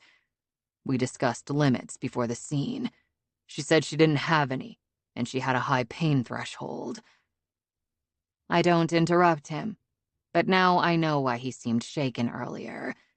We had an almost identical conversation. It'd be impossible not to have that trigger the past. I restrained her, facing away from me on a St. Andrew's cross.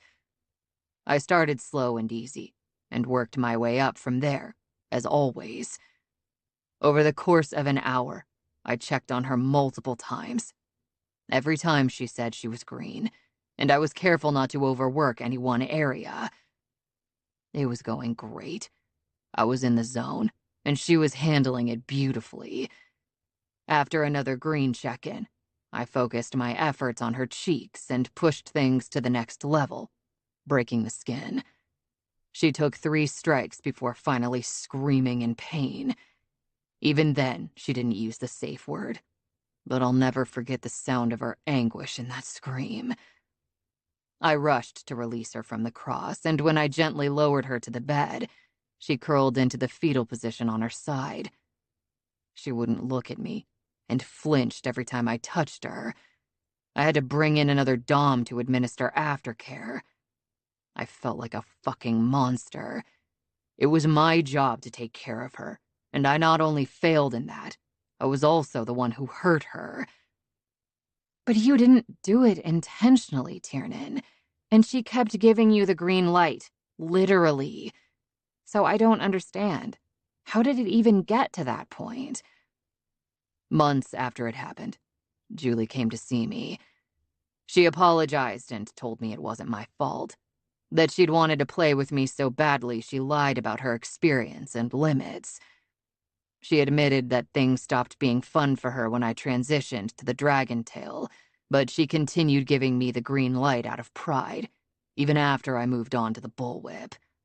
Oh my gods, I whisper, hurting for this man who lived with the thought he'd recklessly caused harm to another. Did it help that she absolved you and apologized? On the surface, yes. But I'd already spent months torturing myself about it and vowing to stay away from BDSM altogether, so the damage had already been done in that respect. That's why you never wanted to do anything more with me, I said. It's not about not wanting to. Fuck, Fee, there was nothing I wanted more than to have you like that. It was about not trusting myself, and a dom who doesn't trust himself is a danger to any sub he plays with. I couldn't take that chance with you. But now you have, I say, looking up at him. And you know that I can take what you dish out and still crave more. I don't have words to describe how amazing that felt, Tiernan. I was never even close to yellow. I swear to Rhiannon. If you ever give me the chance to go under your whip again, I'd do it in a heartbeat. Fee. He whispers my name like it's a plea, or maybe a prayer for something neither of us wants to examine. We know it's there, smothered by heavy layers of duty and tradition and recent revelations. But unearthing it would only allow us to stare at what we can't have, bringing us nothing but harsh realities and heartache. Before we go any further, hear this. I have never thought less of you, Fiona, he says earnestly. Not before, when I thought you were a fae with halfling blood, and not now that I know you're human. I don't think I realized how badly I needed to hear Tiernan say that. Emotions clog my throat and blur my vision, but I hold it all back as he continues. I get that things might be different for us outside these walls, but right now, in here, you're mine. Say it. I wish there was a world in which we didn't need qualifiers, but I'm greedy enough that I'll take whatever sliver of time Rhiannon grants us. In here, I'm yours. Mine. He growls before claiming my mouth. His hands roam, igniting a fire wherever they touch as he deepens the searing kiss. Sliding between us to stroke my pussy, his fingers find my most sensitive spot and make me shudder in pleasure. Rolling me onto my back, he follows and presses me into the mattress with the seductive weight of his muscular frame. I gasp as he starts to explore my body, his hands and mouth leaving a trail of fire wherever they touch. He teases my nipples into hard buds before making his way lower, kissing and licking his way to my throbbing clit. He flicks it with his tongue, causing me to moan and writhe. When I'm on the brink of orgasm, he stops and moves up to slide into me in a single deep thrust. I cry out at the all-consuming pleasure, the feel of him stretching me to capacity deliciously overwhelming. As always, the desperation of our need for one another rides us hard. He doesn't pause or break stride as he pistons his hips again and again, impaling me on the length of his cock with wanton fervor. "Gods, yes," I moan. "Harder. Fuck me harder." Growling, He pins my wrists above my head with one hand and encircles the front of my throat with the other, squeezing the sides just enough to make me feel his possession. Who do you fucking belong to, Fiona? Who commands this tight little body and makes your cunt drip with desire? I stare up into his glowing amber eyes and, despite having the power to lie, I speak the truth. You, Your Majesty, it's only ever been you. You're goddamn right. Now come on your king's fucking cock like a good girl.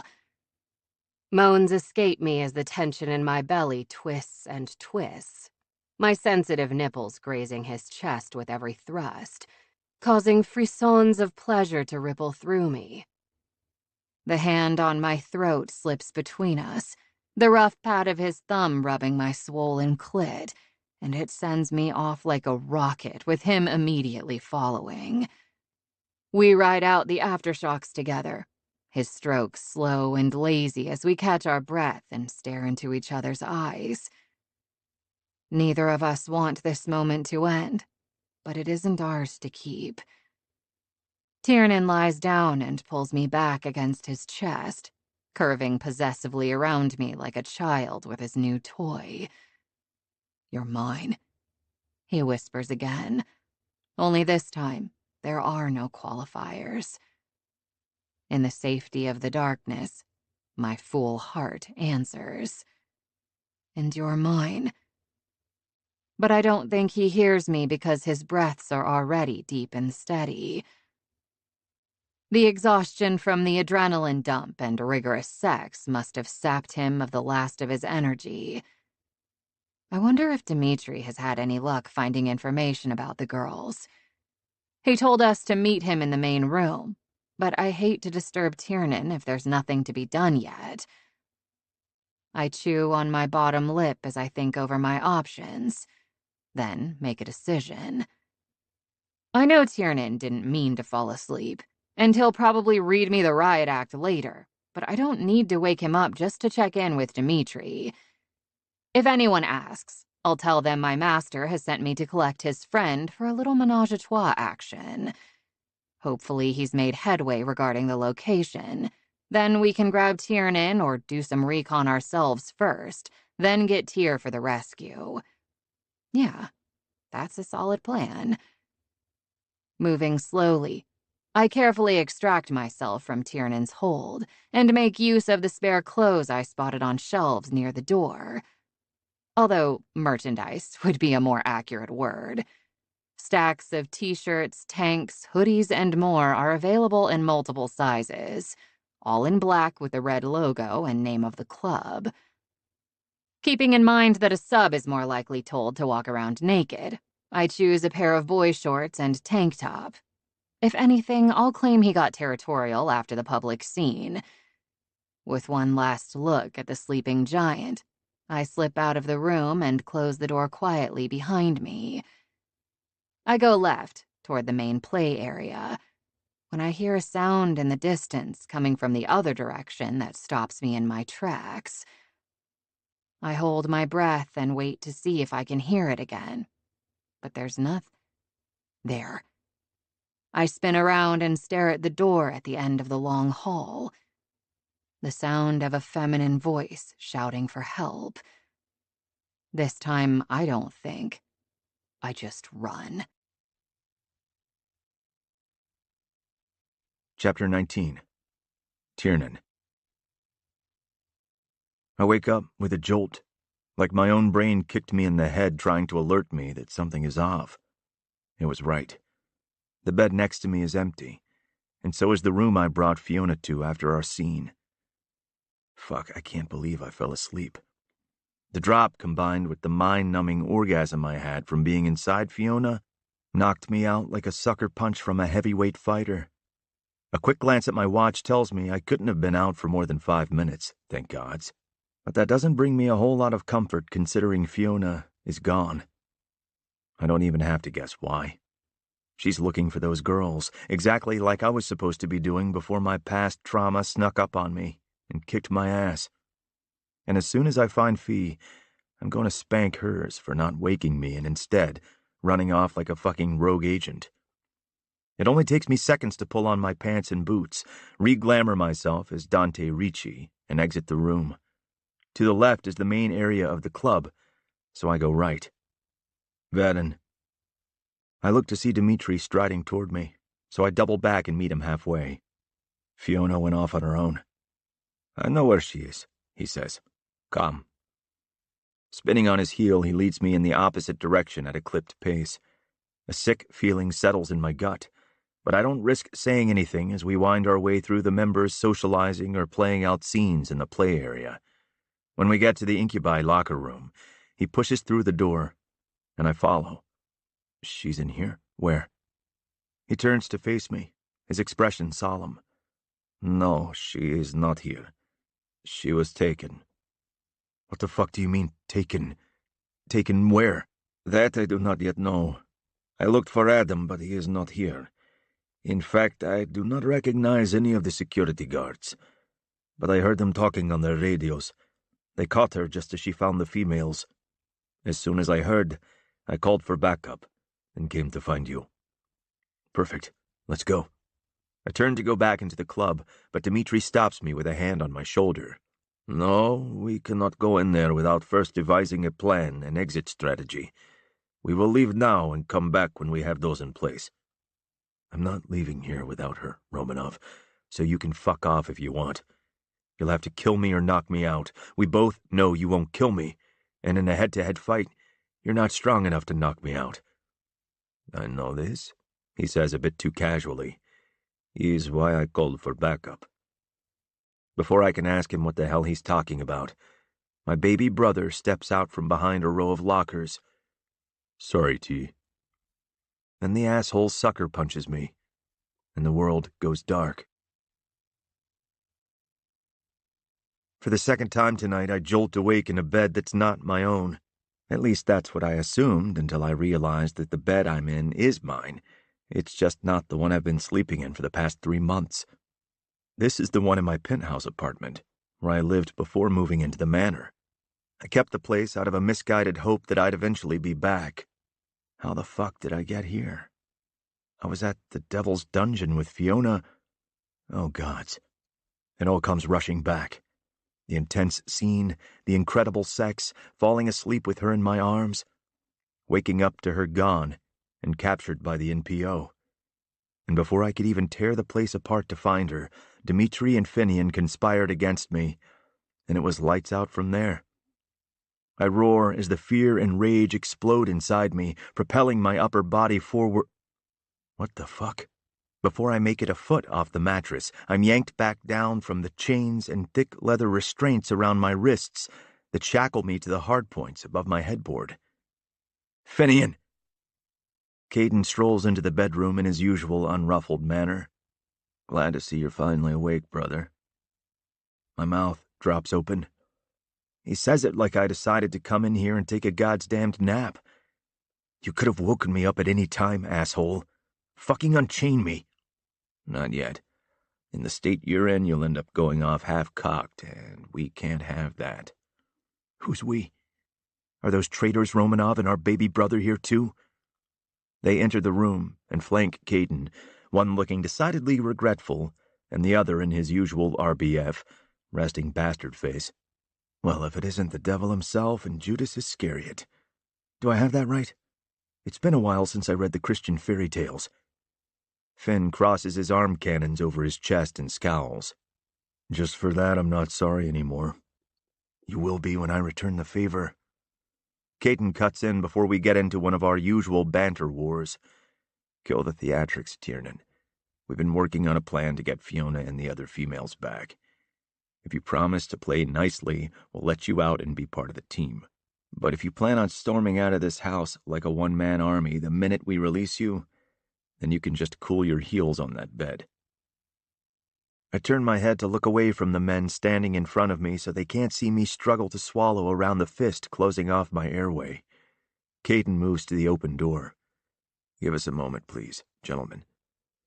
I hear the snick of the door close, then Caden approaches and begins unbuckling the cuff on my right wrist. I don't say anything, and I don't move as he makes his way around, for fear he'll change his mind. As soon as my left leg is free, I swing my feet over the edge of the bed and hunch over to fist my hair with my elbows braced on my knees. Concentrating on taking slow, deep breaths to keep myself calm, I ask, "How did you know I wouldn't run?" Caden sits on the bed next to me, his clasped hands resting on his thighs. "Because as much as you want to storm the castle, you know the right decision is to stay and plan. You might be a rebel in many ways, Tiernan, but in the moments that matter, you do what needs to be done for the good of those you care about." I don't know what to say to that, so I don't.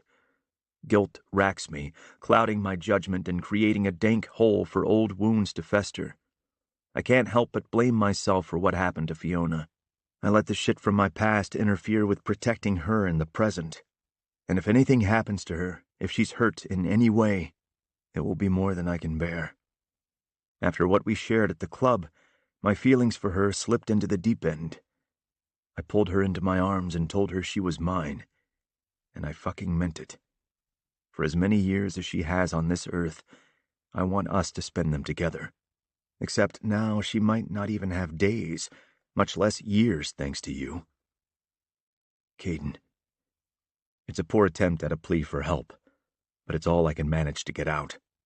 My older brother places a hand on my shoulder and squeezes. "We will get her back, whatever it takes. I swear it to you." As though he's instilled me with his own strength, I'm finally able to compose myself and rise. He stands with me. "Let's go see if Romanov's contact is called back." We join the other two in the living room, and I accept the olive branch of a glass of Devil's Keep from Finian.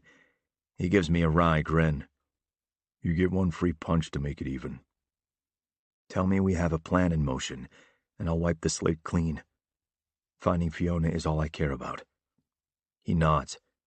"We're working on it." A cell phone rings on the coffee table, and Dmitri presses the button to connect the call. "Adam, what have you found out?" It must be the security guard who Dmitri had the occasional dominant-submissive dynamic with at Devil's Dungeon. The man's voice comes through over speakerphone. "I think you were right. There was a group of women here. I found some evidence of glitter and a broken 5-inch heel in an old storage room that shouldn't have had anything in it. I don't know how long they were there, but there's no sign of them anywhere in the building now." Caden rubs 2 fingers over his chin.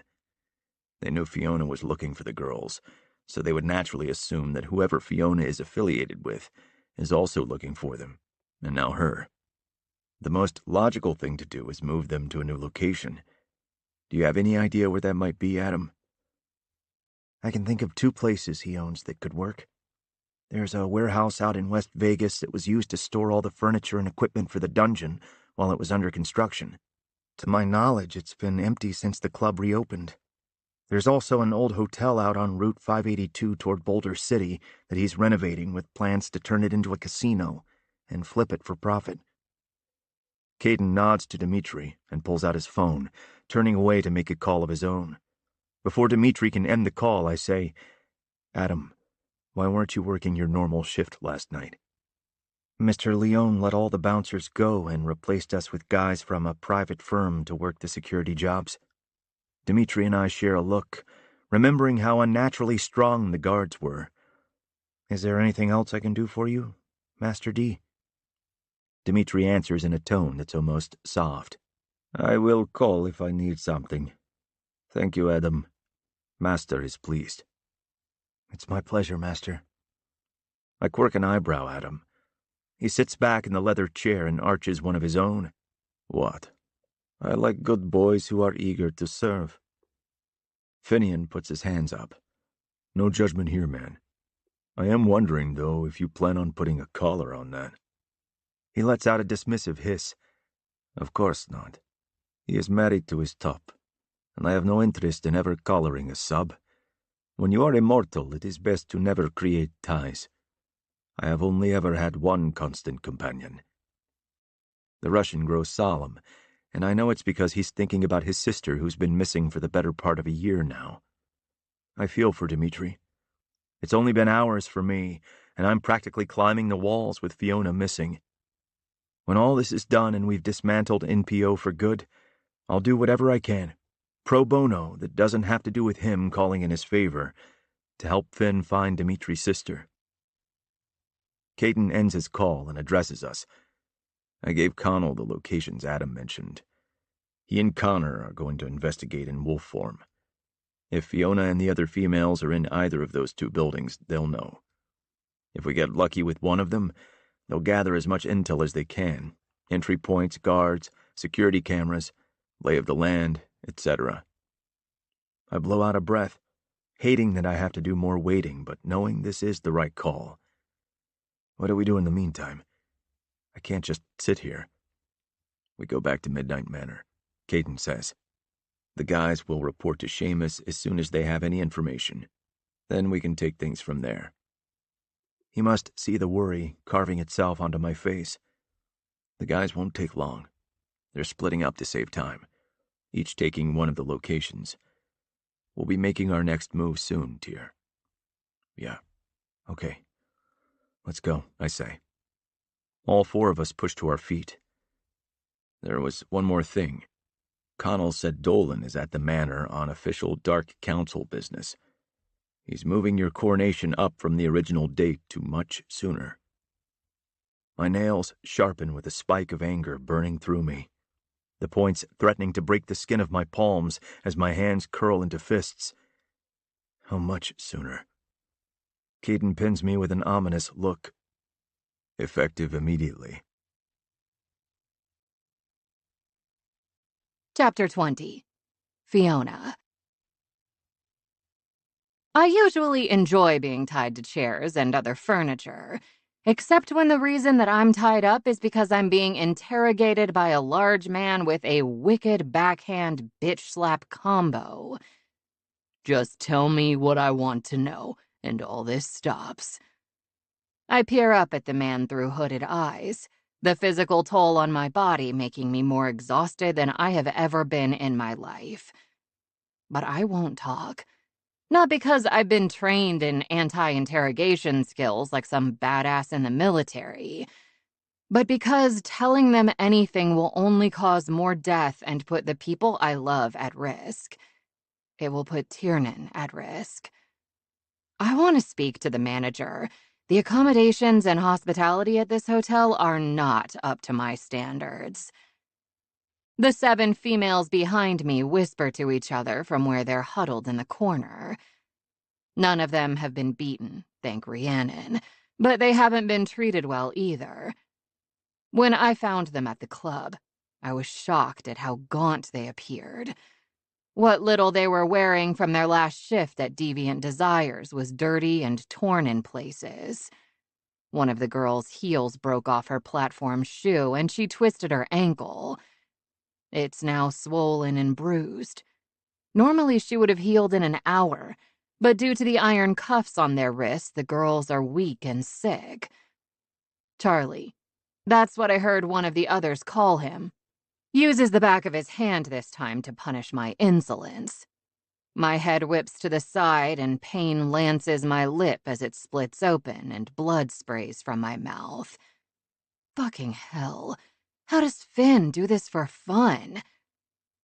Ow. I test my swollen lip with the tip of my tongue and wince. That's going in my Yelp review. In the beginning, I wasn't so daring and bold. But I learned that no matter if I was polite or silent or pleading, Charlie still hit me. So after a while, I shoved all my fear and pain into a tiny box and locked it away. All that left me with was the snarky side of Fiona, who my counterpart here does not appreciate. Who were you working with? Who else knows about the girls? Look, Charles, may I call you Charles? I told you before, I don't know what you're talking about. It was my first night in the dungeon and I was looking for the bathroom. Charlie bends over and gets right in my face. Listen, you little bitch. My orders are to work you over without making too much of a mess of that pretty face. But there's more than one way to skin a cat, and I'd be happy to work you over in another way. You catch my meaning? Go ahead. I say as I laugh. Deliriousness is starting to set in, but that's probably not a bad thing in this situation. From what I can tell, I don't think I'll feel a thing, if you catch my meaning, Charles. That makes the girls laugh quietly among themselves, but it's loud enough that it still echoes in this empty warehouse room. My left eye is almost completely swollen shut, but my vision is good enough to watch his face turn red. I give him a lopsided grin, and I can almost see his anger building like steam in a kettle, pressure growing and growing until at last he explodes. He roars at me, only inches away, and there's a split second where his face transforms. His brow becomes more prominent, and his upper and lower canines elongate as his face morphs and twists into a vicious snarl. I rear back as far as the chair allows, but by the time I do that, there's nothing unusual about Charlie at all. My mind races, trying to determine if my mental state combined with slightly blurry vision would cause hallucinations. I don't feel impaired enough for that, but what the hell do I know?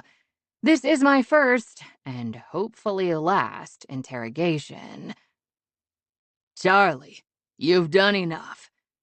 Stanley Leone walks into the room, his dress shoes echoing on the concrete floor. Two of his big goons are with him and go straight for the girls. Their terror is palpable with how they cower and cry.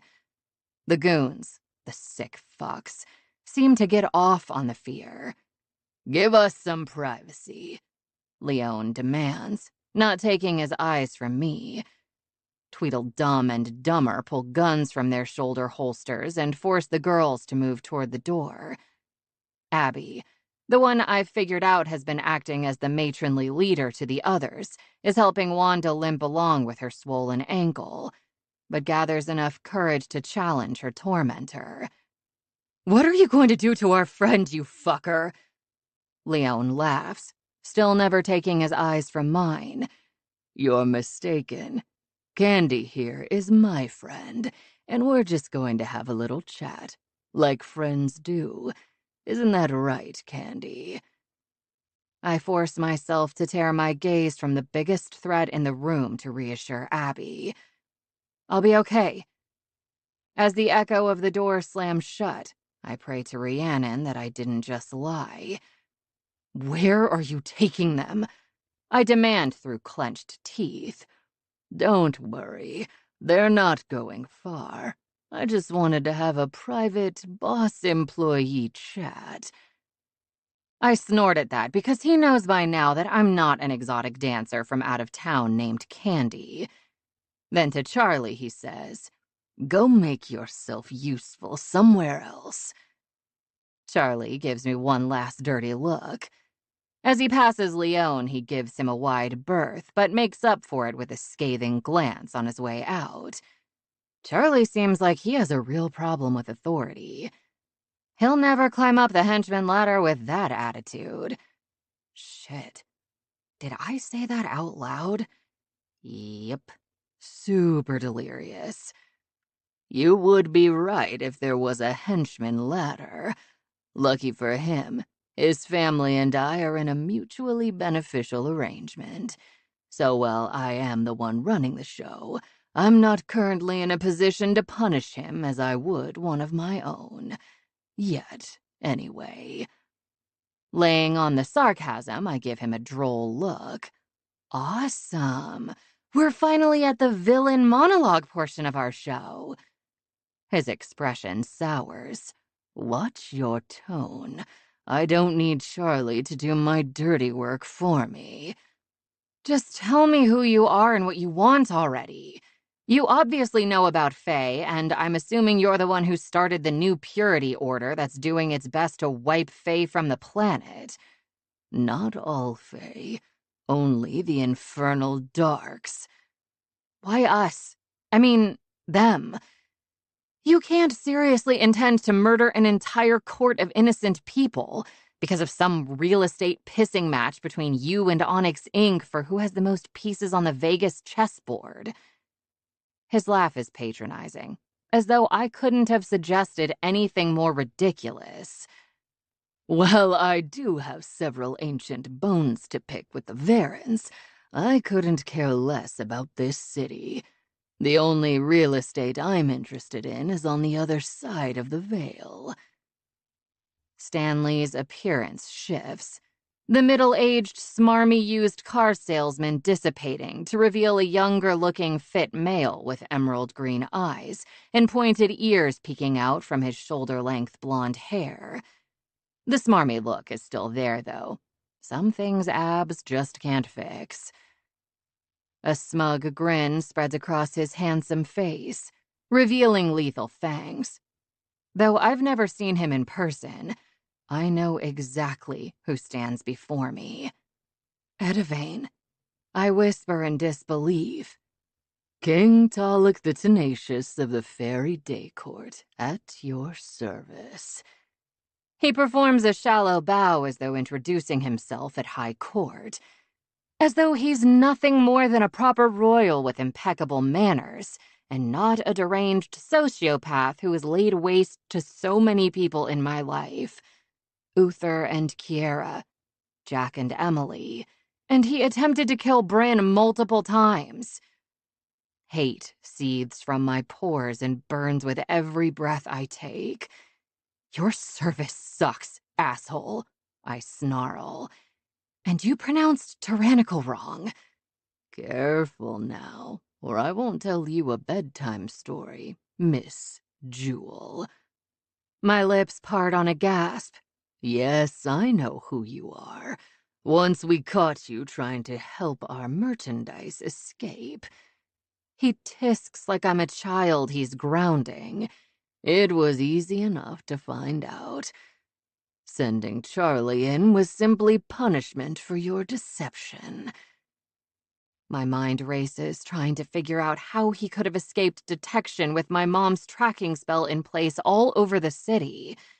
And how is he reading as a human? Dimitri and Tiernan would have recognized him as other in the dungeon. Then it hits me. You have a conjurer helping you. He smiles widely, flashing his fangs. Guilty. It wasn't easy to find one, considering they so selfishly keep their powers to themselves. It's not because they're selfish, I snap. It's so that monsters like you can't use them to do monstrous deeds. It's for self-preservation and to protect potential victims. Being a conjurer is as much a curse as it is a gift. You would know, wouldn't you?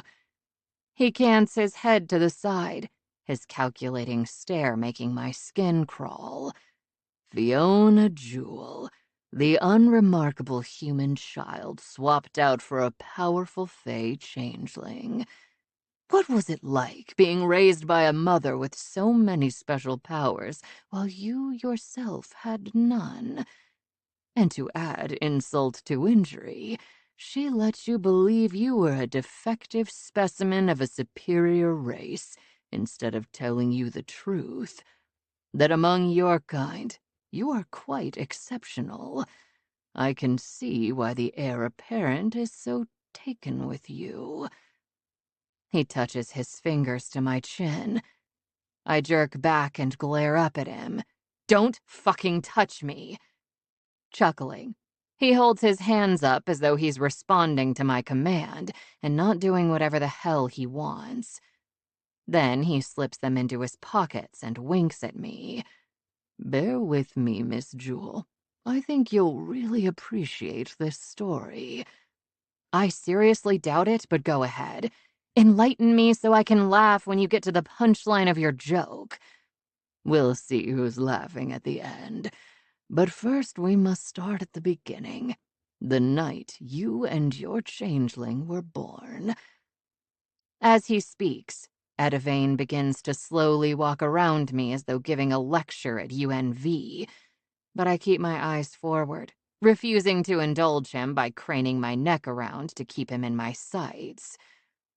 Back when I was the crown prince and leader of the Light Warriors, waiting not so patiently for my father to die so I could rectify his grave mistake when he made peace with our enemies, the Darks.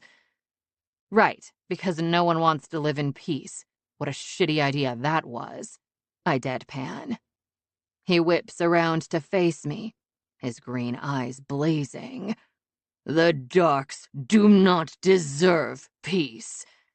Matching his fury, I shout, "Why? Because there's been no contact between the courts, apart from the kings meeting once every decade since the treaty was signed. What the hell did they ever do to piss you off so bad?" Like someone flips a switch, he composes himself into the picture of a totally rational male once again. That I will not share. As you are not Fae, it does not concern you, human. Okay, ouch. Smirking, I fire back. Then I'll have to assume it's because you're butthurt that the Darks built a city where people go to live, and you built Phoenix where they go to die. A slow smile spreads across his face, but it doesn't look right. It's hollow and cold. A shiver trickles down my spine. I counter it with a hardening of my jaw and squaring of my shoulders as I glare at the bastard. Let's get back to the story, shall we? He says cordially, like we're having a chat over tea. When my cousin told me he'd fallen in love with a dark female and they'd miraculously conceived, I knew Luch was smiling down on me. To have a dark light with mind control powers meant I could bend all Fae to my will, including my weak-willed father.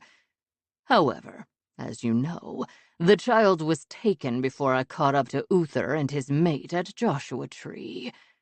I learned of the sister and presumed she was the one who'd taken the baby and hidden her in the human world. Hidden away with my parents and living my life. I shake that thought away before it can dig its thorny barbs into my heart. I have no hard feelings toward Bryn. She was as much a victim in this as I was. Our fates intertwined since shortly after birth. I knew if I found the sister, I could find the child, but she too seemed to disappear off the face of the earth. She was either dead or a conjurer able to mask her location, so I focused my search on the child. It took more than 20 years and teams of investigators before we found her, and even then, I wasn't 100% sure she was the one until shortly before bringing her to Vegas. The blood in my veins turns to ice. You killed Jack and Emily on the off chance that she was the Darklight?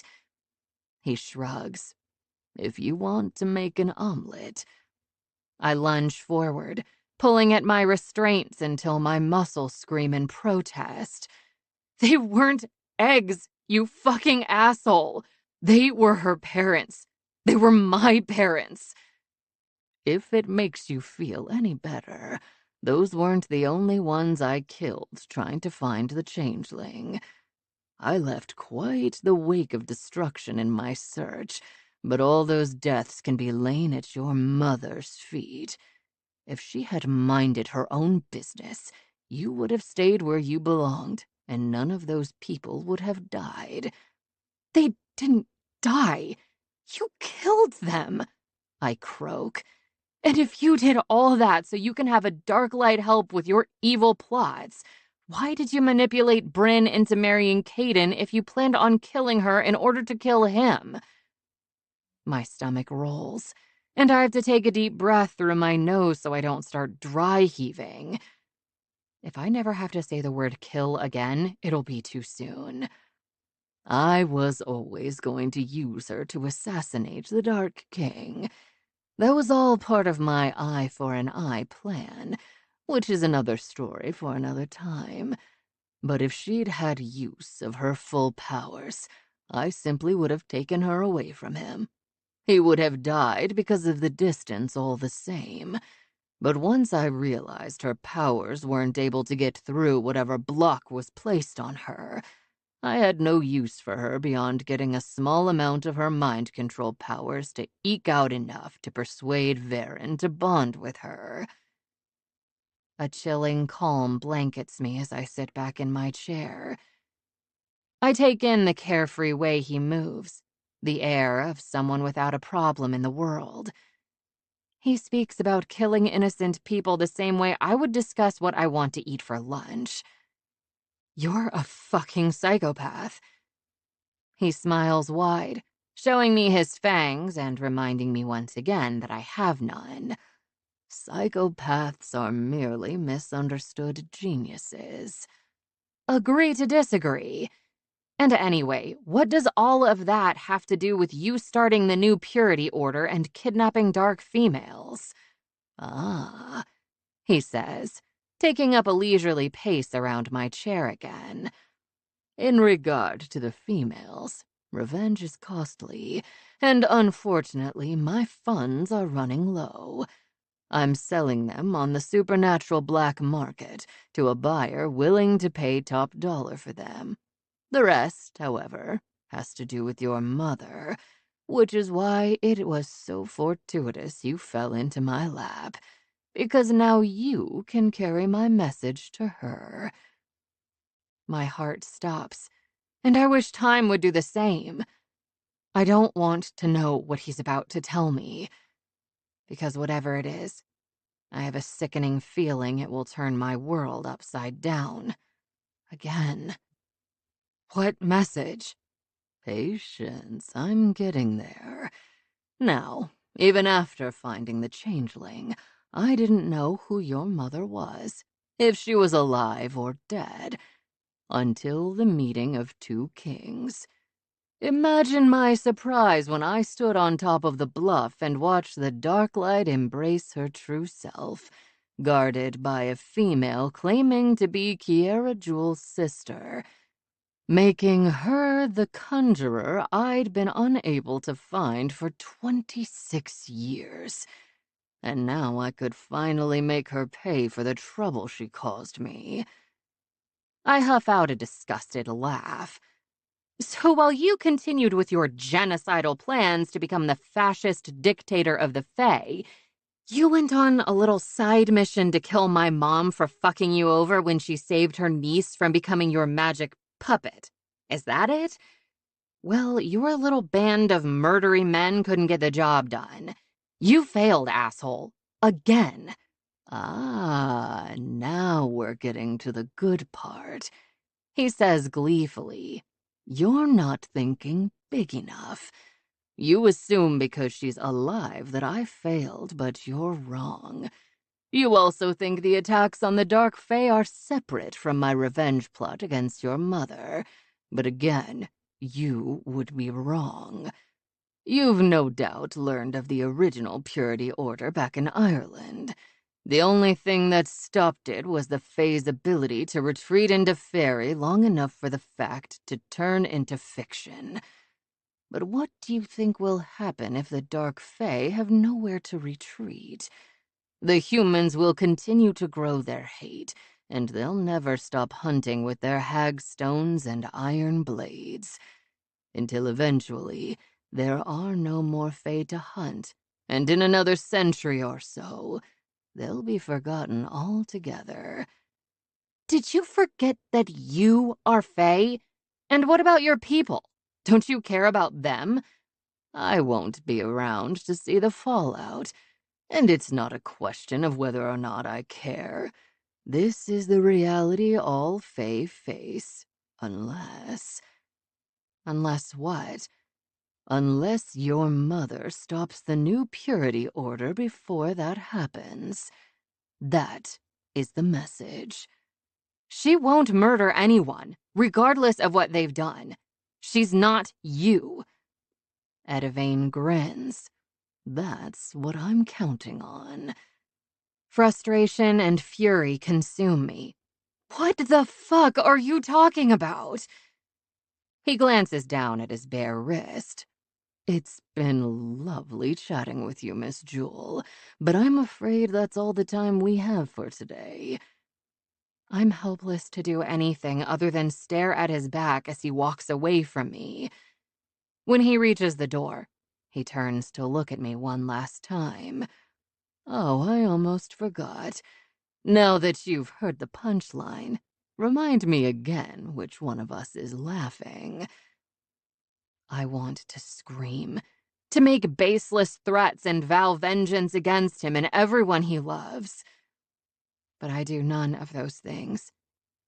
I'm frozen in shock, numb with fear. That's what I thought. Chuckling, he locks me away behind the steel door, leaving me with nothing but my thoughts and sickening dread for what's to come. Something tiny moves in the corner and catches my eye. Correction. My thoughts, sickening dread, and a little gray mouse. Chapter 21. Tiernan. As soon as we arrive at Midnight Manor, Dolan is waiting in the foyer to formally request a private audience with the heir apparent. Unable to trust that I wouldn't say something Seamus would force me to apologize for later, I signal for him to follow me to the study, where I take a seat behind the large desk and wait. Hedrick clears his throat and stands rigid like a statue with his hands clasped in front of him. Your Highness, the Council has decided that we cannot wait any longer. The time for you to ascend is now. Our people need a ruler. They have a ruler. Seamus is crown regent, which for all intents and purposes means he is the king until I ascend. I assure you he's the better choice anyway. I still have more than 2 months until the agreed-upon date. And once we've saved Fiona and the other females, I'm going to spend every second of that time hunting these bastards down until I've turned every last one of them into buzzard food. Absolutely not, he sputters. The future king cannot go on a manhunt for a murderous faction who are looking to kill every Fae they come across. You need to remain under protection at all times. Of everyone, it is you who must obey the curfew. The idea of you acting like a common vigilante is completely preposterous. No, what's preposterous is the idea that you think I'm going to sit on my ass behind a high-security fortress while more of our people are being picked off every day. If something happens to me, I have another brother who would make a better king than me anyway, regardless of age. And if something happens to him, he'll have Caden and Bryn's child to continue the Varen line. So you see, Lord Speaker, the fate of the Dark Fae does not hinge on me alone. We are a kingdom with 2 contingency plans. That was only one, Your Highness, Hedrick says. I hold up my hand and tick them off with my fingers. Finian, the baby. I'm afraid not. Prince Caden's baby will not be of pure dark blood and therefore will be ineligible to rule. You've got to be shitting me, I spit out. Because of Bryn's light blood, my brother's child will be denied their birthright?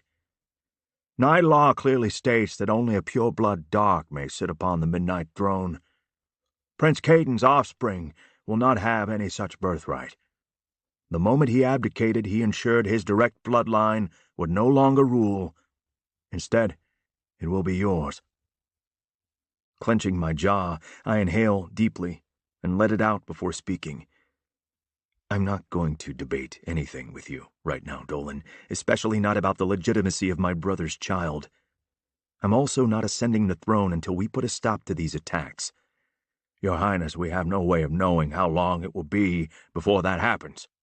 And by postponing your coronation, it sends the message that the next king will do what he wants rather than what they need. And what they need is a son of the great King Braden sitting on the throne. Caden's words to me back at the penthouse echo in my mind. You might be a rebel in many ways, Tiernan, but in the moments that matter, you do what needs to be done for the good of those you care about. It may never have been my job to care for our people in the way it was my brothers and father's, but I do care about them. Doesn't caring for them mean I do whatever I can to keep them safe from a violent hate group? However, he continues, clearing his throat, Due to recent events and out of respect for your father, the council has decided to allow some time to tie up any—" Dolan inserts a pause big enough to drive a truck through. "loose ends you might have before committing to the responsibilities and duties befitting a Night Court king." He's talking about Fiona. This stodgy, two-legged Sharpei is daring to insinuate that I just roll over and put an end to everything with her because the Dark Council doesn't approve. I've already made my decision to enjoy as many years with her as we have, and I won't suffer his bullshit about carrying on the royal line before then. But he doesn't have to know that. How much time? I ask. The coronation will take place at the next full moon on the 5th of February. That's 3 weeks away. All I have to do is save Fiona and the others while taking down a faction of murdering racists multiplying like cockroaches, because I'm not setting out on that mission no matter what Lord Wrinkles says, and convince Fee that even though we can't have the life we wanted, we can still have what we want for the rest of her life. And if the DC has a problem with that, they can suck my big manscaped kingly balls. Sure, I can do that in 3 weeks. No sweat. Just don't check my armpits. Fine. In 3 weeks I'll ascend. Now, if you'll excuse me, I need to join the others. He steps to the side to block my path, and I level him with a threatening glare for his boldness. "Apologies, Your Highness, but we, the council, must insist that you sign this coronation contract." Motherfucker. Why do we need a contract now if we didn't before? "We feel it's prudent under the extenuating circumstances, Your Highness. The contract is to prevent the finish line from moving." Funny, considering I haven't moved it once. Dolan's wrinkly face morphs into some semblance of a sheepish grin, but he doesn't attempt to deny or defend against my statement. I hold my hand out for the contract, and I'm surprised to find it's not a single sheet or two at most. I know legal jargon is a whole lot of word salad, but 10 pages is a whole salad buffet. My phone vibrates on the desk with a text message, but I ignore it to thumb through the contract, searching for the highlights. I note where the date of the coronation is set for the 5th, and skim past all the details about the event itself, like who attends, who presides over the ceremony, and even what I'm supposed to wear. Blah, blah, turn the page, blah, skimming, turn the page, skimming, skim. What are these? I demand, my words laced with acid. "The council voted to include 3 additional stipulations." My eyes pin him in place, daring him to make the slightest move and see how the violent beast inside me reacts. What little propriety I possess is now shredded beneath its claws. What kind of fucking stipulations, Dolan? "If you'd like some time to look it over." My phone buzzes on the desk again, and again I hold off checking it. I have more important things to do than proofread your security blanket, so do me a solid and fucking lay it out for me. "The first states that you will not engage in any dangerous activities involving anything to do with the new purity order. You may be involved in strategizing, of course, but any actions taken against them, including abiding in the rescue attempts of those taken, is strictly prohibited." I grind my teeth together, knowing that he likely started with the least provoking demand. Go on. "The second states that on the night of your coronation ceremony you are to choose either Lady Maeve or Lady Deirdre as your consort." My blood starts to boil. I don't know either of them well, other than they're both highborn females, daughters of 2 of the council members. Shocker. Why would I need to name my intended consort if I don't intend on taking one for at least a century? "Because of the third stipulation, which states that you and your chosen consort must conceive shortly after you ascend to bear the cord and heir within the first full lunar calendar of your rule." The rage bomb inside me detonates. Are you fucking serious?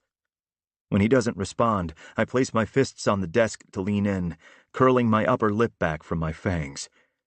Let me see if I have this straight.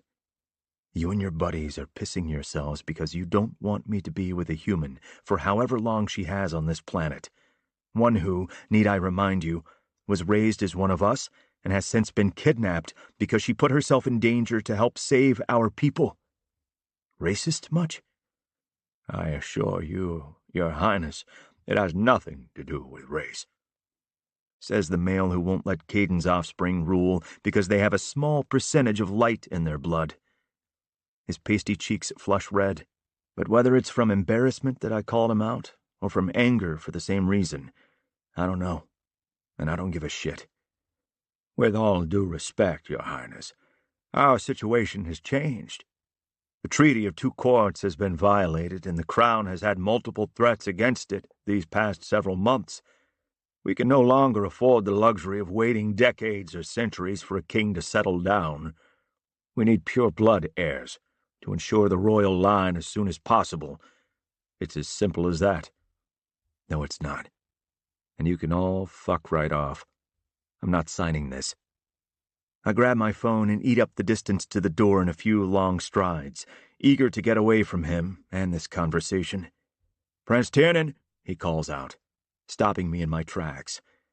If you choose not to sign this contract, or if you do but do not abide by its stipulations, the Dark Council will have the authority to take over the realm and appoint a new royal line for the Night Court, effectively ending the Varen line's reign. Permanently. Stabbing me in the chest with an iron blade would have been less painful than hearing that. More than 1,000 years of tradition and duty settles on my shoulders, nearly crushing me under the weight. I may have wanted to make a name for myself in the Night Court history books, but not as the guy who fucks everything up after a millennia of successful Varen rulers. The Council's giving me a true Sophie's choice. They've set me up so that I can't win, no matter what I choose. Either I fail my duty as a Varen and destroy my family's legacy, or I fail myself and destroy the chance for a future with Fiona. My heart is a 2-ton brick in my chest as I force myself to take the steps back to the desk. Staring at the contract, I remember something my father once said. A successful negotiation is when both parties walk away feeling as though they've lost. I'll sign this on one condition, I say, my tone emotionless at the knowledge of what I have to do. The reality is that there is no choice.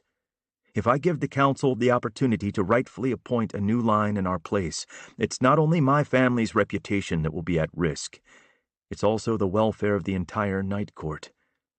With someone as self-serving as Dolan on the throne, there's no telling how our people will be treated.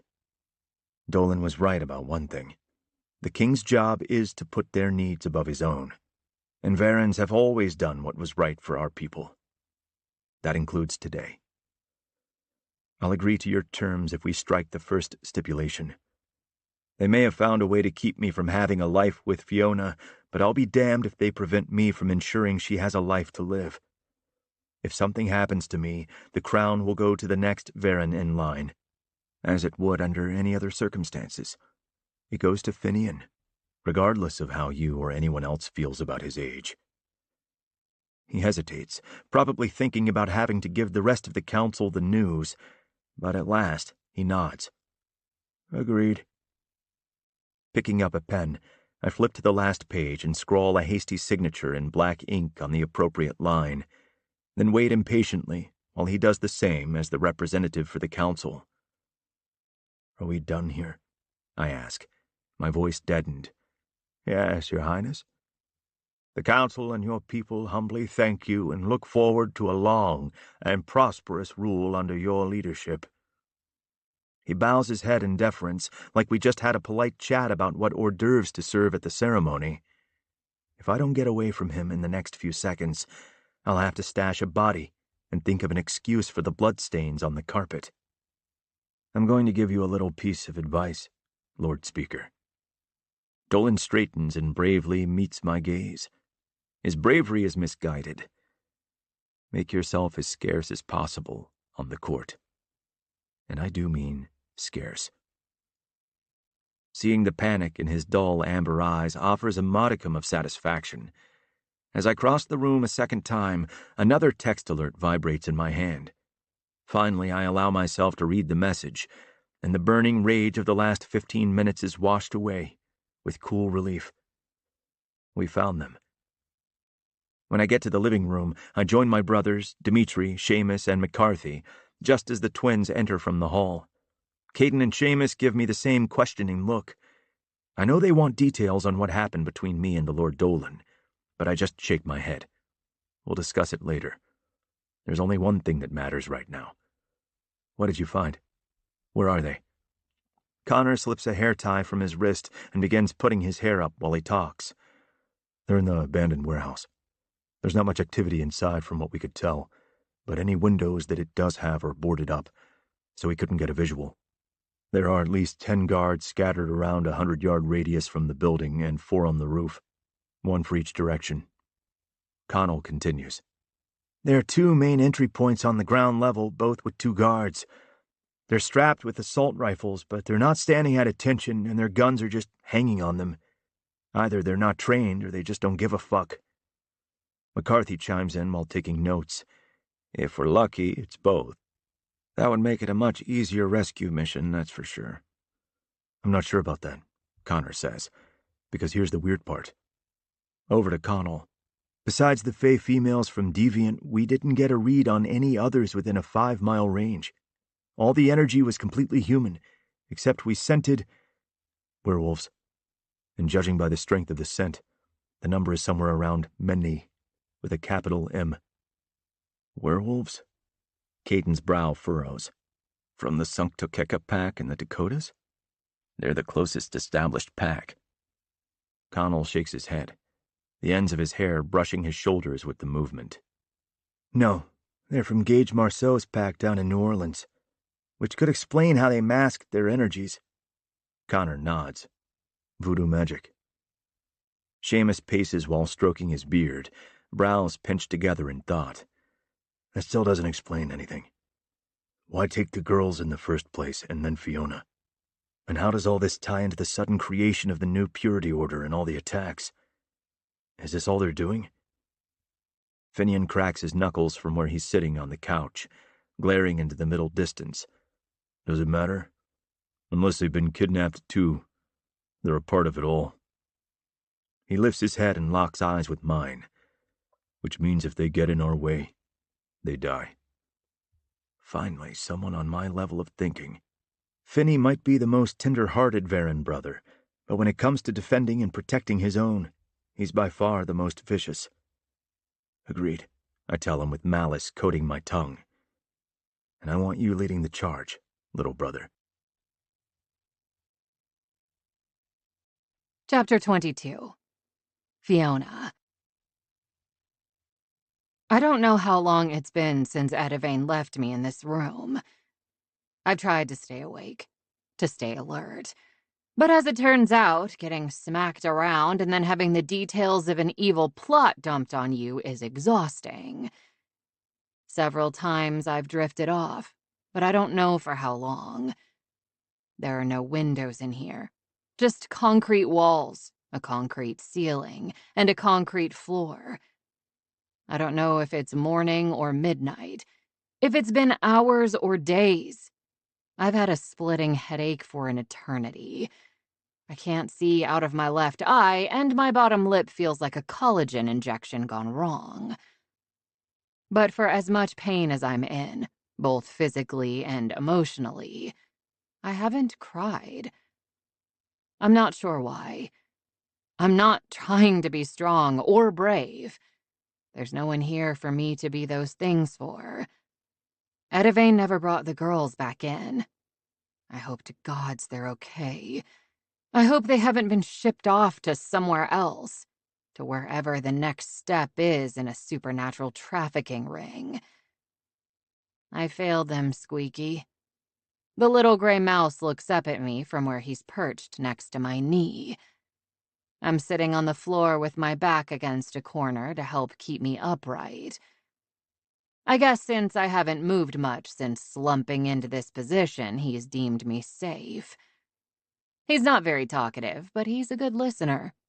I suppose if those traits flip around, I should be concerned about my mental health. Until then, It's just nice to have another living thing in here with me. I shouldn't have run off by myself like that. We probably could have saved them had I just gone back in and told Tiernan what I heard. I was never good at being Fae. Turns out I'm not great at being a super spy either. Squeaky twitches his nose and flicks his tail lazily. I think I might be putting him to sleep with my boring conversation. Suddenly, he freezes and sits up on his hind legs. His ears angle back, and then he scurries away into a hole in the wall. Squeaky, where are you going? Was it something I said? I get my answer in the sound of gunshots in the distance. I don't know whether to be elated or fearful as my heart hammers in my chest. Charlie bursts in, his eyes wild and piercing as he grabs me by the arm and hauls me up to my feet. What's going on? Moving faster than I can keep up, he practically drags me across the room. I nervously keep my gaze on the large gun in his other hand, making sure he doesn't raise it toward me. Where are you taking me? Shut up. He might consider you collateral damage, but I think you're just collateral.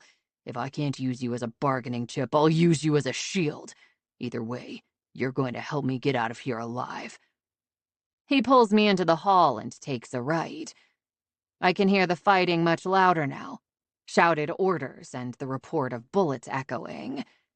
His fingers bite into my arm as he picks up the pace, forcing me to stumble after him in my weakened condition down a flight of stairs. When we reach the main floor, my eyes widen in horror.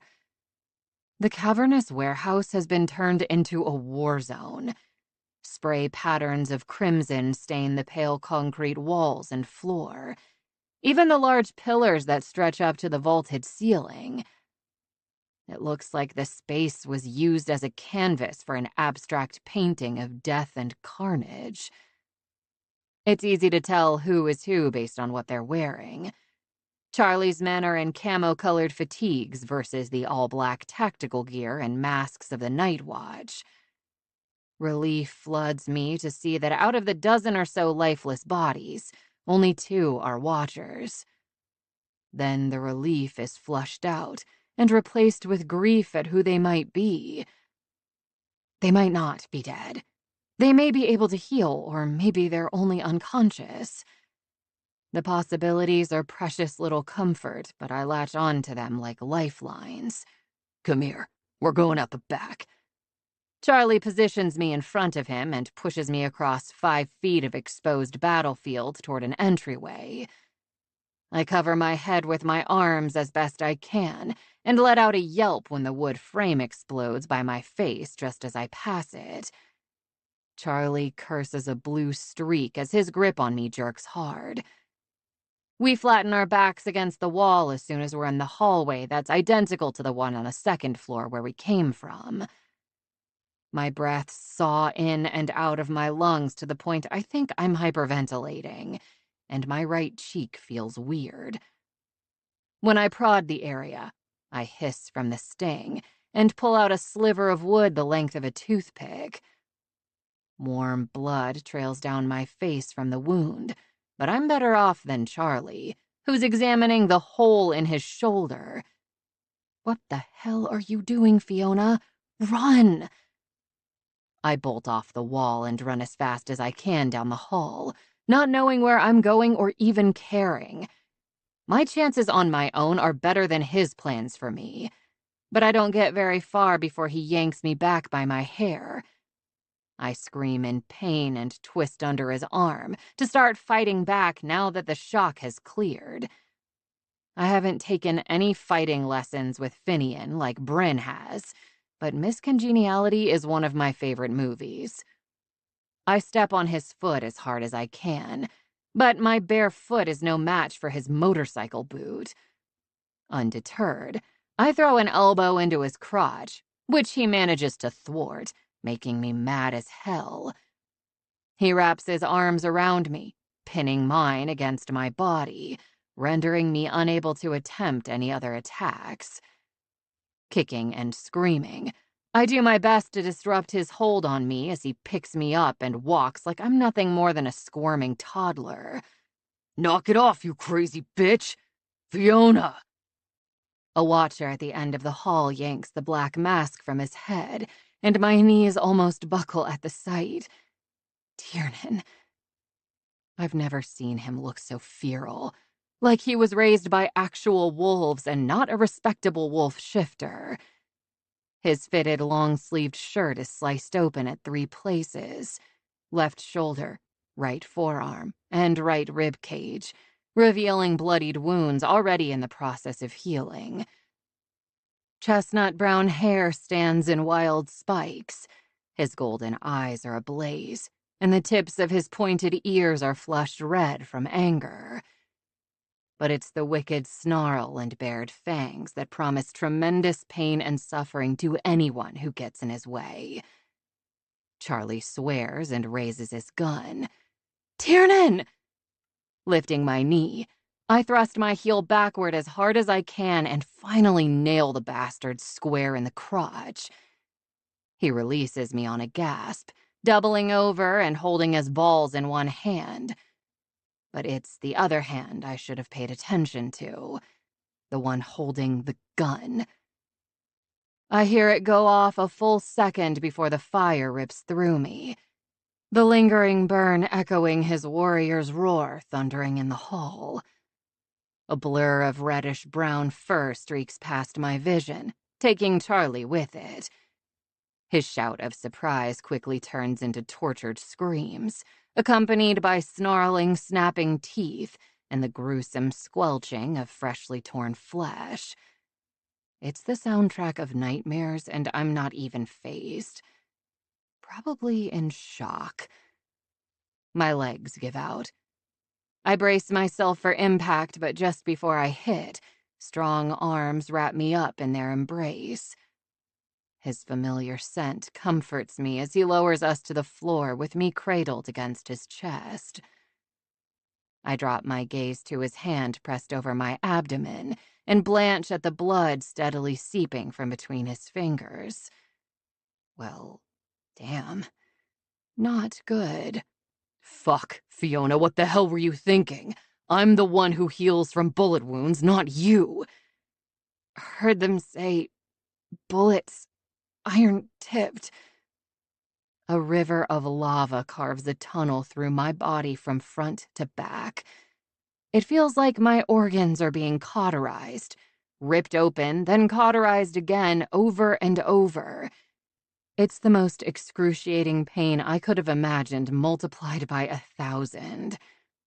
Don't think about it. Don't think about it. Don't think about it. Tiernan clenches his stubbled jaw. I don't care if they're made of hellfire.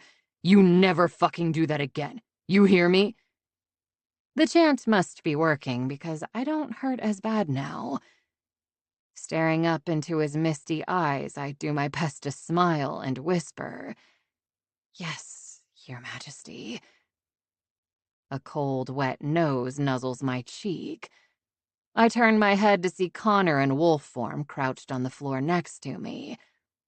His rust-colored fur is darker and glistening wet around his muzzle and chest. He looks at me with sad eyes and whimpers. "It's okay, buddy. You did good. Thank you."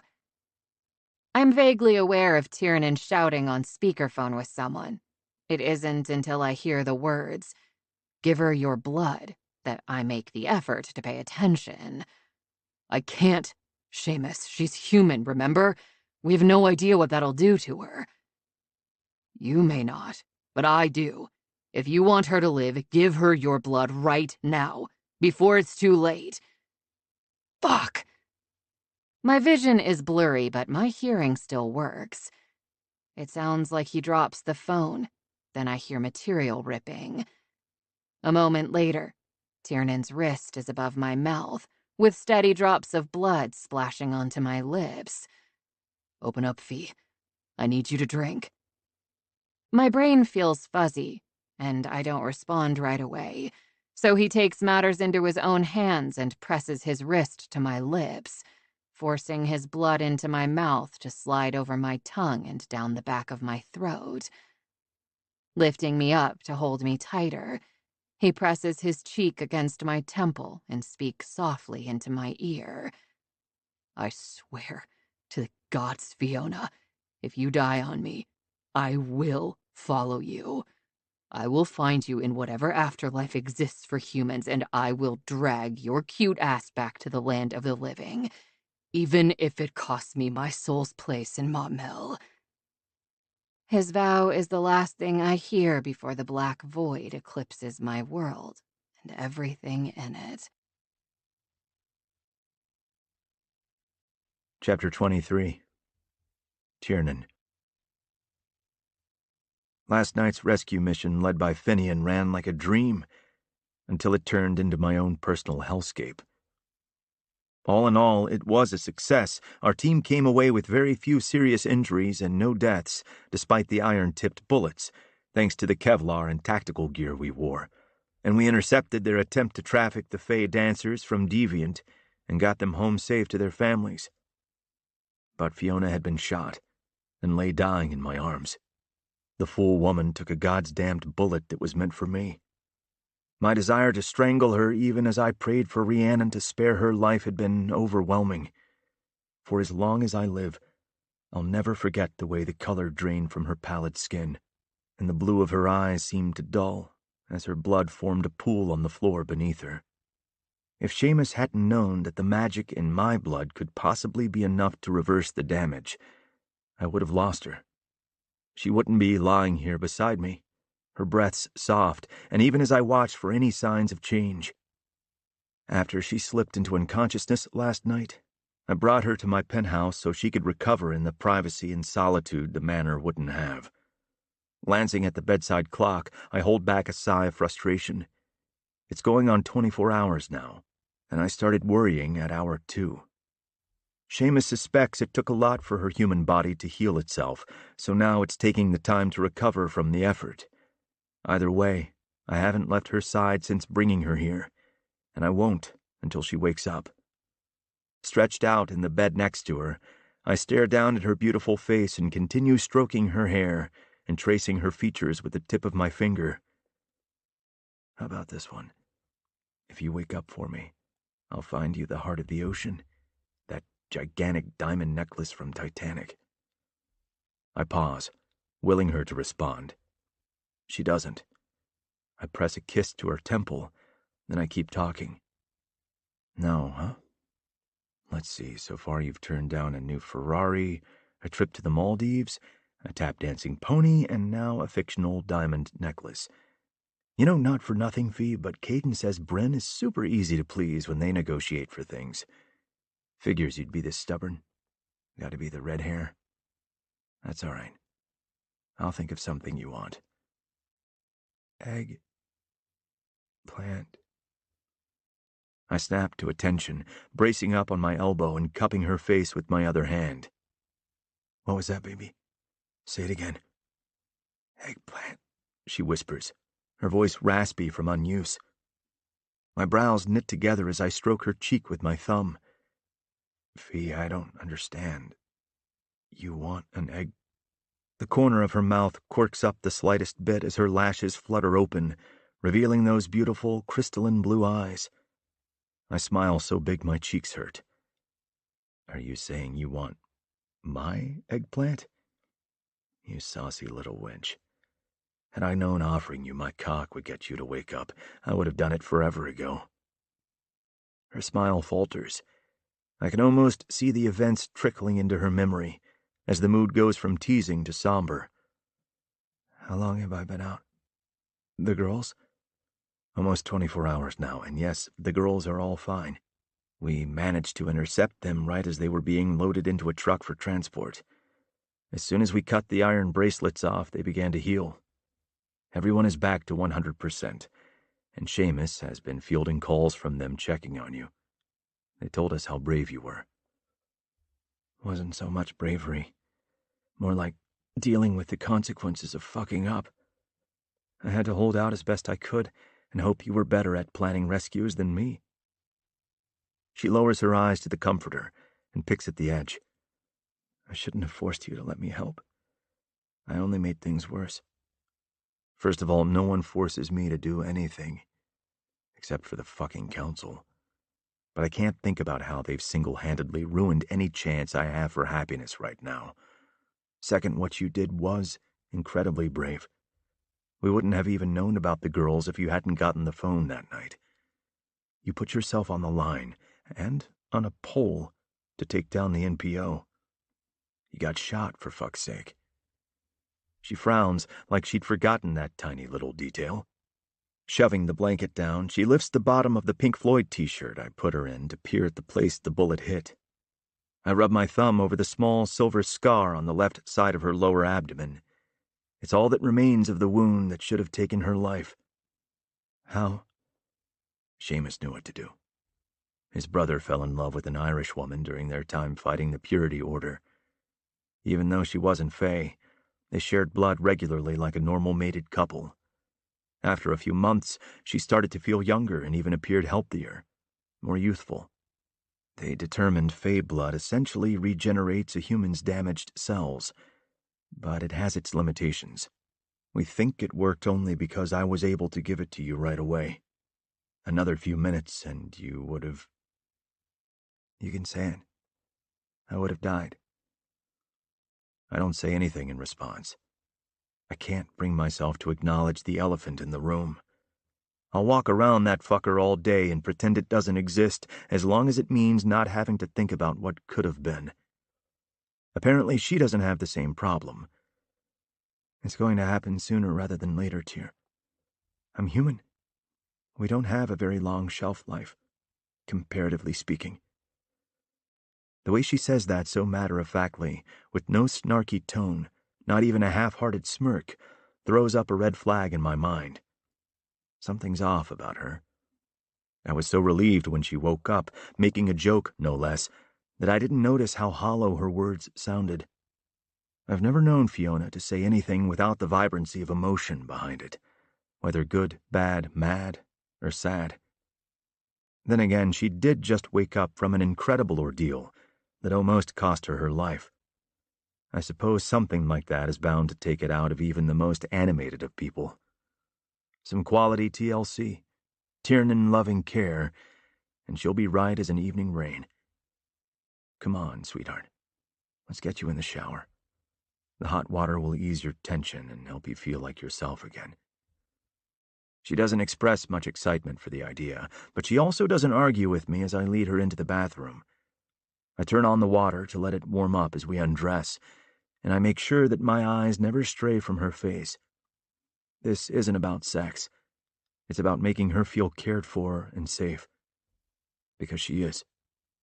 As we step into the spacious shower stall lined with gray subway tiles, I wish I had a large jacuzzi tub for us to soak in together. At least there's a built-in bench she can sit on if she feels too tired to stand. Once I make sure the water temperature is ideal, I situate her under the spray and begin a regimen of washing her long hair and body. I take my time with each step, massaging her scalp and kneading her tight muscles. But my intention of helping Fiona to relax doesn't seem to be working. In fact, she looks like she's getting worse. Her movements are few and far between, letting me turn her in place or tip her head forward and back. Sometimes she closes her eyes for long periods of time, and others she appears to stare straight through whatever's in front of her. It's like she's descending inside her own mind and becoming less aware of her own body. I try not to worry, but it's not long before I lose the battle. Cupping her face in my hands, I gently guide her gaze to meet mine. Fee, talk to me. I can't read your mind, sweetheart. Tell me what you're feeling. Nothing, she says plainly. I feel nothing. What do you mean? I feel numb. I wasn't worried I was in danger. I didn't cry or pray. I wasn't scared or upset when I was dying, and I'm not happy or relieved now that I haven't. I'm not anything. I just... She shrugs, like she can't describe it any differently. I don't know. I just am. No one I know has ever been more full of life than Fiona Jewell. Seeing her like this is a different kind of death, and I'll die myself before I let this stand. Close your eyes for me. She does, and I pinch her upper arm. Not hard, but hard enough to notice. Did you feel that? She opens her eyes and frowns. Feel what? I do it again, but this time she sees me do it. That I felt. Try again. Close your eyes. I reach down and pinch her inner thigh. Anything? She looks up at me. No. Christ, she's not even worried about not being worried. I think I know what's happening. I've read about cases like this before. Our brains are extremely good at protecting us from trauma, except yours is doing too good of a job, and it's starting to affect your nervous system. I wouldn't call anything I've gone through a picnic, but I wouldn't call it trauma either. My eyebrows fly up. Fiona, in the last week alone, you and your mother were attacked and she almost died. Then she told you you're human, causing you to realize your biological parents were murdered before you ever knew about them, making you feel displaced and betrayed. Then you were captured, beaten, and almost died yourself. She frowns again with the spot over the bridge of her nose pinching together. Oh, well, when you put it like that. Sweetheart, I'm not putting it like anything. That's just the Cliff's Notes version, surface-level stuff. I tuck her wet hair behind her adorable ears and frame her face. The reality of experiencing all that goes much, much deeper. Fiona blinks, her spiky lashes dotted with tiny droplets of water. I'll be fine, Tier. I always am. The corners of her mouth curve up in the worst interpretation of a smile I've ever seen, and it makes me angry. Not at her, never at her, but at the circumstances that put her in this almost catatonic-like state that stole the life from her soulful blue eyes. I'm not a psychologist, a therapist, or even good at giving advice, but there's one thing I am good at, and it's making her feel. Pitching my voice lower into my Dom register, I ask her, Do you trust me, Fee? Her pupils dilate the slightest bit. It's not much, but it's enough that I believe her when she answers. I do. Chapter 24. Fiona. Tiernan traces my lower lip with the pad of his thumb. I feel it because I see him do it. I'm not sure if I would if my eyes were closed, though. The realization that I didn't know he was lightly pinching me before is unsettling. Or rather, I know it should be unsettling. But when I try to examine how I truly feel about it, all I come up with is indifference. I'm standing beneath the shower spray, the water at my back and steam billowing around us. The only light is from the dimmed fixtures over the mirrors, bathing the room in a warm glow, like candlelight without the flickering. My sense of touch might be faulty, but my sense of sight is making up for it by drinking in the stunning image before me. His hair is dark brown when it's wet, with slight waves that frame the pointed tips of his ears, and the longer stubble gives him a sexy, rakish look he's so well known for. At almost a foot taller than me, he towers over me, and I have to crane my head back to meet his fervent gaze. But I'll risk the sore neck every time as long as I can drown in his fathomless gold depths. We're going to do a scene, Little Red, he says, his voice dark and rumbly. It will be simple, no toys or whips. I'll start off light and build the intensity until you regain sensation without the benefit of sight. Are you in agreement with my plans? Yes, I say. He tips my chin up farther with the side of his forefinger and levels me with an expectant look. Yes, what? Yes, Your Majesty. He drags his fangs over his lower lip like he's dying to sink them into me. It's a fantasy I've had more times than I can count. I wonder if I would feel his bite. I don't get the chance to find out. He tells me he'll be right back, then turns and exits the shower. The view of his muscular back and tight ass is the silver lining of him leaving. He's only gone for a few seconds, though, and when he returns, he's holding the black belts from the 2 robes hanging in the bathroom. Tiernan places my hands together and uses one of the belts to bind my wrists together, testing for tightness without preventing blood flow. I glance up and notice a hook currently holding a bath puff, but is obviously made to hold a lot more. What is your safe word? He asks as he tosses the ball of mesh in the corner. Red, Your Majesty. Good girl. Let's begin. He turns me to face the wall, then ties the other as a blindfold over my eyes. Once it's secure, he raises my hands and uses the hook to hold my arms in place over my head. I focus on trying to hear his movements through the sound of the water hitting the shower floor, but he's either not moving or not making any noise when he does. Can you feel I'm touching you right now? I try to stretch my senses out, to do a body scan like I do when I meditate and take note of how each part of me feels.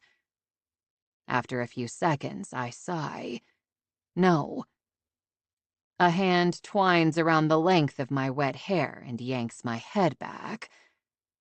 I draw in a sharp breath from the unexpected force, and a squeak of surprise escapes me. Tiernan's lips brush the shell of my ear as he speaks. You forget yourself, Little Red. That's not how you address your king. This is a proper scene, and you will treat it as such, or I'll keep you in a constant state of arousal just shy of coming for the remainder of the day. Have I made myself clear? For the first time since waking up in his bed, something sparks inside of me. Like his dominance struck a match, and now there's a tiny flame of sensation that can turn into something bigger or be snuffed out altogether. And suddenly, I'm desperate for it to grow into more. My voice is breathy with need. Yes, Your Majesty. Pulling your hair made you feel something. Your nipples tightened, so we're getting somewhere. I suspected I'd have to tap into the harsher touches to get your body's attention. Let's get your inner masochist purring again. There's a light nip on my earlobe. I have no way of knowing whether it was actually light or if he gave me a new piercing, but I revel in the soft tingles that ripple over my scalp from it all the same, and I'm eager for more. Blunt fingernails dig in at my sides and drag across my abdomen in opposite directions. Oh, I moan and arch into the sensation. He growls in appreciation for whatever he sees. That's it. He encourages softly. The smack of a wet hand connecting with wet flesh echoes off the tile. Then a glorious heat radiates out from my ass cheek. I thought I was indifferent to lacking my sense of touch, but now I nearly weep in relief. Allowing my bonds to hold my weight, I relax into the pleasure-pain of each new strike of his palm. When he turns me around to face him, he adjusts the spray of water to hit my breasts. He twists and tugs on my nipples, using his nails to score my stomach and upper thighs, drags the tips of his fangs up the side of my neck. Then he uses a foot to kick my legs wider apart, giving him unfettered access to my pussy. A fingertip circles my swollen clit, dips into my entrance to gather my arousal, then goes back to torturing my smack. I hiss in a breath as flames lick over my folds and I cry out in rapture. Oh, gods! Tiernan cups his hand over my pussy and holds the heat in as it seeps into my body. That's it. Let it flow through you. Feel how the hot sting melts into a warm caress, like two sides of the same coin. Finally, he slides 2 digits into my sex, stretching my walls as he scissors them inside me. Needing more, I mule and move my hips, shamelessly fucking myself on his fingers. Atta girl, Fee. Make yourself feel good. I want to watch you come undone for your king. A myriad of sensations light me up like a supernova, and I do exactly as my king commands while screaming his name. My entire body shakes with the force of my orgasm as he continues to slowly pump his fingers and run his free hand over my breasts and belly. When the last of the aftershocks ebb, he removes my blindfold. Light floods my vision, and then I'm staring up into the face of a very sexy, very satisfied dom. You did so good, baby, he says, reaching up to unhook me and untie my wrists. How do you feel now? Alive. My answer makes him smile. His plan worked. I still have a lot to process and work through, but his method of reminding my body what it's like to feel through the pleasure pain it craves worked. As soon as my wrists are free, I wrap my arms tightly around his neck. Alive, but not satiated. I press my hips forward, trapping his thick erection between us. He hisses in a breath, and the black of his pupils eclipse the gold as his desire changes from one of benevolence to that of a hungry predator. With a low growl, he hoists me up and sits me on the bench so I'm straddling him. Then use me until you are, Little Red. Take what you need. I'm fucking yours. Raising up on my knees, I guide the head of his cock to the entrance of my tight pussy, already slick with a fresh wave of arousal at hearing his command, at hearing he's mine. Slowly, I sink onto his thick erection, reveling in the way he stretches me, fills me, completes me. Oh, gods, I rasp. I love how you feel inside me. That makes 2 of us. He grips my hips in his large hands and holds me in place, as if I would ever want to leave. I lean forward and claim his mouth in a heated kiss. As our tongues delve and dance, I begin to rock my pelvis back and forth in his lap, grinding myself on his stiff cock. We swallow each other's moans, then take gasping breaths before going back for more. My muscles tense as I chase the powerful orgasm that threatens to consume me in a rapturous conflagration. His hands grip me tighter, fingers digging deliciously into my flesh, but still letting me set the pace, letting me take what I need. And what I need is everything. We break apart and lock eyes as my movements become more frantic and desperate. His feral beauty is a sight to behold. Stubbled jaw clenched, teeth bared, muscles taut. He's my sexy, wild king, and even if I could live to 1,000, I would never tire of looking at him. Fuck, you're squeezing me like a goddamn fist, he grates out. That's it, sweetheart. Grind on my cock until you come. Tiernan, oh, gods! I let out a throaty cry as my climax crashes over me like a tsunami. Tiernan buries his face in my neck and groans my name. My sex convulses on his cock as he spills himself deep inside me, branding me as only he can.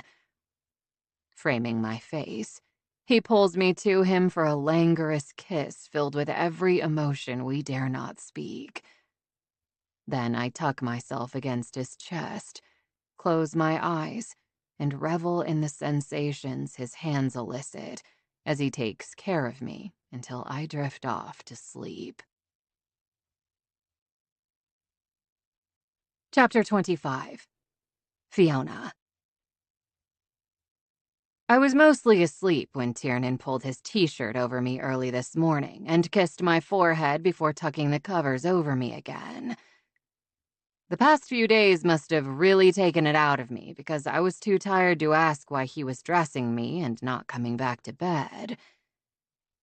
The next time I drift toward consciousness, I feel someone rubbing my back in gentle circles and hear a feminine voice softly calling my name.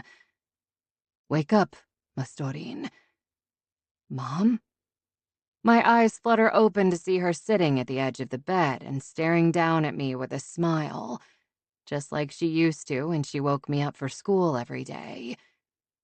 Except she looks different than she did back then. Frail and almost muted, like she's on the tail end of suffering from a violent illness. I rush to sit up and throw my arms around her neck. "Thank Rhiannon, you're okay." She hugs me back and her familiar scent envelops me with the feeling of security I knew as a child. "I'm fine," she says, squeezing me tighter. "I was so worried I'd lost you. When they told me you'd been shot..." I hear her sniffle and pull back to see her golden eyes filling up with tears. Mine instantly begin to water, and I've never been more grateful to cry at the drop of a hat. I have Tiernan to thank for saving me, both from the brink of death and from falling into a numbing abyss. "I know, but I'm fine. See?" I lift up the t-shirt to show her my scar, but end up showing her a lot more than that. Raised pink welts stripe the tops of my thighs from where Tiernan raked his blunt nails over me, and I'm sure there are plenty more in other areas of my body. I quickly pull the shirt down, but the look my mom is giving me says it's too late. With a sheepish grin, I say, "I know it sounds strange, but it was actually more of a therapy session. I don't care what it was, as long as it means you're here." "Speaking of which," I say, curious as to how my mom ended up at the future king's private residence. "Prince Tiernan sent a car for me. When I got here, he showed me through and then left for the manor to meet with his brothers and the regent." Worry fills her eyes, and this time I know it has nothing to do with my near-death experience. "We haven't really had a chance to talk." I nod. "Why don't you go see if you can figure out how to make us some coffee or tea, whatever he has here. I'll find something to wear and join you in a minute." She points to a large bag near her feet. "I brought you a change of clothes from the things you left at home. Also your favorite mug from when you were little with a box of the gourmet hot chocolate you love." "Ooh, I'll have some of that instead." "Thanks, Mom." "There's also a thermos of peppermint nettle tea. Sans magic," she adds with a wan smile. "Is that because I don't need it anymore, or because you're not strong enough to do the spell?" Brushing some hair out of my face, she tucks it behind my ear. "I'm so glad you're okay. I'll meet you out in the living room." I try not to let her omission bother me as I get dressed and go through my morning routine as best I can in a strange bathroom. After pulling my hair back into a ponytail and using the new toothbrush Tiernan set out for me, I head out to the living room to have our first heart-to-heart since she turned my world upside down. I join her on the couch, and she hands me a mug of the hot chocolate. She's made it just the way I like with a single ice cube, so it's not too hot when I take several generous sips. Sighing, I sink into the comfort of its warmth and the plush cushions behind my back. "So," She starts in that tone that moms have when they're about to be nosy. Am I sensing something between you and Prince Tiernan? Other than the therapy session, I mean. I had my suspicions about the two of you having fun together before, but the way he's acting now makes me think it might be something more. I chew on my lower lip for a bit, unsure of how to answer, but she misreads my hesitation. Lowering her gaze to her own mug, she says, I'm sorry. Perhaps you feel it's no longer my place to ask you such personal questions. I hope one day you'll be able to forgive me for deceiving you. Guilt fills me, weighing me down like a lead balloon. I think I forgave you before I ever walked out of that hospital room. I'm not saying that I'm not still hurt, but I can understand why you did it. And maybe if I had never met and become close with Bryn, I'd resent the situation more. But I'm glad you kept her safe and that she had a loving home, like I did. She lifts her head, hope swimming in her eyes. Thank you, Mastorin. I understand you need time to process things in your own way. You always have. Just know I'm here for you and I love you. I love you too, Mom. Us against the world. That hasn't changed. We share watery smiles and a quick hand squeeze. As for me and Tiernan, we have strong and complicated feelings for each other. I'm not sure what the future holds for us, but I know we're trying to figure it out. Remembering last night and how he broke through my emotional dam, I'm overwhelmed with a certain feeling I'm too afraid to put a label on, even in my own mind. He saved me, in more ways than one. I didn't know if I'd ever see the outside of that warehouse again. She swallows thickly, her emotions written on her face. As hard as it was for me to sit with her in the hospital and not know if she would survive the attack, I can't imagine how she must have felt not knowing what was happening to her only child, whether I was alive or dead. I reach for her hand again, and this time I hold on to it. I'm okay, Mom, I say softly, doing my best to reassure her. Nodding, she gives me a weak smile. Do you want to tell me what happened?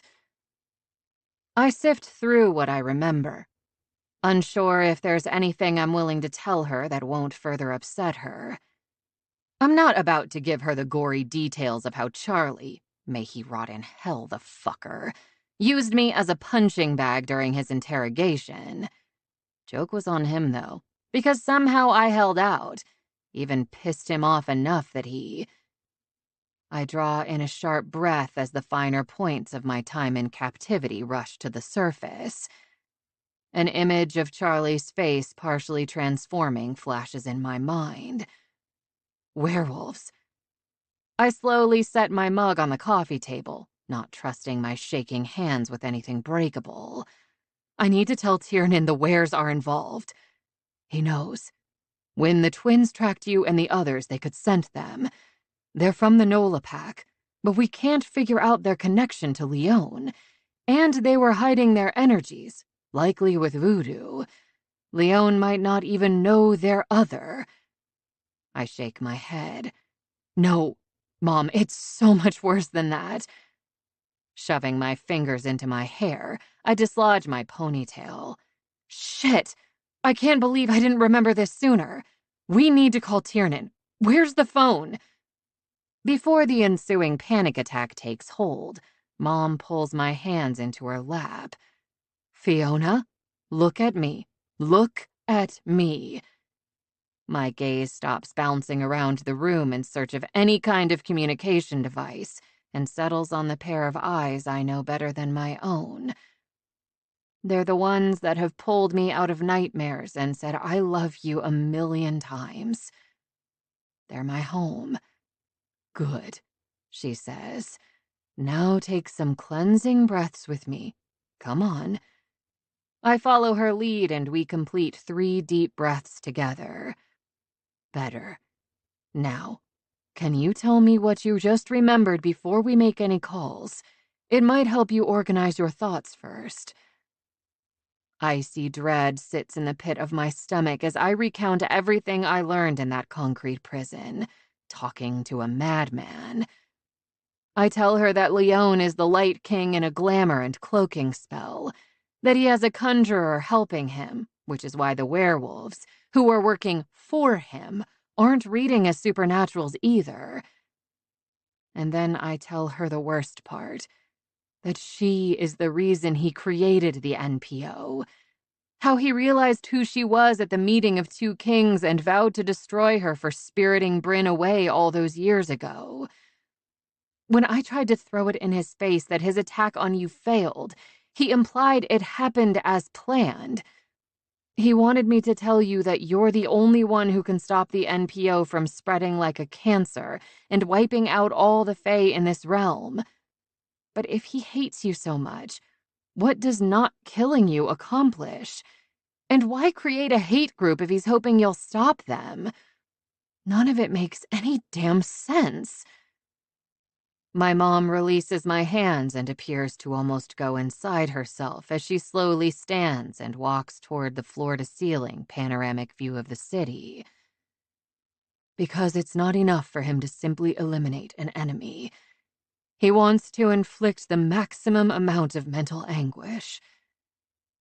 She stares out at the city through the large pane of glass for a count of 9 heartbeats. But I can tell the second her focus switches from the distance to her own reflection. It's time to call Prince Tiernan. I know how I can stop the new purity order. Hope sparks in my chest. How? Turning, she faces me with tears in her eyes, and my newborn hope is snuffed out by the return of icy dread pricking my skin. By sacrificing myself. Chapter 26. Tiernan. Standing just outside my room at Midnight Manor, I lift my glass of Devil's Keep and take a healthy swallow as I stare at the lights of the Vegas skyline in the distance. Being that it's late January, it isn't the warmest this late at night, but I chose only to throw on a pair of sweatpants after my shower. The slight chill from the breeze against my bare chest and feet with my still damp hair keeps me focused and helps me think. Since we issued the court-wide curfew, there have only been 3 fatal attacks. It's 3 too many. Only 1 night left, then we end this. Preparing for tomorrow has been a week of hell. We were either planning, strategizing, or discussing plans to strategize for our big move against the NPO and their leader, who we now know is none other than Talek Edivane. Part of me says I should have known he was the one behind the group of genocidal maniacs, and it's been eating me that I didn't. But as Caden pointed out, with all the securities we had in place, plus him and his werewolves reading as humans, there's no reason we would have jumped to that conclusion. Conjuring Fae are rare, and conjurers powerful enough to mask so many so completely are unheard of. It's just our luck Edivane would have one like that at his side. And adding insult to injury, he did a damn fine job of taking our conjurer out of commission. Erin has such a small amount of magic left. If she burns it up taking out the NPO, there's a good chance it'll kill her. Tomorrow will not only be risky, there's no guarantee it won't also prove fatal. We tried to come up with a better plan, one that at least gave us better odds of everyone walking away in one piece. But if there's a better plan out there, I couldn't find it. We've prepared all we can at this point. All that's left is to pray that Rhiannon is looking out for us, and that what Erin's giving up won't be for nothing. When I wasn't in meetings this past week, I had to deal with Hedrick fucking Dolan. He's crawled so far up my ass about the coronation it's a miracle I can walk. The one good thing about ascending is that I'll finally be able to extract him from my ass and my daily life. Once a king is on the throne again, the council will go back to being mostly ornamental, and I'll only have to suffer his presence at official court events. But that doesn't get me out of what I have to do now. Bile churns in my gut as I scroll through the contacts in my phone until I get to the D's. I stop on Dickhead and hit the button. He picks up on the first ring, as though he's been waiting for my call. "Good evening, Your Highness." I don't bother with pleasantries. I just give him the answer he's been waiting for. "Lady Maeve." "Excellent choice." I end the call and immediately feel sick. I toss back the rest of my drink, hoping it helps. It doesn't, of course. But eyeing the bottle of Keep, I estimate there's enough left to get me blind-ass drunk. It won't help me forget my betrayal of Fiona and any future we may have had together, but it might dull the stabbing pain in my chest that feels like it's tearing me in two. I don't know how I'm going to tell Fiona. It's all happening too fast. For the past 3 months, I feel like I've been driving at top speed with no brakes toward a concrete wall. I've known crashing was inevitable, but it was still several miles out. I knew I had time to come to terms with my fate. Then, out of nowhere, Dolan and the Dark Council drop a boulder the size of a house directly in front of me and expect me to smile as I make impact. I'm doing my fucking best, but there's only so much a male can take, even if he's a royal. Maybe some fresh air and moonlight will help ease my turbulent thoughts. Pouring myself another 2 fingers of Keep, I walk out onto the second-level balcony. The sound of a fire crackling down at the other end of the manor reaches me. Fiona is sitting in front of the outdoor fire pit, her heels on the edge of the cushion with her arms wrapped around her knees, as though trying to prevent herself from falling apart. Looks like I'm not the only one with turbulent thoughts tonight. Before I even realize I moved, I find myself standing in front of her. Care for some company? She lifts her head to peer up at me. As long as you don't mind me being bad company. Nothing about you could ever be bad, Fee. I take a seat next to her on the couch and offer her my glass. After a brief hesitation, she accepts it and takes a generous swallow of the whiskey before handing it back. Thanks. Welcome. I should tell her now. It's the perfect opportunity. And yet there's something about the timing that doesn't seem right. Or maybe that's simply my justification for chickening out. What's on your mind, Little Red? You look like you're contemplating the world's mysteries. No, just my own. Want to talk about it? I've been told I'm a good listener. She snorts. By whom? I pretend like I'm trying to think of someone until she giggles softly. Mission accomplished. Look, we all know I'm good at everything, so listening won't be any different. The sound of her light laughter is like a balm to my soul. I wish I could bottle it so I could hear it whenever I wanted. Seriously, though, what's wrong? She grows serious again, the worry lines between her brows becoming prominent as she stares into the dancing flames. I feel unmoored, I guess, like I have one foot in each of the worlds, but I don't belong in either. She turns to look up at me, her blue eyes swimming with raw emotion. I don't know what to do with that. I'm overwhelmed with the need to prove her wrong, to prove that she does belong somewhere. With me. Grabbing her face, I kiss her with everything I am and everything I feel for her. She immediately surrenders, opening for me and inviting me inside, just as she always has. I groan into her mouth and pick her up to straddle my lap. Her hands grip the back of my neck, and the bite of her nails makes shivers dance down my spine. Dear, I need you. Please. Shh. You don't have to beg me for a God's damn thing, Fee. I'll happily give you what you need, and more. Wrapping my arms around her waist, I stand and head for her bedroom, for the simple fact it's the shortest distance to a bed. Once inside, I hit the button that activates the wall of windows to slide closed. Then I lay her in the center of the mattress and follow her down. I make quick work of undressing her and shedding my sweatpants. She reaches for my cock, but I capture her wrist and pin it above her head as I kiss her. I need to make this night special, to give us a memory, that will last the rest of our lives, even if what we have together ends tonight. Pulling back, I hold her gaze as I trail open-mouthed kisses between her breasts, pausing to briefly suck each nipple into turgid peaks, then continue down her stomach to dip my tongue into her belly button, then kiss down her mons until I reach Mag-Mel on Earth. My mouth instantly waters from the intoxicating scent of her arousal, and there's no hope for me drawing this out. She bends her knees and spreads her legs, offering herself up to me. The petal-pink folds of her slick pussy glisten in the low lamplight, and I can't resist any longer.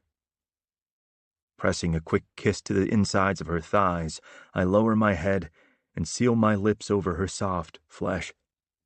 Her moans of pleasure mix with my groans as her sweet taste bursts on my tongue. Gripping the globes of her ass for purchase, I begin to feast. Fiona throws her head back, arching her body and almost breaking my seal, but I move with her and enjoy the ride. Oh my fucking gods. Tiernan. As much as I loved it when she used the Majesty title, I love hearing her say my name in the throes of passion even more. I imagine we're living a different life, that we're bonded and happy, and this is just a normal night for us. Reaching between her legs, she fists her hands in my hair. The harder she pulls, the more I devour her. My tongue delves into her tight hole and thrusts, drinking her juices down like it's life-giving water from the gods. Nothing else compares to this. The way she reacts to me, her sounds, her scent, her flavor, her gasped pleas in my name.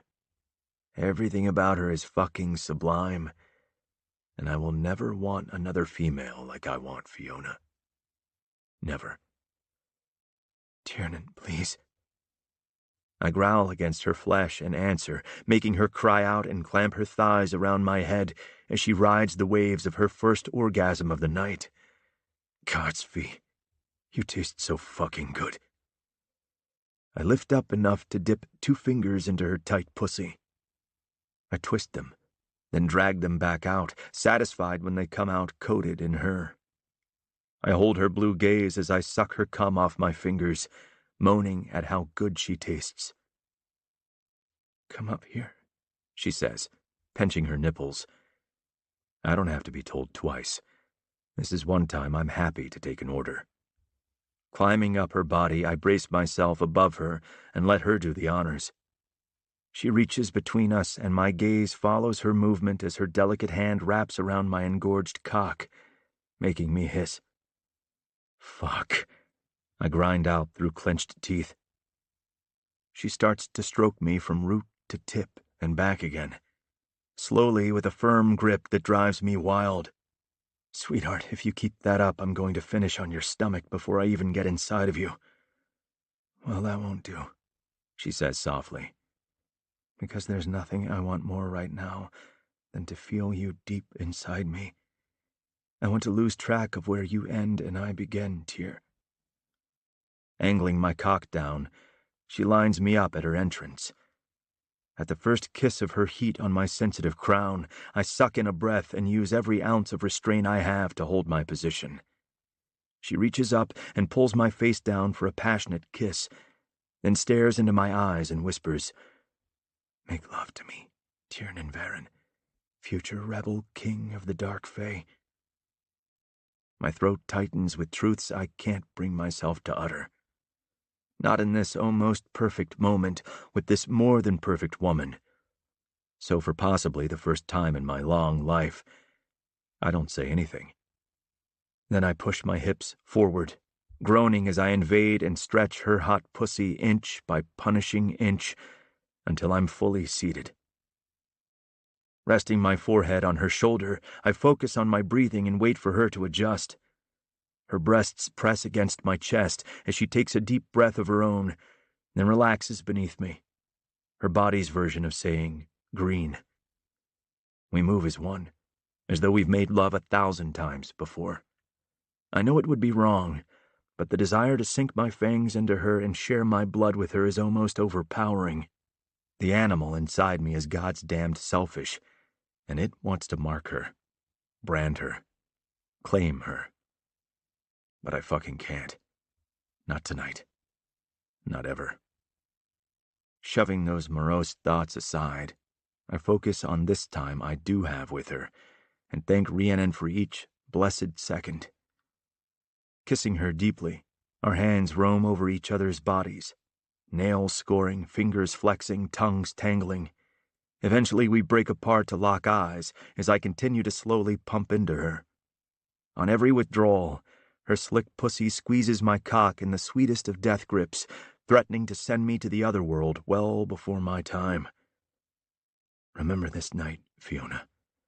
Know that you belong to me, just as I belong to you.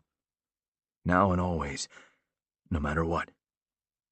She cups my jaw in her delicate hands and gazes up at me with her heart in her eyes. Now and always. With that, I adjust my angle and hit the spot inside her guaranteed to make her fly.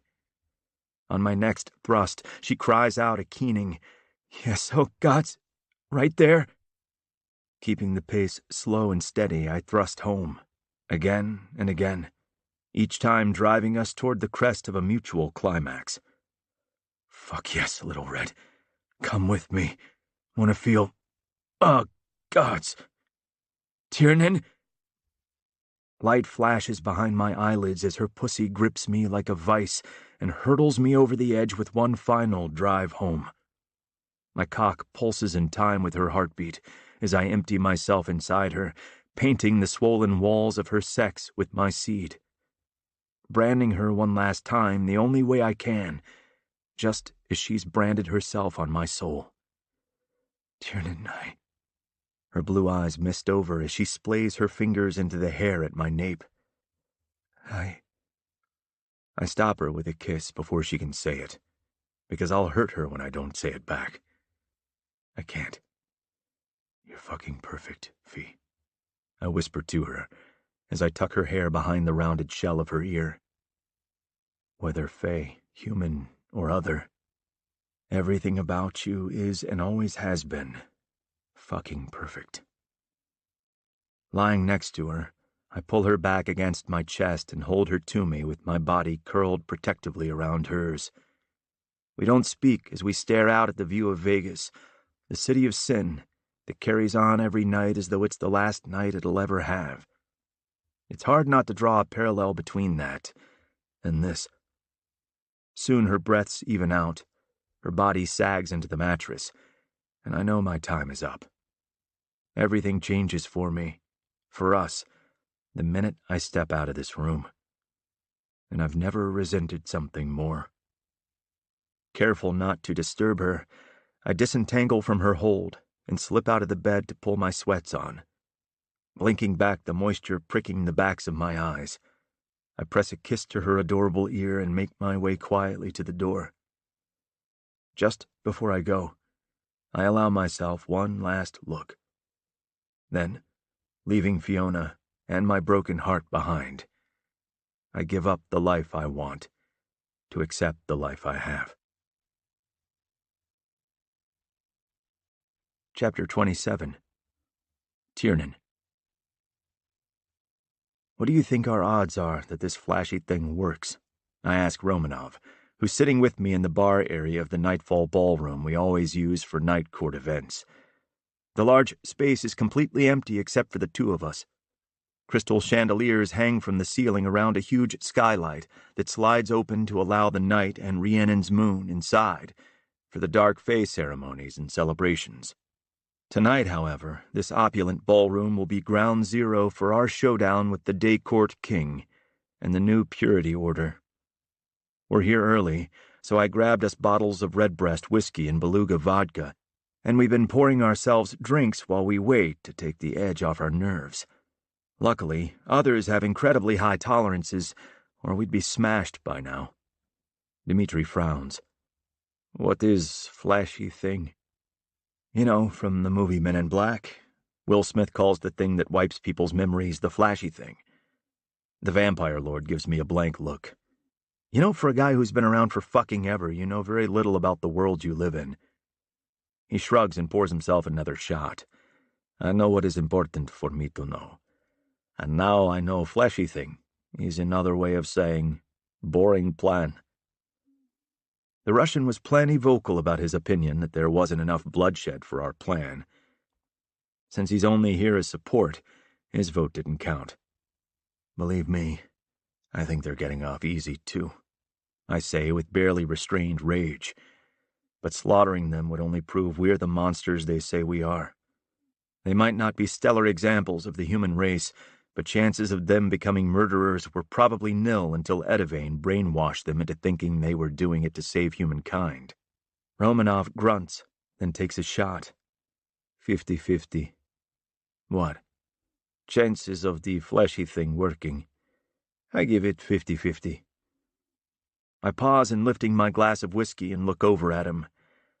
I wouldn't take any jobs as a motivational speaker if I were you. The least you could have done was lie. That is the difference between us. You Fae wish you could lie, so you go out of your way to be deceitful. I, on the other hand, can lie all I want, but choose to be truthful. Holy shit. You're right. How's that for back-ass words? I muse. So wait, you never lie, like, never? Never. Things are what they are. There is no point in saying otherwise. I fucking hate how right he is, and now I'm realizing that by not being truthful with Fiona about the coronation contract and the situation I'm in, I've done a disservice to us both. Regardless of how much I wish things were different, they're not. And ignoring the ugly truth in favor of a pretty lie will only make things worse when everything is brought to light. Which means I need to have a very serious talk with Fiona tonight, when all of this is finally done. Sighing, I finish the rest of my drink and check my watch. The jumbled knots in my stomach I've had since this morning tighten even more. Almost showtime. Let's get into position. About an hour ago, every member of the MPO showed up to their headquarters at Devil's Door for a mandatory meeting after hours with their leader, one Stanley Leone. They had received the encrypted message through their usual channel on the dark web, courtesy of Evan and Clyde. Only when they arrived, there was no leader and no meeting. Instead, they were met by a dozen of Dimitri's clan members holding AK-47s. Not that vamps need firepower, but it's easier to scare humans and keep them calm when you threaten them with what they already understand. Scary Russian mafia guys with scary big guns. No need to make the humans piss themselves by introducing them to their worst nightmares. They think we're bad. The Fae are like golden retriever puppies compared to the Romanov vampires. Sparkling vegetarians they are not. After they were rounded up, McCarthy and his unit bound and brought them over to Nightfall via paddy wagon caravan. Now they're cooling their heels in the private sector attached to the ballroom, with their armed escorts, waiting for the main event to begin, which should be any second now. I left a message for Deviant on his Stanley Leone business voicemail of all places, saying I wanted to meet one-on-one to broker a deal with them. I, of course, didn't get the courtesy of an RSVP, but I gave him the time and place, so now we see if he takes the bait. My money is on yes. He's too arrogant to think we can outsmart him, and the opportunity to rub his accomplishments in our faces is too great a temptation. I take my place in the center of the room and shake out my hands. For the last week, I've had this thrum of extra energy in my veins as I've worked to prepare for this moment. Everything is riding on this plan to work, and I only have one shot to get it right. If I can't stop the NPO tonight, there's no chance we prevent an all-out war between humans and Fae. No pressure or anything, though. Great.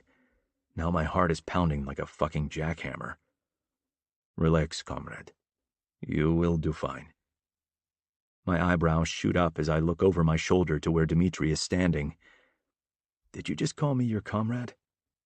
You going soft on me, Romanov? My part of our deal was satisfied when your woman was rescued. I do this as your ally. You mean friend? Come on. You can say it. He glares at me. Do not push it, Baron. And stop fidgeting. I can't help it. My skin feels like it's too tight, I say as I undo the top 2 buttons of my shirt. It was Caden's idea that I borrow a pair of his fancy black suit pants and shirt to give the appearance of someone who should be taken seriously. I thought it was a good idea at the time, but now it just feels like it's trying to suffocate me. He's coming, he says, checking there's an iron-tipped round in the chamber of his Glock. How do you know? I smelled the wolves. My guys? The twins were ordered to escort him to the ballroom and keep guard in the hall while we conducted our business. Niet. Where's? So he didn't abide by the come-alone stipulation. Good.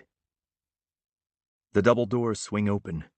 The Light King, no longer bothering with his Leon glamour, struts in with 2 werewolves of the Marceau pack from New Orleans.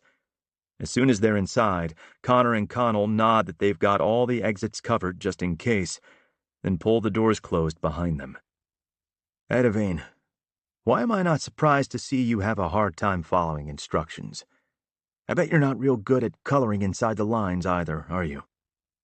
A little hypocritical, wouldn't you say? He gestures to Dimitri behind me. What, him? Nah, he's just job shadowing. It's take your vampire to work day at school. Isn't that right, Tree? Fuck off, Fatten. I smile wide. He's kidding, he loves that nickname. Hoops, let's get down to business, shall we? Here's what I was thinking. You call off your little MPO buddies, tell them you made a mistake, or they've been punked, whatever. I'll let you worry about the details, and in return, I won't imprison you until your eventual death forever from now. Deal? Edivane stares at me like I've lost my mind. To be fair, I'm not entirely sure I haven't. Then begins to chuckle with mild amusement that builds into a crescendo until he's all out laughing enough to wet himself. Did I say something funny? I ask. More like everything you said. His laughter dies down as he regains his composure.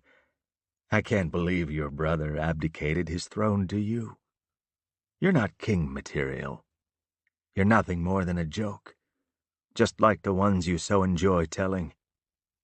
His barb pokes at my insecurities as intended, but it's not the focus of my ire. The energy flowing through me spikes with my wrath. He was forced to abdicate because you kept trying to kill his mate. Yes, well, as the humans are fond of saying, all is fair in love and war. He never would have found his mate if it hadn't been for me. It seemed like a fair trade-off to give them a few weeks together before I sent them both to Mag Mel. Do you plan on calling off your NPO dogs or not, Edivane? He grins the grin of a used car salesman, one meant to draw you in before chewing you up and spitting you out with a sky-high loan you can't afford. Not. That's what I figured. Romanov? Dmitri speaks into a walkie-talkie to his second-in-command. Alexei, privedich. Alexei opens the security door in the back of the room for a glamoured Finn and Dimitri's other men to usher in the dogs in question. A couple dozen men in their second-rate military garb, duct tape around their wrists and over their mouths, spill into the main room. Their confusion and fear are palpable, and seeing Edivane doesn't clear anything up for them. They don't recognize him without his Stanley Leon glamour. They do, however, notice our pointed ears, near glowing eyes and fangs, making us both their sworn enemy, Fae. Well, this is an interesting turn of events, Edivane says with an amused chuckle. I certainly hope your big plan isn't to kill them in front of me. Not much of a revenge scheme. No, that wouldn't be. And there's no point in telling them the truth because they'll never believe that you're the one who's been pulling their strings while walking around in an Edgar suit this whole time. I pause and look at Dmitri. That's another Men in Black reference. You really should watch it. It's great. The arch of a scarred dark brow is his only reaction. Fine, geez. Everyone's a critic. If you're not going to kill them, Edivane says, what's your plan? Sorry I'm late. I hope I didn't miss anything. Everyone looks to where Fiona is pushing her mom in a wheelchair from the back corridor. Not at all, Aaron. When she reaches my side, I take her hand and squeeze it gently. You're right on time. Edivane laughs, pointing at Aaron, who's noticeably in a weakened state. This is delightful. I realize I planned this, but I thought for sure you'd hold issue with one of your own sacrificing herself. Using what little power she has left to wipe their memories will likely kill her in the process. Then again, I didn't leave you much choice. That's correct. We didn't have much choice, but we did have a choice. Aaron is merely here as a spectator today. Seeing as you had such rude plans for her, I thought it only right she gets a front row seat to your demise. I nod to Fiona, signaling that it's time to move her and her mom to the other side of the room. She doesn't hesitate, knowing that things are about to get hairy. Then I turn my attention back to my enemy and target. Edivane props an elbow up on his other arm and strokes his chin. Curiouser and curiouser. Indeed, I reply, giving him my best Cheshire cat grin. Are you familiar with chess, Edivane? I'm sure you're aware it's a game of strategy. Oftentimes a player calculates what they believe to be the perfect combination. They mentally plan every move and how their opponent will respond to those moves, ultimately giving the player the upper hand, or possibly even the victory. Undoing the buttons on each cuff, I began methodically rolling my sleeves up to my elbows. But sometimes their opponent will pull out a surprise move, one that forces an immediate and unplanned response, thus ruining their plans. When that happens, it's called a Zwischenzug. Is there a fucking point to all this, Varen? It's the moment of truth. The moment I find out what I'm made of. Whether I'm truly just the good-time Varen who excels at charming business partners and partying with celebrities, or if maybe I'm the Varen everyone, including myself, has been underestimating my entire life. Earlier today, at Midnight Manor, as I mentally prepared myself, the people I care most about in this world were there to offer their support and words of encouragement. Strike first and hard, T, and don't let any of his trash talk get into your head. Hurry up and get this over with so we can get back to our chess matches already. My hormones are all over the place, and if you get so much as a scratch on you, I will freak the fuck out. So don't get hurt, do you hear me? Okay, I love you. Go kick some ass. Your father would be proud of you, Tiernan. As am I. We'll be right outside if you need us, but you won't. You're gonna smoke him where he stands. My special boy, I always knew you were destined for greatness. Please be careful. Come back in one piece, brother. You have a court to rule, and my kid to uncle. There's no one I believe in more. You've got this, Tier. Fiona. My gaze seeks her out, locking onto those crystalline blues. They act as my touchstone and keep me grounded. Placing a hand over her heart, she silently repeats the declaration we made last night. You will always belong to me, and I will always belong to you, no matter what. She mouths, "You've got this," and her unwavering faith touches me more than she'll ever know. In front of her, Aaron gives me an encouraging nod, reminding me of the guidance she gave me all week as I trained tirelessly for this day. Aaron was prepared to do the selfless thing and sacrifice herself for the greater good of all Fae kind this side of the veil. But there was no way I was allowing that to happen. Edivane was right about one thing. With the damage the iron poisoning did, using the kind of power it would take to wipe specific memories from 24 humans would have killed her. But if someone in the prime of their unnaturally long life were to drink her blood and carefully siphon the last of her conjuring magic, they'd be able to wield her powers without consequence. So that's exactly what I did. Here we go. The moment of truth. I signal the Marceau werewolves, and they grab onto Edivane's arms to hold him in place. Shock registers on his face as he realizes he's been betrayed, though I'm not sure why he's surprised. Marceaus are only truly loyal to those in their pack. For anyone else, it goes to the highest bidder. Funny thing about buying loyalty. There will always be someone willing to pay more. My point, asshole, I say, snarling, is you thought you had the perfect combination of moves to exact your revenge. I open my senses and feel the energy of everyone's confidence in me flow through my veins and infuse the very marrow of my bones. Tapping into the power thrumming inside me, it swells more and more until it fills every cell and crackles like electricity beneath the surface of my skin, ready to be unleashed. But you underestimated your opponent. And I'm throwing down the mother of all Zwischenzugs. Chapter 28.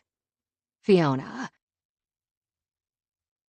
My stomach is in knots as Tiernan channels his new powers.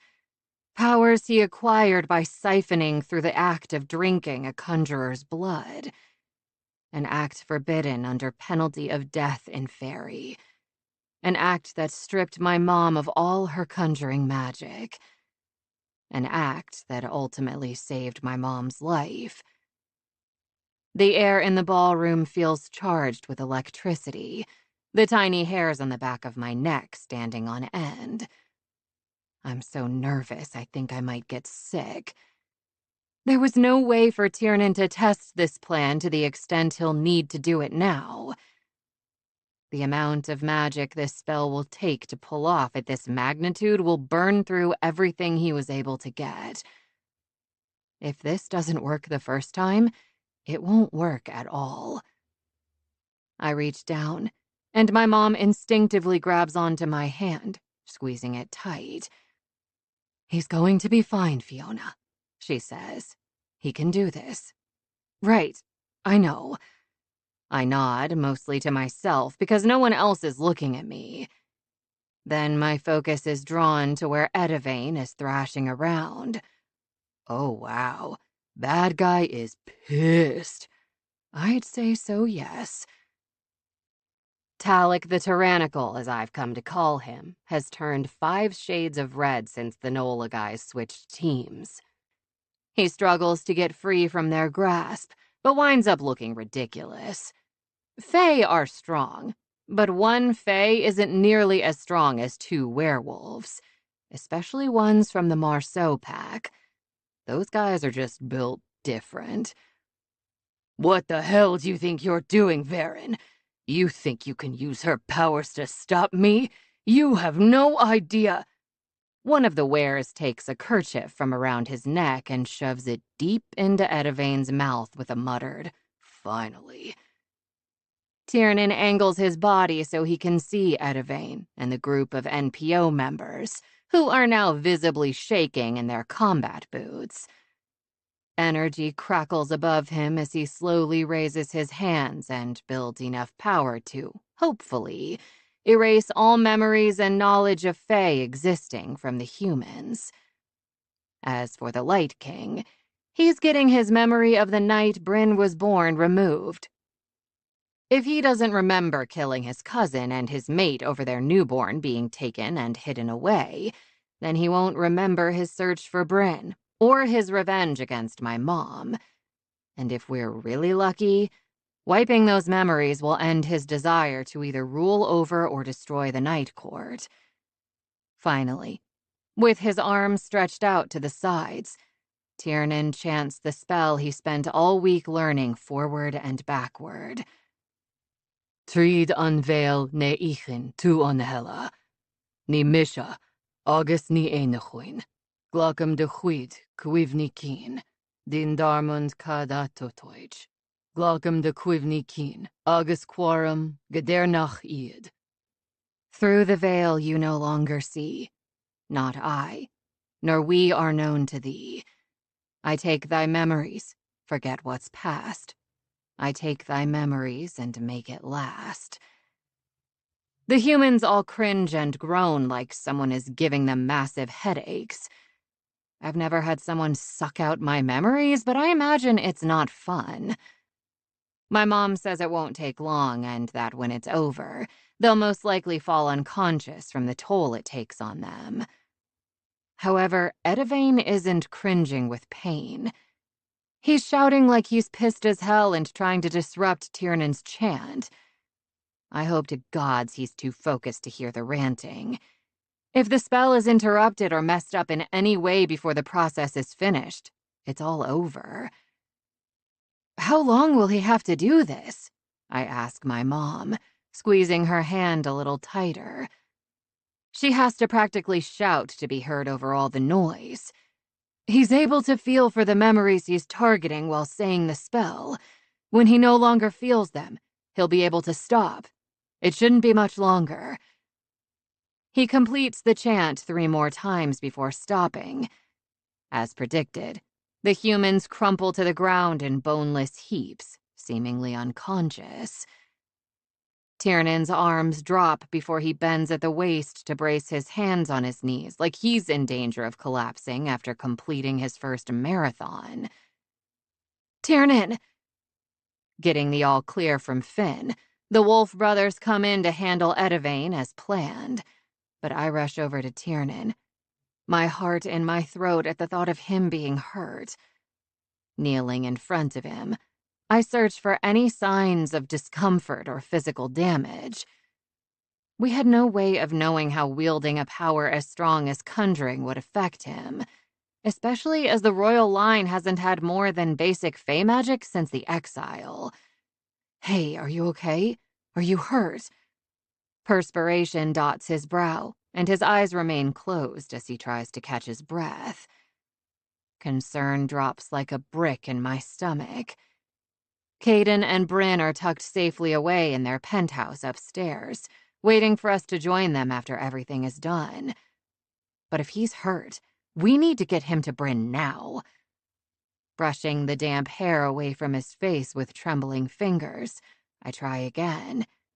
Tyr, please answer me. I need to know if you're okay. Say something. His lids open, and I'm relieved to see his golden eyes are as bright as ever. Fee. Yes? What is it? Tell me. I blurt out, desperate to know what he needs. I'm a perverted fucker, but even I won't expect you to get on your knees for me with your mother in the room. My mouth drops open as I realize what he's implying. I mean, she's right over there, sweetheart. Recovering from my shock, I narrow my eyes and give him a nice hard shove. Unfortunately, as he's going down, he grabs hold of my wrists and takes me with him until we're splayed on the floor and laughing. It might seem like a weird time to act like a couple of teenagers at a slumber party, but immense relief after weeks of dealing with life or death situations will do that to you. A throat clears loudly, interrupting our playful shoving match. Hedrick Dolan, who insisted on watching the events unfold in the safety of the security room, is standing over us. If you looked up judgy in the dictionary, you'd see a picture of his scowling face. Congratulations, Your Highness, but perhaps you could rise and oversee the things that still need to be taken care of. This is hardly the proper way to behave. What would your future cook? Tiernan throws up a hand and stares the elder down as though he were the one on the ground and not Tiernan. Yes, Lord Speaker, I know. What would my future court think of their future king acting like a youngling in such a serious situation? I forgot myself briefly and I apologize. It won't happen again. Hedrick sniffs in response before walking away. I frown as I stare after him and ponder the strangeness of their exchange. Jesus, he came out of nowhere. Tyr's upper lip curls in disdain. He's like my goddamn shadow. I wouldn't be surprised if he had a detailed log of every time I took a shit. Ew, Tyr, graphic much? Anyway, why would he even pose the question about what the court would think? He'd have to tell them for that to even be a concern. I'm surprised Hedrick doesn't have smoke wafting up from the hole Tyr's burning into the back of his head. Oh, he'd tell them all right. He gets way too much joy out of making me miserable."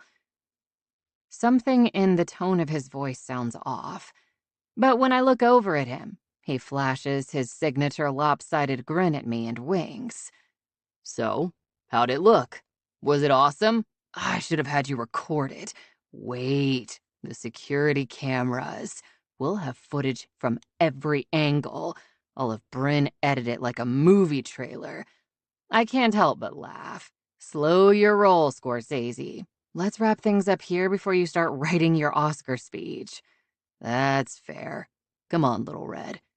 Tiernan pushes to his feet, then offers his hand and pulls me up. "Let's go gloat to the big bad wolf." We turn around and come up against two giant walls with man buns and identical glares aimed at their friend, who clearly isn't a real wolf because wolves are awesome and he is not. That's what I was going to say. I pat his arm. Nice try. "Yeah, well, I wouldn't go gloating too much," Connor says. "We have him in iron cuffs, so he's weakened and detained, but the memory spell didn't work on him." Connell finishes in that twin thing they often do. "Aaron thinks his conjurer must have placed a protection spell on him. Shit. I'll call Caden." "No," I say. He looks down at me, his brow furrowed.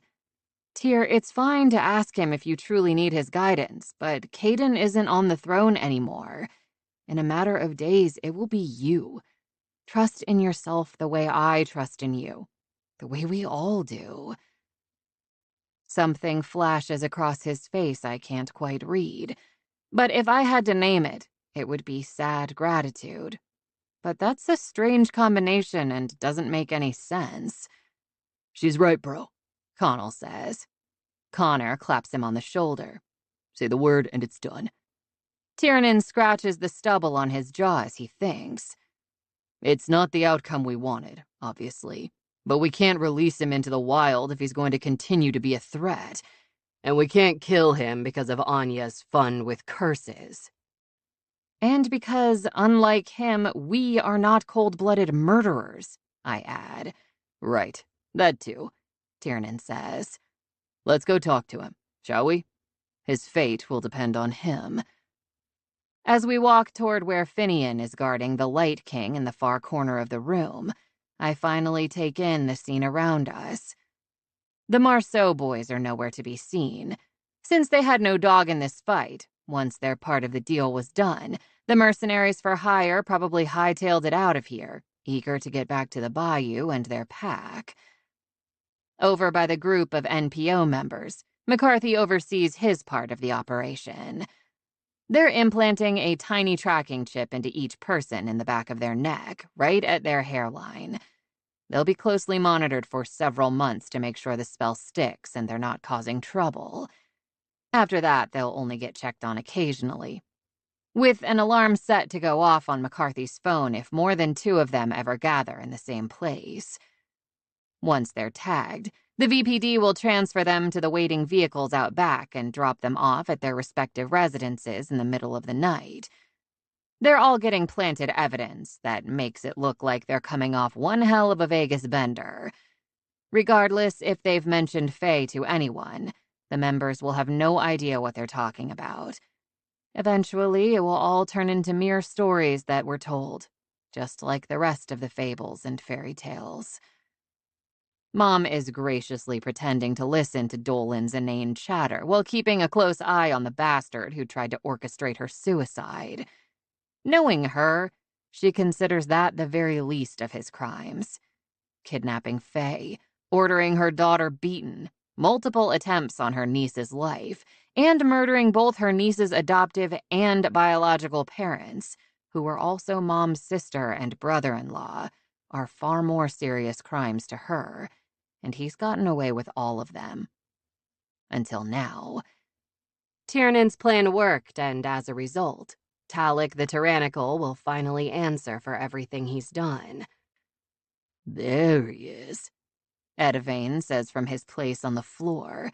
"The second-rate future king of the second-rate celestial court."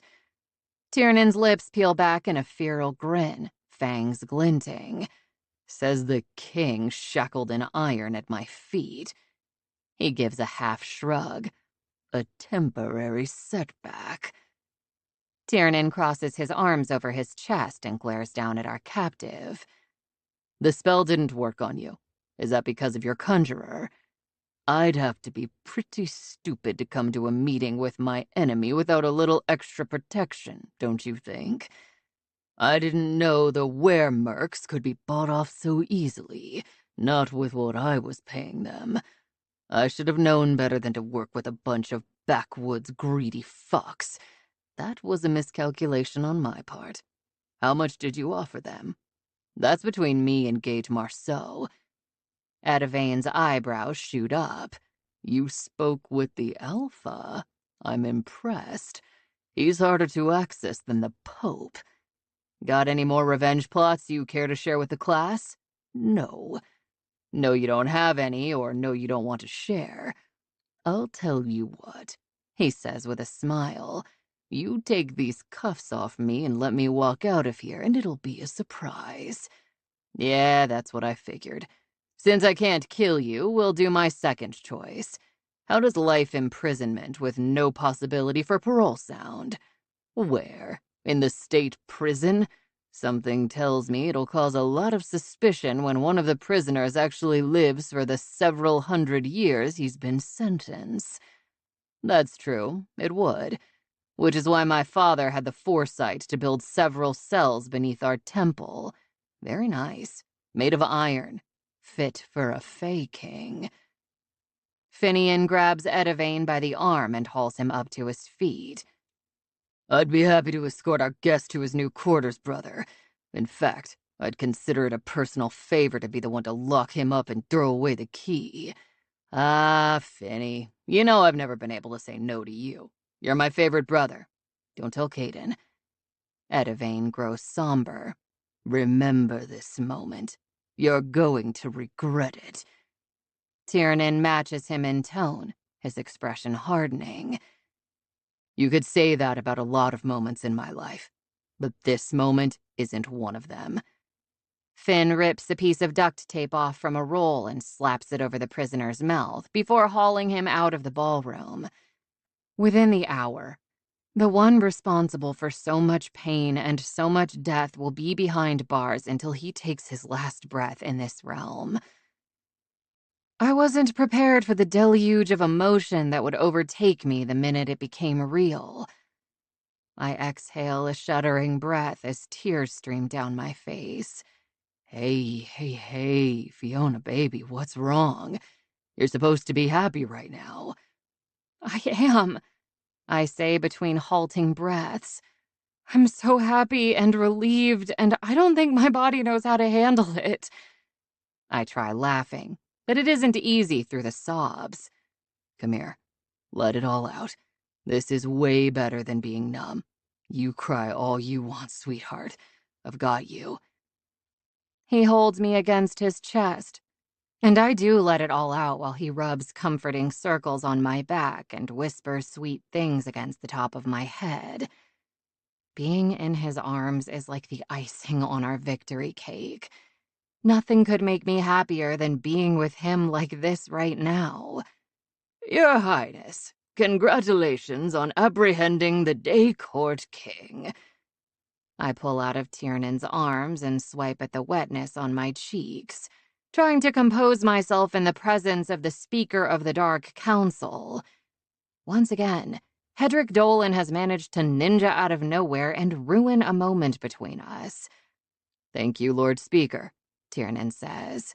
I presume you'll be heading back to the council to give them the good news. Indeed, I am. I will also tell Lady Maeve of your brave heroics. She will be pleased to hear her king is alive and well. Giving me the barest of nods, he says, Goodbye, Miss Jewel. Then he exits stage left, leaving me reeling from this new plot twist. I don't even have to ask Tiernan what Dolan meant by that. The look on his face says it all. I ball my fists at my sides to prevent them from shaking, but there's no stopping the way my insides are trembling. It feels like my heart has been cleaved from my chest, and I'm certain if I look down, I'll see it carelessly discarded at my feet. Because the one I trusted to take care of it didn't. When were you going to tell me? He swallows hard. Tonight, he says in a low voice. But I should have told you before. I'm sorry I didn't. I have no excuse other than my own selfishness. You would have pulled away the second you heard about the contract, and I... A contract? What is it that you agreed to exactly? I agreed to name my consort the night of my coronation, and to provide the court with an heir within the first year of my rule. Bile creeps into my throat, imagining Tiernan with another female. Imagining Tiernan with their baby. Is that what you want? To have children with Lady Maeve? He steps in close, fisting his hands at his sides. Of course it's not, Fee. You know exactly what it is I want, but that doesn't mean I can have it. I've avoided accepting my responsibility for too long, and now I have to do what's right for my people. That's all there is to it. What about what's right for you? Doesn't that count for anything? Not when you're the king.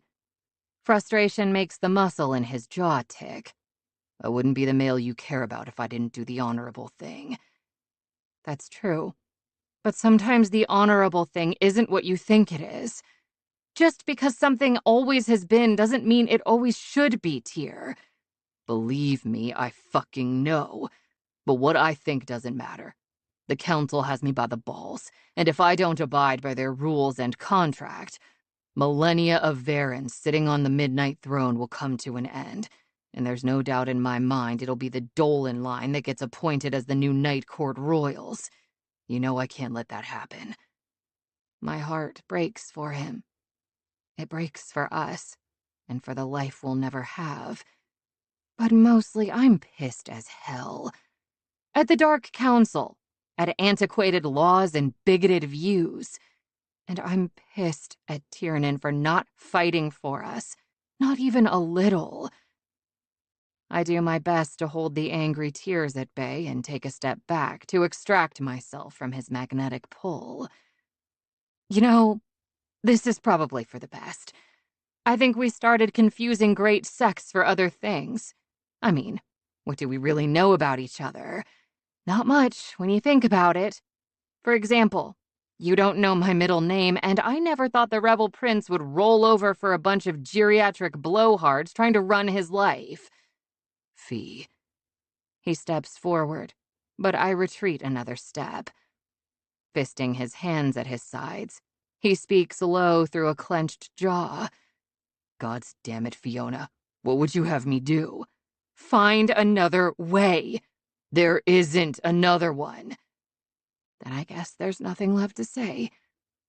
I swallow past the fist-sized lump forming in my throat. What's it called in chess when neither player can win? His shoulders fall. Stalemate. Nodding, I take another step away from him. Stalemate. That seems rather apropos, don't you think?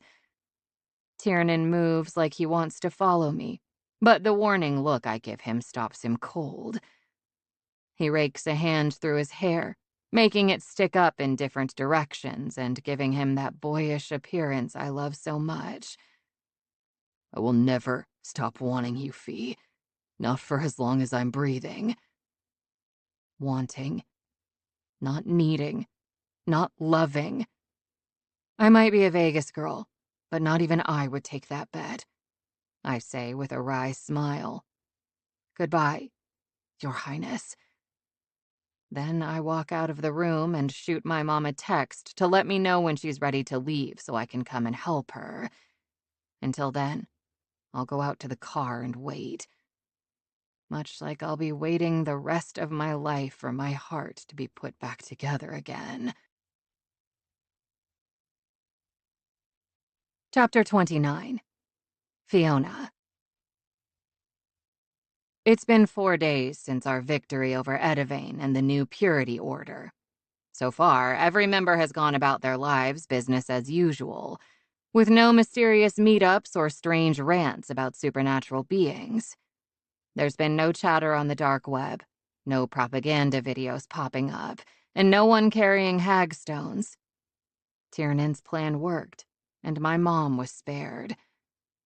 Now that it's safe to venture out again, she and Bryn have dragged me out to Nightfall for a relaxing evening at the spa. But the side glances they keep giving me when they think I'm not looking prove there's more to this than just a regular GNO. It's obvious they're concerned about me, and I guess I can't blame them. If either of them were in my position, I'd feel the same way. After the way things ended with Tiernan that night, my daily yoga and meditation practices haven't helped me find my zen like usual. Like wisps of smoke that you can see but not hold in your hand, it eludes me every time I think I almost have it, and the feeling of not being centered is discomforting. I've managed not to compound that by resigning and moving into my old room at Mom's.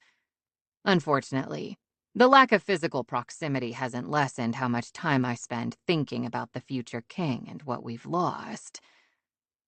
I keep telling myself that the depth of my heartache is disproportionate to that loss. It's not like we were ever a couple in a true sense. And there was what? All of a day or two where we thought we might be able to have some kind of life together? Even that wasn't going to be all rainbows and roses. We would have faced a lot of scorn from the council members and possibly even the people. Not that they've ever cared whether their kings indulged in depravities with humans, but to be in an exclusive relationship with one while putting off their duty to provide heirs with a Fae consort is a different thing altogether. Not like any of that matters now. Stop torturing yourself. It's done and in the past. Start focusing on your future, wherever that is. Wherever what is? Bryn asks from off to my left. We're in the final stage of our pampering party. Our fingers and toes have been done, our bodies massaged and detoxified, and now we're reclining in leather chairs, wearing soft robes and sipping on champagne, or sparkling grape juice for Bryn, as the estheticians mix up some concoctions in the next room to apply to our newly dermaplaned faces. I look over at Bryn. What? She huffs, her legendary patience on a short leash thanks to the pregnancy hormones. You said wherever that is. What did you mean by that? I said that out loud? Great.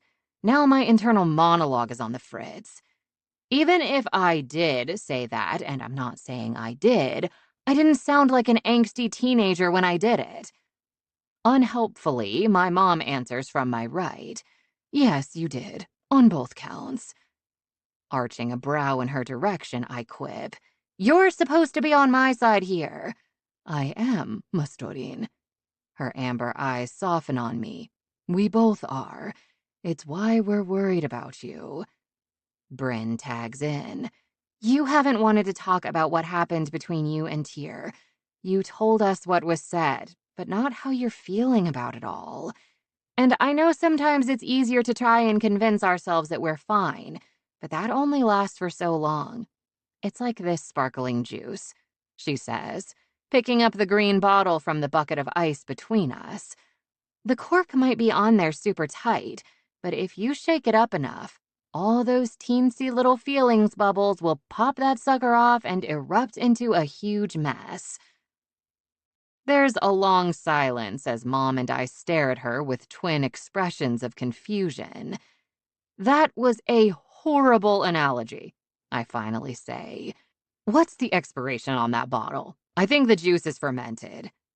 Bryn, darling, maybe put the bottle down, There's a lot of condensation on it. She rolls her eyes and lifts it higher as she uses that hand to gesticulate.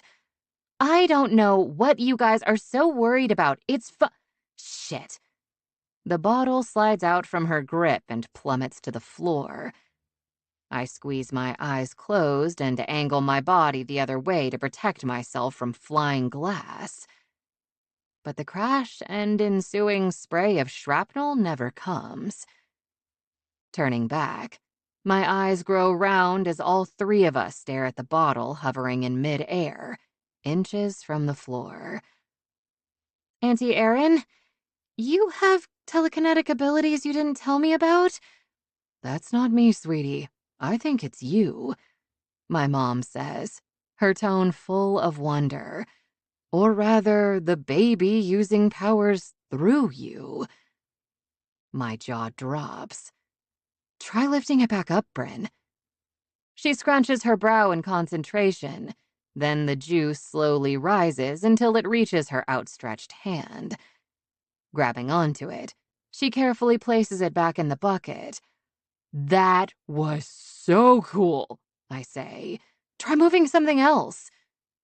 Mom clears her throat loudly, drawing our attention to the three women approaching with bowls of what looks like mud and a small plate of cucumber slices. We dutifully follow their instructions to lie back and relax as they adjust our chairs into a zero-gravity position and apply the cold mixture to our faces. Once I'm completely slathered in the stuff, my attendant holds up 2 thin cucumber slices for puffiness and swelling. She places them over my closed eyes, then leans down to whisper, "You can use this remedy at home, too."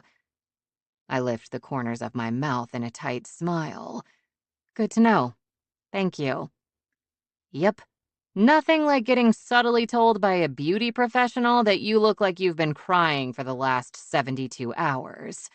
Not that she's wrong, but still. As soon as the ladies leave the room and close the door behind them, Bryn doesn't miss a beat. Look, Fee, shitty analogy and freaky baby powers aside, my point about bottling up your emotions stands. And I'm still waiting for the explanation of the that you were talking about earlier. Taking the cucumbers off my eyes, I toss her a droll look. Anyone ever tell you you're like a damn dog with a bone? She pops off her own and returns the look. My husband, daily. Then she starts eating the cucumbers. Gross, Bee, those were on your face that just had a ton of product slathered on it, I say with my nose scrunched up. Girl, I am starving, like all the time. I wouldn't care if I'd picked these off the floor at this point. We just had lunch an hour ago. She raises her eyebrows at me. Did you miss the part where I said all the time? Now spill. I sigh, resigned. My future. I'm not sure where it will be. Bryn frowns. Why would it be anywhere other than here, in Vegas, with your family? Family. A few weeks ago, I wasn't sure I had any real family. I felt betrayed and forced to play an unwitting fraud in my own story. Now that the worst of my hurt is over, I know Bryn is right. My family is here, and it's comprised of those who have been in my life all 26 years up to some I've known for only the past 6 months. But I can't stay here. Not for a while, at least. I swallow thickly past the knot in my throat. I can't watch him be with someone else, even tangentially. I haven't seen him in days, and yet I swear I can feel him. Like a low hum in my veins, and it's too painful. Bryn reaches over to squeeze my hand. Then what are you planning on doing? Thought I'd do some traveling. See the country, maybe even the world. I figured a little wanderlust therapy would do me good.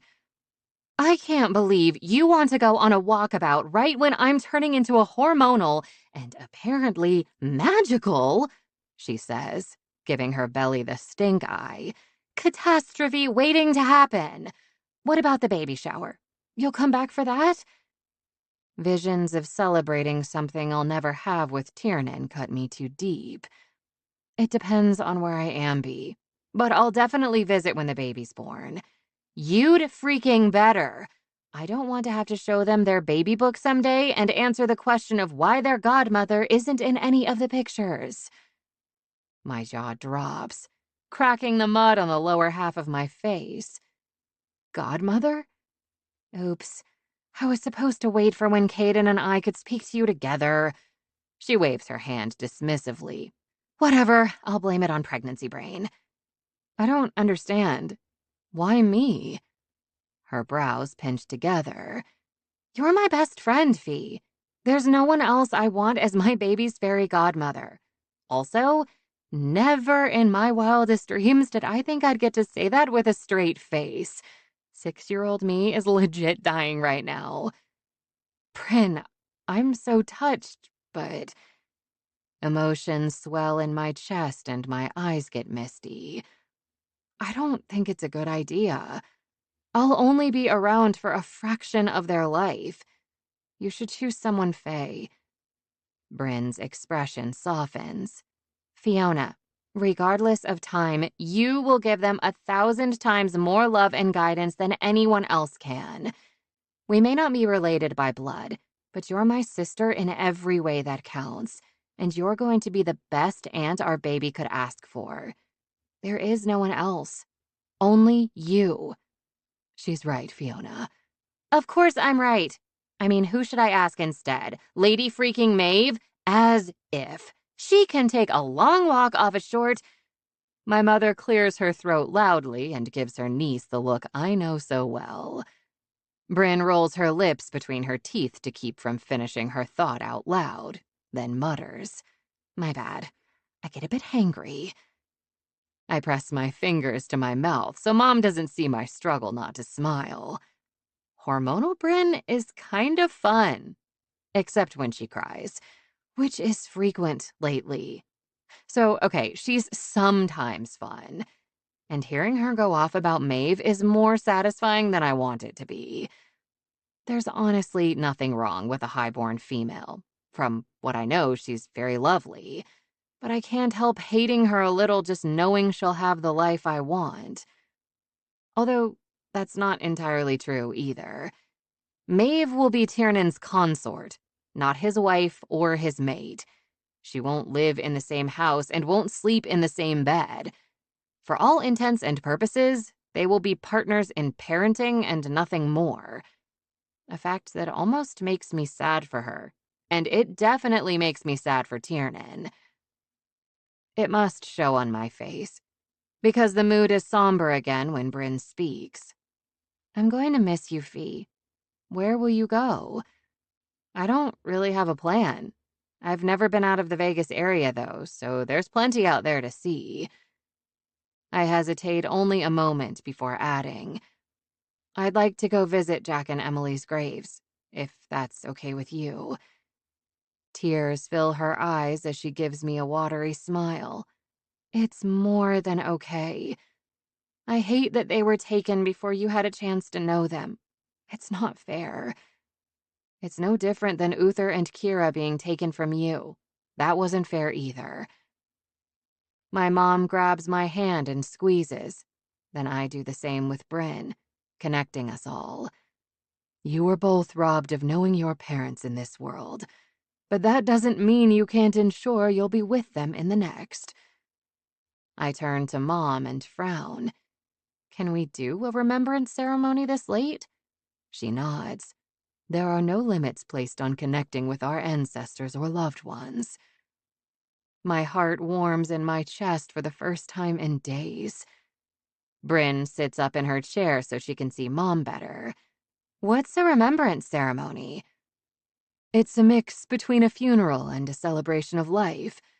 A ritual that sends them off to Mahmel and connects our souls to theirs so that we may find each other once again in the afterlife.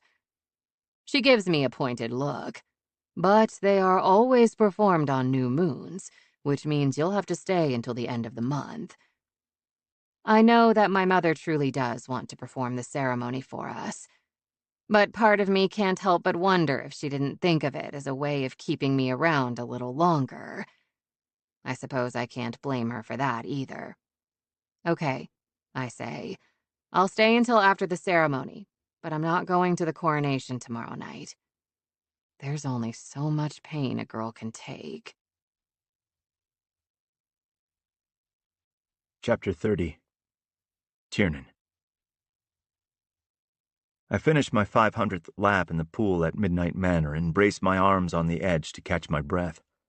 For the past week, I've been doing multiple workouts a day to try and keep my head clear, to distract myself from focusing on the one thing I can't afford to think about: losing Fiona.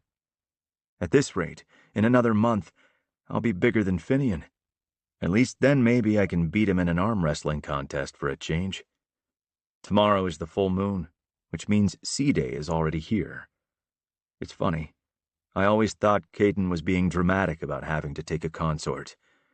Now here I am finally ready to ascend and take my place as the ruler of our court, but the last thing I want is a FWB situation for the purpose of procreating, or any reason for that matter. The sound of female laughter floats to me on the breeze, and I close my eyes for a minute and let myself imagine it's Fiona. That she's laughing at something I said and telling me how ridiculous I am. Maybe she's teasing me about my bromance with Edward Cullen, or reminding me how ridiculous she thinks her nickname is. I'd pick her up and throw her over my shoulder to carry her to the pool and jump in.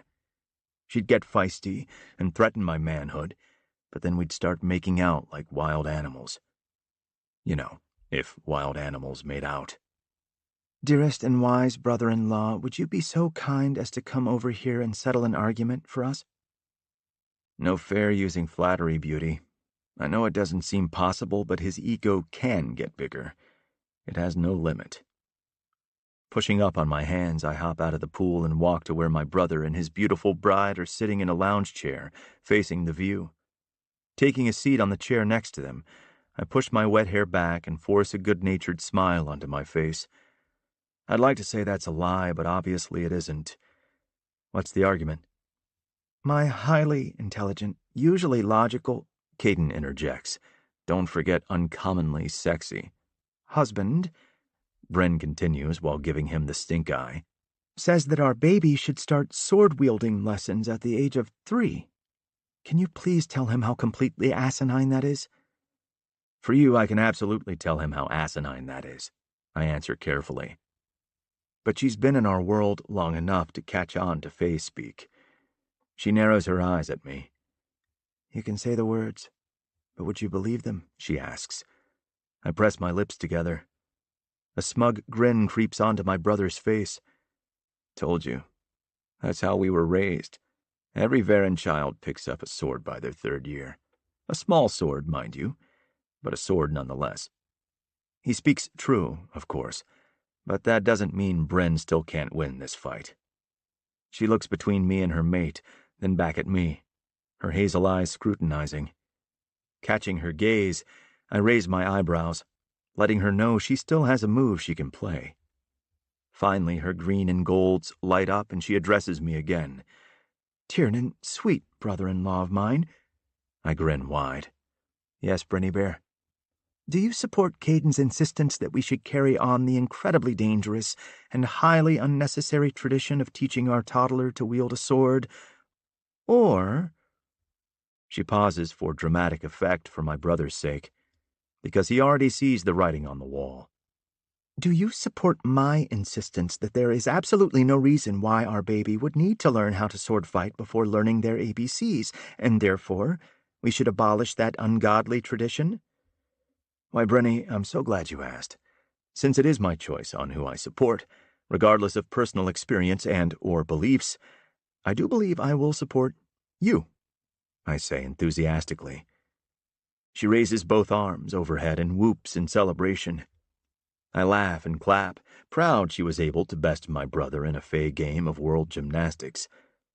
He glares at me in mock disappointment. Traitor. Told you, I like her better. She sticks her tongue out at him, making me laugh even harder because if I know my brother, and I do, he's going to come up with very creative ways to punish her for that later. Man, I can't wait to spoil that kid so fucking rotten. I'm giving them espressos and a puppy right before I bring them home from spending the day with their Uncle T. Now it's Bryn's turn to glare in my direction. I'd think extra hard about any torture you put us through. We'll be able to turn it right back around on you soon enough when you have kids. My good mood pops like the fragile bubble it was, and it's impossible for it not to show. It's not the thought of having kids that upsets me. It's the thought of not having them with Fiona. Shit, Tiernan, I'm sorry. I wasn't thinking. Brenny, it's okay. It's not your fault I'm a sad sack. She opens her mouth, no doubt to berate herself and apologize profusely, and possibly even cry if recent hormonal events are anything to go on, but my brother stops her. Since we're staying here tonight, Tiernan is insisting we take my old room. Go and run us a bath, and before the tub is full, I'll be in to join you, okay? I think it's time I offer the Crown Prince some kingly advice. Bryn traps her bottom lip, clearly at odds between her emotions and his instructions. Caden uses his thumb to free her lip, then gives it a tender kiss. Go on, beauty. He isn't upset with you, and if he is, I promise to toss his ass back in the pool before coming inside. She finally relents, but not without throwing her arms around my neck and squeezing the breath out of me first. Rubbing my throat, I try to reconcile the chokehold with the little thing disappearing into the house. Fuck, she's gotten strong. And as of yesterday, randomly telekinetic. Damn. That freaking you out? More than I let on. I mute my energy around her so she doesn't feel it. She has enough to worry about. She doesn't need my shit on top of it. I release a heavy exhale. Fuck, I'm sorry, Caden. I've been so wrapped up in my own shit I never stopped to think about yours. Nor should you. Your shit's way bigger than a little dark light fatherhood anxiety. I'm the one who's sorry. I should have had this conversation with you long before now, but better late than never. He gestures to the pool bar behind us. Want a drink? What kind of question is that? A rhetorical one, apparently, he says wryly. We head over, and I park my ass on one of the stools. Caden walks around and grabs 2 rocks glasses, setting them on the bar top between us. Tomorrow's a big day. How do you feel? Crossing my arms over my chest, I watch him pour the whiskey and fight my natural instinct to fire off a sarcastic answer. If I want the people to take me seriously as king, I need to practice not saying the first thing that comes to mind all the time. Admittedly, it's a lot. I'm not even official yet, and it's like the weight of every Dark's life is sitting on my shoulders, you know? My older brother smirks. I might know something about it. I suppose you do. I chuckle as we clink our glasses together. Then I take a sip and revel in the smooth heat sliding down my throat. I guess I never realized the kind of pressure you were under. You always seemed to take everything in stride. That was my training. Father prepared me for the role my whole life, including how to appear to have my shit together, even if I didn't. That's what I mean, man. You had over 150 years to get ready for this. I've had 4.5 months. By all rights, I should be running for the fucking hills. Don't think I didn't consider it. He leans his hips back on the countertop behind him. I'd be more surprised if you hadn't. There isn't a Fae ruler in history who's been put in your position. Anyone would have considered running, including myself. But, and I say this not only as a supportive brother, but as someone with experience, you're going to be an amazing king, Tyr.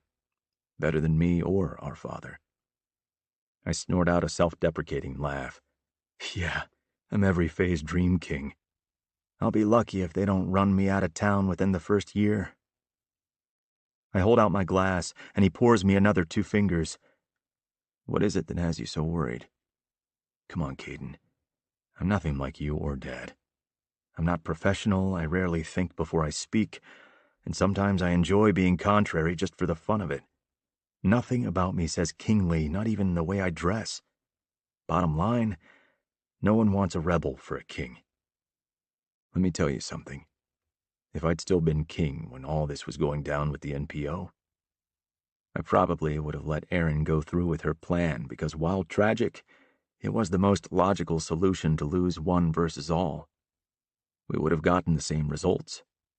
But at what cost? Erin would have lost her life and Fiona, her mom. That's what doing things by the book gets you. But you refused to put anyone else in harm's way.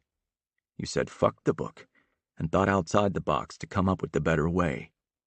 It was ill-advised, risky as hell, and worst of all, put your life, the life of the future king, in danger.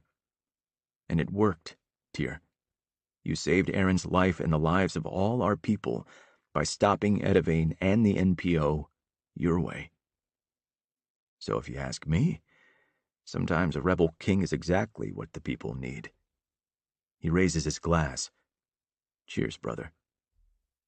He doesn't wait for me to clink and drink with him, because I'm too busy letting his words tumble around in my mind. Yes, I insisted on finding another way, one that didn't require one of our own to fall on a sword held by a sociopath. But that's only one thing. A single incident doesn't speak to the probability of whether I'll be a good king for the next several centuries. What about Fiona? Jarred by the hard left the conversation just took, I grabbed the whiskey and pour myself another drink. Bryn said she's sticking around until the new moon. Then she's leaving Vegas. Think if you tell her you love her, that she'd stay. Love. I haven't allowed myself to think that word in relation to Fiona out of self-preservation. But I love her so damn much I can't think straight most days. If the gods exist, this bone-deep agony will fade. But if that's how I measure my faith, I suspect that soon I'll believe in the gods as much as I believe in fairy tales. I shrug, then drain my glass. Doesn't matter, because I can't tell her. I won't ask her to be my dirty little secret while publicly being tied to Maeve. She deserves more than that. Caden sets his empty glass down and comes around the bar to stand next to me. I'm sorry, brother. If I'd had any other way. Don't apologize for keeping your mate safe, Caden. And I don't want you to think that I'm not ready for this, because I am. If the last few weeks have taught me anything, it's that I have the capacity to be more than a rebellious spare heir. I just need to remember to act like it. But our legacy is secure, I promise. I won't fuck this up. I never thought you would, he says, placing a hand on my shoulder. Rebel or not, Tyr, I believe in you. And you should too. Chapter 31. Tiernan. Sea Day. The day I've been dreading for 4 months is here. Oddly enough, I'm no longer dreading it for the same reasons I was.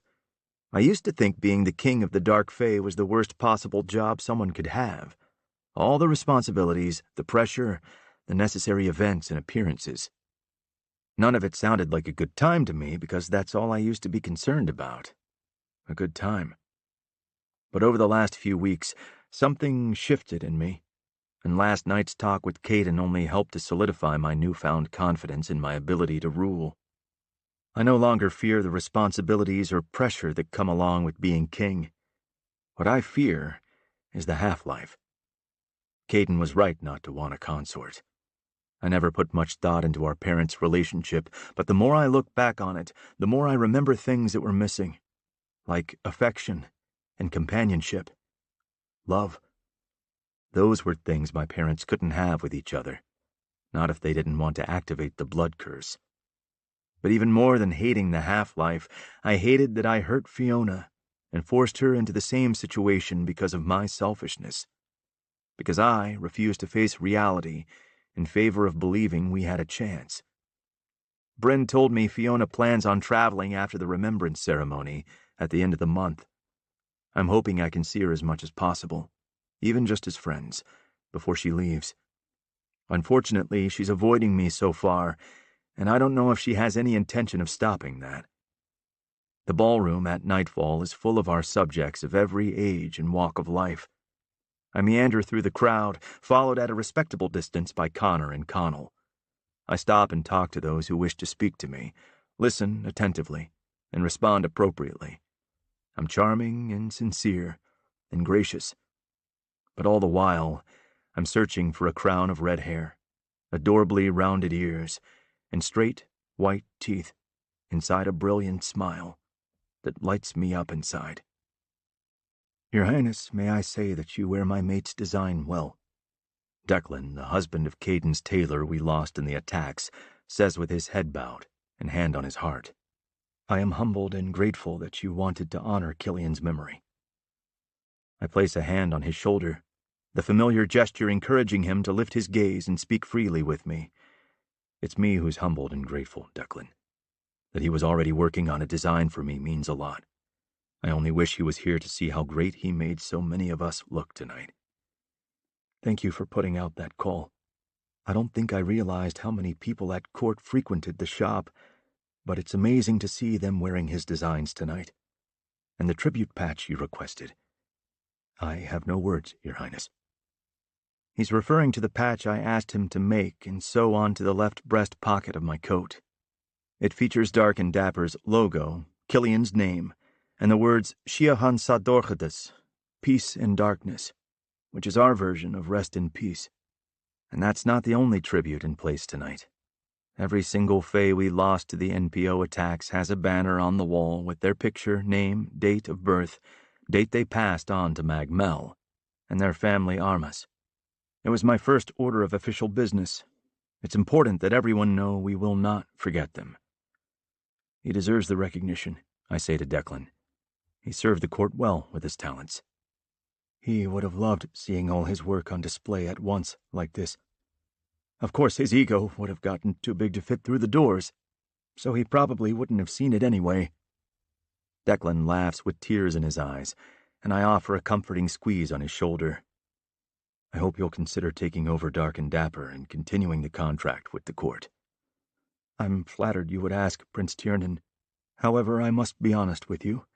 I worked for Killian on the regular orders and learned a great deal from him over the years, but I don't have the experience he did. He had a real gift, one that cannot be matched. I'm afraid my work would be a disappointment by comparison. I understand why you might feel that way. But if there's one thing I've learned in the last few months, it's that when push comes to shove, we often rise to the occasion. There's no pressure, but I'll help you with whatever you need, employees, design classes, whatever, so you can keep the shop open and let Killian live on in the quality clothing you provide our people and the people of this city. Declan places a hand over his heart, his emotions clear in his eyes. I would like that very much, Your Highness. Thank you. My pleasure, I say with a smile. I'll stop by sometime next week to discuss it further. For now, take advantage of the free champagne and the incredible food prepared by Owen's kitchen staff. He says he will, and I move on, once again searching for the person I want to see most tonight. Then I catch a glimpse of the next best thing. Aaron is standing with Bryn and Robert, who's allowed to attend as a familiar, over by the appetizers. If I need to find my sister-in-law, all I need to do is search for the buffet table. I walk with purpose in their direction, and thankfully no one tries to interrupt me. Ladies, you look positively stunning tonight. Robert, you don't entirely suck either. If I wasn't already buzzed on the bubbly, I might take offense to that, he says with a goofy grin. I decide not to lecture him on the drinking since it's a special occasion and I'm in a benevolent mood. Aaron dips into a shallow curtsy. Thank you, Your Majesty. It's a bit premature, but hearing her say the title Fiona used with me only strengthens my need to see her. Ready to make it official? Ready to get it over with, I say a little too honestly. Is Fiona here? I was hoping to see her tonight. 2 pairs of eyes, one golden and one hazel, look at me with pity. My heart sinks as Aaron places a gentle hand on my arm. I'm sorry, Tiernan. I tried to get her to come. She's just not ready. It's okay. It's not like I can blame her. If I had to watch her claim someone else as her life partner, I'd do a lot worse things than stay away. Bryn narrows her gaze past my shoulder where the dais is. This is such bullshit. I'm sorry, but you two belong together. This is all because of that pompous, wrinkly... Aaron shoves a lobster-stuffed mushroom into her niece's mouth, then gives her a small plate of more. Keep eating, darling. Bryn gives her a sheepish grin, and a thumbs up as she eats the large mushroom. I can't help but chuckle at her pregnancy antics. I should probably feel sorry for my brother with the roller coaster he must live on trying to keep up with her mood swings. But I don't. Thanks, Brenny Bear. But we don't always get what we want. Especially when you're the king. Robert snaps and points at me, his eyes alight with wonder. Or too much champagne. It's your blood, isn't it? Arching a brow at him, I check the level of his glass. I think it's time you lay off the sauce, old man. He scowls and waves his hand. Bah, I'm fine. It's my next guest for the magical fountain of youth. The thing humans can take to live as long as Fae is your blood. I cut my gaze over to Aaron and Bren, both of whom are frozen in wide-eyed shock. They give me barely perceptible shakes of their heads, telling me they didn't let the cat out of the bag. Since I can't lie, I lay the sarcasm on. Thick. Yep, you finally guessed it. It's totally our blood. Because that's not gross at all. I roll my eyes and chuckle for good measure. What do you think we are, vampires? Deceiving one of my oldest friends doesn't sit right with me, but telling our secrets to others, or humans, even familiars like Robert, is forbidden. The sarcasm trick works, though, so I don't have to worry about breaking one of our biggest rules on the day it becomes my job to enforce them. Yeah, I suppose you're right. That wasn't one of my better guesses, he says. I'll figure it out one of these days. Thankfully, his critical thinking skills seem to have been dulled by the champagne. Sober, he would have called me out on that bullshit non-answer in a heartbeat. I can't wait to hear what you come up with next, my friend. Connor lets me know that it's time for the official ceremony to begin. I excuse myself and make my way to the front of the room and up the stairs of the dais. Hedrick Dolan and Lady Maeve are seated on the far end. She is the picture of demure beauty, whereas the look on the speaker's face is an odd mix I can only describe as smug annoyance. Next is the royal mother, also known to me and my brothers as plain old Mom. She looks as regal as ever, her posture perfect and chin raised. Her expression remains stoic, but the shimmer of tears in her eyes is the same as her whispering how proud she is. On the opposite side, Finian is seated on the outside, followed by Caden, then Seamus, all of them looking on with support and confidence in me I'm not sure I deserve. But it gives me the final push I need to move into position. A high priestess is standing in the center, ready to begin the ceremony. I approach her, then go down on one knee and bow my head. I remember my brother in this position not even 20 years ago. I was so proud of him that day. It was a day of his fate being fulfilled, the role he trained for his whole life becoming a reality. He looked so distinguished and noble, so calm and sure. I remember thinking I could never do what he was so willing to do. And now I wait on bended knee, eager to follow in his footsteps and our father's, to prove that the Varens belong on the throne, because we are the best choice for our people. The ceremony itself doesn't take long, and it's performed entirely in the old language. I force myself to pay attention, keeping my thoughts from straying, as they're wont to do these days. And before long, it's over. The high priestess speaks her final blessing and places the crown atop my head. Made of heavy metal, its weight is not insignificant. But it wasn't the physical weight I'd been worried about for so long. It was the metaphorical kind. I thought for sure that the heft of being responsible for every life in the Night Court would crush me the moment the crown was placed on my head. But it doesn't feel too much at all. It's not too light, and it's not too heavy. In fact, it feels just right. I'm like the fucking Goldilocks of the Dark Fae. I almost laugh and imagine telling Fiona later about my errant thoughts and how we could live happily ever after, since we're both fairy tale characters now, as Little Red with no riding hood, and Your Majesty Goldilocks. Except as fast as I think about telling her, I remember that I probably won't get a chance to, because I fucking ruined everything. And suddenly the well of laughter dries up. The priestess must have officially announced me as the new king, because the room is full of applause and the occasional shouted cheer from Robert, who could give a flying fuck about being proper. Gods, I love that human. I rise and face my subjects for the first time, and the moment is bittersweet. But the pride I have in being the next ruler of our people grows inside me like a living thing and pushes away the pain, at least for now. Lifting my hands, I signal for them to be quiet and let me speak. I didn't prepare anything ahead of time. Caden almost always did. He liked to gather his thoughts, mull them over, and reshape them if needed. He said Father taught him that a prepared king is an inspiring king, which I guess is like the royal version of the Boy Scouts motto or something. But I've never been a fan of homework or planning ahead. Spontaneity is where I live. Off the cuff is my specialty, and reading rooms is my superpower. It shouldn't be any different whether it's an audience of 1 or 1,000, right?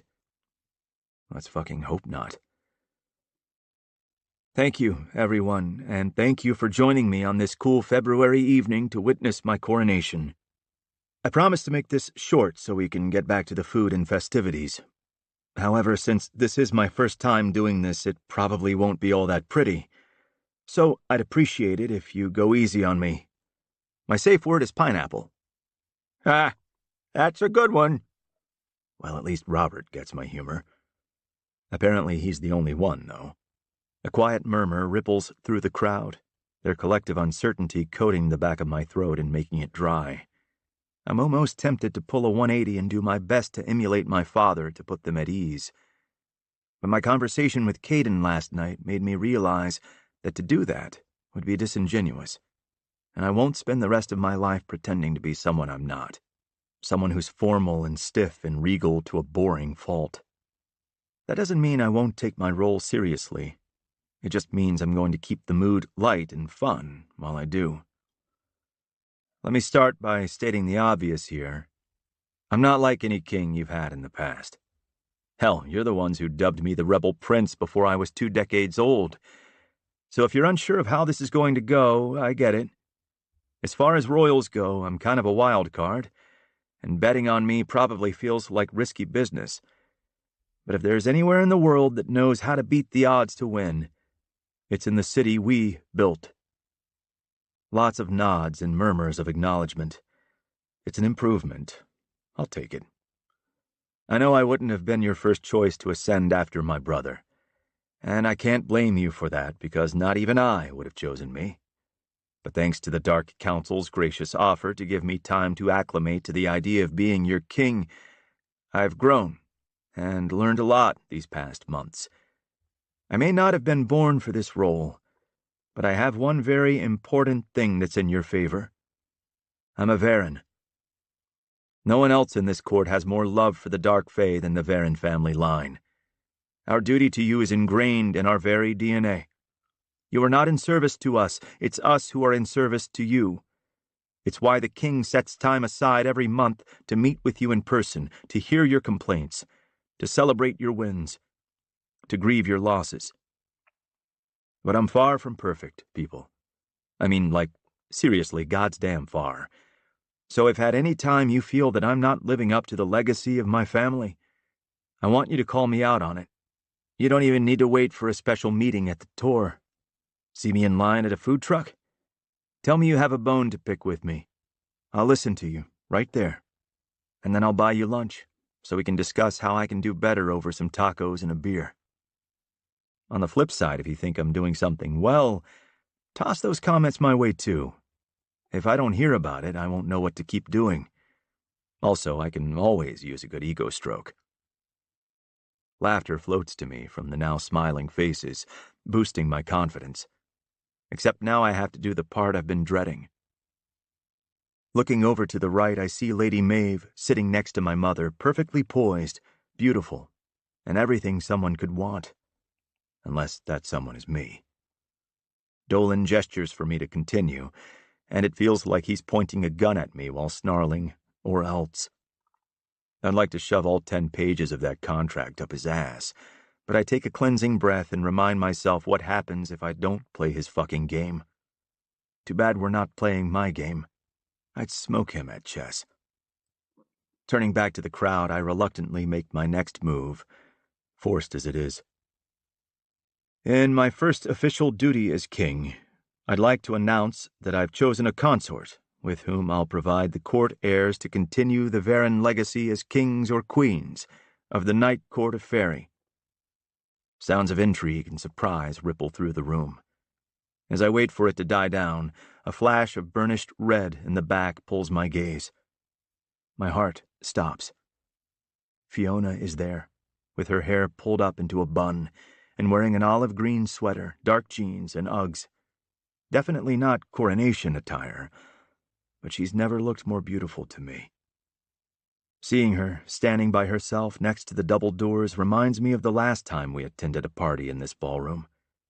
It was the night of the Ivy Moon celebration, also known as the night my life changed forever.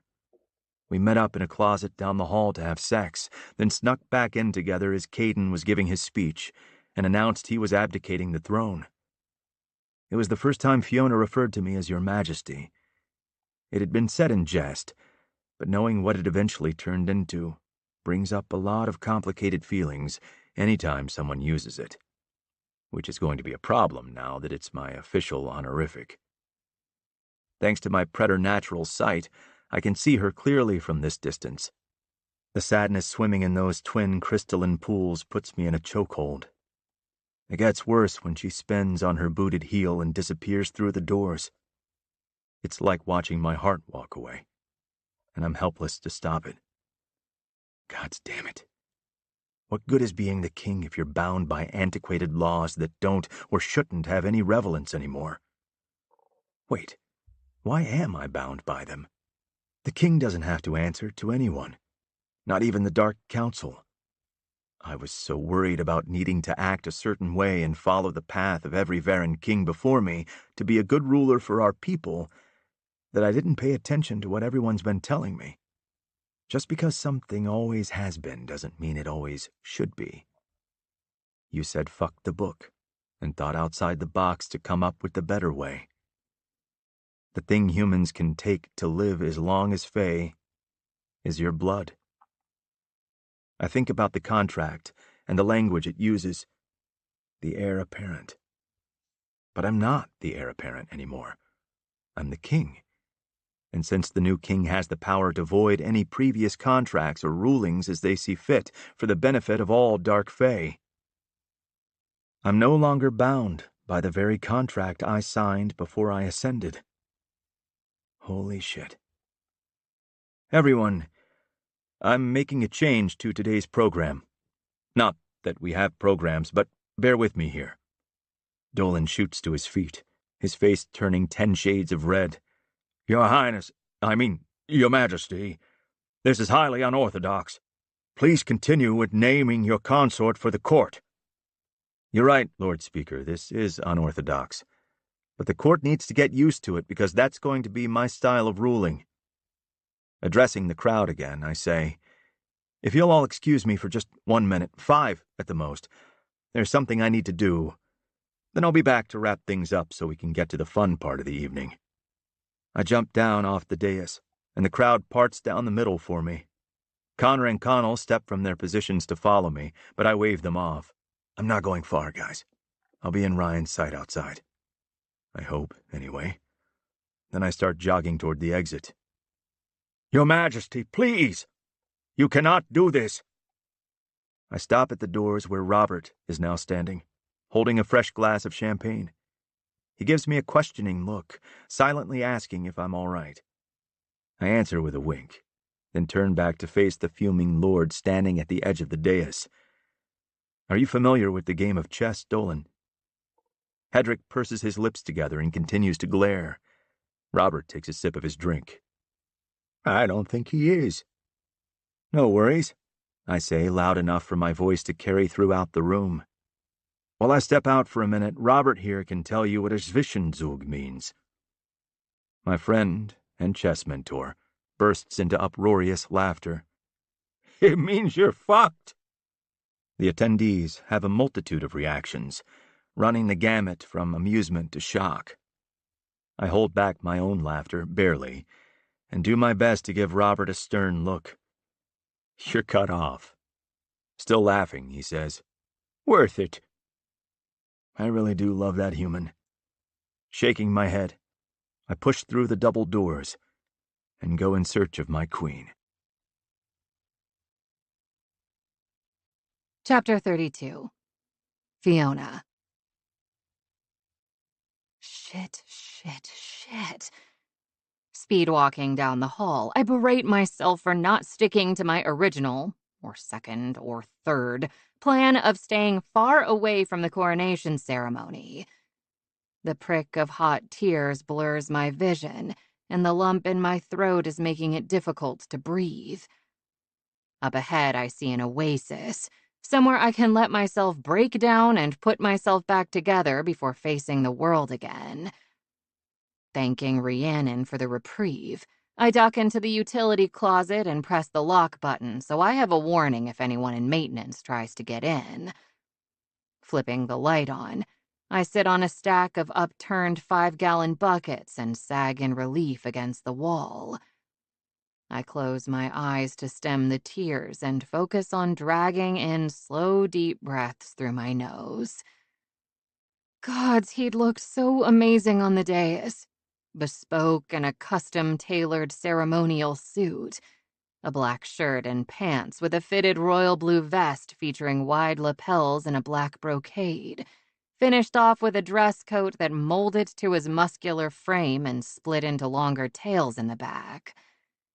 The midnight crown fit him perfectly, its symmetrical points on the bottom encircling his head with the 3-dimensional triangles of various lengths, rising up at flared angles.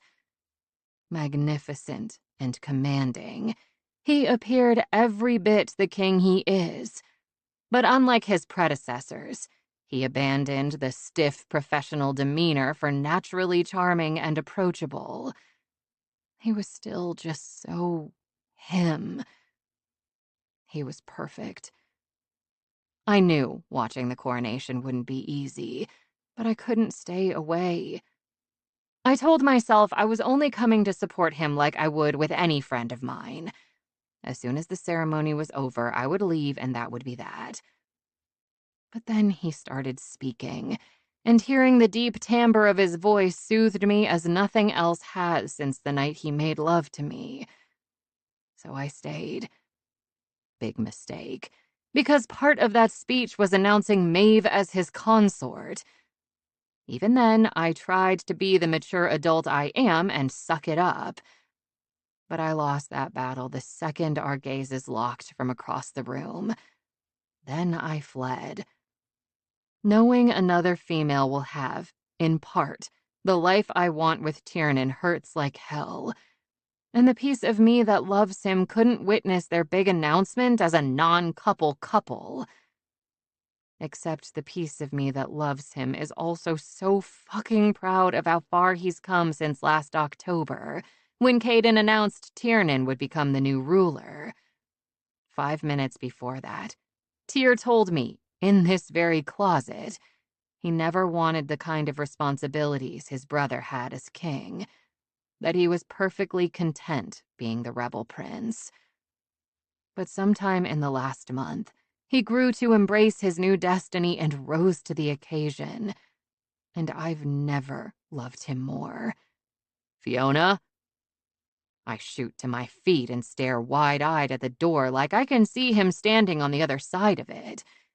Tiernan, what the hell are you doing out there? His words are colored by his signature lopsided grin. Sweetheart, I think the better question is, what are you doing in there? Gods, Tyr, you can't pull shit like this in hour 1. Get back in there. I will as soon as you come out. I need you to hear something. I worry my bottom lip with my teeth and cross my arms over my middle, as though it will help me stay together as I try and think of what to do. I can hear you fine like this, so tell me and then you can get back to your Lady Maeve. Wincing, I slap a hand over my mouth. That's not what I meant to say. People. Then you can get back to your people. Way to go, Princess Petty. She's not anything, Fee. I'm not taking a consort. Not tonight, or ever. I freeze. But how? The contract. I'll explain everything if you just open the door. My mind is racing almost as fast as my pulse. Come on, Fee. Let me in. I can't, I say, shaking my head. What if this is some cruel auditory hallucination and I open the door but you're not there? I couldn't handle... The knob groans in protest, then snaps before the door swings open and Tiernan steps inside. I'm so relieved he's real. I don't even think before letting him wrap me up in his arms. Pressing my face into his chest, I inhale deeply, his familiar scent comforting me as much as his embrace. Gods, I've missed you, baby. Don't ever freeze me out like that again. My old nemesis, aka reality, steps back in to remind me that Tiernan and I are nowhere near happy couplehood territory. Cursing, I step out of his arms. I didn't freeze you out, Tiernan. You chose someone else over me. Don't turn this around as though it's my fault. You're right. I'm sorry, that was the wrong thing to say. It was my fault. You told me to find another way, and I didn't think I could. I thought being a good king meant doing everything exactly how the ones before me did it. He frames my face with his large hands. But you were right, Fee. Just because something always has been doesn't mean it always should be. And there's so much that needs to be changed. Changes I intend to make. Starting with us. Us? Yeah, us. I love you, Fiona. I love you infinitely more than I love myself, and you know how much I love myself, he says, his boyish grin revealing a hint of fang. A myriad of emotions flood my eyes. Tiernan Varen said he loves me. Not wants, not needs. Loves. An admission I would have thought an impossibility a few short months ago, but one I fantasized about anyway. And now it's happened. Okay, this is the part where you say it back and spare my fragile ego. Oh, sorry, I say, laughing through my tears. Yes, of course I do. I love you. I barely finish saying it before his mouth descends on mine. His tongue sweeps inside on a groan as he wraps me in his arms and pulls me flush against him. My fingers grip the nape of his neck as I rise on my tippy toes, needing to be as close to him as humanly, or faily, as possible. When we finally break apart, he glances at his watch and winces. Come on, we need to get back in there. Digging in my heels, I pull him up short. I still don't understand. How can there even be an us? I thought you signed a contract. Let me worry about Dolan and the contract. Tipping my head up with a finger under my chin, he stares into my eyes. Do you trust me, sweetheart? My heart swells, and I answer him the same as I always have. I do. A huge smile breaks across his face. He kisses the top of my hand, then leads me out of our closet. Yes, it will forever be known as our closet, and back down the hall to the ballroom. As we enter through the double doors, everyone in attendance stops talking and turns to watch us walk through the middle of the crowd.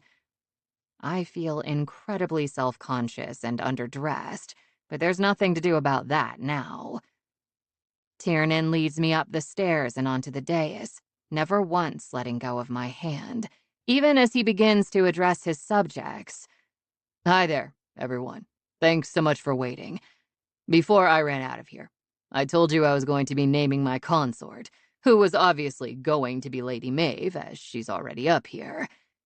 The people standing below us whisper to one another, but they never take their eyes off of us, not wanting to miss a second of the soap opera unfolding on stage. But here's the thing, Tiernan continues. I'm not in love with Maeve. In fact, we barely know each other. The role of consort is not glamorous, nor the honor we make it out to be. Lady Maeve, he says, turning to speak directly to her, you deserve to be mated with a person of your choosing, someone who loves you every bit as much as I love Fiona Jewell. I jump a little when the noise level in the room spikes with collective shock. But that's not nearly as bad as the shriek of outrage that comes from Hedrick Dolan. He stalks over, shaking some papers in his fist. Did you forget about this? It's the contract you signed. When I was the heir apparent. Yeah, I know. The thing is, when a new king takes the throne, he's allowed to make whatever changes he deems fit for the best of the people. And this contract is officially null and void. Tiernan rips the pages in half and hands them back to the now sputtering Lord Speaker. And so are you and your little band of merry males. I'm disbanding the Dark Council as it is, and we'll be installing a new, diverse council made up of darks representing different backgrounds and specialty lines. Their job will be to communicate with the people and speak to the crown on their behalf regarding how we can better support our subjects. Absolutely not!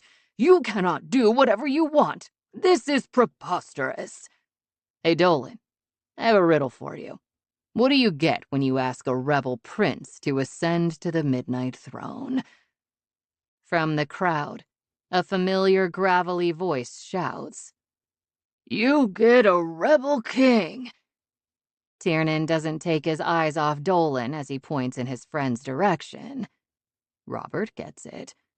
Zwish and zug, Robert cackles, and I have to cover my mouth with my free hand to stop from laughing myself. Connor, Tiernan says to his friend, can you call someone to give Lord Dolan a timeout? Connor speaks into his comms unit, and a second later, a watcher hops onto the dais and firmly escorts Hedrick down the stairs and through the ballroom. But the best part is when everyone starts to clap and cheer. Smiling, Tiernan waves and calls after them. Remember, the rule is 1 minute for every year of his age, or he won't learn. Once he's removed from the room, and the crowd settles, Tiernan's demeanor changes. He's more serious and sure of himself, like how I saw him during the weeks we spent fighting against the NPO. The kings who came before me, including my brother and father, were phenomenal rulers, and I aspire to be every bit as good as they were. But I also aspire to be better, because a lot of our ways are outdated and need an overhaul. In the coming months, I plan on making some changes, the biggest of which will be a Fae-human integration. We've been living in the human realm for over 400 years, and while we've assimilated into their world, we've never accepted that we're a part of it. We continue to set ourselves apart from them, as though they're somehow lesser, but that's never been the case. I know this might be controversial to some, considering what we went through these past few months, but just as we wouldn't want to be judged on the heinous acts of the Light King, we can't judge all humans on the actions of those in the Purity Order, past or present. Tiernan looks down at me and smiles, and I realize I've been staring up at him in awe, like everyone else in the room, as he detailed his plans to bring the Fae and human worlds together. Pride and love fill me so completely, I think I might burst. I'm utterly speechless. To do this well, it will no doubt be a huge undertaking, but luckily, I have the perfect person to help me with this endeavor. He continues. Fiona Jewell, a human raised as a member of the Dark Fae, is uniquely suited to this mission, as she cares deeply for both races, which is also why she will make an excellent Dark Queen. What? I slap my hand over my mouth. Guess that speechless problem is fixed. Gaping up at him, I admonish him under my breath. Don't you think that's something you should have asked me first? He frowns, his brow furrowing. I didn't ask you to marry me? My jaw drops. No. Pretty sure I would have remembered that. Looking out at the audience, he chuckles nervously. Everyone, hold tight again. I need another minute. He maneuvers us so that he's in front of me, blocking me from view. Then he gathers my hands and gazes into my eyes. Fiona Lynn Jewell. Yes, I learned your middle name.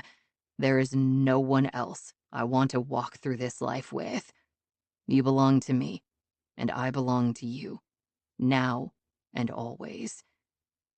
Dear, Emotion clogs my throat and tears blur my vision. You belong by my side, Fee, as my queen. You're serious? As a human heart attack, which you won't ever have because of the blood bond we'll share. He strokes a finger down the side of my throat. We'll be able to live a very, very long life together. What do you say, sweetheart? Will you be my wife, my true mate, and, most importantly, my queen? For the first time in a week, my heart is finally back where it belongs, with his. He's giving me everything. His trust, his blood, his love. And I'm going to spend centuries doing the same for him. Tears well in my eyes, and for once, I don't bother to blink them away. Not trusting my voice, I nod. He gives me a swift and passion-filled kiss that leaves me breathless and dizzy. Then, facing the crowd once again, Tiernan raises our joined hands into the air and shouts the most human thing ever. She said yes! The ballroom erupts with thunderous applause and cheers. If the skylight wasn't already open to connect us with the night and the full moon, the glass probably would have shattered. Tiernan signals for the music to start, effectively ending his speech and getting the celebration underway. Pulling me into his arms, he leads us in a dance.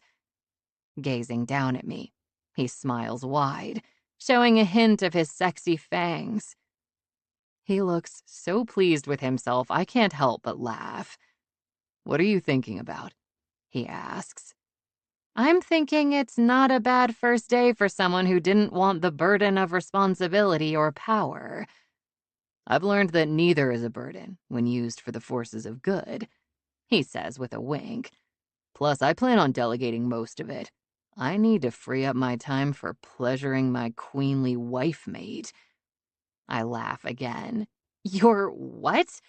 Never mind. I'm still workshopping it.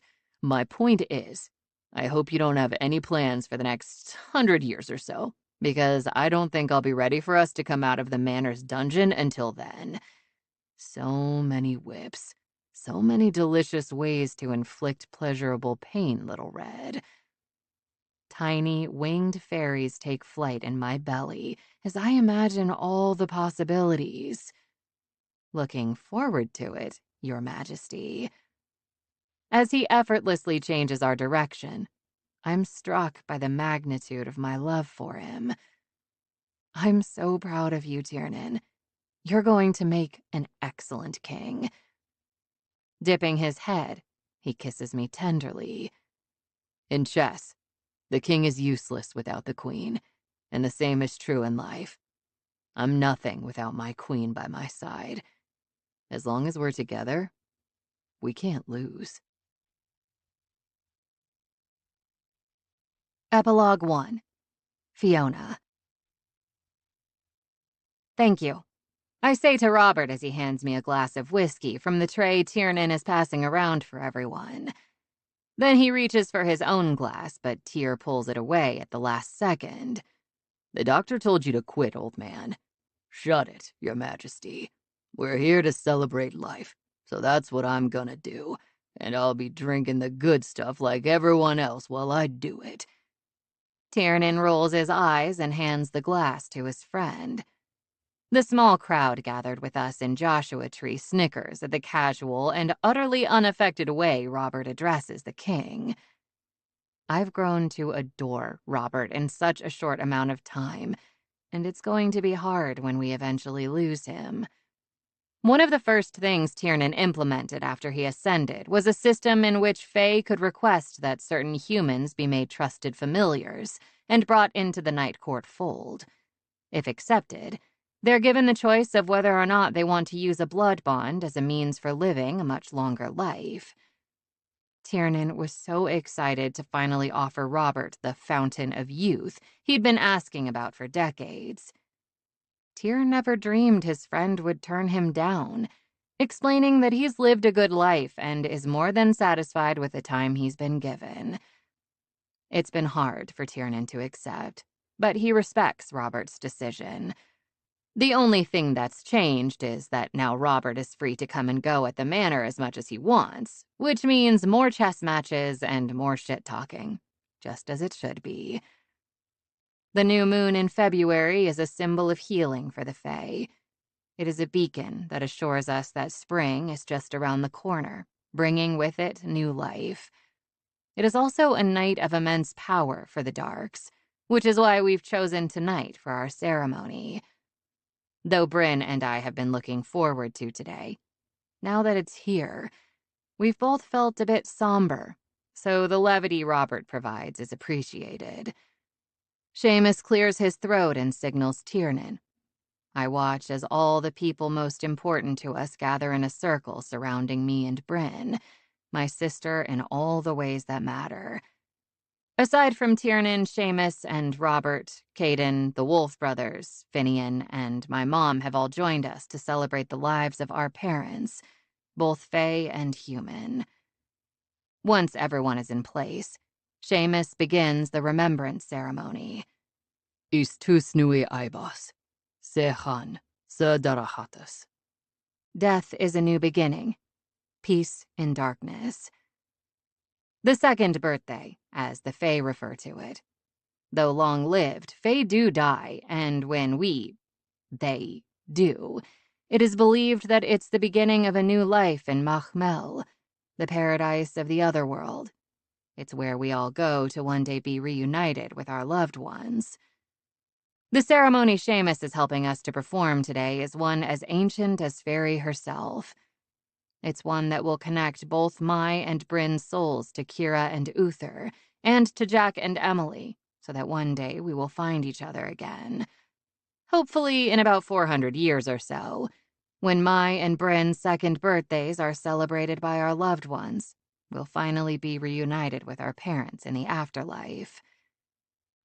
Seamus begins a prayer to Rhiannon in the ancient Fae language. Melodic words I don't understand, yet feel as though my heart has no trouble translating them. My mom steps forward, misty-eyed, carrying Fae lights for both Bryn and me. Tonight's difficult for her, too. Between hiding Bryn to protect her, then raising and protecting me, she never had the opportunity to say a proper goodbye to her sister. I love you, Mom, I say, accepting the light and getting misty, too. And I you, Mastorin. She takes her place again in the circle as Seamus finishes the prayer. Then he lifts his fairy light and releases it into the air, saying, Gajida le gasfar le hila shin gris. The others repeat it and follow suit. Then it's our turn. Bryn and I lock gazes, our faces lit by the flickering flames inside the paper lanterns. Her glowing green and gold eyes, fangs, and pointed ears peeking out from her blonde hair. My regular blue eyes, blunt teeth and rounded ears that are holding my red hair back from my face. We are true opposites, and yet 6 months ago when we met, we were essentially living each other's lives. We thought she was human, and I thought I was Fae. We were both wrong. And now we've switched places again, the same as we did at barely a day old. But though we've reclaimed our original identities, who we were raised as are still huge parts of who we are. and we both live in the world of the Dark Fae, mated to two of the Varen kings of Vegas and kings of the Night Court of Fairy, a land none of us will ever see but still feel connected to. Raising our lights up, we release them into the moonless sky and say in unison, Kati de la Gasfar, le Chila Shin Gris, until we meet again. I reach for Bryn's hand, and she pulls me into a side hug as we watch the fairy lights float up toward Machmel and our parents, until we can't tell our lanterns apart from the twinkling stars helping to guide their way. The formal part of the ceremony over, we break formation and build a fire while drinking more whiskey, laughing and listening to stories about the celebrated couples. I do my best to participate, but my eyes keep straying to the sky, wishing I knew for a fact whether I would ever see them again. But I guess that's why they call it faith. Tiernan steps up behind me and wraps his strong arms around my waist. I melt into his tight embrace on a contented sigh as he kisses the top of my head, then the shell of my right ear. You'll meet them again, sweetheart. I promise. A smile curves my lips. We both know he can't really make that promise, but because he believes it wholeheartedly, he's allowed the words, and I love him all the more for it. Turning in his arms, I clasp my hands behind his neck. I know, but until then, I figured I might spend the next 4-ish centuries with you, if that's all right. Sweetheart, if you tried to leave, I'd lock you up in the Manor's dungeon and keep you there for my kinky pleasure. I don't know if you know this, but we Varens have a history of holding our mates hostage. I laugh. Then I guess it's a good thing I don't plan on leaving. His expression grows serious. You better not, because I'm not going without you, Fee. Gods, this male. For most of my life, I felt fractured in one way or another. But Tiernan's love fills me up so completely that I'm able to see myself through his eyes. A woman who is perfect, just the way she is. Just as our future halfling children will also be perfect. Remembering our conversation in the closet the night of the Ivy Moon celebration ball last year, I smile up at him.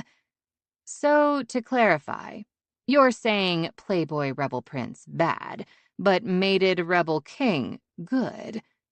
Being mated Rebel King very fucking good.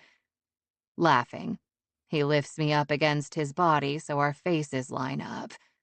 I love you, Little Red. I love you too, Your Majesty. Then he kisses the breath from me under the magic of the new moon, and I know deep in my soul that this is where I will always belong. He's my husband, true mate, and my king. He is my home. Epilogue 2. Finian. As soon as I'm done with my morning training session with the Night Watch guys, I shower, throw on some clothes, and swing by Bloodsport to pick up Dimitri.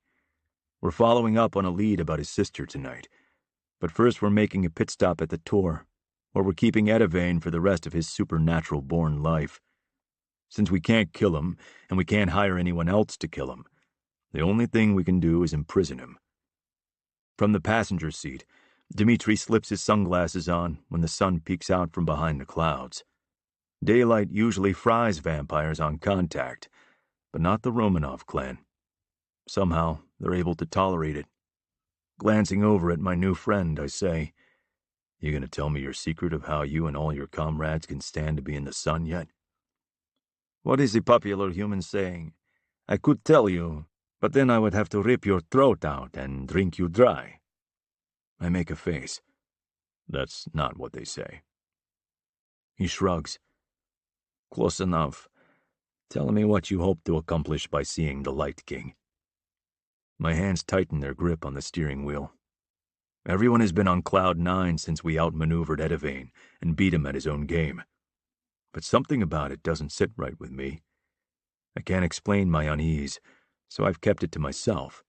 And with Tiernan's coronation and the remembrance ceremony, I've had plenty to distract me the past few weeks. But I can't ignore this gut feeling I have anymore. The thing about Deviant is that he's always been one step ahead of us, and I can't get his parting words to us from that night out of my head. Remember this moment, because you're going to regret it. At the time, it seemed like your average sore loser speech, the thing every bad guy ever says when the good guys finally catch him. But it's how he said it, like he knew something we didn't. And since his capture, he's been the model prisoner. No yelling, complaining, or ranting about revenge. He's not throwing food, fashioning shivs out of plasticware, or demanding to be set free. So the question is, how does a guy go from being a king and murderous madman to a well-behaved prisoner in the blink of an eye? Answer: he doesn't. Flipping my blinker on, I answered Dmitri. My brothers are busy with their mates and responsibilities. I'm taking it upon myself to make sure everything's copacetic over there. That's all. He says. Perhaps one day we will trust each other with our secrets. Others are naturally cagey and stingy when it comes to sharing personal things about us. In a world run by humans, to trust the wrong person is to hand them knowledge that can put you and yours in danger. There's plenty I know he's not telling me, things that might even help me in my search for his sister Tiernan, but I haven't pressed him. He'll tell me if he thinks I should know. Perhaps, I say, turning onto the dirt road that will take us to the tour. It seems to lead to only more miles of empty desert, but 10 minutes later, we pass through the cloaking spell hiding our greatest treasure, and the Temple of Rhiannon suddenly becomes visible. Even Dmitri sits forward and slides his sunglasses up to stare with appreciation. Impressive, he says, a slight tone of awe in his voice, which for the stoic Russian says a lot. Yeah, it is. The tour is my favorite thing about our court. Not because I'm particularly pious when it comes to the gods, but because my father designed it to identically match the temple back in our homeland that I will never get to see. From the time I was young, I was obsessed with knowledge about Faerie. I've always felt this sense of loss that I would never know our true home, that my rights to even visit were stripped away centuries before I was born. So, when I see the temple, instead of the barren open space of the desert in shades of brown and gray, I picture its gleaming obsidian spires within a backdrop of lush greens and the purple hues in the sky. I park around the back and use my access code to get into the private entrance used by the royal family. You can wait in the main worship area. It's through those doors there. I won't be long. Once he's in the other room, I walk over to the left wall and depress a specific tile. The hidden door pops open, and I take the stairs down to the underground level where my father built 3 cells strong enough to hold Fae, in case something happened to the treaty with the Day Court. I'm not sure if he was merely cautious, clairvoyant, or just plain insightful, but 300 and some odd years later, his design paid off. Murphy, the watcher on duty, opens the heavy steel door. Once it slams shut behind me, I regard the male in the center cell through the thick iron bars. He's sitting on the cot-like bed along the back wall, which is the only one that isn't made of iron, making it safer for him to lean against. To see the pompous ass wearing only a pair of sweatpants and plain t-shirt that he likely finds undignified is more than satisfying. And knowing that every time he takes a shit he has to wallow in his own stench makes me chuckle. Deviant, I trust you're hating the accommodations. He grins back at me. Not at all. I didn't realize how much I needed a vacation. The solitude and no one asking me incessant questions about what they should be doing. Deviant drops his head back to the wall and sighs. It's been rather lovely. You'll rot away over hundreds of years with nothing more than these iron walls, a cot, and a shitter. I give you 50 years before you go mad. He stares at me for a long time, and the amusement in his bright green eyes sets my fangs on edge. Propping the heel of one foot on the bed, he casually rests his forearm on his knee. I've been patiently waiting for a visit from the House of Varen. How long have I been in here now? About a month? I don't bother answering. I have no doubt he knows how long, down to the hour. Crossing my arms, I wait for him to make his point. I'll admit I didn't expect it would be you, he says, studying me. But you'll do as well as the others. I want to have a chat. About? The Spear of Asal. My brows arch in surprise. Of everything he could bring up, the sun god's magical artifact wasn't on my bingo card. I've come across writings about it before, but not much. It was said to be a bloodthirsty, fiery lance that Lu would unleash on his enemies, and after it cut them all down, it returned to his hand. When the sun god died, so did his spear's magic. His son, Chuhelen, gifted it to his father's worshippers, the Light Fae. What about it? I ask him. Moira Varen stole it from us before the exile. I want it back. The absurdity of that statement makes me laugh. You expect me to believe that my sweet grandmother, the most benevolent queen in Night Court history, stole an important light artifact? Even if she was capable of such a thing, the magic was gone. There'd be no reason to take it. I found my grandfather's journal. It's been a wealth of knowledge. So much of how our courts came to be exiled is a slew of half-truths carefully constructed to hide our ancestors' shame. And here's the real kicker. Your sweet, benevolent grandmother is the villain of the whole story. I think she discovered how to activate the spear's magic, and she planned to use it to assassinate Anya. According to Cormac's journal, Moira admitted to him that she broke it in two, hiding the wooden shaft somewhere in Faerie and keeping the spearhead with her so she was the only one who could rejoin the pieces. Of course, then they were banished from Faerie, so the artifact truly was powerless then. And still, she refused to return it to the lights. You've had it all this time. But I'm here to right a wrong and take it back. I shift my weight and rub the stubble on my jaw as I consider his claim. Out of curiosity, where do you think the spearhead is now? It's in the one place a Light Fae could never access it. His gaze drifts to the ceiling. Snorting, I shake my head. This is getting more far-fetched by the second. There's nothing like that in the temple. He takes a few steps forward, stopping a foot from the dangerous iron bars. That's because it's glamored to look like a smooth obsidian triangle. I freeze. He's describing the Tristone, a gift from Rhiannon representing the connection between her, the moon, and the Dark Fae. It's been in a glass case behind the altar since the Tor was built approximately 300 years ago. But I never considered how it would have gotten here, with us, if it had been in a similar display back in the Tiernan temple. Now he's starting to piece it all together. Excellent, Edivane says with a smug grin. Perhaps I shouldn't have dismissed you as the throwaway, Varen. My hands curl into fists at my sides. Voice low and threatening, I glare at him through the bars. Underestimating me will be the last mistake you ever make. He smiles. This is going to be fun. Fun isn't in your vocabulary anymore, and I'm bored with this conversation. Have a miserable fucking life, asshole. I spin on my heel, ready to get the hell out of here and go take a closer look at the Tristone. If it really is a glamour, it should fall away as soon as I touch it. Do you remember what I said after you captured me? Stopping dead, I turn back slowly, my original unease returning like a 2-ton weight on my chest. Remember this moment, because you're going to regret it. Ah, you do remember, he says, chuckling.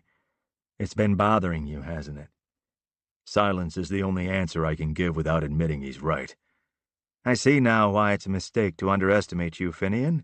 Your brothers have intelligence and charm, but you have instinct and tenacity. I believe I'll enjoy our game the most. Your days of doing anything other than rotting inside this cell are over, Edivane. He tisks with a shake of his head. Come now, don't disappoint me so soon. I'll tell you a secret about my conjurer. She's a mystic. My brows knit together. What's a mystic? They're the most powerful of any specialty bloodline. Conjurers, shifters, seers, healers, what have you. Ask your new vampire friend. He knows all about them. Now, a regular conjurer wouldn't be any help to me in my current situation. But a mystic, well, that's a different story entirely. I narrow my eyes and snarl, sick of his fucking games. I don't give a good God's damn who your friends are. Only darks can get through the cloaking spell, so I wouldn't hold your breath waiting for a rescue party. Oh, don't worry about that. I don't need anyone's help. And it's true about the spell, he says, nodding in mock agreement. You can't imagine how irritating it was to know the spear was in your temple, yet not know the location or how to get in. But then I realized something. If I couldn't get through the security system, the way to get in is to simply be invited. What do you mean, My eyes flare wide. Remember this moment, because you're going to regret it. He wanted to get captured. It was his plan all along, and we walked him right through the front fucking door. Murphy, I call out. Edivane's lips peel back from his fangs in an evil grin that sends shivers down my spine. Green fire appears to spark from his irises as his fingernails lengthen and sharpen. The air around us vibrates, making every hair on my body stand on end. God's damn it.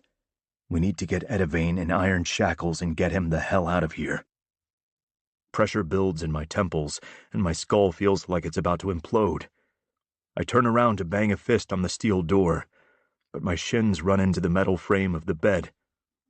What the fuck?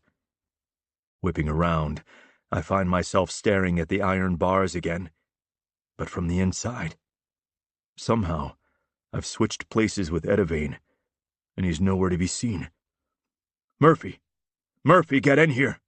I keep shouting for the guard until he bursts through the first door and stops dead in his tracks, his jaw on his chest. Get me out of here right fucking now. Come on, let's go. He jams the key in the lock, turns it, slides it open with his gloved hand, and I'm out of there like a rocket. It takes less than 2 seconds for me to race up the stairs and burst through the hidden door. Dmitri, who's speaking in Russian on his cell, hangs up and tenses with alarm. What has happened? Edivane.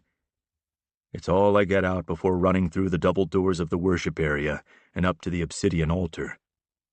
The glass case on the wall that held the tri-stone is shattered, the artifact missing, with a necklace hanging in its place. A long silver chain with a rectangular metal pendant engraved with the symbol of an armas I recognize from my research. Armas are like a coat of arms. They represent the different Fae family lines and can sometimes be imbued with powers. I can't tell if this one has any special properties, but the armas itself holds power simply because of who it represents. The Emery line. As an Anya Emery, the one true queen of Faerie and ruler of the summer court. This necklace either belonged to her or someone in her family. How the hell did Edivane end up with it, and why did he leave it here for me? Those are the million-dollar questions. I remove the necklace from the case and trace my thumb over the symbol. Tingles travel up my arm, and I have an overwhelming sense that I'm somehow connected to its owner. Whether in a good or bad way, I can't tell. Only that my future is tied with theirs in some way. Dmitri speaks to me from the other side of the altar. The guard says Edivane escaped. How is this possible?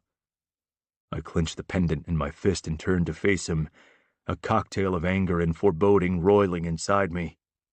Had to be with powers he got from his conjurer, which means he could have gotten out whenever he wanted to, but he specifically waited for us to come so he could continue his fucking mind games.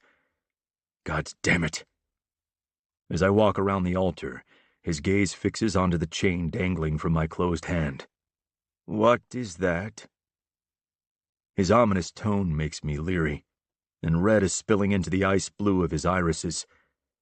Edivane left it behind as some sort of clue. I hold it out on my upturned palm. When he doesn't take it for a closer inspection, I realize it's because it's silver. Do you recognize it? Barely contained rage emanates from the normally stoic vampire. It is Tierran's. She never took it off. I pin him with a dubious look. This necklace belongs to someone related to the one true queen of fairy, Dimitri. So that begs the questions, how did a vampire get her hands on it? And how did she wear it if it's made of silver? Blood-red eyes lift to meet my golden ones. Because my sister is not a vampire. She is Tiernan Emery, Anya's estranged daughter, heir to the Summer Court throne, and mystic conjurer. She's a fucking mystic. I drag my free hand over my face and try to process this barrage of new information. The vampire I've been looking for isn't a vampire at all. She's Fae. I knew Dimitri's sister wasn't by his blood, but I didn't know she was a different supernatural race altogether. My race. That would be surprising enough as it is, but to find out she's the OTQ's estranged daughter who left Fairy to live her own life in the human realm is blowing my goddamned mind. I can't even comprehend the fact that she's a mystic conjurer, something I didn't know existed until 5 minutes ago, but explains the Romanov clan's daylight walking capabilities, on top of everything else. My brain feels like it's about to blow a gasket. Another flash of tingling ripples up my arm, as though the chain is trying to tell me something, like Tiernan is reaching out to me through the metal, and the foreboding feeling in my gut gets even stronger. No more fucking around. If Edivane has her plus half of the Spear of Assault, there's no telling what kind of destruction he's capable of if he manages to get his hands on the other half. More than that, my mission to find Dimitri's sister just became exponentially more important to me. I can't explain it, but I'm certain my future is somehow entangled with hers. I can feel it. I can feel her. Dropping the necklace over my head, I tuck the pendant inside my shirt. My skin warms where it touches, and I swear it gives off a feeling of contentment from where it now lies. As though it's the most natural thing in the world, I caress it once through my Henley before dropping my hand at my side. Then I level a no-bullshit look at Dmitri Dyavel Romanov, Lord of the Vampires. I think it's about time you start sharing those secrets with me now, comrade. The end. We hope you have enjoyed this production of The Rebel King by Gina L. Maxwell. Narrated by J.F. Harding and Kelsey Navarro. Recorded books are available wherever audiobooks are sold. Thank you for listening to Recorded Books.